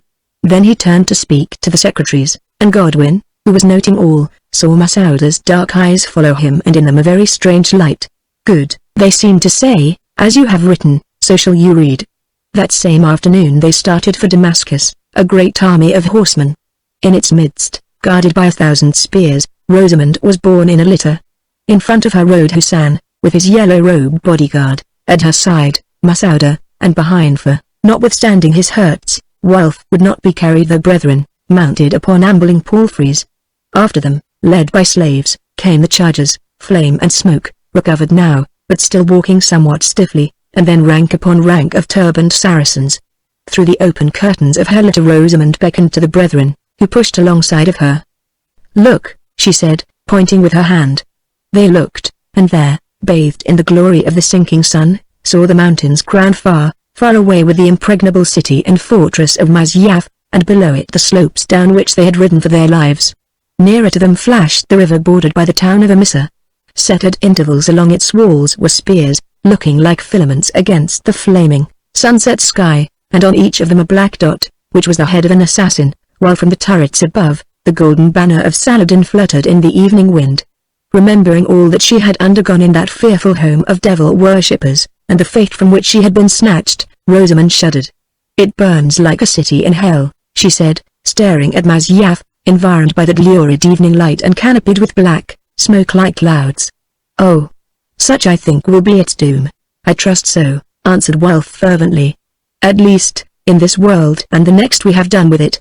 "Yes," added Godwin in his thoughtful voice, "still, out of that evil place we won good, for there we found Rosamund, and there, my brother, you conquered in such a fray as you can never hope to fight again, gaining great glory, and perhaps much more."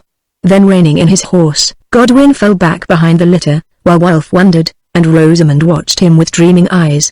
That evening they camped in the desert, and next morning, surrounded by wandering tribes of Bedouins mounted on their camels, marched on again, sleeping that night in the ancient fortress of Baalbek, whereof the garrison and people, having been warned by runners of the rank and titles of Rosamund, came out to do her homage as their lady.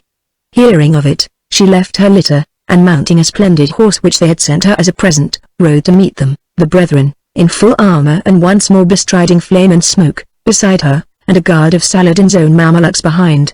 Solemn, turbaned men, who had been commanded so to do by messengers from the Sultan, brought her the keys of the gates on a cushion. Minstrels and soldiers marched before her, whilst crowding the walls and running alongside came the citizens in their thousands. Thus she went on, through the open gates, past the towering columns of ruined temples once the home of the worship of heathen gods, through courts and vaults to the citadel surrounded by its gardens that in dead ages had been the Acropolis of forgotten Roman emperors. Here in the portico Rosamund turned her horse, and received the salutations of the multitude as though she also were one of the world's rulers. Indeed, it seemed to the brethren watching her as she sat upon the great white horse and surveyed the shouting, bending crowd with flashing eyes, splendid in her bearing and beautiful to see, a prince at her stirrup and an army at her back, that none of those who had trod that path before her could have seemed greater or more glorious in the hour of their pride than did this English girl, who by the whim of fate had suddenly been set so high. Truly by blood and nature she was fitted to be a queen. Yet as Rosamund sat thus the pride passed from her face, and her eyes fell. "Of what are you thinking?" asked Godwin at her side. "That I would we were back among the summer fields at Steeple," she answered, "for those who are lifted high fall low. Prince Hassan, give the captains and people my thanks and bid them be gone. I would rest." Thus for the first and last time did Rosamund behold her ancient fief of Baalbek, which her grandsire, the great Ayyub, had ruled before her. That night there was feasting in the mighty, immemorial halls, and singing and minstrelsy in the dancing of fair women and the giving of gifts. For Baalbek, where birth and beauty were ever welcome, did honor to its lady, the favored niece of the mighty Saladin.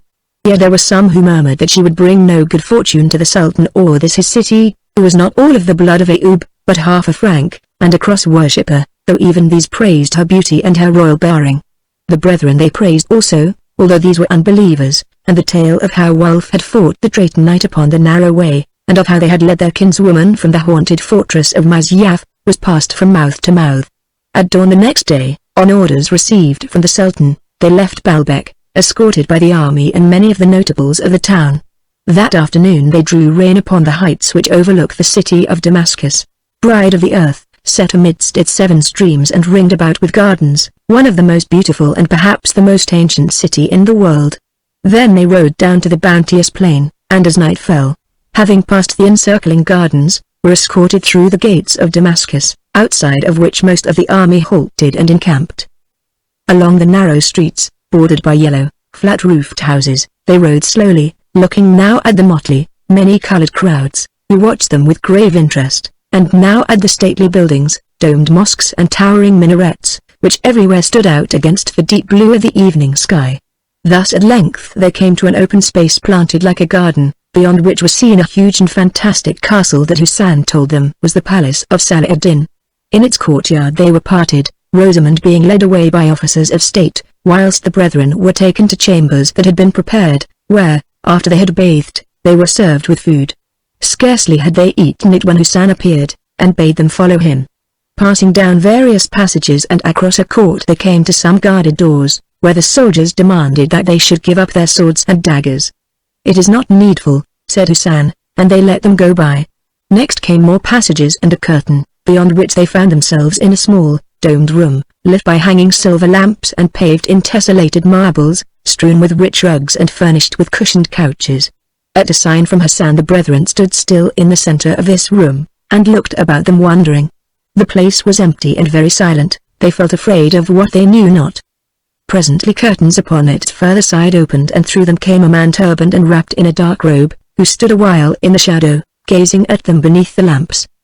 The man was not very tall, and slight in build, yet about him was much majesty, although his garb was such as the humblest might have worn. He came forward, lifting his head, and they saw that his features were small and finely cut, that he was bearded, and beneath his broad brow shone thoughtful yet at times piercing eyes which were brown in hue.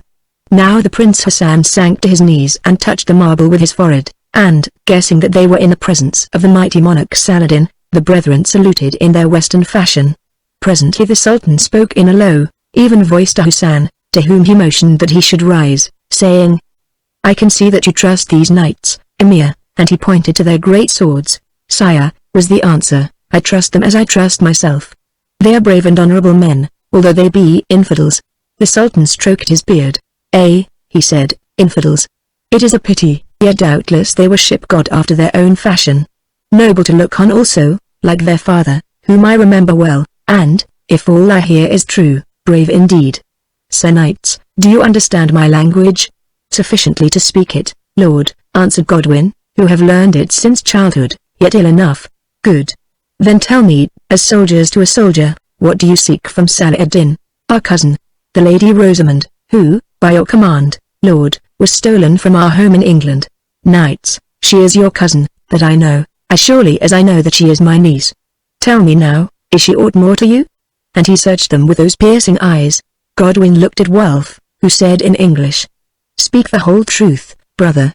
From that man nothing can be hid." Then Godwin answered, "Sire, we love her, and are affianced to her." The Sultan stared at them in surprise. "What? Both of you?" he asked. "Yes, both."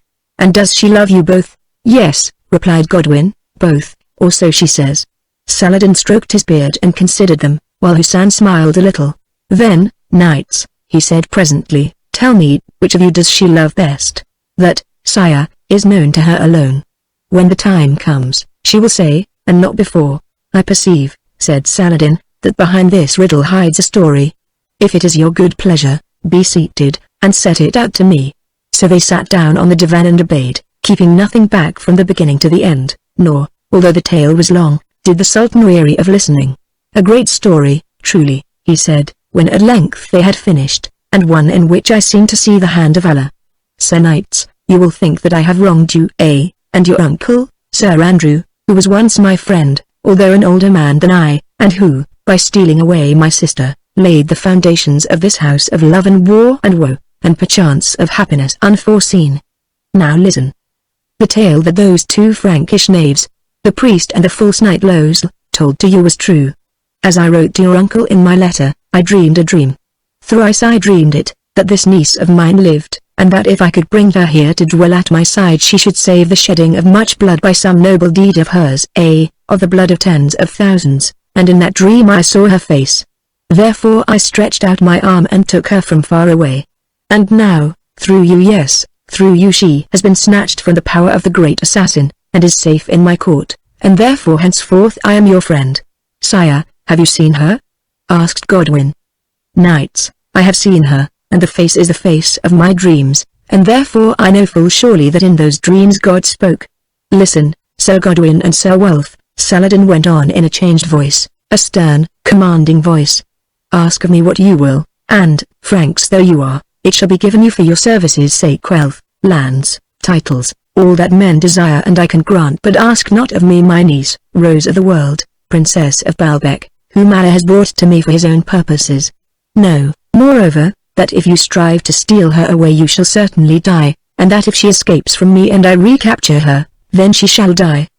These things I have told her already, and I swear them in the name of Allah. Here she is, and in my house she must abide until the vision be fulfilled." Now in their dismay the brethren looked at each other, for they seemed further from their desire than they had been even in the castle of Sinan. Then a light broke upon the face of Godwin, and he stood up and answered, "Dread Lord of all the East, we hear you and we know our risk. You have given us your friendship, we accept it, and are thankful, and seek no more. God, you say, has brought our Lady Rosamond to you for his own purposes, of which you have no doubt, since her face is the very face of your dreams. Then let his purposes be accomplished according to his will, which may be in some way that we little guess. We abide his judgment who has guided us in the past, and will guide us in the future. Well spoken, replied Saladin. I have warned you, my guests, therefore blame me not if I keep my word, but I ask no promise from you who would not tempt noble knights to lie. Yes, Allah has set this strange riddle, by Allah let it be answered in his season. Then he waved his hand to show that the audience was ended. Chapter 17. The brethren depart from Damascus. At the court of Saladin, Godwin and Wulf were treated with much honor. A house was given them to dwell in, and a company of servants to minister to their comfort and to guard them. Mounted on their swift horses, Flame and Smoke, they were taken out into the desert to hunt, and, had they so willed, it would have been easy for them to outdistance their retinue and companions and ride away to the nearest Christian town. Indeed, no hand would have been lifted to stay them who were free to come or go. But whither were they to go without Rosamond? Saladin they saw often, for it pleased him to tell them tales of those days when their father and uncle were in the East, or to talk with them of England and the Franks, and even now and again to reason with Godwin on matters of religion. Moreover, to show his faith in them, he gave them the rank of officers of his own bodyguard, and when, wearying of idleness, they asked it of him, allowed them to take their share of duty in the guarding of his palace and person. This, at a time when peace still reigned between Frank and Saracen, the brethren were not ashamed to do, who received no payment for their services. Peace reigned indeed, but Godwin and Wulf could guess that it would not reign for long. Damascus and the plain around it were one great camp, and every day new thousands of wild tribesmen poured in and took up the quarters that had been prepared for them. They asked Masouda, who knew everything, what it meant.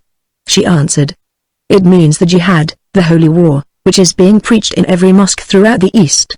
It means that the great struggle between cross and crescent is at hand, and then, pilgrims Peter and John, you will have to choose your standard." "There can be little doubt about that," said Wulf. "None," replied Masouda, with one of her smiles, "only it may pain you to have to make war upon the Princess of Baalbek and her uncle, the commander of the faithful." Then she went, still smiling. For this was the trouble of it, Rosamond, their cousin and their love, had in truth become the Princess of Baalbek for them. She lived in great state and freedom, as Saladin had promised that she should live in his letter to Sir Andrew Darcy. No insult or violence were offered to her faith, no suitor was thrust upon her. But she was in a land where women do not consort with men, especially if they be high-placed. As a princess of the Empire of Saladin, she must obey its rules, even to veiling herself when she went abroad, and exchanging no private words with men. Godwin and Wulf prayed Saladin that they might be allowed to speak with her from time to time, but he only answered shortly, "Sir Knights, our customs are our customs. Moreover, the less you see of the Princess of Baalbek the better I think it will be for her, for you, whose blood I do not wish to have upon my hands, and for myself, who await the fulfillment of that dream which the angel brought." Then the brethren left his presence sore at heart, for although they saw her from time to time at feasts and festivals, Rosamond was as far apart from them as though she sat in Steeple Hall, and further. Also they came to see that of rescuing her from Damascus there was no hope at all.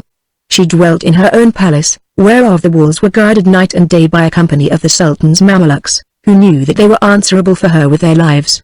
Within its walls, again, lived trusted eunuchs, under the command of a cunning fellow named Mesra, and her retinue of women, all of them spies and watchful.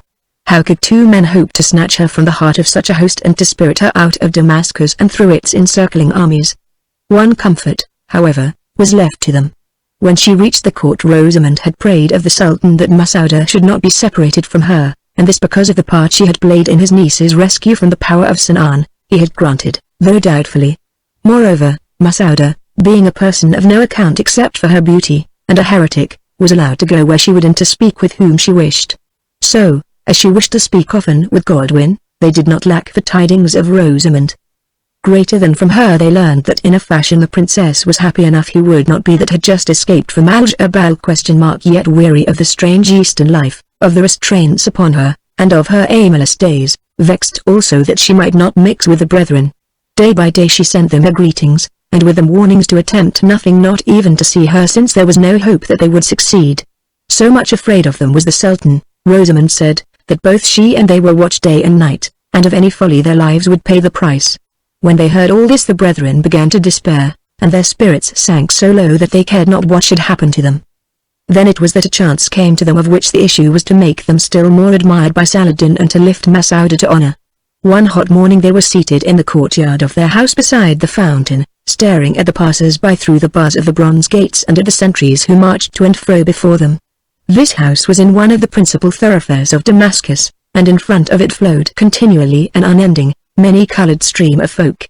There were white-robed Arabs of the desert, mounted on their grumbling camels, caravans of merchandise from Egypt or elsewhere, asses laden with firewood or the grey, prickly growth of the wild thyme for the bakers' ovens, water sellers with their goatskin bags and chinking brazen cups, vendors of birds or sweetmeats, women going to the bath in closed and curtained litters, escorted by the eunuchs of their households, great lords riding on their Arab horses and preceded by their runners, who thrust the crowd asunder and beat the poor with rods, beggars, halt, maimed, and blind, beseeching alms, lepers, from whom all shrank away, who wailed their woes aloud, stately companies of soldiers, some mounted and some afoot, holy men, who gave blessings and received alms, and so forth, without number and without end. Godwin and Wulf, seated in the shade of the painted house, watched them gloomily. They were weary of this ever-changing sameness, weary of the eternal glare and glitter of this unfamiliar life, weary of the insistent cries of the mullahs on the minarets, of the flash of the swords that would soon be red with the blood of their own people, weary, too, of the hopeless task to which they were sworn. Rosamund was one of this multitude. She was the Princess of Baalbek, half an Eastern by her blood, and growing more Eastern day by day, or so they thought in their bitterness. As well might two Saracens hope to snatch the Queen of England from her palace at Westminster, as they to drag the Princess of Baalbek out of the power of a monarch more absolute than any King of England. So they sat silent since they had nothing to say, and stared now at the passing crowd, and now at the thin stream of water falling continually into the marble basin. Presently they heard voices at the gate, and, looking up, saw a woman wrapped in a long cloak, talking with the guard, who with a laugh thrust out his arm, as though to place it round her. Then a knife flashed, and the soldier stepped back, still laughing, and opened the wicket. The woman came in. It was Masouda. They rose and bowed to her, but she passed before them into the house. Thither they followed, while the soldier at the gate laughed again, and at the sound of his mockery Godwin's cheek grew red. Even in the cool, darkened room she noticed it, and said, bitterly enough, "What does it matter? Such insults are my daily bread whom they believe." And she stopped. "They had best say nothing of what they believe to me," muttered Godwin. "I thank you," Masouda answered, with a sweet, swift smile, and, throwing off her cloak, stood before them unveiled, clad in the white robes that befitted her tall and graceful form so well, and were blazoned on the breast with the cognizance of Baalbek. "Well for you," she went on, "that they hold me to be what I am not, since otherwise I should win no entry to this house." "What of our Lady Rosamund?" broke in Wulf awkwardly, for, like Godwin, he was pained. Masouda laid her hand upon her breast as though to still its heaving, then answered, "The Princess of Baalbek, my mistress, is well and as ever, beautiful, though somewhat weary of the pomp in which she finds no joy. She sent her greetings, but did not say to which of you they should be delivered, so, pilgrims, you must share them." Godwin winced, but Wulf asked if there were any hope of seeing her, to which Masouda answered, "None," adding, in a low voice, "I come upon another business." "Do you brethren wish to do Salah ed-Din a service?" "I don't know." "What is it?" asked Godwin gloomily. "Only to save his life, for which he may be grateful, or may not, according to his mood." "Speak on," said Godwin, "and tell us how we 2 Franks can save the life of the Sultan of the East. Do you still remember Sinan and his fair dice?" "Yes, they are not easily forgotten, are they? Well, tonight he has plotted to murder Salah ed-Din, and afterwards to murder you if he can, and to carry away your Lady Rosamund if he can, or, failing that, to murder her also." "Oh. The tale is true enough. I have it from one of them under the signet. Surely that signet has served us well. Who believes, poor fool, that I am in the plot? Now, you are the officers of the bodyguard who watch in the antechamber tonight, are you not? Well, when the guard is changed at midnight, the 8 men who should replace them at the doors of the room of Salah ed-Din will not arrive. They will be decoyed away by a false order. In their stead will come 8 murderers, disguised in the robes and arms of Mamelukes. They look to deceive and cut you down, kill Salah ed-Din, and escape by the further door. Can you hold your own a while against 8 men, think you? "We have done so before and will try," answered Wolf. "But how shall we know that they are not Mamelukes? Thus they will wish to pass the door, and you will say, 'Nay, sons of Sinan,' whereon they will spring on you to kill you. Then be ready and shout aloud." "And if they overcome us," asked Godwin, "then the Sultan would be slain?" "Nay, for you must lock the door of the chamber of Salah ed-Din and hide away the key. The sound of the fighting will arouse the outer guard ere hurt can come to him. Or," she added, after thinking a while, "perhaps it will be best to reveal the plot to the Sultan at once." "No, no," answered Wolf, "let us take the chance. I weary of doing nothing here. Hassan guards the outer gate. He will come swiftly at the sound of blows."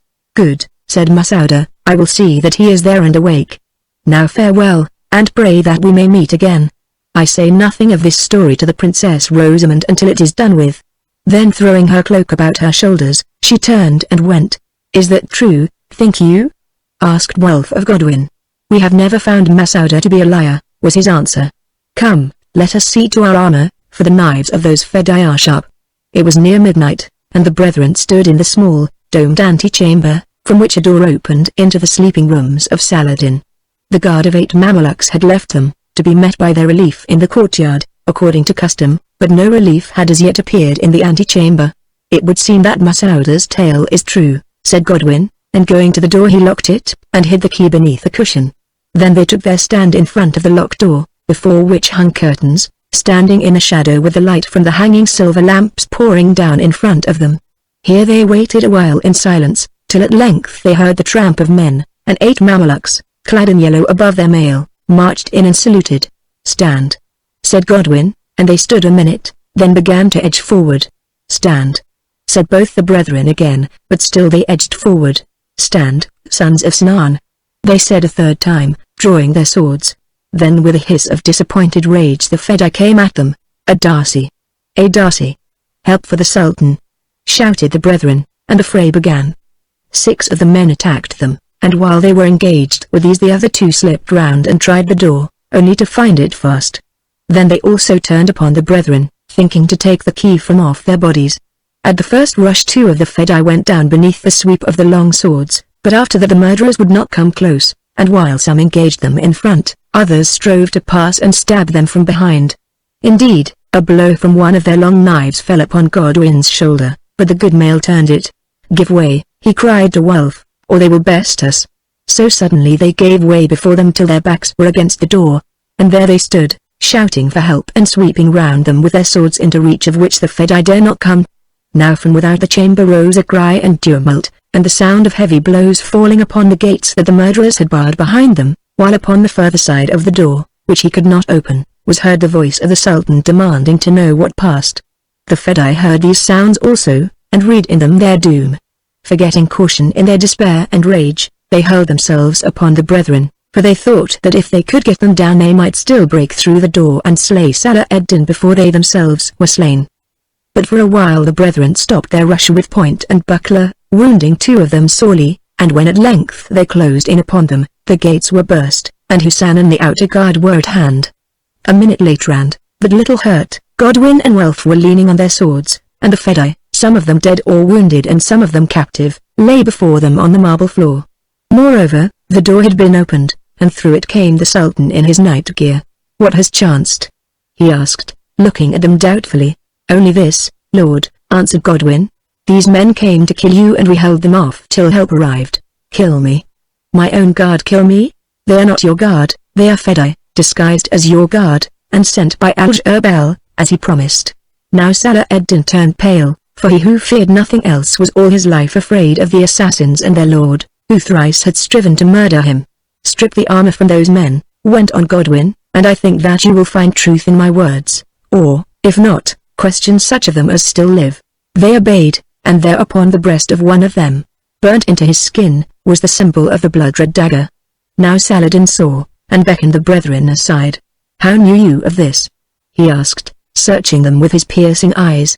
"Masouda, the Lady Rosamond's waiting woman, warned us that you, Lord, and we, were to be murdered tonight by 8 men, so we made ready." "Why, then, did you not tell me?" "Because," answered Wolf, "we were not sure that the news was true, and did not wish to bring false tidings and be made foolish.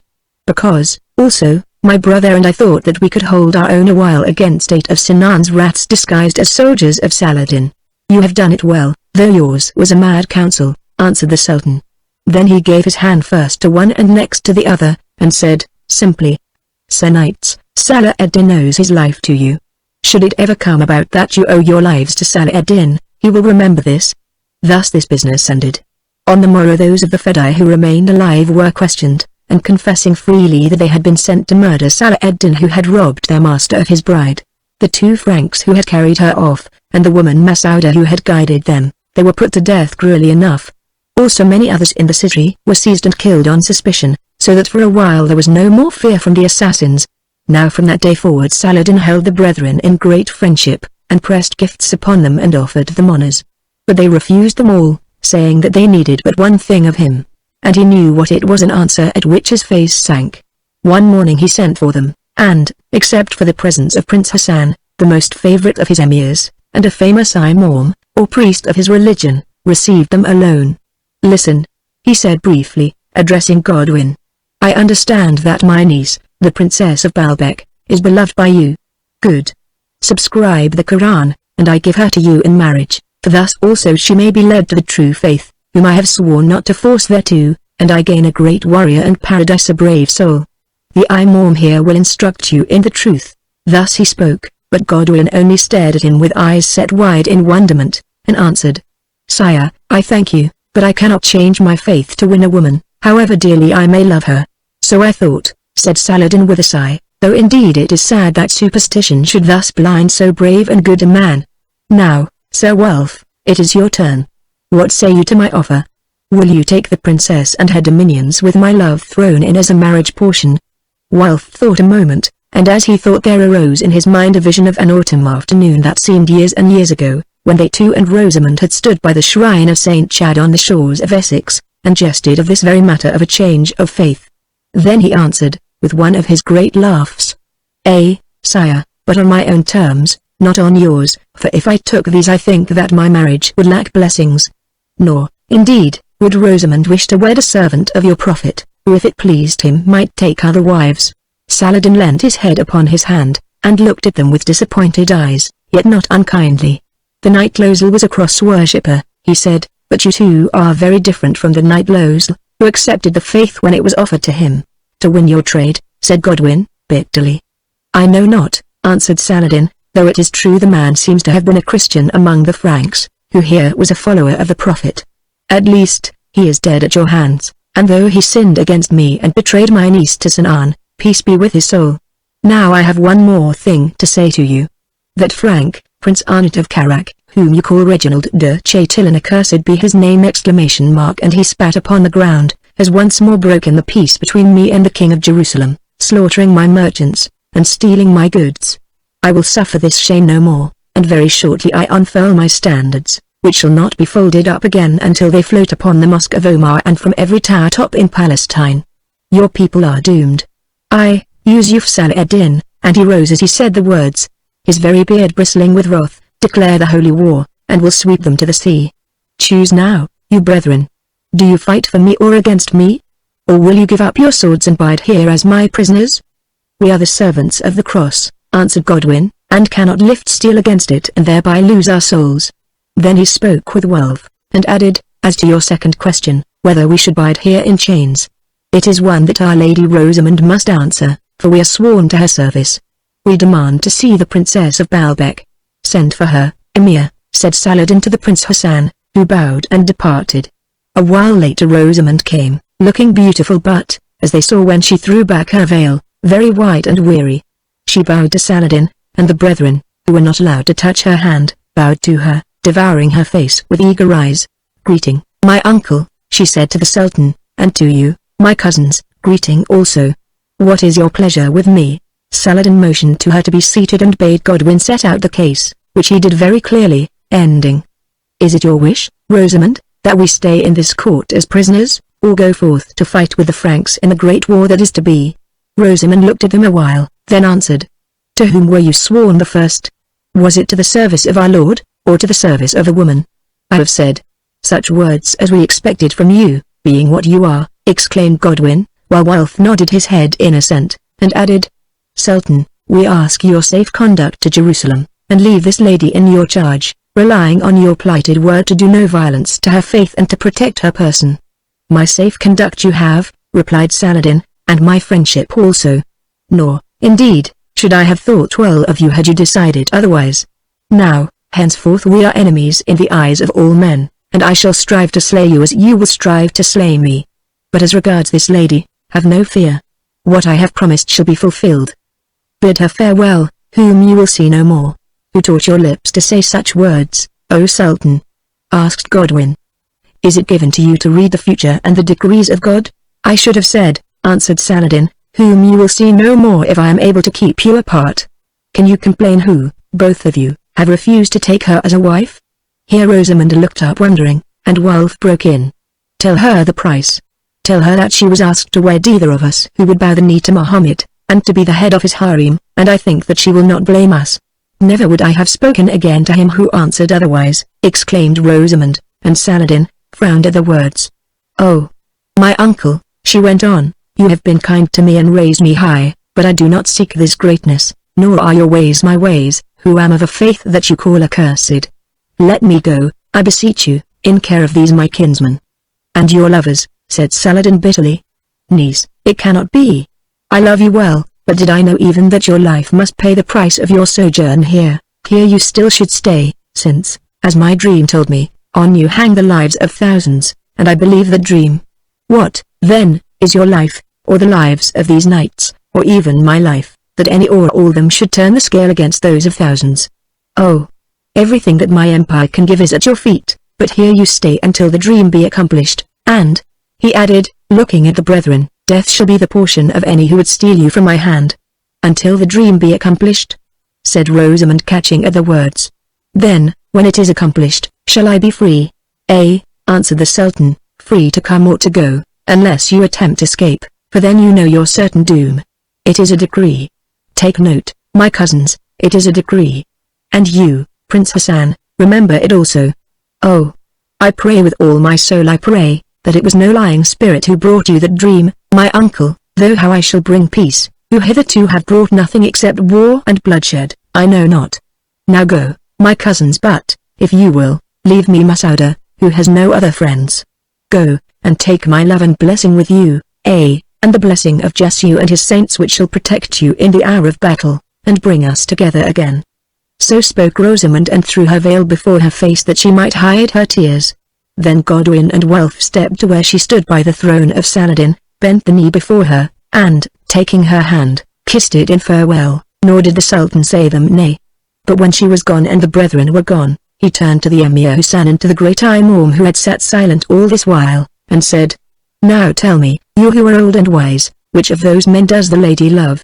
Speak, Hassan, you who know her well." But Hassan shook his head. "One or the other. Both or neither I know not," he answered. "Her counsel is too close for me."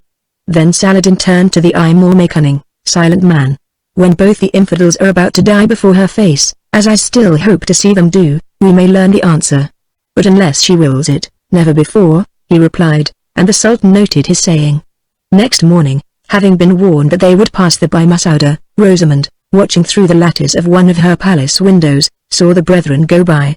They were fully armed and, mounted on their splendid chargers Flame and Smoke, looked glorious men as, followed by their escort of swarthy, turbaned Mamelukes, they rode proudly side by side, the sunlight glinting on their mail. Opposite to her house they halted a while, and, knowing that Rosamund watched, although they could not see her, drew their swords and lifted them in salute. Then sheathing them again, they rode forward in silence, and soon were lost to sight. Little did Rosamund guess how different they would appear when they three met again. Indeed, she scarcely dared to hope that they would ever meet, for she knew well that even if the war went in favor of the Christians she would be hurried away to some place where they would never find her. She knew well also that from Damascus her rescue was impossible, and that although Saladin loved them, as he loved all who were honest and brave, he would receive them no more as friends, for fear lest they should rob him of her, whom he hoped in some way unforeseen would enable him to end his days in peace. Moreover, the struggle between Cross and Crescent would be fierce and to the death, and she was sure that where was the closest fighting there in the midst of it would be found Godwin and Wulf. Well might it chance, therefore, that her eyes had looked their last upon them. Oh, she was great. Gold was hers, with gems more than she could count, and few were the weeks that did not bring her added wealth or gifts. She had palaces to dwell in alone, gardens to wander in alone, eunuchs and slaves to rule over alone. But never a friend had she, save the woman of the assassins, to whom she clung because she, Masouda, had saved her from Sinan, and who clung to her. Why, Rosamund could not be sure, for there was a veil between their spirits. They were gone, they were gone. Even the sound of their horses' hooves had died away, and she was desolate as a child lost in a city full of folk. Oh! And her heart was filled with fears for them, and most of all for one of them. If he should not come back into it, what would her life be? Rosamund bowed her head and wept, then, hearing a sound behind her, turned to see that Masouda was weeping also. "Why do you weep?" she asked. "The maid should copy her mistress," answered Masouda with a hard laugh. "But, lady, why do you weep? At least you are beloved, and, come what may, nothing can take that from you. You are not of less value than the good horse between the rider's knees, or the faithful hound that runs at his side." A thought rose in Rosamund's mind, a new and terrible thought. The eyes of the two women met, and those of Rosamund asked, "Which?" Anxiously as once in the moonlight she had asked it with her voice from the gate above the narrow way. Between them stood a table inlaid with ivory and pearl, whereon the dust from the street had gathered through the open lattice. Masouda leaned over, and with her forefinger wrote a single Arabic letter in the dust upon the table, then passed her hand across it. Rosamund's breast heaved twice or thrice and was still. Then she asked, "Why did not you who are free go with him?" "Because he prayed me to bide here and watch over the lady whom he loved. So to the death I watch." Slowly Masouda spoke, and the heavy words seemed like blood dropping from a death wound. Then she sank forward into the arms of Rosamund. Chapter 18 Wealth Pays for the Drugged Wine. Many a day had gone by since the brethren bade farewell to Rosamund at Damascus.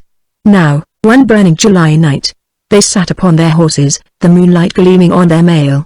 Still as statues they sat, looking out from a rocky mountain top across that grey and arid plain which stretches from near Nazareth to the lip of the hills at whose foot lies Tiberias on the Sea of Galilee.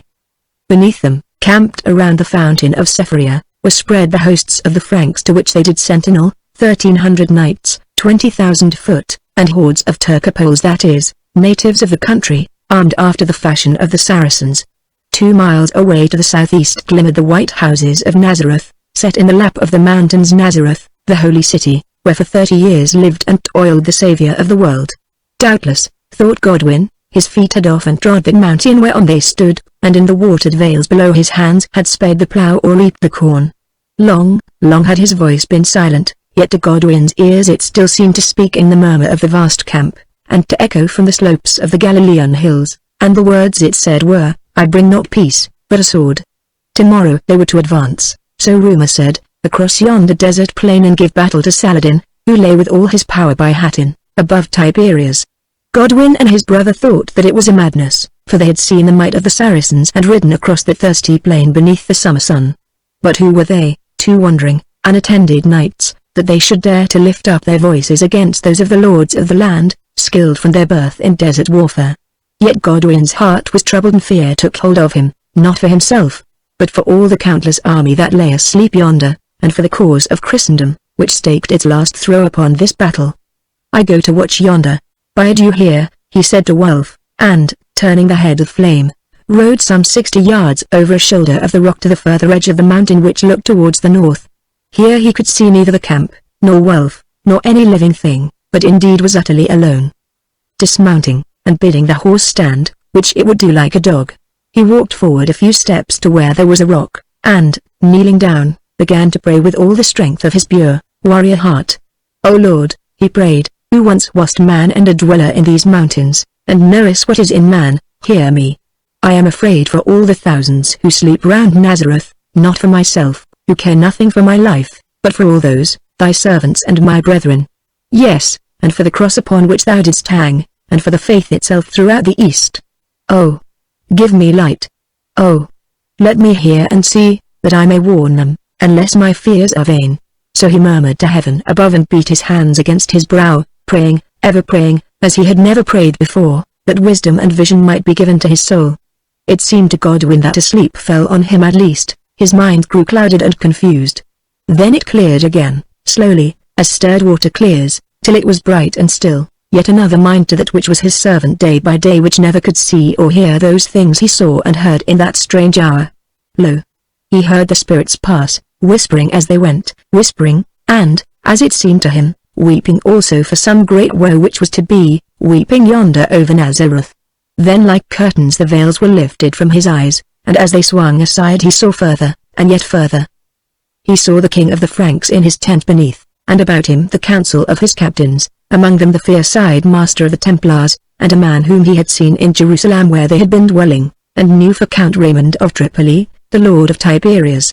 They were reasoning together, till, presently, in a rage, the master of the Templars drew his sword and dashed it down upon the table. Another veil was lifted, and lo! He saw the camp of Saladin, the mighty, endless camp, with its 10,000 tents, amongst which the Saracens cried to Allah through all the watches of the night. He saw the royal pavilion, and in it the Sultan walked to and fro alone. None of his emirs, not even his son, were with him. He was lost in thought, and Godwin read his thought. It was, behind me the Jordan and the Sea of Galilee, into which, if my flanks were turned, I should be driven, I and all my host. In front the territories of the Franks, where I have no friend, and by Nazareth their great army. Allah alone can help me. If they sit still and force me to advance across the desert and attack them before my army melts away, then I am lost. If they advance upon me round the mountain Tabor and by the watered land, I may be lost. But if Allah should make them mad, and they should strike straight across the desert, then they are lost, and the reign of the cross in Syria is forever at an end. I will wait here. I will wait here. Look. Near to the pavilion of Saladin stood another tent, closely guarded, and in it on a cushioned bed lay two women. One was Rosamond, but she slept sound, and the other was Masouda, and she was waking, for her eyes met his in the darkness. The last veil was withdrawn, and now Godwin saw a sight at which his soul shivered. A fire-blackened plain, and above it a frowning mountain, and that mountain thick with dead, thousands and thousands and thousands of dead, among which the hyenas wandered and the night birds screamed. He could see their faces, many of them he knew again as those of living men whom he had met in Jerusalem and elsewhere, or had noted with the army. He could hear also the moanings of the few who were yet alive. About that field, yes, and in the camp of Saladin, where lay more dead, his body seemed to wander searching for something, he knew not what, till it came to him that it was the corpse of wealth for which he sought and found it not, nay, nor his own either. Then once more he heard the spirits pass, a very great company, for to them were gathered all those dead, heard them pass away, wailing, ever more faintly wailing for the lost cause of Christ, wailing over Nazareth. Godwin awoke from his dream trembling, mounted his horse, and rode back to Wulf. Beneath, as before, lay the sleeping camp, yonder stretched the brown desert, and there sat Wulf watching both. "Tell me," asked Godwin, "how long is it since I left you?" "Some few minutes, 10 perhaps," answered his brother. "A short while to have seen so much," replied Godwin. Then Wulf looked at him curiously and asked, "What have you seen?" "If I told you, Wulf, you would not believe. Tell me, and I will say." So Godwin told him all, and at the end asked him, "What think you?" Wulf considered a while, and answered, "Well, brother, you have touched no wine today, so you are not drunk, and you have done nothing foolish, so you are not mad. Therefore it would seem that the saints have been talking to you, or, at least, so I should think of any other man whom I knew to be as good as you are. Yet it is folk like you that see visions, and those visions are not always true, for sometimes, I believe, the devil is their showman. Our watch is ended, for I hear the horses of the knights who come to relieve us. Listen, this is my counsel. In the camp yonder is our friend with whom we travelled from Jerusalem, Haggard, the bishop of Nazareth, who marches with the host. Let us go to him and lay this matter before him, for he is a holy man and learned, no false, self-seeking priest." Godwin nodded in assent, and presently, when the other knights were come and they had made their report to them, they rode off together to the tent of Haggard, and, leaving their horses in charge of a servant, entered. Haggard was an Englishman who had spent more than 30 years of his life in the East, whereof the suns had tanned his wrinkled face to the hue of bronze, that seemed the darker in contrast with his blue eyes and snow-white hair and beard. Entering the tent, they found him at his prayers before a little image of the Virgin, and stood with bowed heads until he had finished. Presently he rose, and greeting them with a blessing, asked them what they needed. "Your counsel, Holy Father," answered Wulf. "Godwin, set out your tale." So, having seen that the tent flap was closed and that none lingered near, Godwin told him his dream. The old man listened patiently, nor did he seem surprised at this strange story, since in those days men saw or thought they saw many such visions, which were accepted by the church as true. When he had finished, Godwin asked of him as he had asked of Wulf, "What think you, Holy Father? Is this a dream, or is it a message? And if so, from whom comes the message?" "Godwin Darcy," he answered, "in my youth I knew your father. It was I who shrove him when he lay dying of his wounds, and a nobler soul never passed from earth to heaven. After you had left Damascus, when you were the guest of Saladin, we dwelt together in the same lodging in Jerusalem, and together we travelled here, during all which time I learned to know you also as the worthy son of a worthy sire, no dissolute knight, but a true servant of the church. It well may be that to such a one as you foresight has been given, that through you those who rule us may be warned, and all Christendom saved from great sorrow and disgrace. Come, let us go to the king, and tell this story, for he still sits in council yonder." So they went out together and rode to the royal tent. Here the bishop was admitted, leaving them without. Presently he returned and beckoned to them, and as they passed, the guards whispered to them, "A strange council, sirs, and a fateful." Already it was near midnight, but still the great pavilion was crowded with barons and chief captains who sat in groups, or sat round a narrow table made of boards placed upon trestles. At the head of that table sat the king, Guy of Lusignan, a weak-faced man, clad in splendid armor. On his right was the white-haired Count Raymond of Tripoli, and on his left the black-bearded, frowning master of the Templars, clad in his white mantle on the left breast of which the red cross was blazoned. Words had been running high, their faces showed it, but just then a silence reigned as though the disputants were weary, and the king leaned back in his chair, passing his hand to and fro across his forehead. He looked up, and seeing the bishop, asked peevishly, "What is it now?" "Oh, I remember, some tale from those tall twin knights." "Well, bring them forward and speak it out, for we have no time to lose." So the three of them came forward, and at Godwin's prayer the bishop told of the vision that had come to him not more than an hour ago while he kept watch upon the mountain top.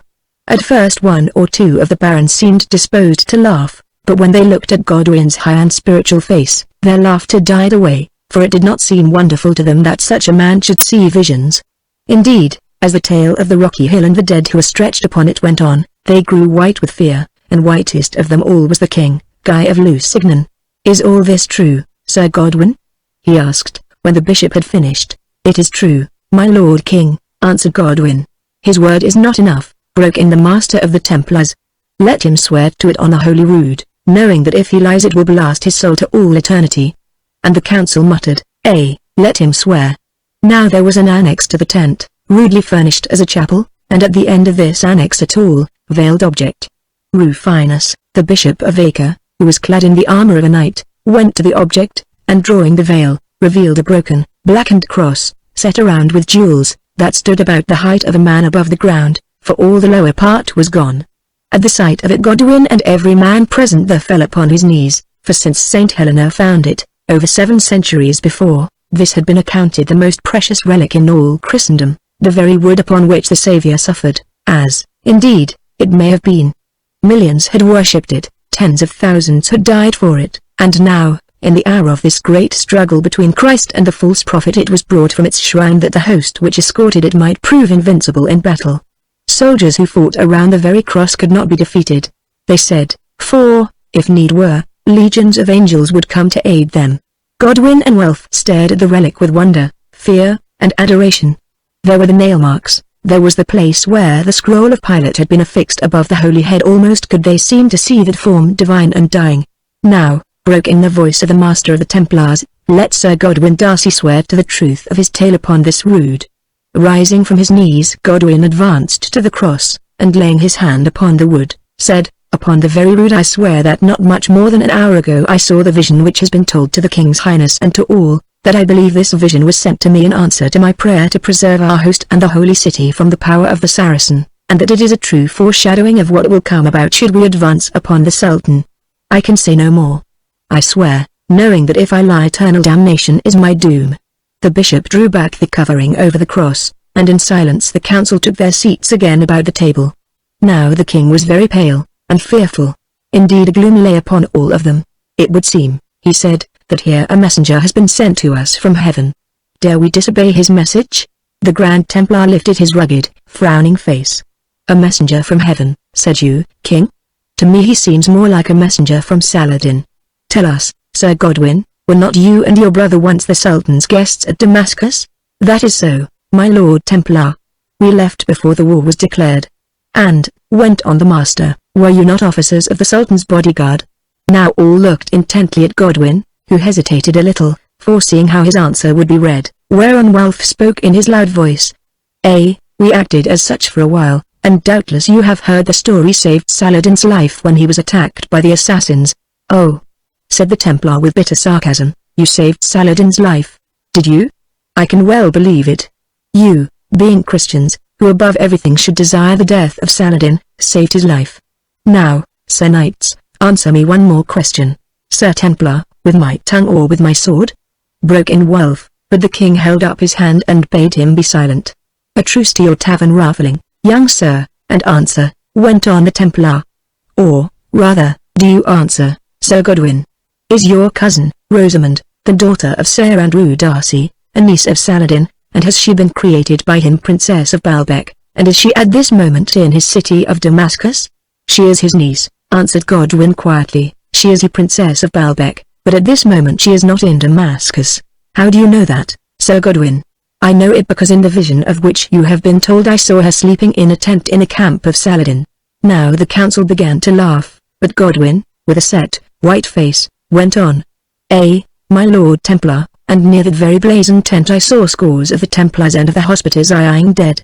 Remember it when the dreadful hour comes and you see them also. Now the laughter died away, and a murmur of fear ran round the board, mixed with such words as wizardry. He has learnt it from the Paynims. A black sorcerer, without doubt. Only the Templar, who feared neither man nor spirit, laughed, and gave him the lie with his eyes. You do not believe me, said Godwin, nor will you believe me when I say that while I was on guard on yonder hilltop I saw you wrangling with the Count of Tripoli, and draw your sword and dash it down in front of him upon this very table. Now again the council stared and muttered, for they too had seen this thing, but the master answered. He may have learnt it otherwise than from an angel. Folk have been in and out of this tent. My Lord King, have we more time to waste upon these visions of a knight of whom all we know for certain is, that like his brother, he has been in the service of Saladin, which they left, he says, in order to fight against him in this war. It may be so, it is not for us to judge, though were the times different I would inform against Sir Godwin Darcy as a sorcerer, and one who has been in traitorous communication with our common foe. And I would thrust the lie down your throat with my sword's point, shouted Wulf. But Godwin only shrugged his shoulders and said nothing, and the master went on, taking no heed. King, we await your word, and it must be spoken soon, for in 4 hours it will be dawn. Do we march against Saladin like bold, Christian men, or do we bide here like cowards? Then Count Raymond of Tripoli rose, and said, Before you answer, King, hear me, if it be for the last time, who am old in war and know the Saracens. My town of Tiberias is sacked, my vassals have been put to the sword by thousands, my wife is imprisoned in her citadel, and soon must yield, if she be not rescued. Yet I say to you, and to the barons here assembled, better so than that you should advance across the desert to attack Saladin. Leave Tiberias to its fate and my wife with it, and save your army, which is the last hope of the Christians of the East. Christ has no more soldiers in these lands, Jerusalem has no other shield. The army of the Sultan is larger than yours, his cavalry are more skilled. Turn his flank or, better still, bide here and await his attack, and victory will be to the soldiers of the cross. Advance and the vision of that knight at whom you scoff will come true, and the cause of Christendom be lost in Syria. I have spoken, and for the last time. Like his friend the Knight of Visions, sneered the Grand Master, the Count Raymond is an old ally of Saladin. Will you take such coward counsel? On, and smite these heathen dogs, or be forever shamed. On, in the name of the cross. The cross is with us. Answered Raymond, for the last time. Then there arose a tumult through which every man shouted to his fellow, some saying one thing and some another, while the king sat at the head of the board, his face hidden in his hands. Presently he lifted it, and said, I command that we march at dawn. If the Count Raymond and these brethren think the words unwise, let them leave us and remain here under guard until the issue be known. Now followed a great silence, for all knew that the words were fateful, in the midst of which Count Raymond said, Nay, I go with you, while Godwin echoed, and we go also to show whether or not we are the spies of Saladin. Of these speeches none of them seemed to take heed, for all were lost in their own thoughts. One by one they rose, bowed to the king, and left the tent to give their commands and rest a while, before it was time to ride. Godwin and Welf went also, and with them the Bishop of Nazareth, who wrung his hands and seemed ill at ease. But Welf comforted him, saying, "Grieve no more, father, let us think of the joy of battle, not of the sorrow by which it may be followed." "I find no joy in battles," answered the holy Haggard. When they had slept a while, Godwin and Welf rose and fed their horses. After they had washed and groomed them, they tested and did on their armor, then took them down to the spring to drink their fill, as their masters did. Also Welf, who was cunning in war, brought with him 4 large wineskins which he had provided against this hour, and filling them with pure water, fastened 2 of them with thongs behind the saddle of Godwin and 2 behind his own. Further, he filled the water bottles at their saddle bows, saying, "At least we will be among the last to die of thirst." Then they went back and watched the host break its camp, which it did with no light heart, for many of them knew of the danger in which they stood. Moreover, the tale of Godwin's vision had been spread abroad. Not knowing where to go, they and Haggard, the Bishop of Nazareth, who was unarmed and rode upon a mule, for stay behind he would not join themselves to the great body of knights who followed the king. As they did so, the Templars, 500 strong, came up, a fierce and gallant band, and the master, who was at their head, saw the brethren and called out, pointing to the wineskins which were hung behind their saddles, "What do these water carriers here among brave knights who trust in God alone?" Welf would have answered, but Godwin bade him be silent, saying, "Fall back, we will find less ill-omened company."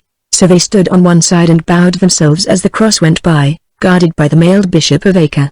Then came Reginald of Chatillon, Saladin's enemy, the cause of all this woe, who saw them and cried, "Sir Knights, whatever they may say, I know you for brave men, for I have heard the tale of your doings among the assassins. There is room for you among my suite, follow me." "As well him as another," said Godwin. "Let us go where we are led." So they followed him. By the time that the army reached Kenna, where once the water was made wine, the July sun was already hot, and the spring was so soon drunk dry that many men could get no water. On they pushed into the desert lands below, which lay between them and Tiberias, and were bordered on the right and left by hills. Now clouds of dust were seen moving across the plains, and in the heart of them bodies of Saracen horsemen, which continually attacked the vanguard under Count Raymond, and as continually retreated before they could be crushed, slaying many with their spears and arrows. Also these came round behind them, and charged the rearguard, where marched the Templars and the light-armed troops named Turcopoles, and a band of Reginald de Chatillon, with which rode the brethren. Greater than from noon till near sundown the long harassed line, broken now into fragments, struggled forward across the rough, stony plain, the burning heat beating upon their armor till the air danced about it as it does before a fire. Towards evening men and horses became exhausted, and the soldiers cried to their captains to lead them to water. But in that place there was no water. The rearguard fell behind, worn out with constant attacks that must be repelled in the burning heat, so that there was a great gap between it and the king who marched in the center.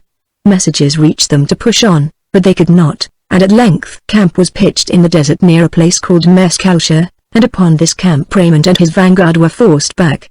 As Godwin and Welf rode up, they saw him come in bringing his wounded with him, and heard him pray the king to push on and at all hazards to cut his way through to the lake, where they might drink hay, and heard the king say that he could not, since the soldiers would march no more that day. Then Raymond wrung his hands in despair and rode back to his men, crying aloud, "Alas! Alas! Oh! Lord God, alas! We are dead, and thy kingdom is lost."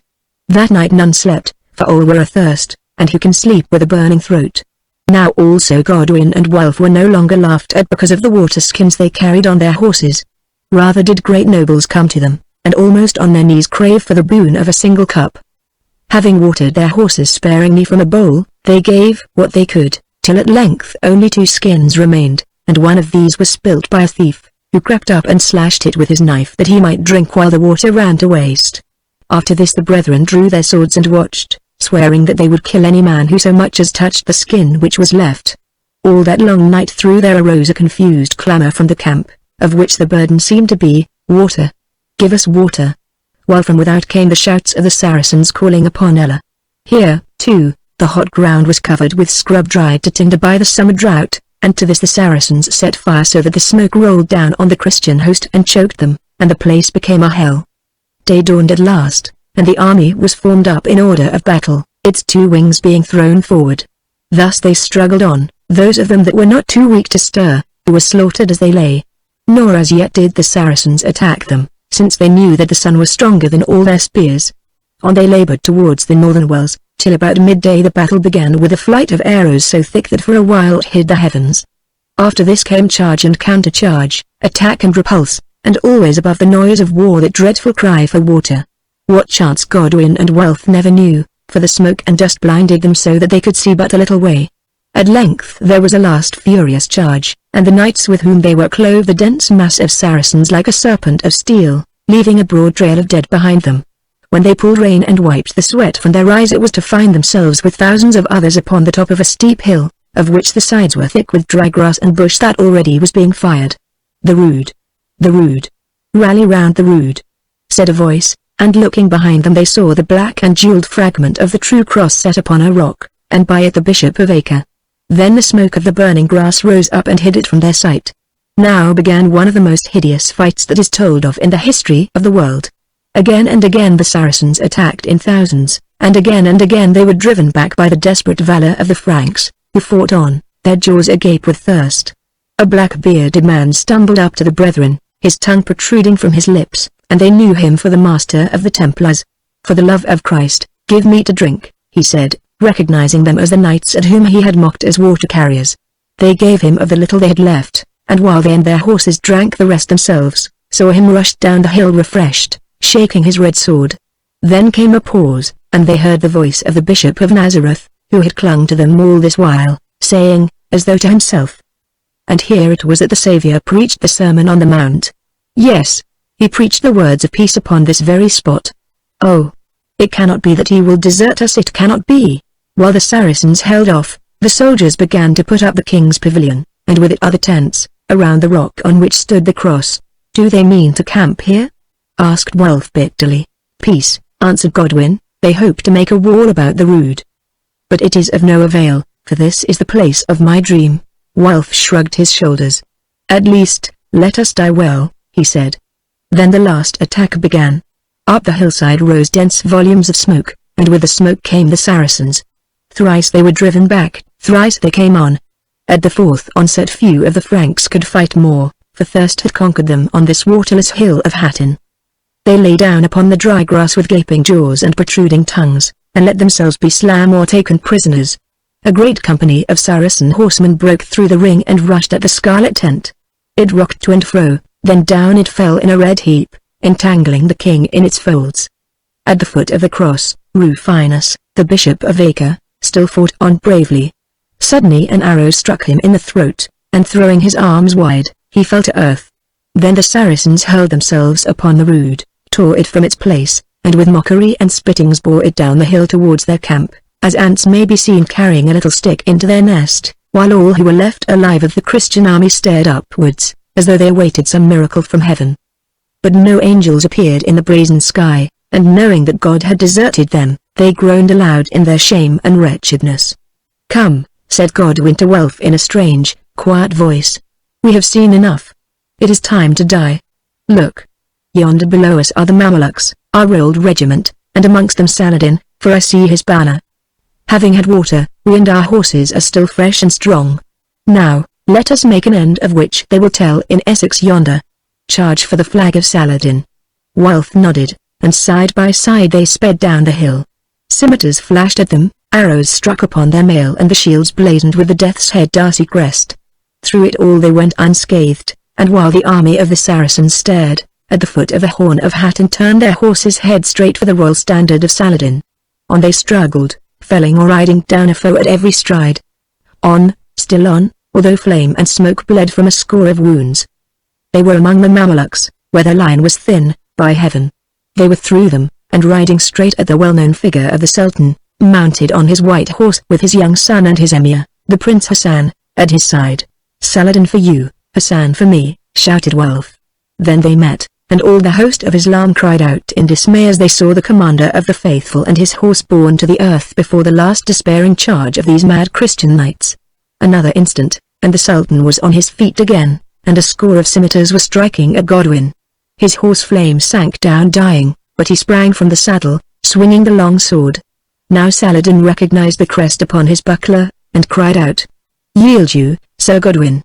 You have done well, yield you." But Godwin, who would not yield, answered, "When I am dead, not before." Thereupon Saladin spoke a word, and while certain of his Mamelukes engaged Godwin in front, keeping out of reach of that red and terrible sword, others crept up behind, and springing on him, seized his arms and dragged him to the ground, where they bound him fast. Meanwhile Wulf had fared otherwise, for it was his horse Smoke, already stabbed to the vitals, that fell as he plunged on Prince Hassan. Yet he also arose but little hurt, and cried out, "Thus, Hassan, old foe and friend, we meet at last in war. Come, I would pay the debt I owe you for that drugged wine, man to man and sword to sword." "Indeed, it is due, Sir Wulf," answered the prince, laughing. "Guards, touch not this brave knight who has dared so much to reach me. Sultan, I ask a boon. Between Sir Wulf and me there is an ancient quarrel that can only be washed away in blood. Let it be decided here and now, and let this be your decree that if I fall in fair fight, none shall set upon my conqueror, and no vengeance shall be taken for my blood." "Good," said Saladin. "Then Sir Wulf shall be my prisoner and no more, as his brother is already. I owe it to the men who saved my life when we were friends. Give the Frank to drink that the fight may be fair." So they gave Wulf a cup of which he drank, and when he had done it was handed to Godwin. For even the Mamelukes knew and loved these brethren who had been their officers, and praised the fierce charge that they had dared to make alone. Hassan sprang to the ground, saying, "Your horse is dead, Sir Wulf, so we must fight afoot." "Generous as ever," laughed Wulf. "Even the poisoned wine was a gift. If so, for the last time, I fear me," answered Hassan with a smile. Then they faced each other, and oh! The scene was strange. Up on the slopes of Hatton the fight still raged. There amidst the smoke and fires of the burning grass little companies of soldiers stood back to back while the Saracens wheeled round them, thrusting and cutting at them till they fell. Here and the knights charged singly or in groups, and so came to death or capture. About the plain hundreds of foot soldiers were being slaughtered, while their officers were taken prisoners. Towards the camp of Saladin a company advanced with sounds of triumph, carrying aloft a black stump which was the Holy Rood, while others drove or led mobs of prisoners, among them the king and his chosen knights. The wilderness was red with blood, the air was rent with shouts of victory and cries of agony or despair. And there, in the midst of it all, ringed round with grave, courteous Saracens, stood the Emir, clad above his mail in his white robe and jeweled turban, facing the great Christian knight, with harness hacked and reddened, the light of battle shining in his fierce eyes, and a smile upon his stained features. For those who watched the battle was forgotten or, rather, its interest was centered on this point. "It will be a good fight," said one of them to Godwin, whom they had suffered to rise, "for though your brother is the younger and the heavier man, he is hurt and weary, whereas the Emir is fresh and unwounded." "Ah! They are at it." Hassan had struck first and the blow went home. Falling upon the point of Wulf's steel helm, the heavy, razed scimitar glanced from it and shore away the links from the flap which hung upon his shoulder, causing the Frank to stagger. Again he struck, this time upon the shield, and so heavily that Wulf came to his knees. "Your brother is sped," said the Saracen captain to Godwin, but Godwin only answered, "Wait." As he spoke Wulf twisted his body out of reach of a third blow, and while Hassan staggered forward with the weight of the missed stroke, placed his hand upon the ground, and springing to his feet, ran backwards 6 or 8 paces. "He flies!" cried the Saracens, but again Godwin said, "Wait." Nor was there long to wait. For now, throwing aside his buckler and grasping the great sword in both his hands, with a shout of "A Darcy! A Darcy!" Wulf leapt at Hassan as a wounded lion leaps. The sword wheeled and fell, and lo! The shield of the Saracen was severed in two.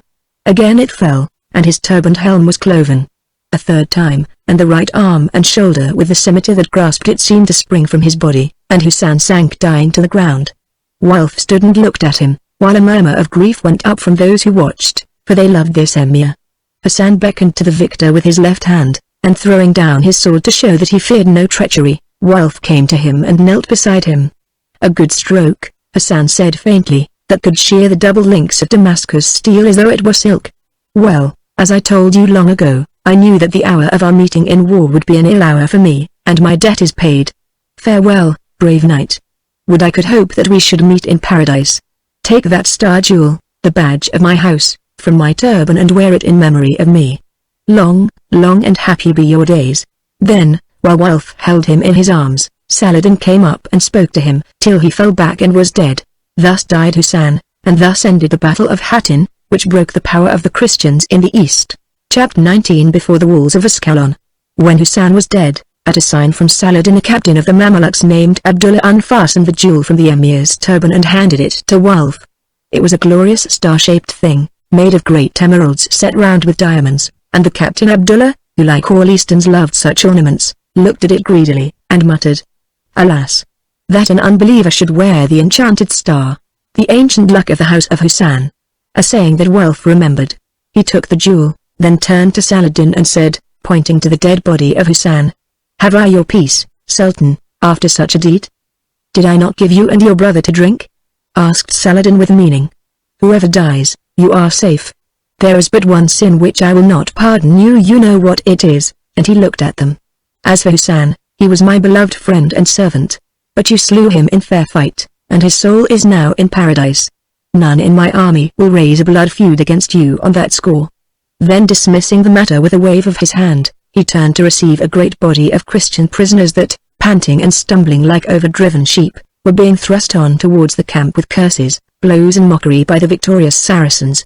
Among them the brethren rejoiced to see Haggard, the gentle and holy Bishop of Nazareth, whom they had thought dead.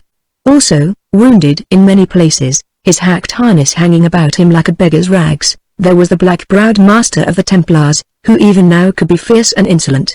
"So I was right," he mocked in a husky voice, "and here you are, safe with your friends the Saracens, Sir Knights of the Visions and the Water Skins, from which you were glad enough to drink just now," said Godwin. "Also," he added sadly, "all the vision is not done." And turning, he looked towards a blazoned tent which was the Sultan's great pavilion, and not far behind it, was being pitched by the Arab camp setters. The master saw and remembered Godwin's vision of the dead Templars. "Is it there that you mean to murder me, traitor and wizard?" he asked. Then rage took hold of Godwin and he answered him. "Were it not for your plight, here and now I would thrust those words down your throat, as, should we both live, I yet shall hope to do. You call us traitors. Is it the work of traitors to have charged alone through all this host until our horses died beneath us?" He pointed to where smoke and flame lay with glazing eyes, "to have unhorsed Saladin and to have slain this prince in single combat?" And he turned to the body of the Emir Husayn, which his servants were carrying away. "You speak of me as wizard and murderer," he went on, "because some angel brought me a vision which, had you believed it, Templar, would have saved tens of thousands from a bloody death, the Christian kingdom from destruction, and yonder holy thing from mockery." And with a shudder he glanced at the rood which its captors had set up upon a rock not far away with a dead knight tied to its black arms. "You, Sir Templar, are the murderer who by your madness and ambition have brought ruin on the cause of Christ, as was foretold by the Count Raymond." "That other traitor who also has escaped," snarled the master. Then Saracen guards dragged him away, and they were parted. By now the pavilion was up and Saladin entered it, saying, "Bring before me the king of the Franks and Prince Arnott, he who is called Reginald of Chatillon."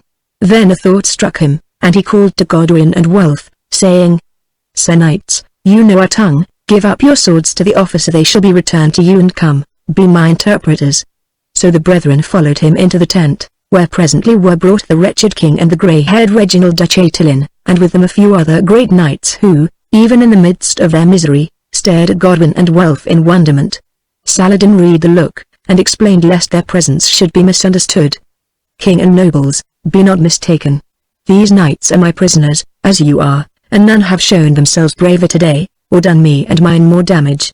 Indeed, had it not been for my guards, within the hour I should have fallen beneath the sword of Sir Godwin. But as they know Arabic, I have asked them to render my words into your tongue. Do you accept them as interpreters? If not, others must be found." When they had translated this, the king said that he accepted them, adding to Godwin, "Would that I had also accepted you 2 nights gone as an interpreter of the will of heaven." The Sultan bade his captains be seated, and seeing their terrible thirst, commanded slaves to bring a great bowl of sherbet made of rose water cooled with snow, and with his own hand gave it to King Guy. He drank in great gulps, then passed the bowl to Reginald de Chatillon, whereon Saladin cried out to Godwin, "Say to the king it is he and not thou who gives this man to drink. There is no bond of salt between me and the Prince Arnott." Godwin translated, sorrowfully enough, and Reginald, who knew the habits of the Saracens, answered, "No need to explain, Sir Knight, those words are my death warrant." "Well, I never expected less. Then Saladin spoke again. Prince Arnott, you strove to take the holy city of Mecca and to desecrate the tomb of the Prophet, and then I swore to kill you. Again, when in a time of peace a caravan came from Egypt and passed by Esh-Shobek, where you were, forgetting your oath, you fell upon them and slew them. They asked for mercy in the name of Allah, saying that there was truce between Saracen and Frank. But you mocked them, telling them to seek aid from Muhammad, in whom they trusted. Then for the second time I swore to kill you. Yet I give you one more chance.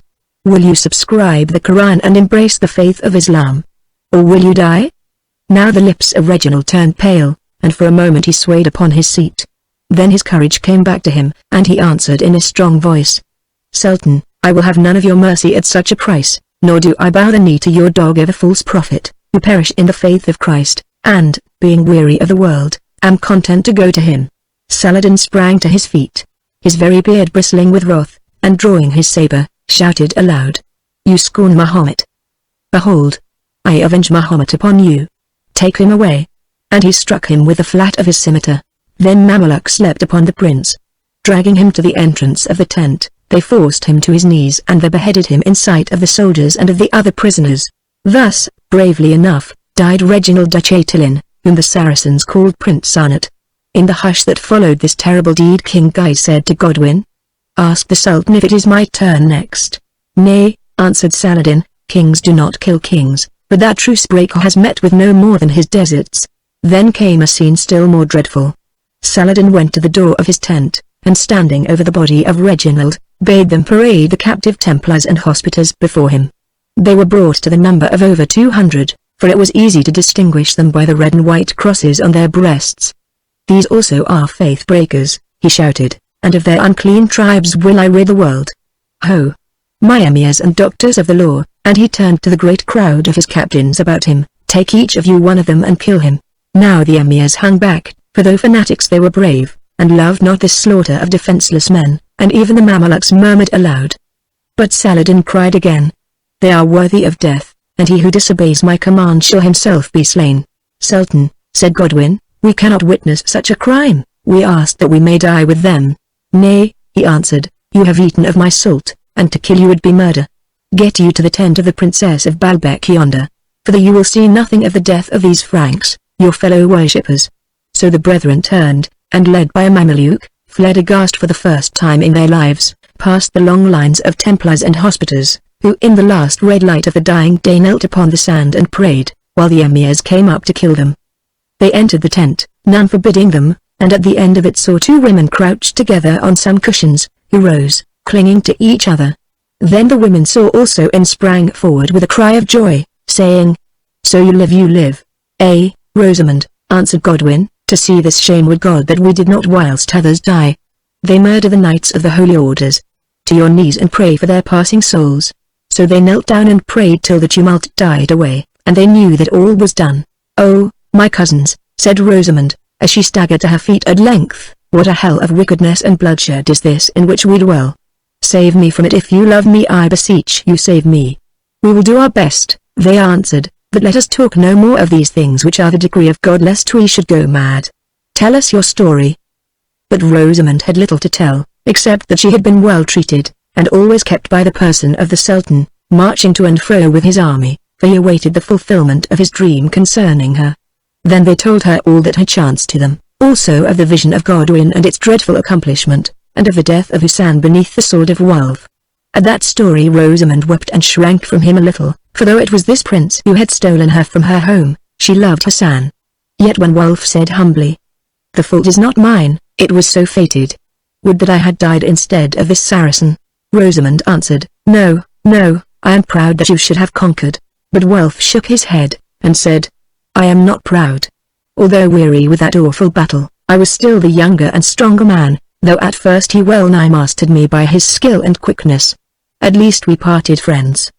Look, he gave me this, and he showed her the great emerald badge which the dying prince had given him. Masouda, who all this while had sat very quiet, came forward and looked at it. Do you know, she asked, that this jewel is very famous, not only for its value, but because it is said to have belonged to one of the children of the Prophet, and to bring good fortune to its owner? Wulf smiled. It brought little to poor Hassan, but now, when my grandsire's sword shore the Damascus steel as though it were wet clay, and sent him swift to paradise, where he would be, at the hands of a gallant foe, answered Masouda. Nay, all his life this emir was happy and beloved, by his sovereign, his wives, his fellows and his servants, nor do I think that he would have desired another end whose wish was to die in battle with the Franks. At least there is scarce a soldier in the Sultan's army who would not give all he was for yonder trinket, which is known throughout the land as the Star of Hussein. So beware, Sir Wulf, lest you be robbed or murdered, although you have eaten the salt of Salah-ad-Din. I remember the Captain Abdullah looking at it greedily and lamenting that the luck of the house of Hussein should pass to an unbeliever, said Wulf. Well, enough of this duel and its dangers, I think Godwin has words to say. Yes, said Godwin. We are here in your tent through the kindness of Saladin, who did not wish us to witness the death of our comrades, but tomorrow we shall be separated again. Now if you are to escape, I will escape. I must escape, even if I am recaptured and die for it, broke in Rosamund passionately. Speak low, said Masouda. I saw the eunuch Mesra pass the door of the tent, and he is a spy. They all are spies. If you are to escape, repeated Godwin in a whisper, it must be within the next few weeks while the army is on the march. The risk is great to all of us, even to you, and we have no plan. But, Masouda, you are clever, make one, and tell it to us. She lifted her head to speak, when suddenly a shadow fell upon them. It was that of the head eunuch, Mesra, a fat, cunning-faced man, with a cringing air. Low he bowed before them, saying, Your pardon, O princess. A messenger has come from Salah-ad-Din demanding the presence of these knights at the banquet that he has made ready for his noble prisoners. We obey, said Godwin, and rising they bowed to Rosamund and to Masouda, then turned to go, leaving the star jewel where they had been seated. Very skillfully Mesra covered it with a fold of his robe, and under shelter of the fold slipped down his hand and grasped it, not knowing that although she seemed to be turned away, Masouda was watching him out of the corner of her eye. Waiting till the brethren reached the tent door, she called out, Sir Wulf, are you already weary of the enchanted star of fortune, or would you bequeath it to us? Now Wulf came back, saying heavily, I forgot the thing who would not at such a time. Where is it? I left it on the cushion. Try the hand of Mesra, said Masouda, whereat with a very crooked smile the eunuch produced it, and said, I wish to show you, Sir Knight, that you must be careful with such gems as these, especially in a camp where there are many dishonest persons. I thank you, answered Wulf as he took it, you have shown me. Then, followed by the sound of Masouda's mocking laughter, they left the tent. The Sultan's messenger led them forward, across ground strewn with the bodies of the murdered Templars and hospiters, eyeing as Godwin had seen them in his dream on a mountain top near Nazareth. Over one of these corpses Godwin stumbled in the gloom, so heavily, that he fell to his knees. He searched the face in the starlight, to find it was that of a knight of the hospiters of whom he had made a friend at Jerusalem, a very good and gentle Frenchman, who had abandoned high station and large lands to join the order for the love of Christ and charity. Such was his reward on earth, to be struck down in cold blood, like an ox by its butcher. Then, muttering a prayer for the repose of this knight's soul, Godwin rose and, filled with horror, followed on to the royal pavilion, wondering why such things were. Of all the strange feasts that they ever ate, the brethren found this the strangest and the most sad. Saladin was seated at the head of the table with guards and officers standing behind him, and as each dish was brought he tasted it and no more, to show that it was not poisoned. Not far from him sat the king of Jerusalem and his brother, and all down the board great captive nobles, to the number of 50 or more. Sorry spectacles were these gallant knights in their hewn and blood-stained armor, pale-faced, too, with eyes set wide in horror at the dread deeds they had just seen done. Yet they ate, and ate ravenously, for now that their thirst was satisfied, they were mad with hunger. 30,000 Christians lay dead on the Horn and plain of Hattin, the kingdom of Jerusalem was destroyed, and its king a prisoner. The Holy Rood was taken as a trophy. 200 knights of the sacred orders lay within a few score of yards of them, butchered cruelly by those very emirs and doctors of the law who stood grave and silent behind their master's seat, at the express command of that merciless master. Defeated, shamed, bereaved, yet they ate, and, being human, could take comfort from the thought that having eaten, by the law of the Arabs, at least their lives were safe.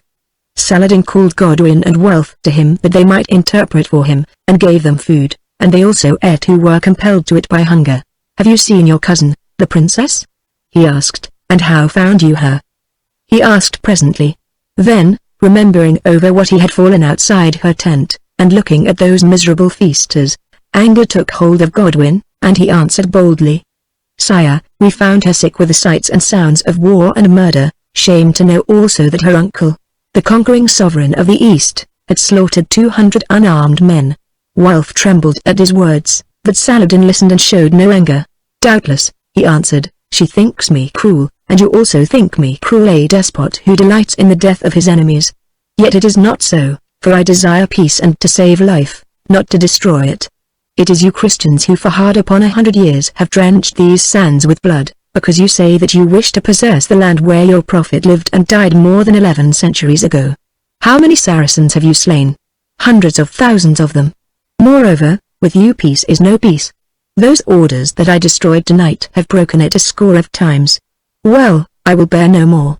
Allah has given me and my army the victory, and I will take your cities and drive the Franks back into the sea. Let them seek their own lands and worship God there after their own fashion, and leave the East in quiet. Now, Sir Godwin, tell these captives from me that tomorrow I send those of them who are unwounded to Damascus, that to await ransom while I besiege Jerusalem and the other Christian cities. Let them have no fear, I have emptied the cup of my anger, no more of them shall die, and a priest of their faith, the Bishop of Nazareth, shall stay with their sick in my army to minister to them after their own rites." So Godwin rose and told them, and they answered not a word, who had lost all hope and courage. Afterwards he asked whether he and his brother were also to be sent to Damascus. Saladin replied, "No, he would keep them for a while to interpret, then they might go their ways without ransom." On the morrow, accordingly, the captives were sent to Damascus, and that day Saladin took the castle of Tiberias, setting at liberty Eschiva, the wife of Raymond, and her children. Then he moved on to Acre, which he took, relieving 4,000 Muslim captives, and so on to other towns, all of which fell before him, till at length he came to Ascalon, which he besieged in form, setting up his mangonels against its walls. The night was dark outside of Ascalon, save when the flashes of lightning in the storm that rolled down from the mountains to the sea lit it up, showing the thousands of white tents set round the city, the walls and the sentries who watched upon them, the feathery palms that stood against the sky, the mighty, snow-crowned range of Lebanon, and encircling all the black breast of the troubled ocean. In a little open space of the garden of an empty house that stood without the walls, a man and a woman were talking, both of them wrapped in dark cloaks. They were Godwin and the Masouda. "Well," said Godwin eagerly, "is all ready?" She nodded and answered, "At length, all.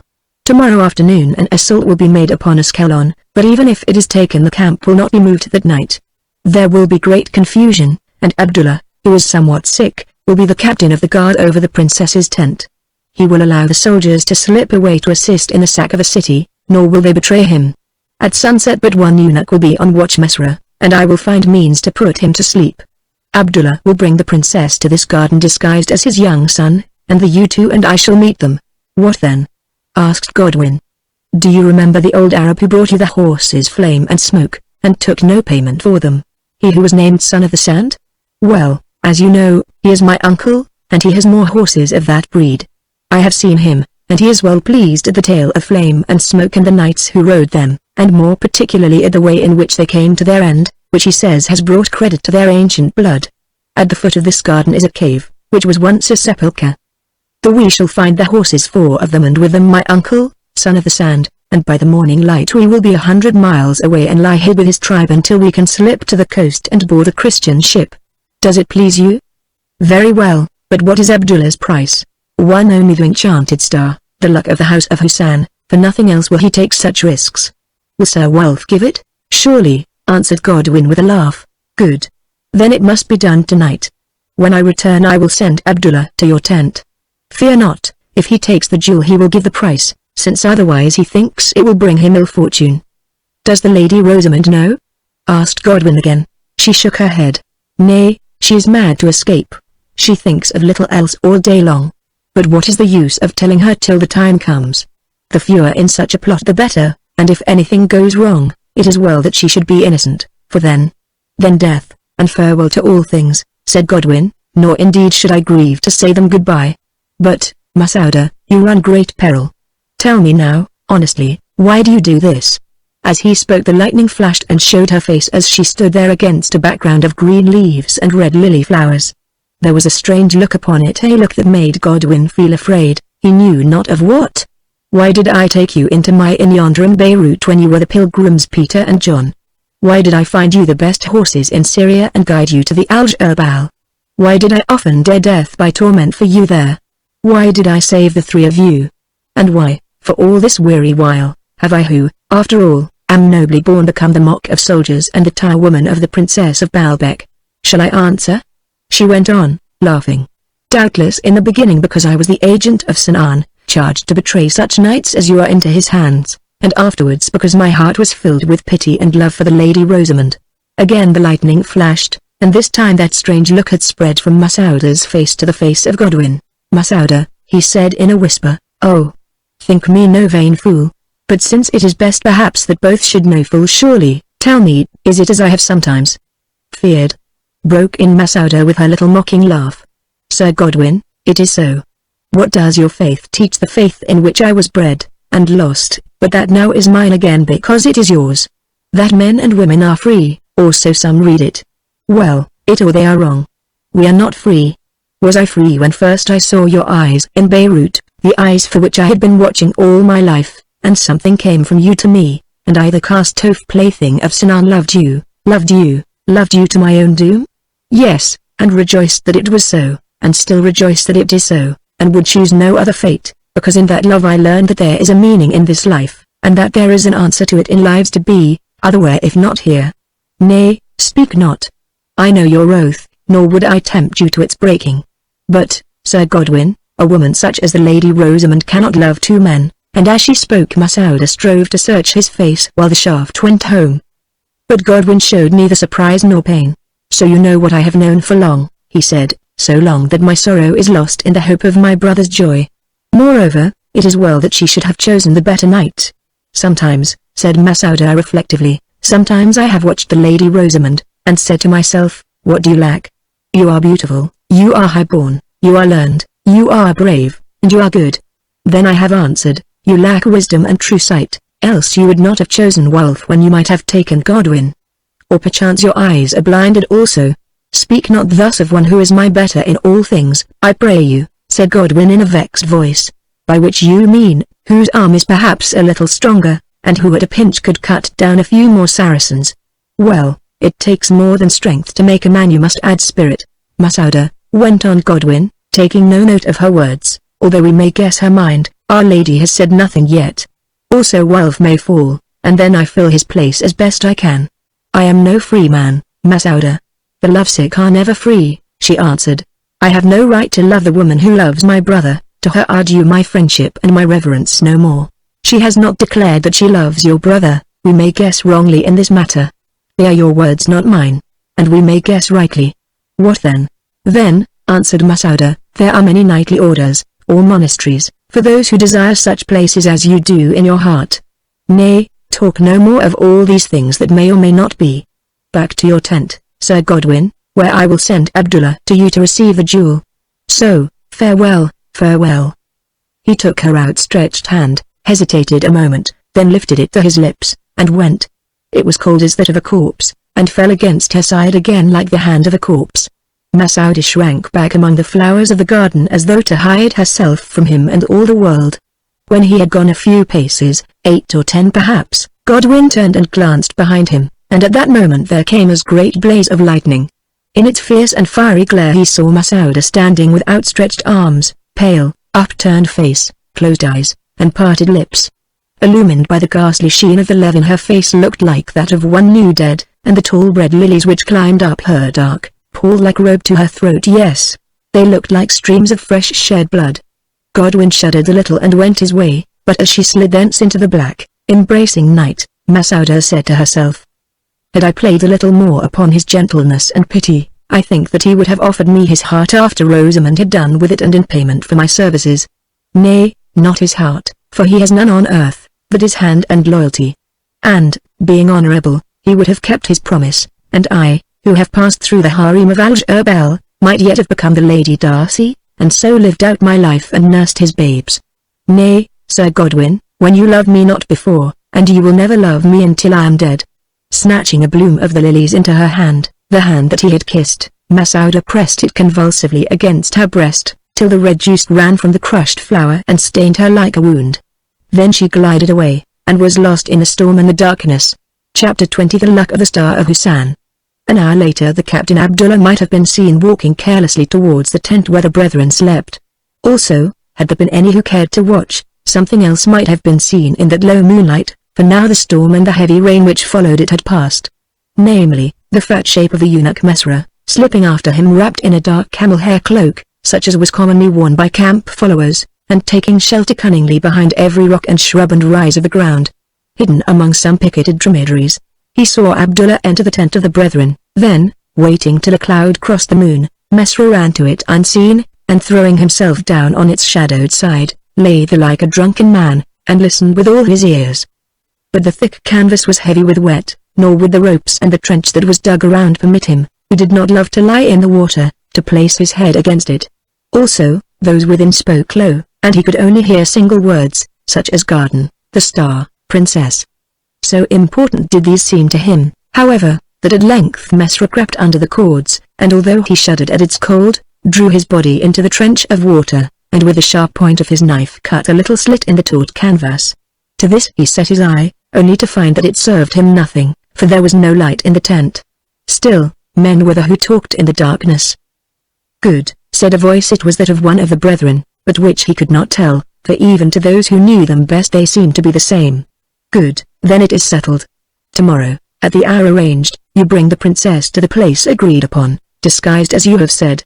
In payment for this service I hand you the luck of Hassan which you covet. Take it, here it is, and swear to do your part, since otherwise it will bring no luck to you, for I will kill you the first time we meet. Yes, and the other also." "I swear it by Allah and his Prophet," answered Abdullah in a hoarse, trembling voice. "It is enough, see that you keep the oath. And now away, it is not safe that you should tarry here." Then came the sound of a man leaving the tent. Passing round it cautiously, he halted, and opening his hand, looked at its contents to make sure that no trick had been played upon him in the darkness. Mesra screwed his head round to look also, and saw the light gleam faintly on the surface of the splendid jewel, which he, too, desired so eagerly. In so doing his foot struck a stone, and instantly Abdullah glanced down to see a dead or drunken man lying almost at his feet. With a swift movement he hid the jewel and started to walk away. Then bethinking him that it would be well to make sure that this fellow was dead or sleeping, he turned and kicked the prostrate Mesra upon the back and with all his strength. Indeed, he did this thrice, putting the eunuch to the greatest agony. "I thought I saw him move," Abdullah muttered after the third kick. "It is best to make sure," and he drew his knife. Now, had not terror paralyzed him, Mesra would have cried out. But fortunately for himself, before he found his voice Abdullah had buried the knife 3 inches deep in his fat thigh. With an effort Mesra bore this also, knowing that if he showed signs of life the next stroke would be in his heart. Then, satisfied that this fellow, whoever he might be, was either a corpse or insensible, Abdullah drew out the knife, wiped it on his victim's robe, and departed. Not long afterwards Mesra departed also, towards the Sultan's house, bellowing with rage and pain and vowing vengeance. It was not long delayed. That very night Abdullah was seized and put to the question. In his suffering he confessed that he had been to the tent of the brethren and received from one of them the jewel which was found upon him, as a bribe to bring the princess to a certain garden outside the camp. But he named the wrong garden. Further, when they asked which of the brethren it was who bribed him, he said he did not know, as their voices were alike, and their tent was in darkness. Moreover, that he believed there was only one man in it, at least he heard or saw no other. He added that he was summoned to the tent by an Arab man whom he had never seen before, but who told him that if he wished for what he most desired and good fortune, he was to be there at a certain hour after sunset. Then he fainted, and was put back in prison till the morning by the command of Saladin. When the morning came Abdullah was dead, who desired no more torments with doom at the end of them, having made shift to strangle himself with his robe. But first he had scrawled upon the wall with a piece of charcoal, "May that accursed star of Hussein which tempted me bring better luck to others, and may hell receive the soul of Mesra." Thus died Abdullah, as faithful as he could be in such sore straits, since he had betrayed neither Mas'ud nor his son, both of whom were in the plot, and said that only one of the brethren was present in the tent, whereas he knew well that the 2 of them were there, and which of these spoke and gave him the jewel. Very early that morning the brethren, who were lying wakeful, heard sounds without their tent, and looking out saw that it was surrounded by Mamelukes. "The plot is discovered," said Godwin to Welf quietly, but with despair in his face. "Now, my brother, admit nothing, even under torture, lest others perish with us. Shall we fight? Asked Wulf as they threw on their mail. But Godwin answered, Nay, it would serve us nothing to kill a few brave men. Then an officer entered the tent, and commanded them to give up their swords and to follow him to Saladin to answer a charge that had been laid against them both, nor would he say any more. So they went as prisoners, and after waiting a while, were ushered into a large room of the house where Saladin lodged, which was arranged as a court with a dais at one end. Before this they were stood, till presently the Sultan entered through the further door, and with him certain of his emirs and secretaries. Also Rosamund, who looked very pale, was brought there, and in attendance on her Masouda, calm-faced as ever. The brethren bowed to them, but Saladin, whose eyes were full of rage, took no notice of their salutation. For a moment there was silence, then Saladin bade a secretary read the charge, which was brief. It was that they had conspired to steal away the Princess of Baalbek. Where is the evidence against us? Asked Godwin boldly. The Sultan is just, and convicts no man save on testimony. Again Saladin motioned to the secretary, who read the words that had been taken down from the lips of the Captain Abdullah. They demanded to be allowed to examine the Captain Abdullah, and learn that he was already dead. Then the eunuch Mesra was carried forward, for walk he could not, owing to the wound that Abdullah had given him, and told all his tale, how he had suspected Abdullah, and, following him, had heard him and one of the brethren speaking in the tent, and the words that passed, and afterwards seen Abdullah with a jewel in his hand. When he had finished Godwin asked which of them he had heard speaking with Abdullah, and he answered that he could not say, as their voices were so alike, that one voice only had spoken. Then Rosamund was ordered to give her testimony, and said, truly enough, that she knew nothing of the plot and had not thought of this flight. Masouda also swore that she now heard of it for the first time. After this the secretary announced that there was no more evidence, and prayed of the Sultan to give judgment in the matter. Against which of us? Asked Godwin, seeing that both the dead and the living witness declared they heard but one voice, and whose that voice was they did not know. According to your own law, you cannot condemn a man against whom there is no good testimony. There is testimony against one of you, answered Saladin sternly, that of 2 witnesses, as is required, and, as I have warned you long ago, that man shall die. Indeed, both of you should die, for I am sure that both are guilty. Still, you have been put upon your trial according to the law, and as a just judge I will not strain the law against you. Let the guilty one die by beheading at sundown, the hour at which he planned to commit his crime. The other may go free with the citizens of Jerusalem who depart tonight, bearing my message to the Frankish leaders in that holy town. Which of us, then, is to die, and which to go free? Asked Godwin. Tell us, that he who is doomed may prepare his soul, say you, who know the truth, answered Saladin. We admit nothing, said Godwin, yet, if one of us must die, I as the elder claim that right. And I claim it as the younger. The jewel was Hassan's gift to me, who else could give it to Abdullah? Added Wulf, speaking for the first time, whereat all the Saracens there assembled, brave men who loved a knightly deed, murmured in admiration, and even Saladin said, well spoken, both of you. So it seems that both must die. Then Rosamund stepped forward and threw herself upon her knees before him, exclaiming, Sire, my uncle, such is not your justice, that 2 should be slain for the offence of one, if offence there be. If you know not which is guilty, spare them both, I beseech you. He stretched out his hand and raised her from her knees, then thought a while, and said, Nay, plead not with me, for however much you love him the guilty man must suffer, as he deserves. But of this matter Allah alone knows the truth, therefore let it be decided by Allah, and he rested his head upon his hand, looking at Wulf and Godwin as though to read their souls. Now behind Saladin stood that old and famous Imam who had been with him and Hussein when he commanded the brethren to depart from Damascus, who all this while had listened to everything that passed with a sour smile. Leaning forward, he whispered in his master's ear, who considered a moment, then answered him. It is good. Do so.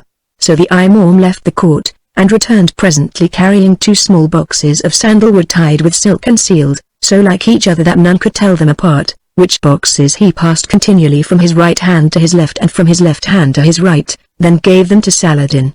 In one of these, said the Sultan, is that jewel known as the enchanted star and the luck of the house of Hussein, which the prince presented to his conqueror on the day of Hattin, and for the desire of which my captain Abdullah became a traitor and was brought to death. In the other is a pebble of the same weight. Come, my niece, take you these boxes and give them to your kinsman, to each the box you will. The jewel that is called the Star of Hussein is magical, and has virtue, So they say. Let it choose, therefore, which of these knights is ripe for death, and let him perish in whose box the star is found. Now, muttered the Imam into the ear of his master, now at length we shall learn which it is of these two men that the lady loves. That is what I seek to know, answered Saladin in the same low voice. As she heard this decree, Rosamund looked round wildly and pleaded. Oh! Be not so cruel. I beseech you, spare me this task. Let it be another hand that is chosen to deal death to one of those of my own blood with whom I have dwelt since childhood. Let me not be the blind sword of fate that frees his spirit, lest it should haunt my dreams and turn all my world to woe. Spare me, I beseech you. But Saladin looked at her very sternly and answered. Princess, you know why I have brought you to the East and raised you to great honor here, why also I have made you my companion in these wars. It is for my dream's sake, the dream which told me that by some noble act of yours you should save the lives of thousands. Yet I am sure that you desire to escape, and plots are made to take you from me, though of these plots you say that you and your woman, and he looked darkly at Masoud, know nothing. But these men know, and it is right that you, for whose sake if not by whose command the thing was done, should mete out its reward, and that the blood of him whom you appoint, which is spilt for you, should be on your and no other head. Now do my bidding. For a moment Rosamund stared at the boxes, then suddenly she closed her eyes, and taking them up at hazard, stretched out her arms, leaning forward over the edge of the dais. Thereon, calmly enough, the brethren took, each of them, the box that was nearest to him, that in Rosamund's left hand falling to Godwin and that in her right to Wulf. Then she opened her eyes again, stood still, and watched.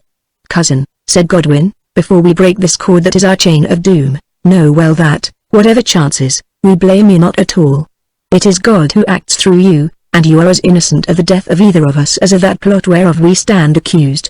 Then he began to unknot the silk which was bound about his box.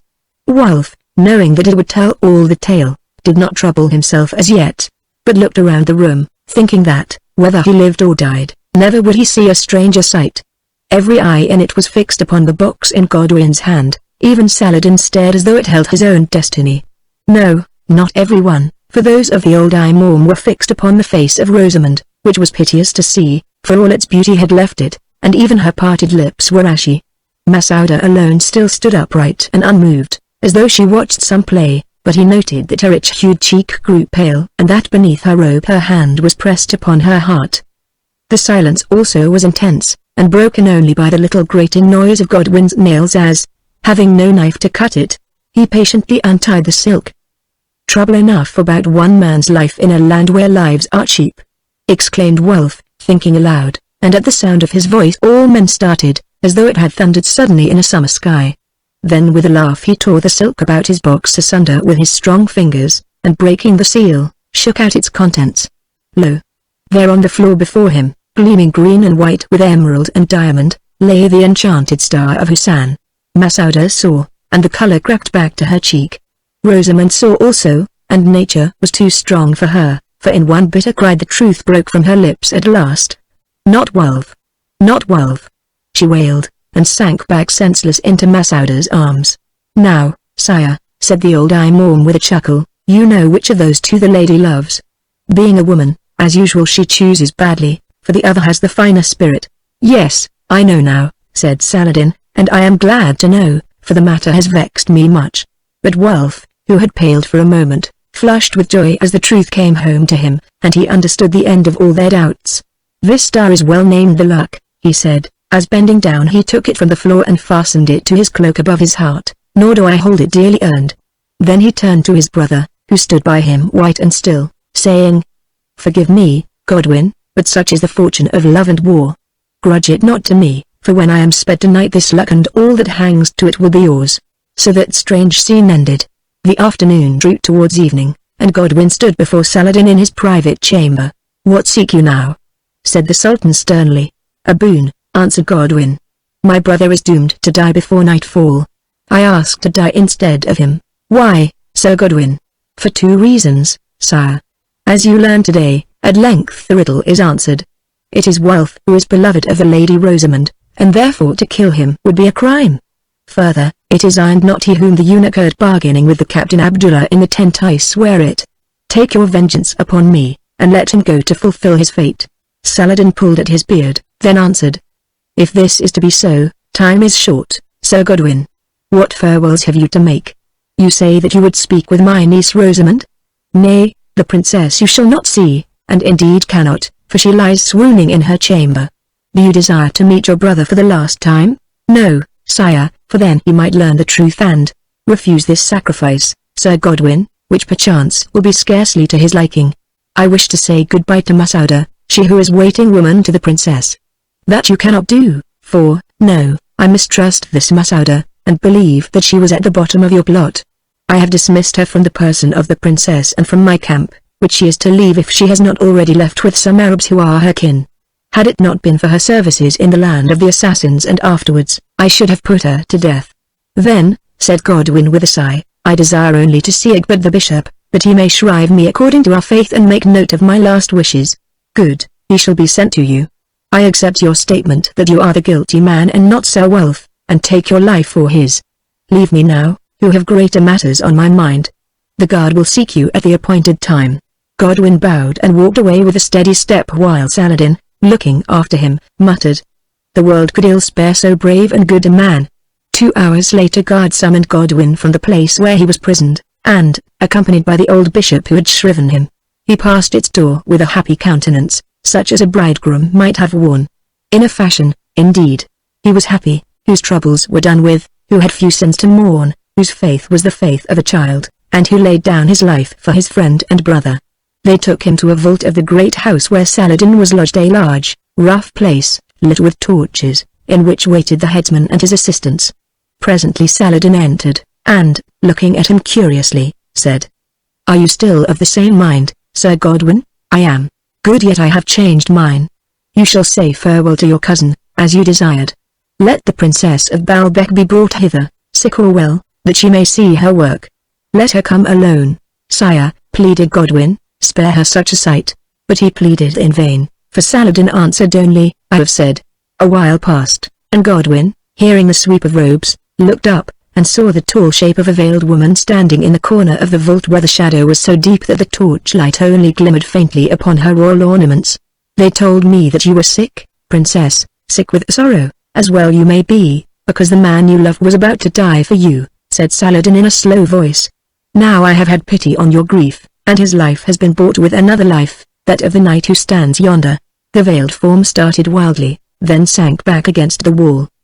Rosamond, broke in Godwin, speaking in French, I beseech you, be silent and do not unman me with words or tears. It is best thus, and you knows that it is best. Wulf you love as he loves you, and I believe that in time you will be brought together. Me you do not love, save as a friend, and never have. Moreover, I tell you this that it may ease your pain and my conscience, I no longer seek you as my wife, whose bride is death.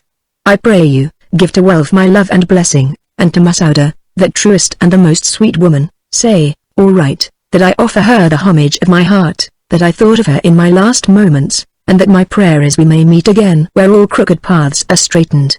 Rosamond, farewell, peace and joy go with you through many years, and with your children's children. Of Godwin I only ask you to remember this, that he lived serving you, and so died. She heard and stretched out her arms, and, none forbidding him, Godwin walked to where she stood. Without lifting her veil she bent forward and kissed him, first upon the brow and next upon the lips, then with a low, moaning cry, she turned and fled from that gloomy place, nor did Saladin seek to stay her. Only to himself the Sultan wondered how it came about that if it was Wulf whom Rosamond loved, she still kissed Godwin thus upon the lips. As he walked back to the death place Godwin wondered also, first that Rosamond should have spoken no single word, and secondly because she had kissed him thus, even in that hour. Why or wherefore he did not know, but there rose in his mind a memory of that wild ride down the mountain steeps at Beirut, and of lips which then had touched his cheek, and of the odor of hair that then was blown about his breast. With a sigh he thrust the thought aside, blushing to think that such memories should come to him who had done with earth and its delights, knelt down before the headsman, and, turning to the bishop, said, Bless me, father, and bid them strike. Then it was that he heard a well-known footstep, and looked up to see Wulf staring at him. What do you hear, Godwin? Asked Wulf. Has yonder fox snared both of us? And he nodded at Saladin. Let the fox speak, said the Sultan with a smile. No, Sir Wulf, that your brother was about to die in your place, and of his own wish. but I refuse such sacrifice, who yet have made use of it to teach my niece, the princess, that should she continue in her plottings to escape, or allow you to continue in them, certainly it will bring you to your deaths, and, if need be, her also. Knights, you are brave men whom I prefer to kill in war. Good horses stand without, take them as my gift, and ride with these foolish citizens of Jerusalem. We may meet again within its streets. Nay, thank me not. I thank you who have taught Salah ed-Din how perfect a thing can be the love of brothers. The brethren stood a while bewildered, for it is a strange thing thus to come back from death to life. Each of them had made sure that he must die within some few minutes, and pass through the blackness which walls man in, to find he knew not what. And now, behold, the road that led to that blackness turned again at its very edge, and ran forward through the familiar things of earth to some end unknown. They were brave, both of them, and accustomed to face death daily, as in such a place and time all men must be. Moreover, they had been shriven, and looked to see the gates of paradise open on their newborn sight. Yet, since no man loves that journey, it was very sweet to know it done with for a while, and that they still might hope to dwell in this world for many years. Little wonder, then, that their brains swam, and their eyes grew dim, as they passed from the shadow to the light again. It was Wealth who spoke the first. A noble deed, Godwin, yet one for which I should not have thanked you had it been accomplished, who then must have lived on by grace of your sacrifice. Sultan, we are grateful for your boon of life, though had you shed this innocent blood surely it would have stained your soul. May we bid farewell to our cousin Rosamond before we ride? Nay, answered Saladin, Sir Godwin has done that already, let it serve for both. Tomorrow she shall learn the truth of the story. Now go, and return no more. That must be as fate wills, answered Godwin, and they bowed and went. Outside the gloomy place of death their swords were given them, and 2 good horses, which they mounted. Hence guides led them to the embassy from Jerusalem that was already in the saddle, who were very glad to welcome 2 such knights to their company. Then, having bid farewell to the Bishop Haggard, who wept for joy at their escape, escorted for a while by Saladin's soldiers, they rode away from Ascalon at the fall of night. Soon they had told each other all there was to tell. When he heard of the woe of Rosamond, Wealth well nigh shed tears. We have our lives, he said, but how shall we save her? While Masouda stayed with her there was some hope, but now I can see none.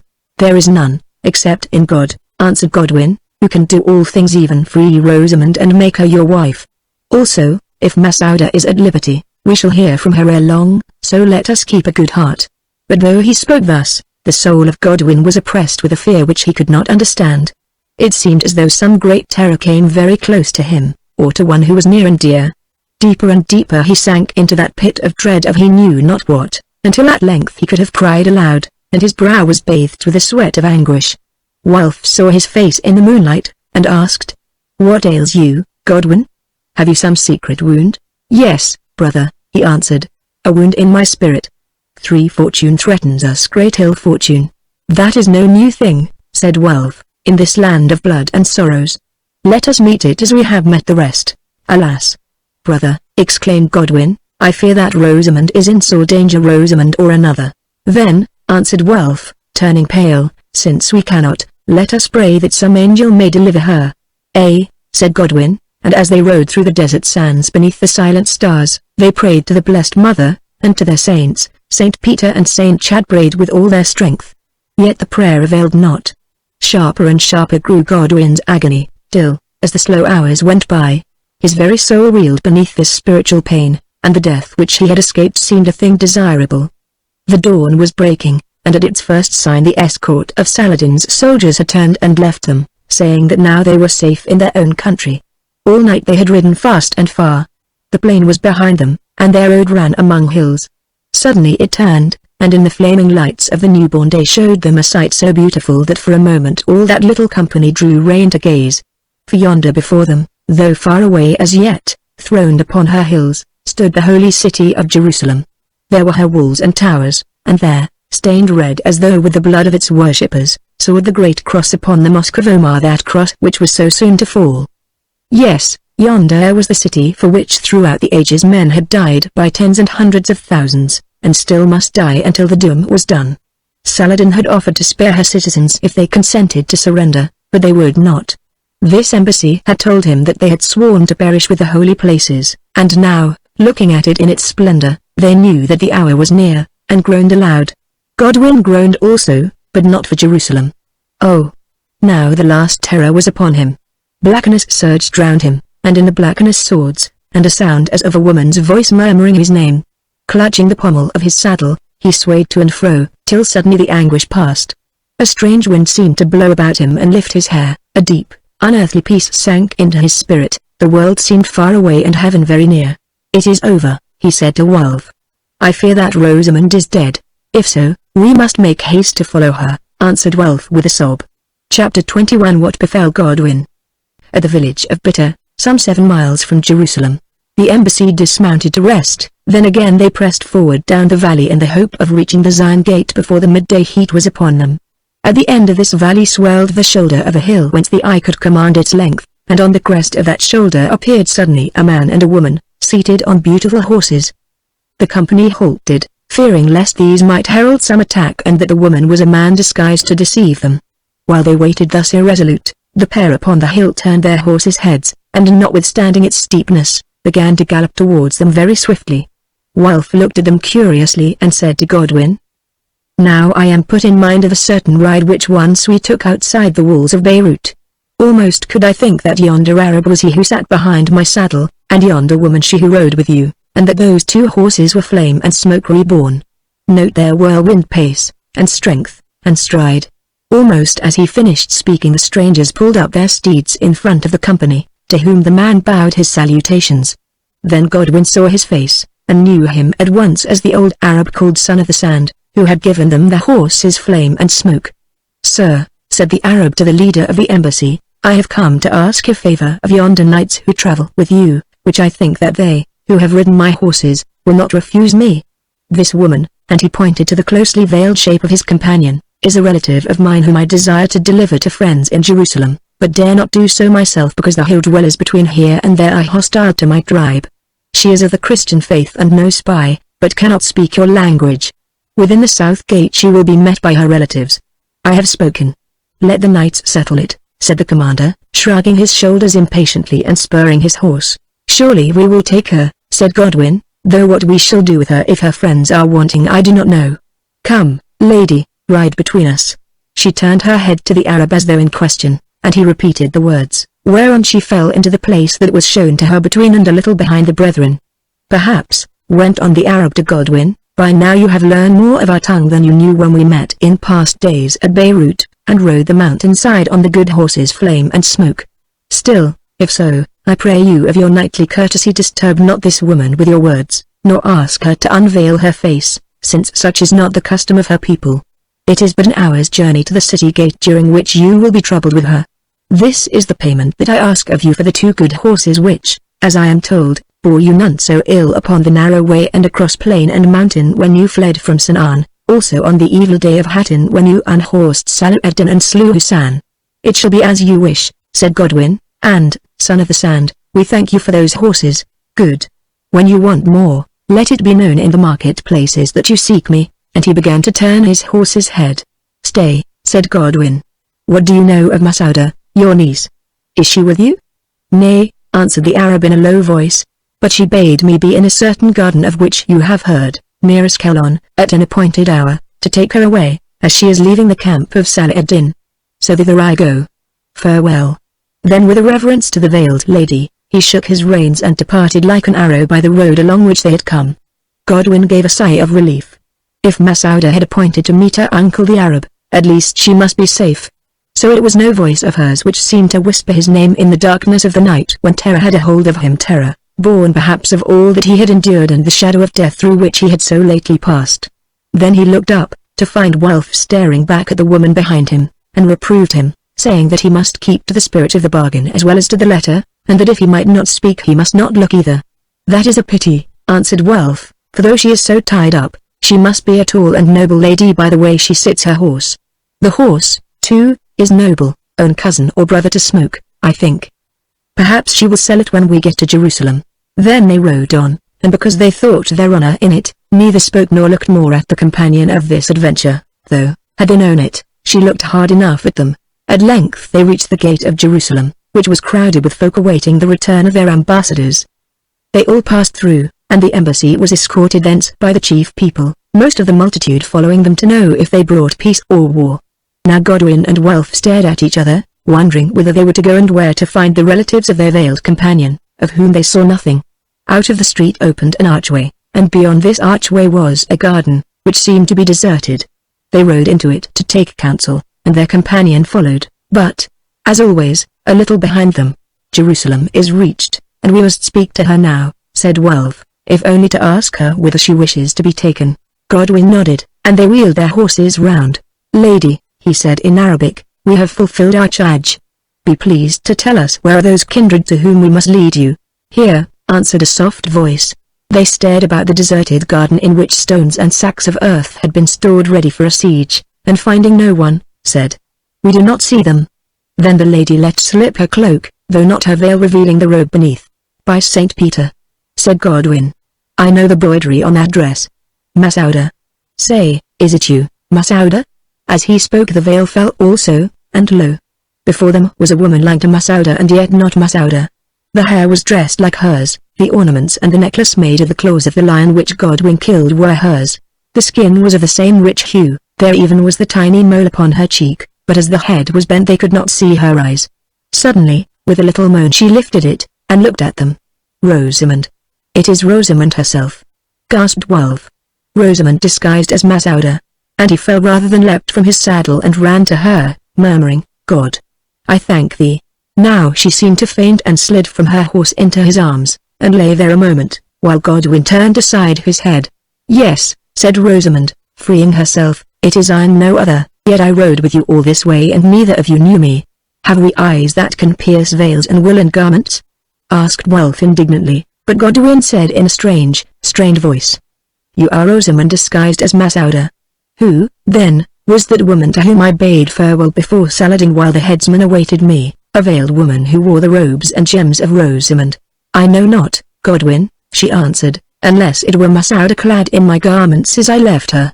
Nor do I know anything of the story of the headsman who awaited you. I thought it was for wealth that he waited. Oh, heaven, I thought that." "Tell us your tale," said Godwin hoarsely. "It is short," she answered. "After the casting of the lot, of which I shall dream till my death day, I fainted. When I found my senses again I thought that I must be mad, for there before me stood a woman dressed in my garments, whose face seemed like my face, yet not the same. 'Have no fear,' she said, 'I'm Masouda, who, amongst many other things, have learned how to play a part. Listen, there is no time to lose. I have been ordered to leave the camp, even now my uncle the Arab waits without, with 2 swift horses. You, princess, will leave in my place. Look, you wear my robes and my face almost, and are of my height, and the man who guides you will know no difference. I have seen to that, for although a soldier of Salah-ed-Din, he is of my tribe. I will go with you to the door, and bid you farewell before the eunuchs and the guards with weeping, and who will guess that Masouda is the princess of Baalbek and that the princess of Baalbek is Masouda. And whither shall I go?" I asked. "My uncle, son of the sand, will give you over to the embassy which rides to Jerusalem, or failing that, will take you to the city, or failing that, will hide you in the mountains among his own people. See, here is a letter that he must read, I place it in your breast." "And what of you, Masouda?" I asked again. "Of me? Oh, it is all planned, a plan that cannot fail," she answered. "Fear not, I escaped tonight. I have no time to tell you how and will join you in a day or 2. Also, I think that you will find Sir Godwin, who will bring you home to England. But Wulf? What of Wulf?" I asked again. "He is doomed to die, and I will not leave him. The living and the dead can keep no company," she answered. "Moreover, I have seen him, and all this is done by his most urgent order. If you love him, he bids that you will obey. I never saw Masouda. I never spoke such words. I knew nothing of this plot," exclaimed Wulf, and the brethren looked at each other with white faces. "Speak on," said Godwin, "afterwards we can debate." "Moreover," continued Rosamund, bowing her head, Masouda added these words, "I think that Sir Wulf will escape his doom. If you would see him again, obey his word, for unless you obey you can never hope to look upon him living. Go, now, before we are both discovered, which would mean your death and mine, who, if you go, am safe." "How knew she that I should escape?" asked Wulf. "She did not know it. She only said she knew to force Rosamund away," answered Godwin in the same strained voice. And then? And then no. Having Welf's express commands, then I went, like one in a dream. I remember little of it. At the door we kissed and parted weeping, and while the guard bowed before her, she blessed me beneath her breath. A soldier stepped forward and said, "Follow me, daughter of Sinan," and I followed him, none taking any note, for at that hour, although perhaps you did not see it in your prisons, a strange shadow passed across the sun, of which all folk were afraid, thinking that it portended evil, either to Saladin or Ascalon. The eclipse, which overshadowed Palestine and caused much terror at Jerusalem on 4th of September, 1187, the day of the surrender of Ascalon. Author. In the gloom we came to a place, where was an old Arab among some trees, and with him 2 led horses. The soldier spoke to the Arab, and I gave him Mas'uda's letter, which he read. Then he put me on one of the led horses and the soldier mounted the other, and we departed at a gallop. All that evening and last night we rode hard, but in the darkness the soldier left us, and I do not know whither he went. At length we came to that mountain shoulder and waited there, resting the horses and eating food which the Arab had with him, till we saw the embassy, and among them 2 tall knights.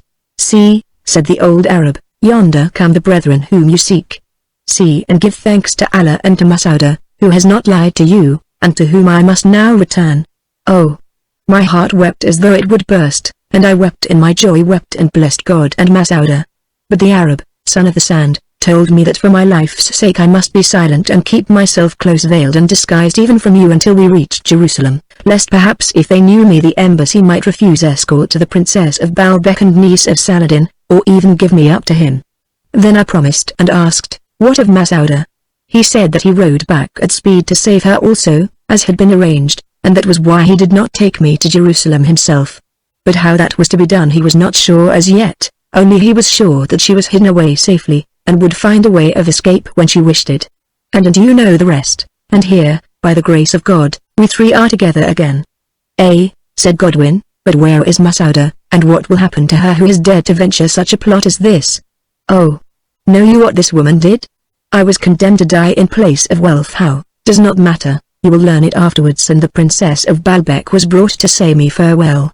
There, under the very eyes of Saladin, Mas'uda played her part and mimicked you so well that the Sultan was deceived, and I, even I, was deceived. Yes, when for the first and last time I embraced her, I was deceived, although, it is true, I wondered. Also since then a great fear has been with me, although here again I was deceived, for I thought I feared for you. Now, hark you, Wulf, take Rosamond and lodge her with some lady in this city, or, better still, place her in sanctuary with the nuns of the Holy Cross, whence none will dare to drag her, and let her don their habit. The abbess may remember you, for we have met her, and at least she will not refuse Rosamond a refuge. Yes, yes, I mind me she asked us news of folk in England. But you? Where do you go, Godwin? Said his brother. I ride back to Ascalon to find Mas'uda. Why? Asked Wulf. Cannot Mas'uda save herself, as she told her uncle, the Arab, she would do? And has he not returned thither to take her away? I do not know, answered Godwin, but this I do know, that for the sake of Rosamond, and perhaps for my sake also, Mas'uda has run a fearful risk. Bethink you, what will be the mood of Saladin when at length he finds that she upon whom he had built such hopes has gone, leaving a waiting woman decked out in her attire. Oh! Broken Rosamond. I feared it, but I woke to find myself disguised, and she persuaded me that all was well, also that this was done by the will of Wulf, whom she thought would escape. That is the worst of it, said Godwin. To carry out her plan she held it necessary to lie, as I think she lied when she said that she believed we should both escape, though it is true that so it came about. I will tell you why she lied. It was that she might give her life to set you free to join me in Jerusalem. Now Rosamond, who knew the secret of Mas'uda's heart, looked at him strangely, wondering within herself how it came about that, thinking Wulf dead or about to die, she should sacrifice herself that she, Rosamond, might be sent to the care of Godwin. Surely it could not be for love of her, although they loved each other well. From love of Godwin then? How strange a way to show it. Yet now she began to understand. So true and high was this great love of Mas'uda's that for Godwin's sake she was ready to hide herself in death, leaving him now that, as she thought, his rival was removed to live on with the lady whom he loved, and at the price of her own life giving that lady to his arms. Oh! How noble must she be who could thus plan and act, and, whatever her past had been, how pure and high of soul. Surely, if she lived, earth had no grander woman, and if she were dead, heaven had won a saint indeed. Rosamond looked at Godwin, and Godwin looked at Rosamond, and there was understanding in their eyes, for now both of them saw the truth in all its glory and all its horror. "I think that I should go back also," said Rosamond. "That shall not be," answered Wulf. "Saladin would kill you for this flight, as he has sworn." "That cannot be," added Godwin. "Shall the sacrifice of blood be offered in vain? Moreover, it is our duty to prevent you." Rosamond looked at him again and stammered. If that dreadful thing has happened, Godwin, if the sacrifice so, what will it serve?" "Rosamond, I know not what has chanced, I go to see.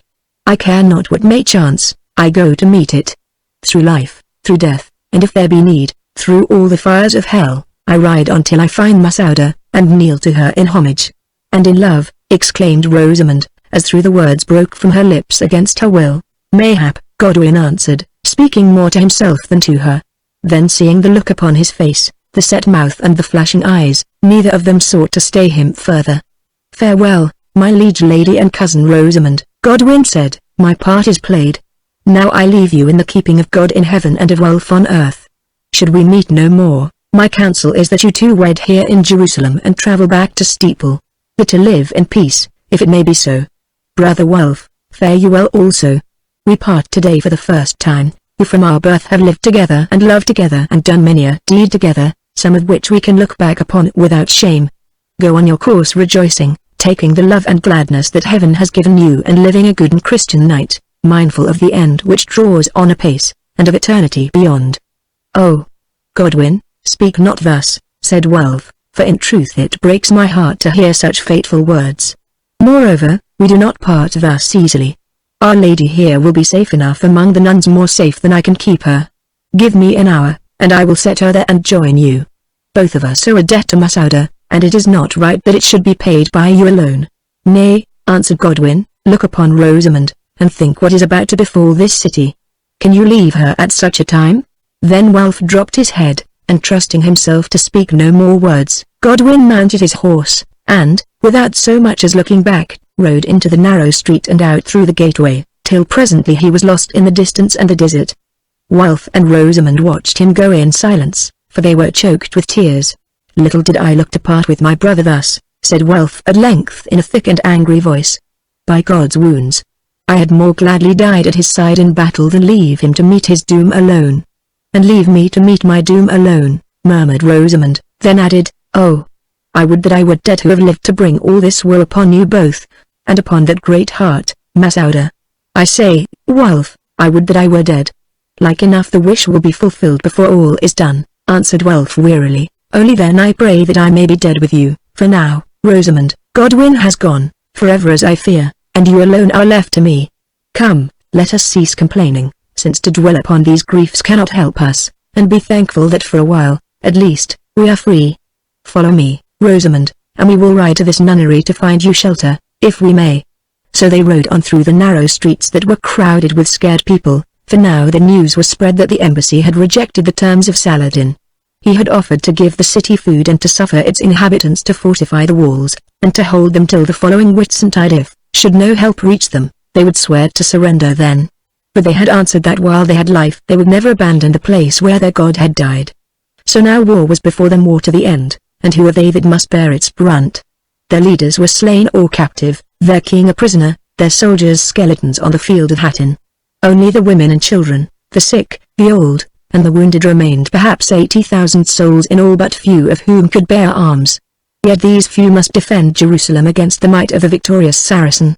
Little wonder that they wailed in the streets till the cry of their despair went up to heaven, for in their hearts all of them knew that the holy place was doomed and their lives were forfeited.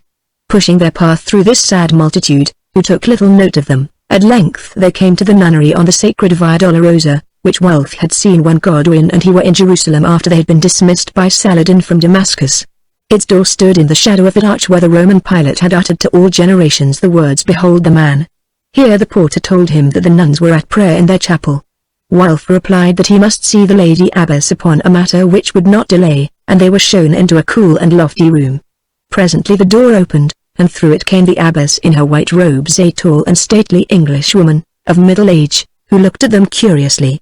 "Lady Abbess," said Wulf, bowing low, My name is Welf Darcy. Do you remember me? Yes. We met in Jerusalem before the Battle of Hattin, she answered. Also I know something of your story in this land, a very strange one. This lady, went on Welf, is the daughter and heiress of Sir Andrew Darcy, my dead uncle, and in Syria the Princess of Baalbek and the niece of Saladin. The abbess started, and asked, is she, then, of their accursed faith, as her garb would seem to show? Nay, mother, said Rosamond, I am a Christian, if a sinful one, and I come here to seek sanctuary, lest when they know who I am and he clamours at their gates, my fellow Christians may surrender me to my uncle, the Sultan. Tell me the story, said the abbess, and they told her briefly, while she listened, amazed. When they had finished, she said, Alas! My daughter, how can we save you, whose own lives are at stake? That belongs to God alone. Still, what we will do gladly, and here, at least, you may rest for some short while.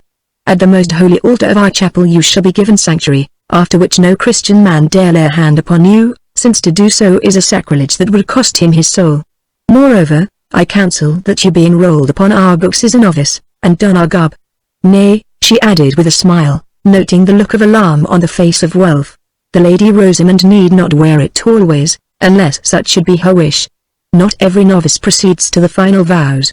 Long have I been decked in gold-embroidered silks and priceless gems, answered Rosamond, and now I seem to desire that white robe of yours more than anything on earth. So they led Rosamond to the chapel, and in sight of all their order and of priests who had been summoned, at the altar there, upon that holy spot where they said that once Christ had answered Pilate, they placed her hand and gave her sanctuary, and threw over her tired head the white veil of a novice. There, too, Welf left her, and riding away, reported himself to Balian of Ibelin, the elected commander of the city, who was glad enough to welcome so stout a knight when knights were few. Oh! Weary, weary was that ride of Godwin's beneath the sun, beneath the stars. Behind him, the brother who had been his companion and closest friend, and the woman whom he had loved in vain, and in front, he knew not what. What went he forth to seek? Another woman, who had risked her life for them all because she loved him. And if he found her, what then? Must he wed her, and did he wish this? Nay, he desired no woman on the earth, yet what was right that he would do? And if he found her not, what then? Well, at least he would give himself up to Saladin, who must think ill of them by whom he had dealt well, and tell him that of this plot they had no knowledge. Indeed, to him he would go first, if it were but to beg forgiveness for Masouda should she still be in his hands. Then for he could not hope to be believed or pardoned a second time, then let death come, and he would welcome it, who greatly longed for peace. It was evening, and Godwin's tired horse stumbled slowly through the great camp of the Saracens without the walls of fallen Ascalon. None hindered him, for having been so long a prisoner he was known by many, while others thought that he was but one of the surrendered Christian knights. So he came to the great house where Saladin lodged, and bade the guard take his name to the Sultan, saying that he craved audience of him. Presently he was admitted, and found Saladin seated in council among his ministers. Sir Godwin, he said sternly, seeing how you have dealt by me, what brings you back into my camp? I gave you brethren your lives, and you have robbed me of one whom I would not lose. We did not rob you, sire, answered Godwin, who knew nothing of this plot. Nevertheless, as I was sure that you would think thus, I am come from Jerusalem, leaving the princess and my brother there, to tell the truth and to surrender myself to you, that I may bear in her place any punishment which you think fit to inflict upon the woman Masouda. Why should you bear it? Asked Saladin. Because, Sultan, answered Godwin sadly, and with bent head, whatever she did for love of me, though without my knowledge. Tell me, is she still here, or has she fled? She is still here, answered Saladin shortly. Would you wish to see her? Godwin breathed a sigh of relief. At least, Masouda still lived, and the terror that had struck him in the night was but an evil dream born of his own fears and sufferings. I do, he answered, once, if no more. I have words to say to her. Doubtless she will be glad to learn how her plot prospered, said Saladin, with a grim smile. In truth it was well laid and boldly executed. Calling to one of his council, that same old Imam who had planned the casting of the lots, the Sultan spoke with him aside. Then he said, Let this knight be led to the woman Masouda. Tomorrow we will judge him. Taking a silver lamp from the wall, the Imam beckoned to Godwin, who bowed to the Sultan and followed. As he passed wearily through the throng in the audience room, It seemed to Godwin that the emirs and captains gathered looked at him with pity in their eyes. So strong was this feeling in him that he halted in his walk, and asked, "Tell me, Lord, do I go to my death?" "All of us go thither," answered Saladin in the silence, "but Allah has not written that death is yours tonight." They passed down long passages. They came to a door which the imam, who hobbled in front, unlocked. "She is under ward then?" said Godwin. Was the answer, "Under ward." "Enter," and he handed him the lamp. "I remain without. Perchance she sleeps, and I shall disturb her," said Godwin, as he hesitated upon the threshold. "Did you not say she loved you? Then doubtless, even if she sleeps, she, who has dwelt at Masyaf will not take your visit ill, who have ridden so far to find her," said the imam with a sneering laugh. "Enter, I say." So Godwin took the lamp and went in, and the door was shut behind him. Surely the place was familiar to him? He knew that arched roof and these rough, stone walls. Why, it was here that he had been brought to die, and through that very door the false Rosamond had come to bid him farewell, who now returned to greet her in this same darksome den.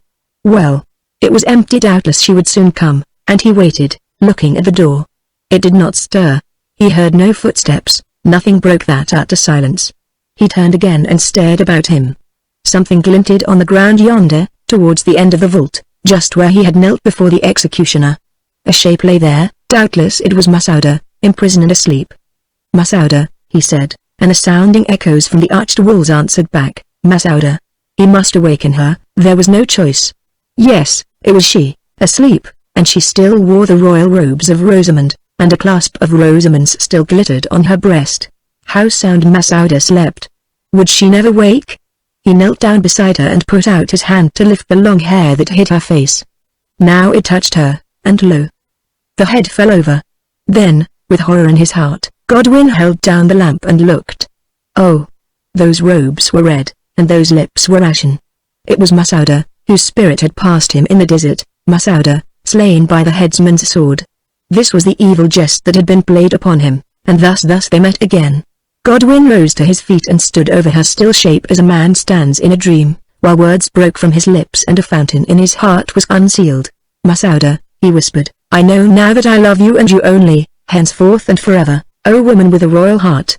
Wait for me, Masouda, wherever you may dwell." While the whispered words left his lips, it seemed to Godwin that once more, as when he rode with wealth from Ascalon, the strange wind blew about his brow, bringing with it the presence of Masouda, and that once more the unearthly peace sank into his soul. Then all was past and over, and he turned to see the old imam standing at his side. "Did I not tell you that you would find her sleeping?" he said, with his bitter, chuckling laugh. "Call on her, Sir Knight, call on her. Love, they say, can bridge great gulfs, even that between severed neck and bosom." With the silver lamp in his hand Godwin smote, and the man went down like a felled ox, leaving him once more in silence and in darkness. For a moment Godwin stood thus, till his brain was filled with fire, and he too fell across the corpse of Masouda, and lay still. Chapter 22. At Jerusalem. Godwin knew that he lay sick, but save that Masouda seemed to tend him in his sickness he knew no more, for all the past had gone from him.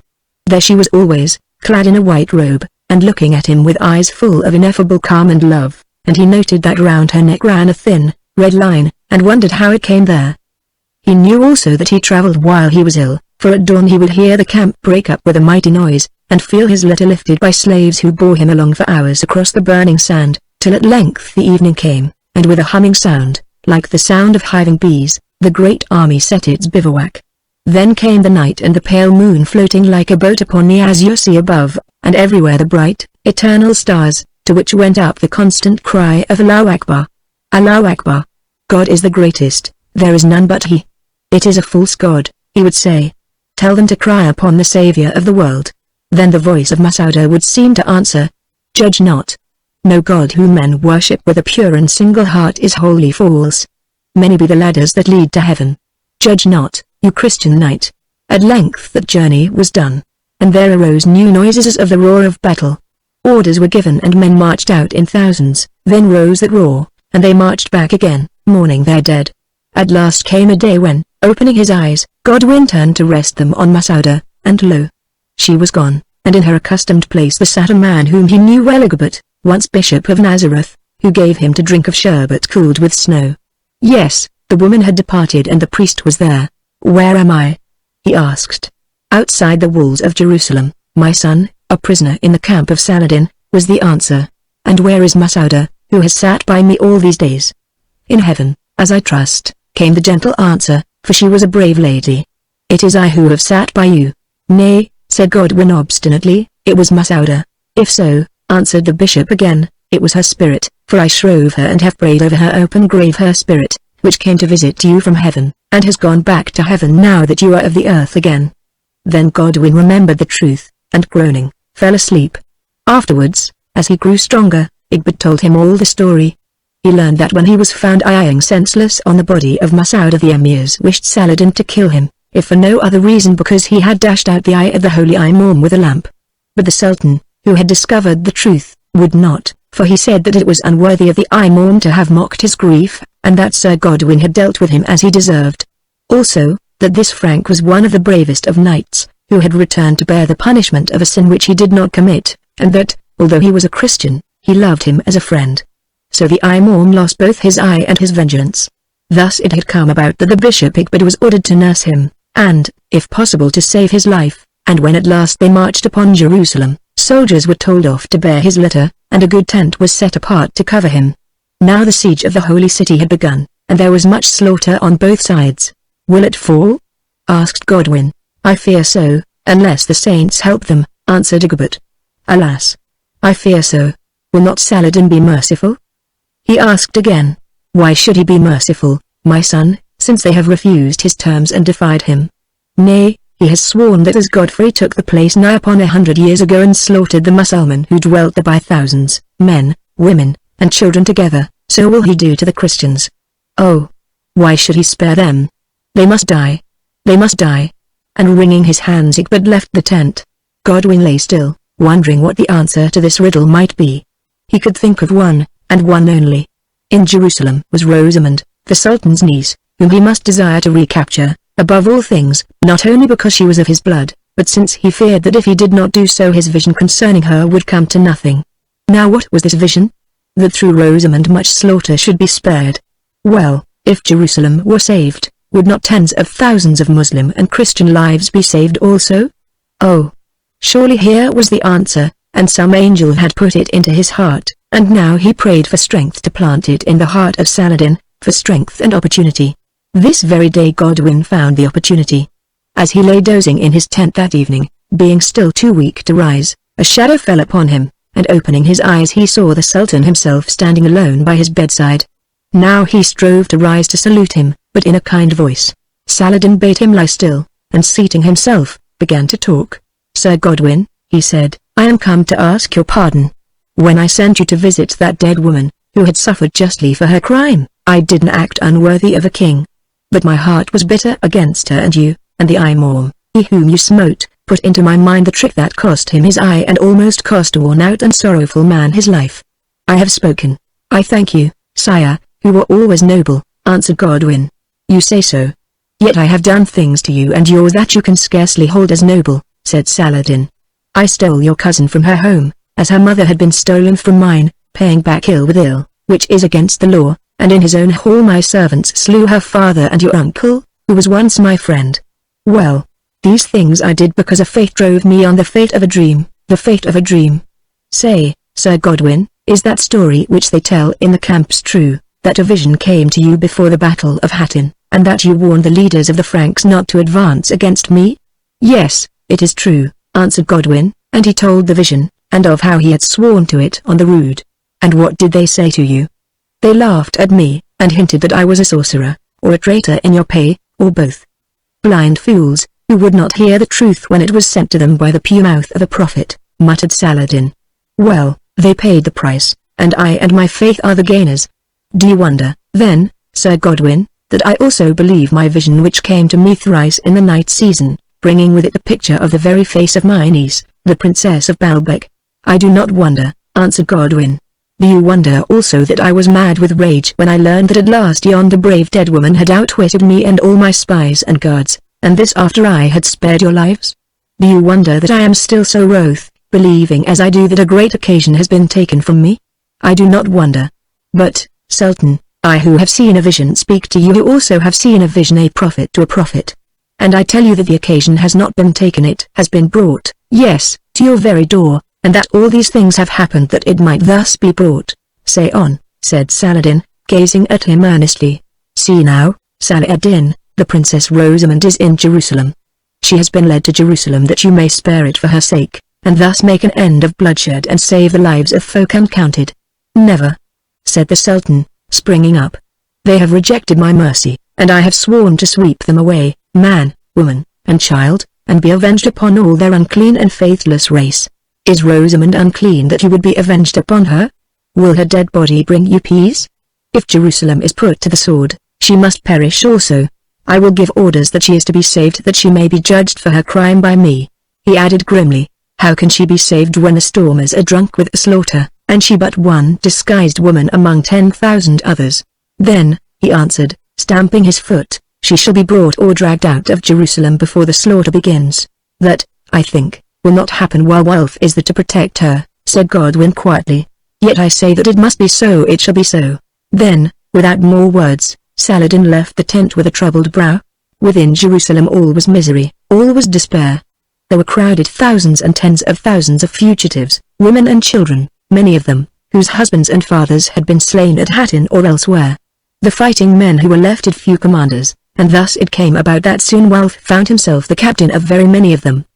First Saladin attacked from the west between the gates of Sts. Stephen and of David, but here stood strong fortresses called the Castle of the Pisans and the Tower of Tancred, whence the defenders made sallies upon him, driving back his stormers. So he determined to change his ground, and moved his army to the east, camping it near the valley of the Kedron. When they saw the tents being struck, the Christians thought that he was abandoning the siege, and gave thanks to God in all their churches, but lo! Next morning the white array of these appeared again on the east, and they knew that their doom was sealed. There were in the city many who desired to surrender to the Sultan, and fierce grew the debates between them and those who swore that they would rather die. At length it was agreed that an embassy should be sent. So it came under safe conduct, and was received by Saladin in presence of his emirs and councillors. He asked them what was their wish, and they replied that they had come to discuss terms. Then he answered thus. In Jerusalem is a certain lady, my niece, known among us as the Princess of Baalbek, and among the Christians as Rosamund Darcy, who escaped thither a while ago in the company of the knight, Sir Wulf Darcy, whom I have seen fighting bravely among your warriors. Let her be surrendered to me that I may deal with her as she deserves, and we will talk again. Till then I have no more to say. Now most of the embassy knew nothing of this lady, but one or two said they thought that they had heard of her, but had no knowledge of where she was hidden. Then return and search her out, said Saladin, and so dismissed them. Back came the envoys to the council and told what Saladin had said. At least, exclaimed Heraclius the Patriarch, in this matter it is easy to satisfy the Sultan. Let his niece be found and delivered to him. Where is she? Now one declared that was known by the knight, Sir Wulf Darcy, with whom she had entered the city. So he was sent for, and came with armor rent and red sword in hand, for he had just beaten back an attack upon the Barbican, and asked what was their pleasure. We desire to know, Sir Wulf, said the Patriarch, where you have hidden away the lady known as the Princess of Baalbek, whom you stole from the Sultan. What is that to your holiness? Asked Wulf shortly. A great deal, to me and to all, seeing that Saladin will not even treat with us until she is delivered to him. Does this council, then, propose to hand over a Christian lady to the Saracens against her will? Asked Wulf sternly. We must, answered Heraclius. Moreover, she belongs to them. She does not belong, answered Wulf. She was kidnapped by Saladin in England, and ever since has striven to escape from him. Waste not our time, exclaimed the Patriarch impatiently. We understand that you are this woman's lover, but however that may be, Saladin demands her, and to Saladin she must go. So tell us where she is without more ado, Sir Wulf. Discover that for yourself, Sir Patriarch, replied Wulf in fury. Or, if you cannot, send one of your own women in her place. Now there was a murmur in the council, but of wonder at his boldness rather than of indignation, for this Patriarch was a very evil liver. I care not if I speak the truth, went on Wulf, for it is known to all. Moreover, I tell this man that it is well for him that he is a priest, however shameful, for otherwise I would cleave his head in two who has dared to call the Lady Rosamund my lover. Then, still shaking with wrath, the great knight turned and stalked from the council chamber. A dangerous man, said Heraclius, who was white to the lips, "a very dangerous man. I propose that he should be imprisoned." Answered the Lord Balian of Ibelin, who was in supreme command of the city, "a very dangerous man to his foes, as I can testify. I saw him and his brother charge through the hosts of the Saracens at the Battle of Hattin, and I have seen him in the breach upon the wall. Would that we had more such dangerous men just now. But he has insulted me," shouted the Patriarch, "me and my holy office." "The truth should be no insult," answered Balian with meaning. "At least, it is a private matter between you and him on account of which we cannot spare one of our few captains. Now as regards this lady, I like not the business." As he spoke, a messenger entered the room and said that the hiding place of Rosamund had been discovered. She had been admitted a novice into the community of the Virgins of the Holy Cross, who had their house by the arch on the Via Dolorosa. "Now I like it still less," Balian went on, "for to touch her would be sacrilege." "His Holiness, Heraclius, will give us absolution," said a mocking voice. Then another leader rose. He was one of the party who desired peace and pointed out that this was no time to stand on scruples, for the Sultan would not listen to them in their sore plight unless the lady were delivered to him to be judged for her offense. Perhaps, being his own niece, she would, in fact, suffer no harm at his hands, and whether this were so or not, it was better that one should endure wrong, or even death, than many. With such words he overpersuaded the most of them, so that in the end they rose and went to the convent of the Holy Cross, where the Patriarch demanded admission for them, which, indeed, could not be refused. The stately abbess received them in the refectory, and asked their pleasure. "Daughter," said the Patriarch, "you have in your keeping a lady named Rosamund Darcy, with whom we desire to speak." "Where is she?" "The novice Rosamund," answered the abbess, "praised by the holy altar in the chapel." Now one murmured, "She has taken sanctuary," but the Patriarch said, "Tell us, daughter, does she pray alone?" "A knight guards her prayers," was the answer. "Ah! As I thought, he has been beforehand with us. Also, daughter, surely your discipline is somewhat lax if you suffer knights thus to invade your chapel. But lead us thither. The dangers of the times and of the lady must answer for it," the abbess replied boldly, as she obeyed. Presently they were in the great, dim place, where the lamps burned day and night. By the altar, built, it was said, upon the spot where the Lord stood to receive judgment, they saw a kneeling woman, who, clad in the robe of a novice, grasped the stonework with her hands. Without the rails, also kneeling, was the knight Wulf, still as a statue on a sepulchre. Hearing them, he rose, turned him about, and drew his great sword. "Sheathe that sword," commanded Heraclius. "When I became a knight," answered Wulf, "I swore to defend the innocent from harm and the altars of God from sacrilege at the hands of wicked men. Therefore I sheathe not my sword." "Take no heed of him," said one, and Heraclius, standing back in the aisle, addressed Rosamund. "Daughter," he cried, "with bitter grief we are come to ask of you a sacrifice, that you should give yourself for the people, as our master gave himself for the people. Saladin demands you as a fugitive of his blood, and until you are delivered to him he will not treat with us for the saving of the city. Come forth, then, we pray you." Now Rosamund rose and faced them, with her hand resting upon the altar. "I risked my life and I believe another gave her life," she said, "that I might escape from the power of the Muslims. I will not come forth to return to them." "Then, our need being sore, we must take you," answered Heraclius sullenly. "What?" she cried. "You, the Patriarch of this sacred city, would tear me from the sanctuary of its holiest altar? Oh! Then, indeed shall the curse fall upon it and you. Hence, they say, our sweet Lord was haled to sacrifice by the command of an unjust judge, and thereafter Jerusalem was taken by the sword. Must I too be dragged from the spot that his feet have hallowed, and even in these weeds?" And she pointed to her white robe thrown as an offering to your foes, who mayhap will bid me choose between death and the Koran. If so, I say assuredly that offering will be made in vain, and assuredly your streets shall run red with the blood of those who tore me from my sanctuary. Now they consulted together, some taking one side and some the other, but the most of them declared that she must be given up to Saladin. "Come of your own will, I pray you," said the Patriarch, "since we would not take you by force." "By force only will you take me," answered Rosamund. Then the abbess spoke. "Sirs, will you commit so great a crime? Then I tell you that it cannot go without its punishment. With this lady I say," and she drew up her tall shape, "that it shall be paid for in your blood, and mayhap in the blood of all of us. Remember my words when the Saracens have won the city, and are putting its children to the sword. I absolve you from the sin," shouted the Patriarch, "if sin it is." "Absolve yourself," broke in Wulf sternly, "and know this.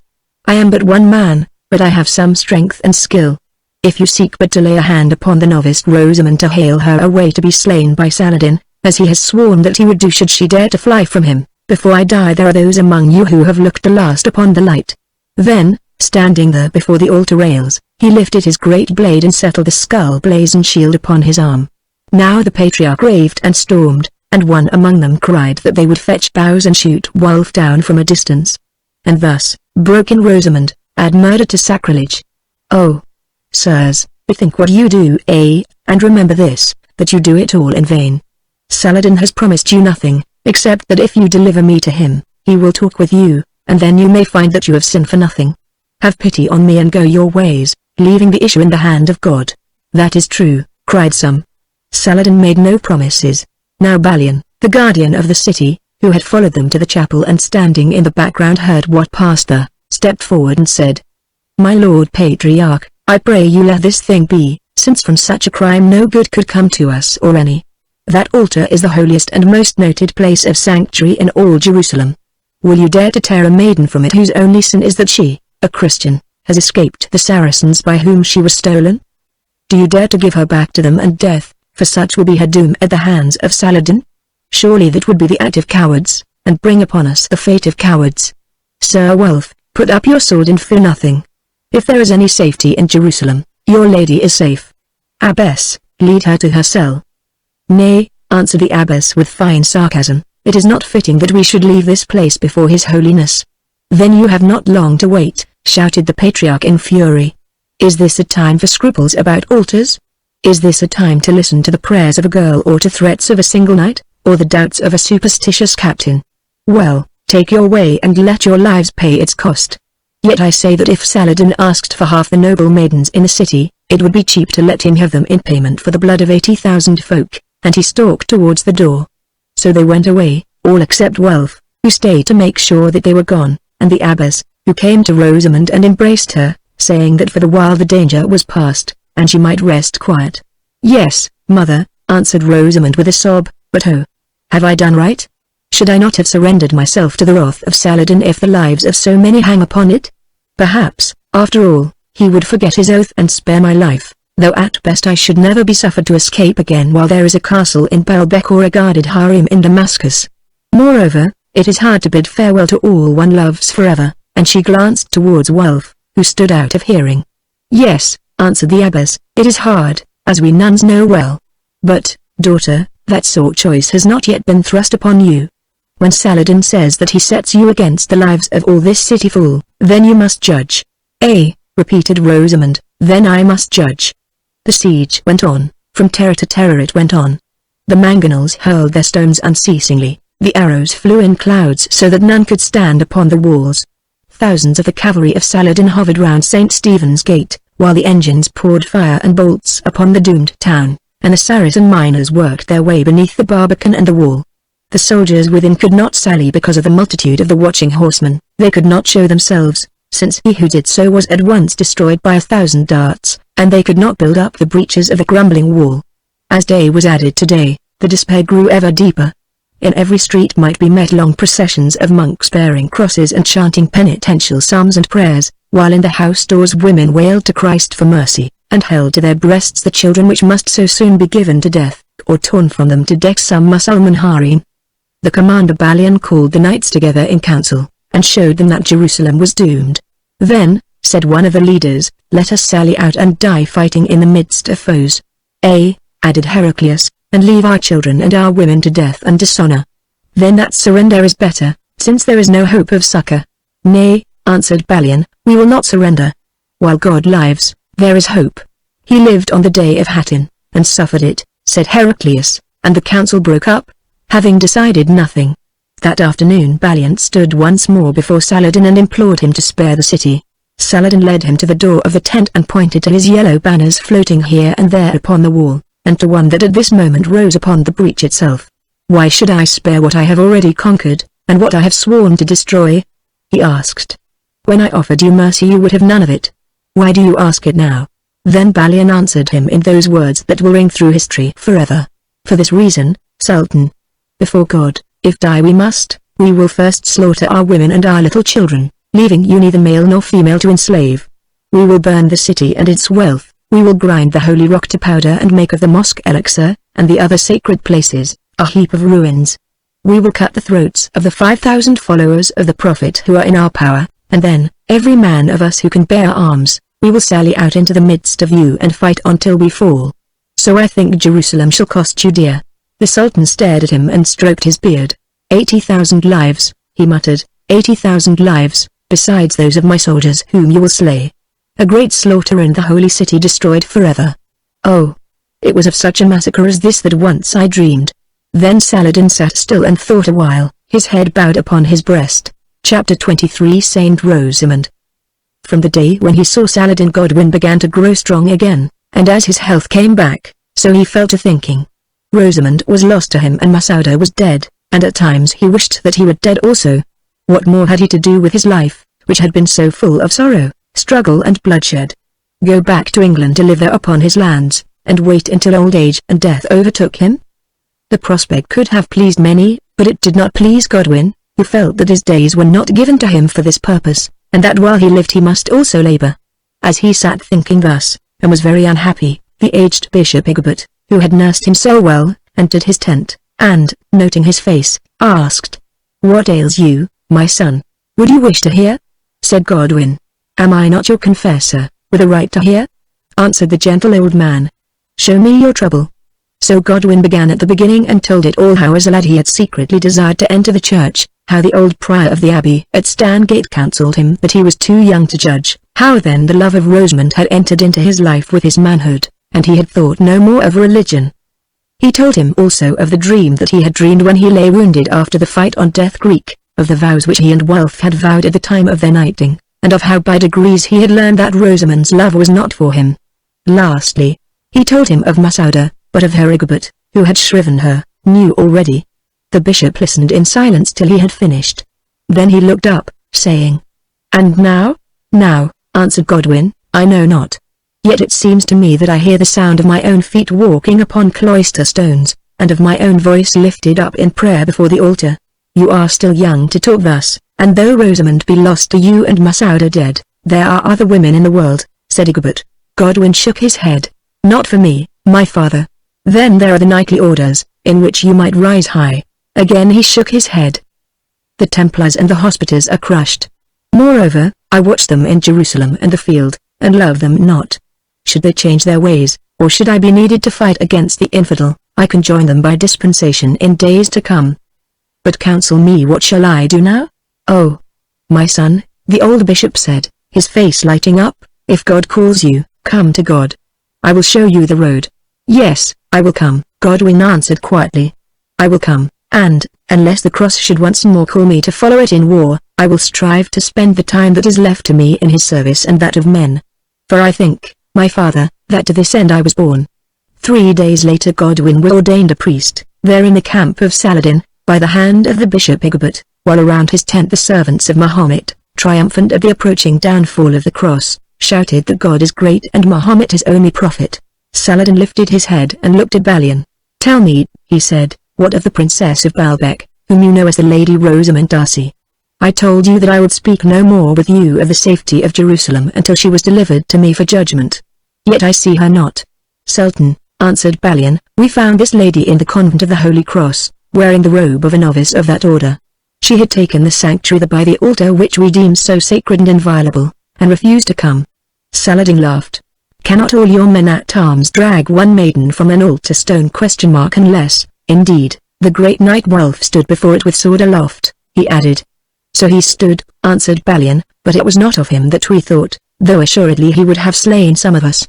To do this thing would have been an awful crime, which we were sure must bring down the vengeance of our God upon us and upon the city. What of the vengeance of Salah ad-Din? Sore as is our case, Sultan, we still fear God more than Saladin." "Sir Balian, but Salah ad-Din may be a sword in the hand of God. Which sword, Sultan, would have fallen swiftly had we done this deed." "I think that it is about to fall," said Saladin, and again was silent and stroked his beard. "Listen, now," he said at length. "Let the princess, my niece, come to me and ask it of my grace, and I think that I will grant you terms for which, in your plight, you may be thankful. Then we must dare the great sin and take her, answered Balian sadly. Having first slain the night wolf, we will not let her go while he is alive. Nay, Sir Balian, for that I should be sorry, nor will I suffer it, for though a Christian he is a man after my own heart. This time I said let her come to me, not let her be brought. Come of her own free will, to answer to me for her sin against me, understanding that I promise her nothing, who in the old days promised her much, and kept my word. Then she was the Princess of Baalbec, with all the rights belonging to that great rank, to whom I had sworn that no husband should be forced upon her, nor any change of faith. Now I take back these oaths, and if she comes as an escaped cross-worshipping slave, to whom I offer only the choice of Islam or of a shameful death. What high-born lady would take such terms? Asked Balian in dismay. Rather, I think, would she choose to die by her own hand than by that of your hangman, since she can never abjure her faith, and thereby doom 80,000 of her fellow Christians, who must accompany her to that death, answered Saladin sternly. No, Sir Balian, I swear it before Allah and for the last time, that if my niece Rosamond does not come, of her own free will, unforced by any, Jerusalem shall be put to sack. Then the fate of the holy city and all its inhabitants hangs upon the nobleness of a single woman, stammered Balian. Upon the nobleness of a single woman, as my vision told me it should be. If her spirit is high enough, Jerusalem may yet be saved. If it be baser than I thought, as well may chance, then assuredly with her it is doomed. I have no more to say, but my envoys shall ride with you bearing a letter, which with their own hands they must present to my niece, the Princess of Baalbec. Then she can return with them to me, or she can bide where she is, when I shall know that I saw but a young vision of peace and mercy flowing from her hands, and will press on this war to its bloody end. Within an hour Balian rode to the city under safe conduct, taking with him the envoys of Saladin and the letter, which they were charged to deliver to Rosamond. It was night, and in their lamp-lit chapel the virgins of the Holy Cross upon bended knees chanted the slow and solemn Miserere. From their hearts they sang, to whom death and dishonor were so near, praying their Lord and the merciful Mother of God to have pity, and to spare them and the inhabitants of the hallowed town where he had dwelt and suffered, and to lead them safe through the shadow of a fate as awful as his own. They knew that the end was near, that the walls were tottering to their fall, that the defenders were exhausted, and that soon the wild soldiers of Saladin would be surging through the narrow streets. Then would come the sack and the slaughter, either by the sword of the Saracens, or, perchance, if these found time and they were not forgotten, more mercifully at the hands of Christian men, who thus would save them from the worst. Their dirge ended, the abbess rose and addressed them. Her bearing was still proud, but her voice quavered. My daughters in the Lord, she said, the doom is almost at our door, and we must brace our hearts to meet it. If the commanders of the city do what they have promised, they will send some here to behead us at the last, and so we shall pass happily to glory and be ever with the Lord. But perchance they will forget us, who are but a few among 80,000 souls, of whom some 50,000 must thus be killed. Or their arms may grow weary, or themselves they may fall before ever they reach this house, and what, my daughters, shall we do then? Now some of the nuns clung together and sobbed in their affright, and some were silent. Only Rosamond drew herself to her full height, and spoke proudly. My mother, she said, I am a newcomer among you, but I have seen the slaughter of Hattin, and I know what befalls Christian women and children among the unbelievers. Therefore I ask your leave to say my say. Speak, said the abbess. This is my counsel, went on Rosamond, and it is short and plain. When we know that the Saracens are in the city, let us set fire to this convent and get us to our knees and so perish. Well spoken, it is best, muttered several. But the abbess answered with a sad smile. High counsel indeed, such as might be looked for from high blood. Yet it may not be taken, since self-slaughter is a deadly sin. I see little difference between it, said Rosamond, and the stretching out of our necks to the swords of friends. Yet, although for others I cannot judge, for myself I do judge who am bound by no final vows. I tell you that rather than fall into the hands of the Paynims, I will dare that sin and leave them nothing but the vile mold which once held the spirit of a woman. And she laid her hand upon the dagger hilt that was hidden in her robe. Then again the abbess spoke. To you, daughter, I cannot forbid the deed, but to those who have fully sworn to obey me I do forbid it, and to them I show another ever more piteous way of escape from the last shame of womanhood. Some of us are old and withered, and have naught to fear but death, but others are still young and fair. To these I say, when the end is nigh, let them take steel and score face and bosom and seat themselves here in this chapel, red with their own blood and made loathsome to the sight of man. Then will the end come upon them quickly, and they will pass hence unstained to be the brides of heaven. Now a great groan of horror went up from those miserable women, who already saw themselves seated in stained robes, and hideous to behold, there in the carved chairs of their choir, awaiting death by the swords of furious and savage men, as in a day to come their sisters of the faith were to await it in the doomed convent of the Virgins of Street Clara Taker. Those who are curious to know the story of the end of those holy heroines, the Virgins of Street Clare, I think in the year 1291, may read it in my book, A Winter Pilgrimage, pp. 270 and 271 author. Yet one by one, except the aged among them, they came up to the abbess and swore that they would obey her in this as in everything, while the abbess said that herself she would lead them down that dreadful road of pain and mutilation. Yes, save Rosamond, who declared that she would die undisfigured as God had made her, and 2 other novices, they swore it one by one, laying their hands upon the altar. Then again they got them to their knees and sang the Miserere. Presently, above their mournful chant, the sound of loud, insistent knockings echoed down the vaulted roofs. They sprang up screaming, "The Saracens are here! Give us knives! Give us knives!" Rosamond drew the dagger from its sheath. "Wait a while," cried the abbess. "These may be friends, not foes. Sister Ursula, go to the door and seek tidings." The sister, an aged woman, obeyed with tottering steps, and, reaching the massive portal, undid the guiche, or lattice, and asked with a quavering voice, "Who are you that knock?" While the nuns within held their breath and strained their ears to catch the answer. Presently it came, in a woman's silvery tones, that sounded strangely still and small in the spaces of that tomb-like church. "I am the Queen Sibylla, with her ladies. And what would you with us, O Queen? The right of sanctuary? Nay, I bring with me some envoys from Saladin, who would have speech with a lady named Rosamond Darcy, who is among you." Now at these words Rosamond fled to the altar, and stood there, still holding the naked dagger in her hand. "Let her not fear," went on the silvery voice, "for no harm shall come to her against her will. Admit us, holy abbess, we beseech you in the name of Christ." Then the abbess said, "Let us receive the queen with such dignity as we may," motioning to the nuns to take their appointed seats. In the choir she placed herself in the great chair at the head of them, whilst behind her at the raised altar stood Rosamond, the bare knife in her hand. The door was opened, and through it swept a strange procession.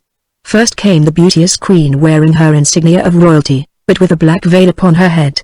Next followed ladies of her court, 12 of them trembling with fright but splendidly apparelled, and after these 3 stern and turbaned Saracens clad in mail, their jeweled scimitars at their sides. Then appeared a procession of women, most of them draped in mourning, and leading scared children by the hand, the wives, sisters, and widows of nobles, knights and burgesses of Jerusalem. Last of all marched 100 or more of captains and warriors, among them Wealth, headed by Sir Balian and ended by the Patriarch Heraclius in his gorgeous robes, with his attendant priests and acolytes. On swept the queen, up the length of the long church, and as she came the abbess and her nuns rose and bowed to her, while one offered her the chair of state that was set apart to be used by the bishop in his visitations. But she would have none of it. "Nay," said the queen, "mock me with no honourable seat who come here as a humble suppliant, and will make my prayer upon my knees." So down she went upon the marble floor, with all her ladies and the following women, while the solemn Saracens looked at her wondering and the knights and nobles massed themselves behind. "What can we give you, O Queen?" asked the abbess, "who have nothing left save our treasure, to which you are most welcome, our honour, and our lives." "Alas," answered the royal lady. "Alas, that I must say it. I come to ask the life of one of you." "Of whom, O Queen?" Sibylla lifted her head, and with her outstretched arm pointed to Rosamond, who stood above them all by the high altar. For a moment Rosamond turned pale, then spoke in a steady voice. "Say, what service can my poor life be to you, O Queen, and by whom is it sought?" Thrice Sibylla strove to answer, and at last murmured, "I cannot. Let the envoys give her the letter, if she is able to read their tongue." "I am able," answered Rosamond, and a Saracen emir drew forth a roll and laid it against his forehead, then gave it to the abbess, who brought it to Rosamond. With her dagger blade she cut its silk, opened it, and read aloud, always in the same quiet voice, translating as she read: "In the name of Allah the One, the All-Merciful, to my niece, aforetime the Princess of Baalbek, Rosamond Darcy by name, now a fugitive hidden in a convent of the Franks in the city El-Quds Sharif, the holy city of Jerusalem. Niece, all my promises to you I have performed, and more, since for your sake I spared the lives of your cousins, the twin knights. But you have repaid me with ingratitude and trickery, after the manner of those of your false and accursed faith, and have fled from me. I promised you also, again and yet again, that if you attempted this thing, death should be your portion. No longer, therefore, are you the Princess of Baalbek, but only an escaped Christian slave, and as such doomed to die whenever my sword reaches you. Of my vision concerning you, which caused me to bring you to the east from England, you know well. Repeat it in your heart before you answer. That vision told me that by your nobleness and sacrifice you should save the lives of many. I demanded that you should be brought back to me, and the request was refused. Why, it matters not. Now I understand the reason that this was so ordained. I demand no more that force should be used to you. I demand that you shall come of your own free will, to suffer the bitter and shameful reward of your sin. Or, if you so desire, bide where you are of your own free will, and be dealt with as God shall decree. This hangs upon your judgment. If you come and ask it of me, I will consider the question of the sparing of Jerusalem and its inhabitants. If you refuse to come, I will certainly put every one of them to the sword, save such of the women and children as may be kept for slaves. Decide, then, niece, and quickly, whether you will return with my envoys, or bide where they find you. Yusuf Salah-ad-Din. Rosamund finished reading, and the letter fluttered from her hand down to the marble floor. Then the queen said, Lady, we ask this sacrifice of you in the name of these and all their fellows, and she pointed to the women and the children behind her. And my life? Mused Rosamund aloud. It is all I have. When I have paid it away I shall be beggared, and her eyes wandered to where the tall shape of Wulf stood by a pillar of the church. Perchance Saladin will be merciful, hazarded the queen. Why should he be merciful? Answered Rosamund, who has always warned me that if I escaped from him and was recaptured, certainly I must die. Nay, he will offer me Islam, or death, which means death by the rope or in some worse fashion. But if you stay here you must die, pleaded the queen, or at best fall into the hands of the soldiers. Oh, lady, your life is but one life, and with it you can buy those of 80,000 souls. Is that so sure? Asked Rosamund. The Sultan has made no promise. He says only that, if I pray it of him, he will consider the question of the sparing of Jerusalem. But, went on the queen, he says also that if you do not come he will surely put Jerusalem to the sword, and to Sir Balian he said that if you gave yourself up he thought he might grant terms which we should be glad to take. Therefore we dare to ask of you to give your life in payment for such a hope. Think what otherwise must be the lot of these, and again she pointed to the women and children, and your own sisterhood and of all of us. Whereas, if you die, it will be with much honor, and your name shall be worshipped as a saint and martyr in every church in Christendom. Oh! Refuse not our prayer, but show that you indeed are great enough to step forward to meet the death which comes to every one of us, and thereby earn the blessings of half the world and make sure your place in heaven, nigh to him who also died for men.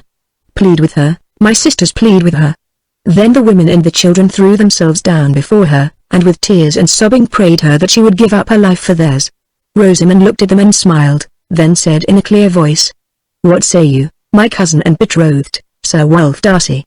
Come hither, and, as is fitting in this strait, give me your counsel. So the grey-eyed, war-worn Wulf strode up the aisle, and, standing by the altar rails, saluted her. You have heard, said Rosamund. Your counsel. Would you have me die? Alas! He answered in a hoarse voice. It is hard to speak. Yet, they are many, you are but one. Now there was a murmur of applause. For it was known that this knight loved his lady dearly, and that but the other day he had stood there to defend her to the death against those who would give her up to Saladin. Now Rosamund laughed out, and the sweet sound of her laughter was strange in that solemn place and dower. Wulf, she said. Wulf, who must ever speak the truth, even when it costs him dear. Well, I would not have it otherwise. Queen, and all you foolish people, I did but try your tempers. Could you, then, think me so base that I would spare to spend this poor life of mine, and to forego such few joys as God might have in store for me on earth, when those of tens of thousands may hang upon the issue? Nay, it is far otherwise. Then Rosamund sheathed the dagger that all this while she had held in her hand, and, lifting the letter from the floor, touched her brow with it in signal of obedience, saying in Arabic to the envoys, I am the slave of Salah-ad-Din, commander of the faithful. I am the small dust beneath his feet. Take notice, emirs, that in presence of all here gathered, of my own free will I, Rosamund Darcy, aforetime princess and sovereign lady of Baalbek, determined to accompany you to the Sultan's camp, that to make prayer for the sparing of the lives of the citizens of Jerusalem, and afterwards to suffer the punishment of death in payment of my flight, according to my royal uncle's high decree. One request I make only, if he be pleased to grant it, that my body be brought back to Jerusalem for burial before this altar, where of my own act one lay down my life. Emirs, I am ready." Now the envoys bowed before her in grave admiration, and the air grew thick with blessings. As Rosamund stepped down from the altar, the queen threw her arms about her neck and kissed her, while lords and knights, women and children, pressed their lips upon her hands, upon the hem of her white robe, and even on her feet, calling her saint and deliverer. "Alas!" she answered, waving them back. "As yet I am neither of these things, though the latter of them I hope to be. Come, let us be going." Echoed Wealth, stepping to her side. "Let us be going." Rosamund started at the words, and all stared. "Listen, Queen, Emirs, and people," he went on. "I am this lady's kinsman and her betrothed knight, sworn to serve her to the end. If she be guilty of a crime against the Sultan, I am more guilty, and on me also shall fall his vengeance. Let us be going." "Wealth, Wealth," she said, "it shall not be. One life is asked, not both. Yet, lady, both shall be given, that the measure of atonement may run over." And Saladin moved to mercy. "Nay, forbid me not. I have lived for you, and for you I die. Yes, if they hold me by force, still I die, if need be, on my own sword. When I counseled you just now, I counseled myself also. Surely you never dreamed that I would suffer you to go alone, when by sharing it I could make your doom easier." "Oh, Wealth," she cried. "You will but make it harder." "No, no," faced hand in hand, death loses half its terrors. "Moreover, Saladin is my friend, and I also would plead with him for the people of Jerusalem." Then he whispered in her ear, "Sweet Rosamund, deny me not, lest you should drive me to madness and self-murder, who will have no more of earth without you." Now, her eyes full of tears and shining with love, Rosamund murmured back, "You are too strong for me. Let it befall as God wills." Nor did the others attempt to stay him any more. Going to the abbess, Rosamund would have knelt before her, but it was the abbess who knelt and called her blessed, and kissed her. The sisters also kissed her one by one in farewell. Then a priest was brought, not the patriarch, of whom she would have none, but another, a holy man. To him apart at the altar, first Rosamund and then Wealth made confession of their sins, receiving absolution and the sacrament in that form in which it was given to the dying, while, save the emirs, all in the church knelt and prayed as for souls that pass. The solemn ritual was ended. They rose, and, followed by two of the envoys, for already the third had departed under escort to the court of Saladin to give him warning, the queen, her ladies and all the company, walked from the church and through the convent halls out into the narrow street of Woe. Here Wealth, as her kinsman, took Rosamund by the hand, leading her as a man leads his sister to her bridal. Without it was bright moonlight, moonlight clear as day, and by now tidings of this strange story had spread through all Jerusalem, so that its narrow streets were crowded with spectators, who stood also upon every roof and at every window. "The Lady Rosamund," they shouted. "The blessed Rosamund, who goes to a martyr's death to save us. The pure Saint Rosamund and her brave knight Wealth." And they tore flowers and green leaves from the gardens and threw them in their path. Down the long, winding streets, with bent heads and humble mien, companioned ever by the multitude, through which soldiers cleared the way, they walked thus, while women held up their children to touch the robe of Rosamund or to look upon her face. At length the gate was reached, and while it was unbarred they halted. Then came forward Sir Balian of Ibelin, bareheaded, and said, "Lady, on behalf of the people of Jerusalem and of the whole of Christendom, I give you honor and thanks, and to you also, Sir Wealth Darcy, the bravest and the most faithful of all knights." A company of priests also, headed by a bishop, advanced chanting and swinging censers, and blessed them solemnly in the name of the Church and of Christ its Master. "Give us not praise and thanks, but prayers," answered Rosamund, "prayers that we may succeed in our mission, to which we gladly offer up our lives, and afterwards, when we are dead, prayers for the welfare of our sinful souls. But should we fail, as it may chance, then remember of us only that we did our best. Oh, good people, great sorrows have come upon this land, and the cross of Christ is veiled with shame. Yet it shall shine forth once more, and to it through the ages shall all men bow the knee. Oh, may you live. May no more death come among you. It is our last petition, and with it, this, that when at length you die we may meet again in heaven. Now fare you well." Then they passed through the gate, and as the envoys declared that none might accompany them further, walked forward followed by the sound of the weeping of the multitude towards the camp of Saladin, two strange and lonesome figures in the moonlight. At last these lamentations could be heard no more, and there, on the outskirts of the Muslim lines, an escort met them, and bearers with a litter. But into this Rosamund would not enter, so they walked onwards up the hill, till they came to the great square which is the centre of the camp upon the Mount of Olives, beyond the great trees of the garden of Gethsemane. There, awaiting them at the head of the square, sat Saladin in state, while all about, rank upon rank, in thousands and tens of thousands, was gathered his vast army, who watched them pass in silence. Thus they came into the presence of the Sultan and knelt before him, Rosamund in her novice's white robe, and Wulf in his battered mail. Chapter 24 The Dregs of the Cup. Saladin looked at them, but gave them no greeting. Then he spoke. Woman, you have had my message. You knows that your rank is taken from you, and that with it my promises are at an end. You know also that you come hither to suffer the death of faithless women. Is it so? I know all these things, great Saladin, answered Rosamund. Tell me, then, do you come of your own free will, unforced by any, and why does the knight Sir Wulf, whose life I spared and do not seek, kneel at your side? I come of my own free will, Saladin, as your emirs can tell you. Ask them. For the rest, my kinsman must answer for himself. Sultan, said Wulf, I counselled the Lady Rosamund that she should come, not that she needed such counsel, and, having given it, I accompanied her by right of blood and of justice, since her offence against you is mine also. Her fate is my fate. I have no quarrel against you whom I forgave, therefore you must take your own way to follow the path she goes. Doubtless, answered Wulf, being a Christian among many sons of the Prophet, it will not be hard to find a friendly Semitic to help me on that road. I ask of your goodness that her fate may be my fate. What? Said Saladin. You are ready to die with her, although you are young and strong, and there are so many other women in the world? Wulf smiled and nodded his head. Good. Who am I that I should stand between a fool and his folly? I grant the boon. Your fate shall be her fate, Wulf Darcy, you shall drink of the cup of my slave Rosamund to its last bitterest dregs. I desire no less, said Wulf coolly. Now Saladin looked at Rosamund and asked, Woman, why have you come here to brave my vengeance? Speak on if you have aught to ask. Then Rosamund rose from her knees, and, standing before him, said, I am come, O my mighty lord, to plead for the people of Jerusalem, because it was told me that you would listen to no other voice than that of this your slave. See, many moons ago, you had a vision concerning me.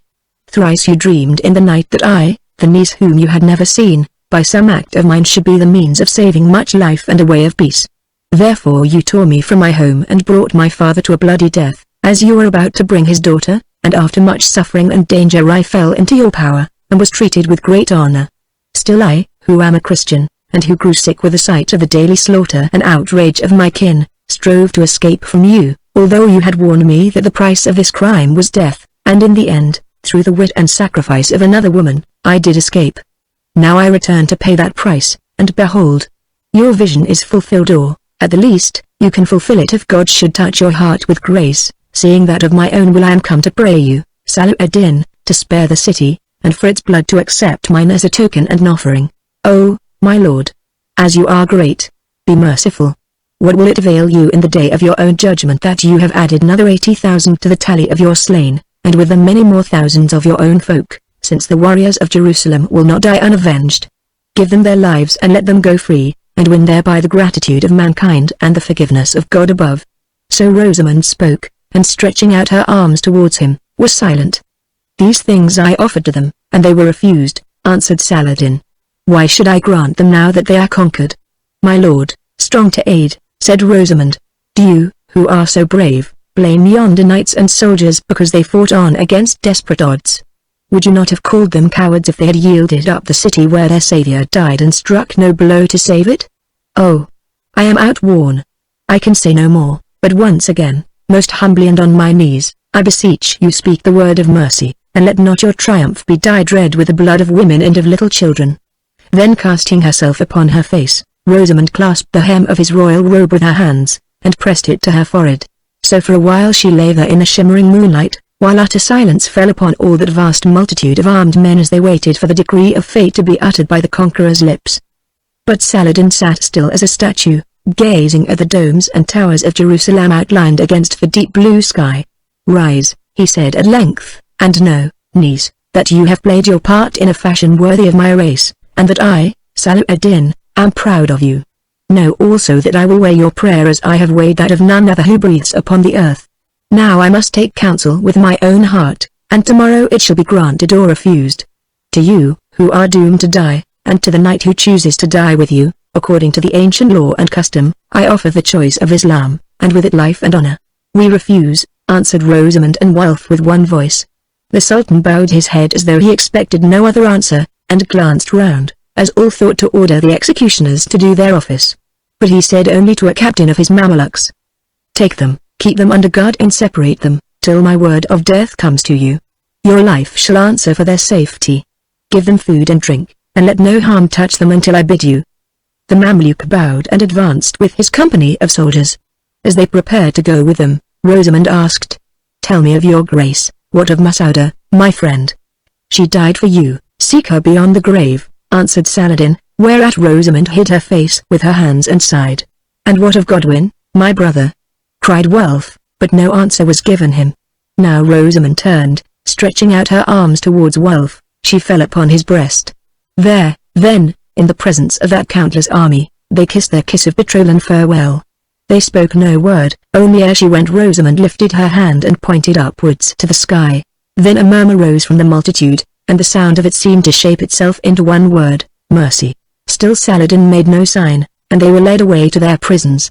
Among the thousands who watched this strange and most thrilling scene were two men wrapped in long cloaks, Godwin and the Bishop Haggard. Thrice did Godwin strive to approach the throne. But it seemed that the soldiers about him had their commands, for they would not suffer him to stir or speak, and when, as Rosamund passed, he strove to break a way to her, they seized and held him. Yet as she went by he cried, "The blessing of heaven be upon you, pure saint of God, on you and your true knight."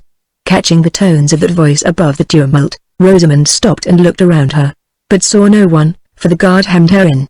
So she went on, wondering if perchance it was Godwin's voice which she had heard, or whether an angel, or only some Frankish prisoner had spoken. Godwin stood wringing his hands while the bishop strove to comfort him, saying that he should not grieve, since such deaths as those of Rosamund and Wulf were most glorious, and more to be desired than 100 lives. "Ay, answered Godwin, "would that I could go with them. Their work is done, but not yours," said the bishop gently. "Come to our tent and let us to our knees. God is more powerful than the Sultan, and mayhap he will yet find a way to save them. If they are still alive tomorrow at the dawn we will seek audience or Saladin to plead with him." So they entered the tent and prayed there, as the inhabitants of Jerusalem prayed behind their shattered walls, that the heart of Saladin might be moved to spare them all. While they knelt thus the curtain of the tent was drawn aside, and an emir stood before them. "Rise," he said, "both of you, and follow me. The Sultan commands your presence." Egbert and Godwin went, wondering, and were led through the pavilion to the royal sleeping place, which guards closed behind them. On a silken couch reclined Saladin, the light from the lamp falling on his bronzed and thoughtful face. "I have sent for you 2 Franks," he said, "that you may bear a message from me to Sir Balian of Iban and the inhabitants of Jerusalem. This is the message: let the holy city surrender tomorrow and all its population acknowledge themselves my prisoners. Then for 40 days I will hold them to ransom, during which time none shall be harmed. Every man who pays 10 pieces of gold shall go free, and 2 women or 10 children shall be counted as 1 man at a like price. Of the poor, 7,000 shall be set free also, on payment of 30,000 bezants. Such who remain or have no money for their ransom and there is still much gold in Jerusalem shall become my slaves. These are my terms, which I grant at the dying prayer of my niece, the Lady Rosamund, and to her prayer alone. Deliver them to Sir Balian, and bid him wait on me at the dawn with his chief notables, and answer whether he is willing to accept them on behalf of the people. If not, the assault goes on until the city is a heap of ruins covering the bones of its children." "We bless you for this mercy," said the Bishop Egbert, "and we hasten to obey. But tell us, Sultan, what shall we do? Return to the camp with Sir Balian? If he accepts my terms, nay, for in Jerusalem you will be safe, and I give you your freedom without ransom." "Sire," said Godwin, "ere I go, grant me leave to bid farewell to my brother and my cousin Rosamund, that for the 3rd time you may plot their escape from my vengeance?" Said Saladin. "Nay, bide in Jerusalem and await my word, you shall meet them at the last, no more." "Sire," pleaded Godwin, "of your mercy spare them, for they have played a noble part." It is hard that they should die who love each other and are so young and fair and brave. Answered Saladin, a noble part, never have I seen one more noble. Well, it fits them the better for heaven, if cross-worshippers enter there. Have done, their doom is written and my purpose cannot be turned, nor shall you see them till the last, as I have said. But if it pleases you to write them a letter of farewell and to send it back by the embassy, it shall be delivered to them. Now go, for greater matters are afoot than this punishment of a pair of lovers. A guard awaits you. So they went, and within an hour stood before Sir Balin and gave him the message of Saladin, whereat he rose and blessed the name of Rosamond. While he called his counsellors from their sleep and bade his servants saddle horses, Godwin found pen and parchment, and wrote hurriedly. To Wulf, my brother, and Rosamond, my cousin and his betrothed, I live, though well nigh I died by dead Masouda, Jesus rest her gallant and most beloved soul. Saladin will not suffer me to see you, though he has promised that I shall be with you at the last, so watch for me then. I still dare to hope that it may please God to change the Sultan's heart and spare you. If so, this is my prayer and desire, that you two should wed as soon as may be, and get home to England, where, if I live, I hope to visit you in years to come. Till then seek me not, we would be lonely a while. But if it should be fated otherwise, then when my sins are purged I will seek you among the saints, you who by your noble deed have earned the sure grace of God. The embassy rides. I have no time for more, though there is much to say. Farewell. Godwin. The terms of Saladin had been accepted. With rejoicing because their lives were spared, but with woe and lamentation because the holy city had fallen again into the hands of the Muslim, the people of Jerusalem made ready to leave the streets and seek new homes elsewhere. The great golden cross was torn from the mosque El-Aqsa, and on every tower and wall floated the yellow banners of Saladin. All who had money paid their ransoms, and those who had none begged and borrowed it as they could, and if they could not, gave themselves over to despair and slavery. Only the patriarch Heraclius, forgetting the misery of these wretched ones, carried off his own great wealth and the gold plate of the churches. Then Saladin showed his mercy, for he freed all the aged without charge, and from his own treasure paid the ransom of hundreds of ladies whose husbands and fathers had fallen in battle, or lay in prison in other cities. So for 40 days, headed by Queen Sibylla and her ladies, that sad procession of the vanquished marched through the gates, and there were many of them who, as they passed the conqueror seated in state, halted to make a prayer to him for those who were left behind. A few also who remembered Rosamond, and that it was because of her sacrifice that they continued to look upon the sun, implored him that if they were not already dead, he would spare her and her brave knight. At length it was over, and Saladin took possession of the city. Having purged the great mosque, washing it with rose water, he worshipped in it after his own fashion, and distributed the remnant of the people who could pay no ransom as slaves among his emirs and followers. Thus did the crescent triumph over the cross in Jerusalem, not in a sea of blood, as 90 years before the cross had triumphed over the crescent within its walls, but with what in those days passed for gentleness, peace, and mercy. For it was left to the Saracens to teach something of their own doctrines to the followers of Christ. During all those 40 days Rosamond and Wulf lay in their separate prisons, awaiting their doom of death. The letter of Godwin was brought to Wulf, who read it and rejoiced to learn that his brother lived. Then it was taken from him to Rosamond, who, although she rejoiced also, wept over it, and wondered a little what it might mean. Of one thing she was sure from its wording, that they had no hope of life. They knew that Jerusalem had fallen, for they heard the shouts of triumph of the Muslims, and from far away, through their prison bars could see the endless multitude of fugitives passing the ancient gates laden with baggage, and leading their children by the hand, to seek refuge in the cities of the coast. At this sight, although it was so sad, Rosamond was happy, knowing also that now she would not suffer in vain. At length the camp broke up, Saladin and many of the soldiers entering Jerusalem. But still the pair were left languishing in their dismal cells, which were fashioned from old tombs. One evening, while Rosamond was kneeling, at prayer before she sought her bed, the door of the place was opened, and there appeared a glittering captain and a guard of soldiers, who saluted her and bade her follow him. "Is it the end?" she asked. "Lady," he answered, "it is the end." So she bowed her head meekly and followed. Without a litter was ready, in which they placed her and bore her through the bright moonlight into the city of Jerusalem and along the way of sorrow, till they halted at a great door, which she knew again, for by it stood the ancient arch. "They have brought me back to the convent of the Holy Cross to kill me, where I asked that I might be buried," she murmured to herself as she descended from the litter. Then the doors were thrown open, and she entered the great courtyard of the convent, and saw that it was decorated as though for a festival, for about it and in the cloisters round hung many lamps. More, These cloisters and the space in front of them were crowded with Saracen lords, wearing their robes of state, while yonder sat Saladin and his court. They would make a brave show of my death, thought Rosamund again. Then a little cry broke from her lips, for there, in front of the throne of Saladin, the moonlight and the lamp blaze shining on his armor, stood a tall Christian knight. At that cry he turned his head, and she grew sure that it was Wulf, wasted somewhat and grown pale, but still Wulf. So we are to die together, she whispered to herself, then walked forward with a proud step amidst the deep silence, and, having bowed to Saladin, took the hand of Wulf and held it. The Sultan looked at him and said, "However long it may be delayed, the day of fate must break at last. Say, Franks, are you prepared to drink the dregs of that cup I promised you?" "We are prepared," they answered with one voice. "Do you grieve now that you laid down your lives to save those of all Jerusalem?" he asked again. "Nay," Rosamund answered, glancing at Wulf's face, "we rejoice exceedingly that God has been so good to us." "I too rejoice," said Saladin, "and I too thank Allah who in bygone days sent me that vision which has given me back the holy city of Jerusalem without bloodshed. Now all is accomplished as it was fated. Lead them away." For a moment they clung together, then emirs took Wulf to the right and Rosamund to the left, and she went with a pale face and high head to meet her executioner, wondering if she would see Godwin ere she died. They led her to a chamber where women waited but no swordsman that she could see, and shut the door upon her. "Perchance I am to be strangled by these women," thought Rosamund, as they came towards her, "so that the blood royal may not be shed." Yet it was not so, for with gentle hands, but in silence, they unrobed her, and washed her with scented waters and braided her hair, twisting it up with pearls and gems. Then they clad her in fine linen, and put over it gorgeous, broidered garments, and a royal mantle of purple, and her own jewels which she had worn in bygone days, and with them others still more splendid, and threw about her head a gauzy veil worked with golden stars.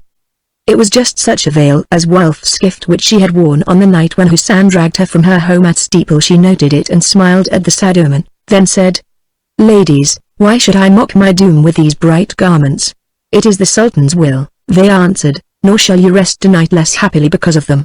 Now all was ready, and the door opened and she stepped through it, a radiant thing, glittering in the lamplight. Then trumpets blew and a herald cried, "Way! Way there! Way for the High Sovereign Lady and Princess of Baalbek." Thus followed by the train of honorable women who attended her, Rosamund glided forward to the courtyard, and once more bent the knee to Saladin, then stood still, lost in wonder. Again the trumpets blew, and on the right a herald cried, "Way! Way there! Way for the brave and noble Frankish knight, Sir Wulf Darcy." Lo!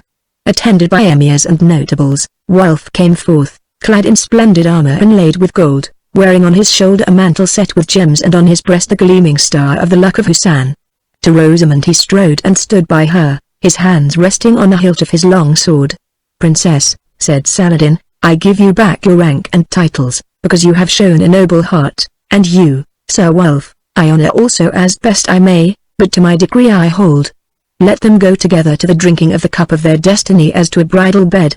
Again the trumpets blew and the heralds called, and they led them to the doors of the chapel, which at their knocking were thrown wide. From within came the sound of women's voices singing, but it was no sad song they sang. "The sisters of the order are still there," said Rosamund to Wulf, "and would cheer us on our road to heaven." "Perchance," he answered. "I know not. I am amazed." At the door the company of Muslims left them, but they crowded round the entrance as though to watch what passed. Now down the long aisle walked a single white-robed figure. It was the abbess. "What shall we do, mother?" said Rosamund to her. "Follow me, both of you," she said, and they followed her through the nave to the altar rails, and at a sign from her knelt down. Now they saw that on either side of the altar stood a Christian priest. The priest to the right, it was the bishop, Haggard, came forward and began to read over them the marriage service of their faith. "They wed us ere we die," whispered Rosamund to Wulf. "So be it," he answered, "I am glad." "And I also, beloved," she whispered back. The service went on as in a dream. The service went on, while the white-robed sisters sat in their carven chairs and watched. The rings that were handed to them had been interchanged. Wulf had taken Rosamund to wife, Rosamund had taken Wulf to husband, till death did them part. Then the old bishop withdrew to the altar, and another hooded monk came forward and uttered over them the benediction in a deep and sonorous voice, which stirred their hearts most strangely, as though some echo reached them from beyond the grave. He held his hands above them in blessing and looked upwards, so that his hood fell back, and the light of the altar lamp fell upon his face. It was the face of Godwin, and on his head was the tonsure of a monk. Once more they stood before Saladin, and now their train was swelled by the abbess and sisters of the Holy Cross. "Sir Wulf Darcy," said the Sultan, "and you, Rosamond, my niece, Princess of Baalbek.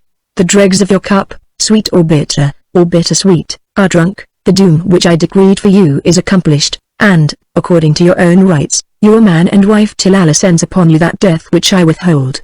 Because you showed mercy upon those doomed to die and were the means of mercy, I also give you mercy, and with it my love and honor. Now bide here if you will in my freedom, and enjoy your rank and wealth, or go hence you will, and live out your lives across the sea. The blessing of Allah be upon you, and turn your souls light. This is the decree of Yusuf Salah-ad-Din, commander of the faithful, conqueror and caliph of the East." Trembling, full of joy and wonder, they knelt before him and kissed his hand. Then, after a few swift words between them, Rosamond spoke. "Sire, the God whom you have invoked, the God of Christian and of Muslim, the God of all the world, though the world worship him in many ways and shapes, bless and reward you for this royal deed. Yet listen to our petition. It may be that many of our faith still lie unransomed in Jerusalem. Take my lands and gems, and let them be valued, and their price given to pay for the liberty of some poor slaves. It is our marriage offering. As for us, we will get us to our own country." "So be it," answered Saladin. "The lands I will take and devote the sum of them as you desire, yes, to the last peasant. The jewels also shall be valued, but I give them back to you as my wedding dower. To these nuns further I grant permission to bide here in Jerusalem to nurse the Christian sick, unharmed and unmolested, if so they will, and this because they sheltered you. Ho! Minstrels and heralds, lead this new-wed pair to the place that has been prepared for them."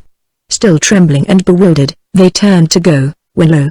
Godwin stood before them smiling, and kissed them both upon the cheek, calling them beloved brother and sister. "And you, Godwin?" stammered Rosamond. "I, Rosamond, have also found my bride, and she is named the Church of Christ." "Do you, then, return to England, brother?" asked Wulf. "Nay," Godwin answered, in a fierce whisper and with flashing eyes, "the cross is down, but not forever. That cross has Richard of England and many another servant beyond the seas, and they will come at the Church's call. Here, brother, before all is done, we may meet again in war. Till then, farewell." So spoke Godwin and then was gone.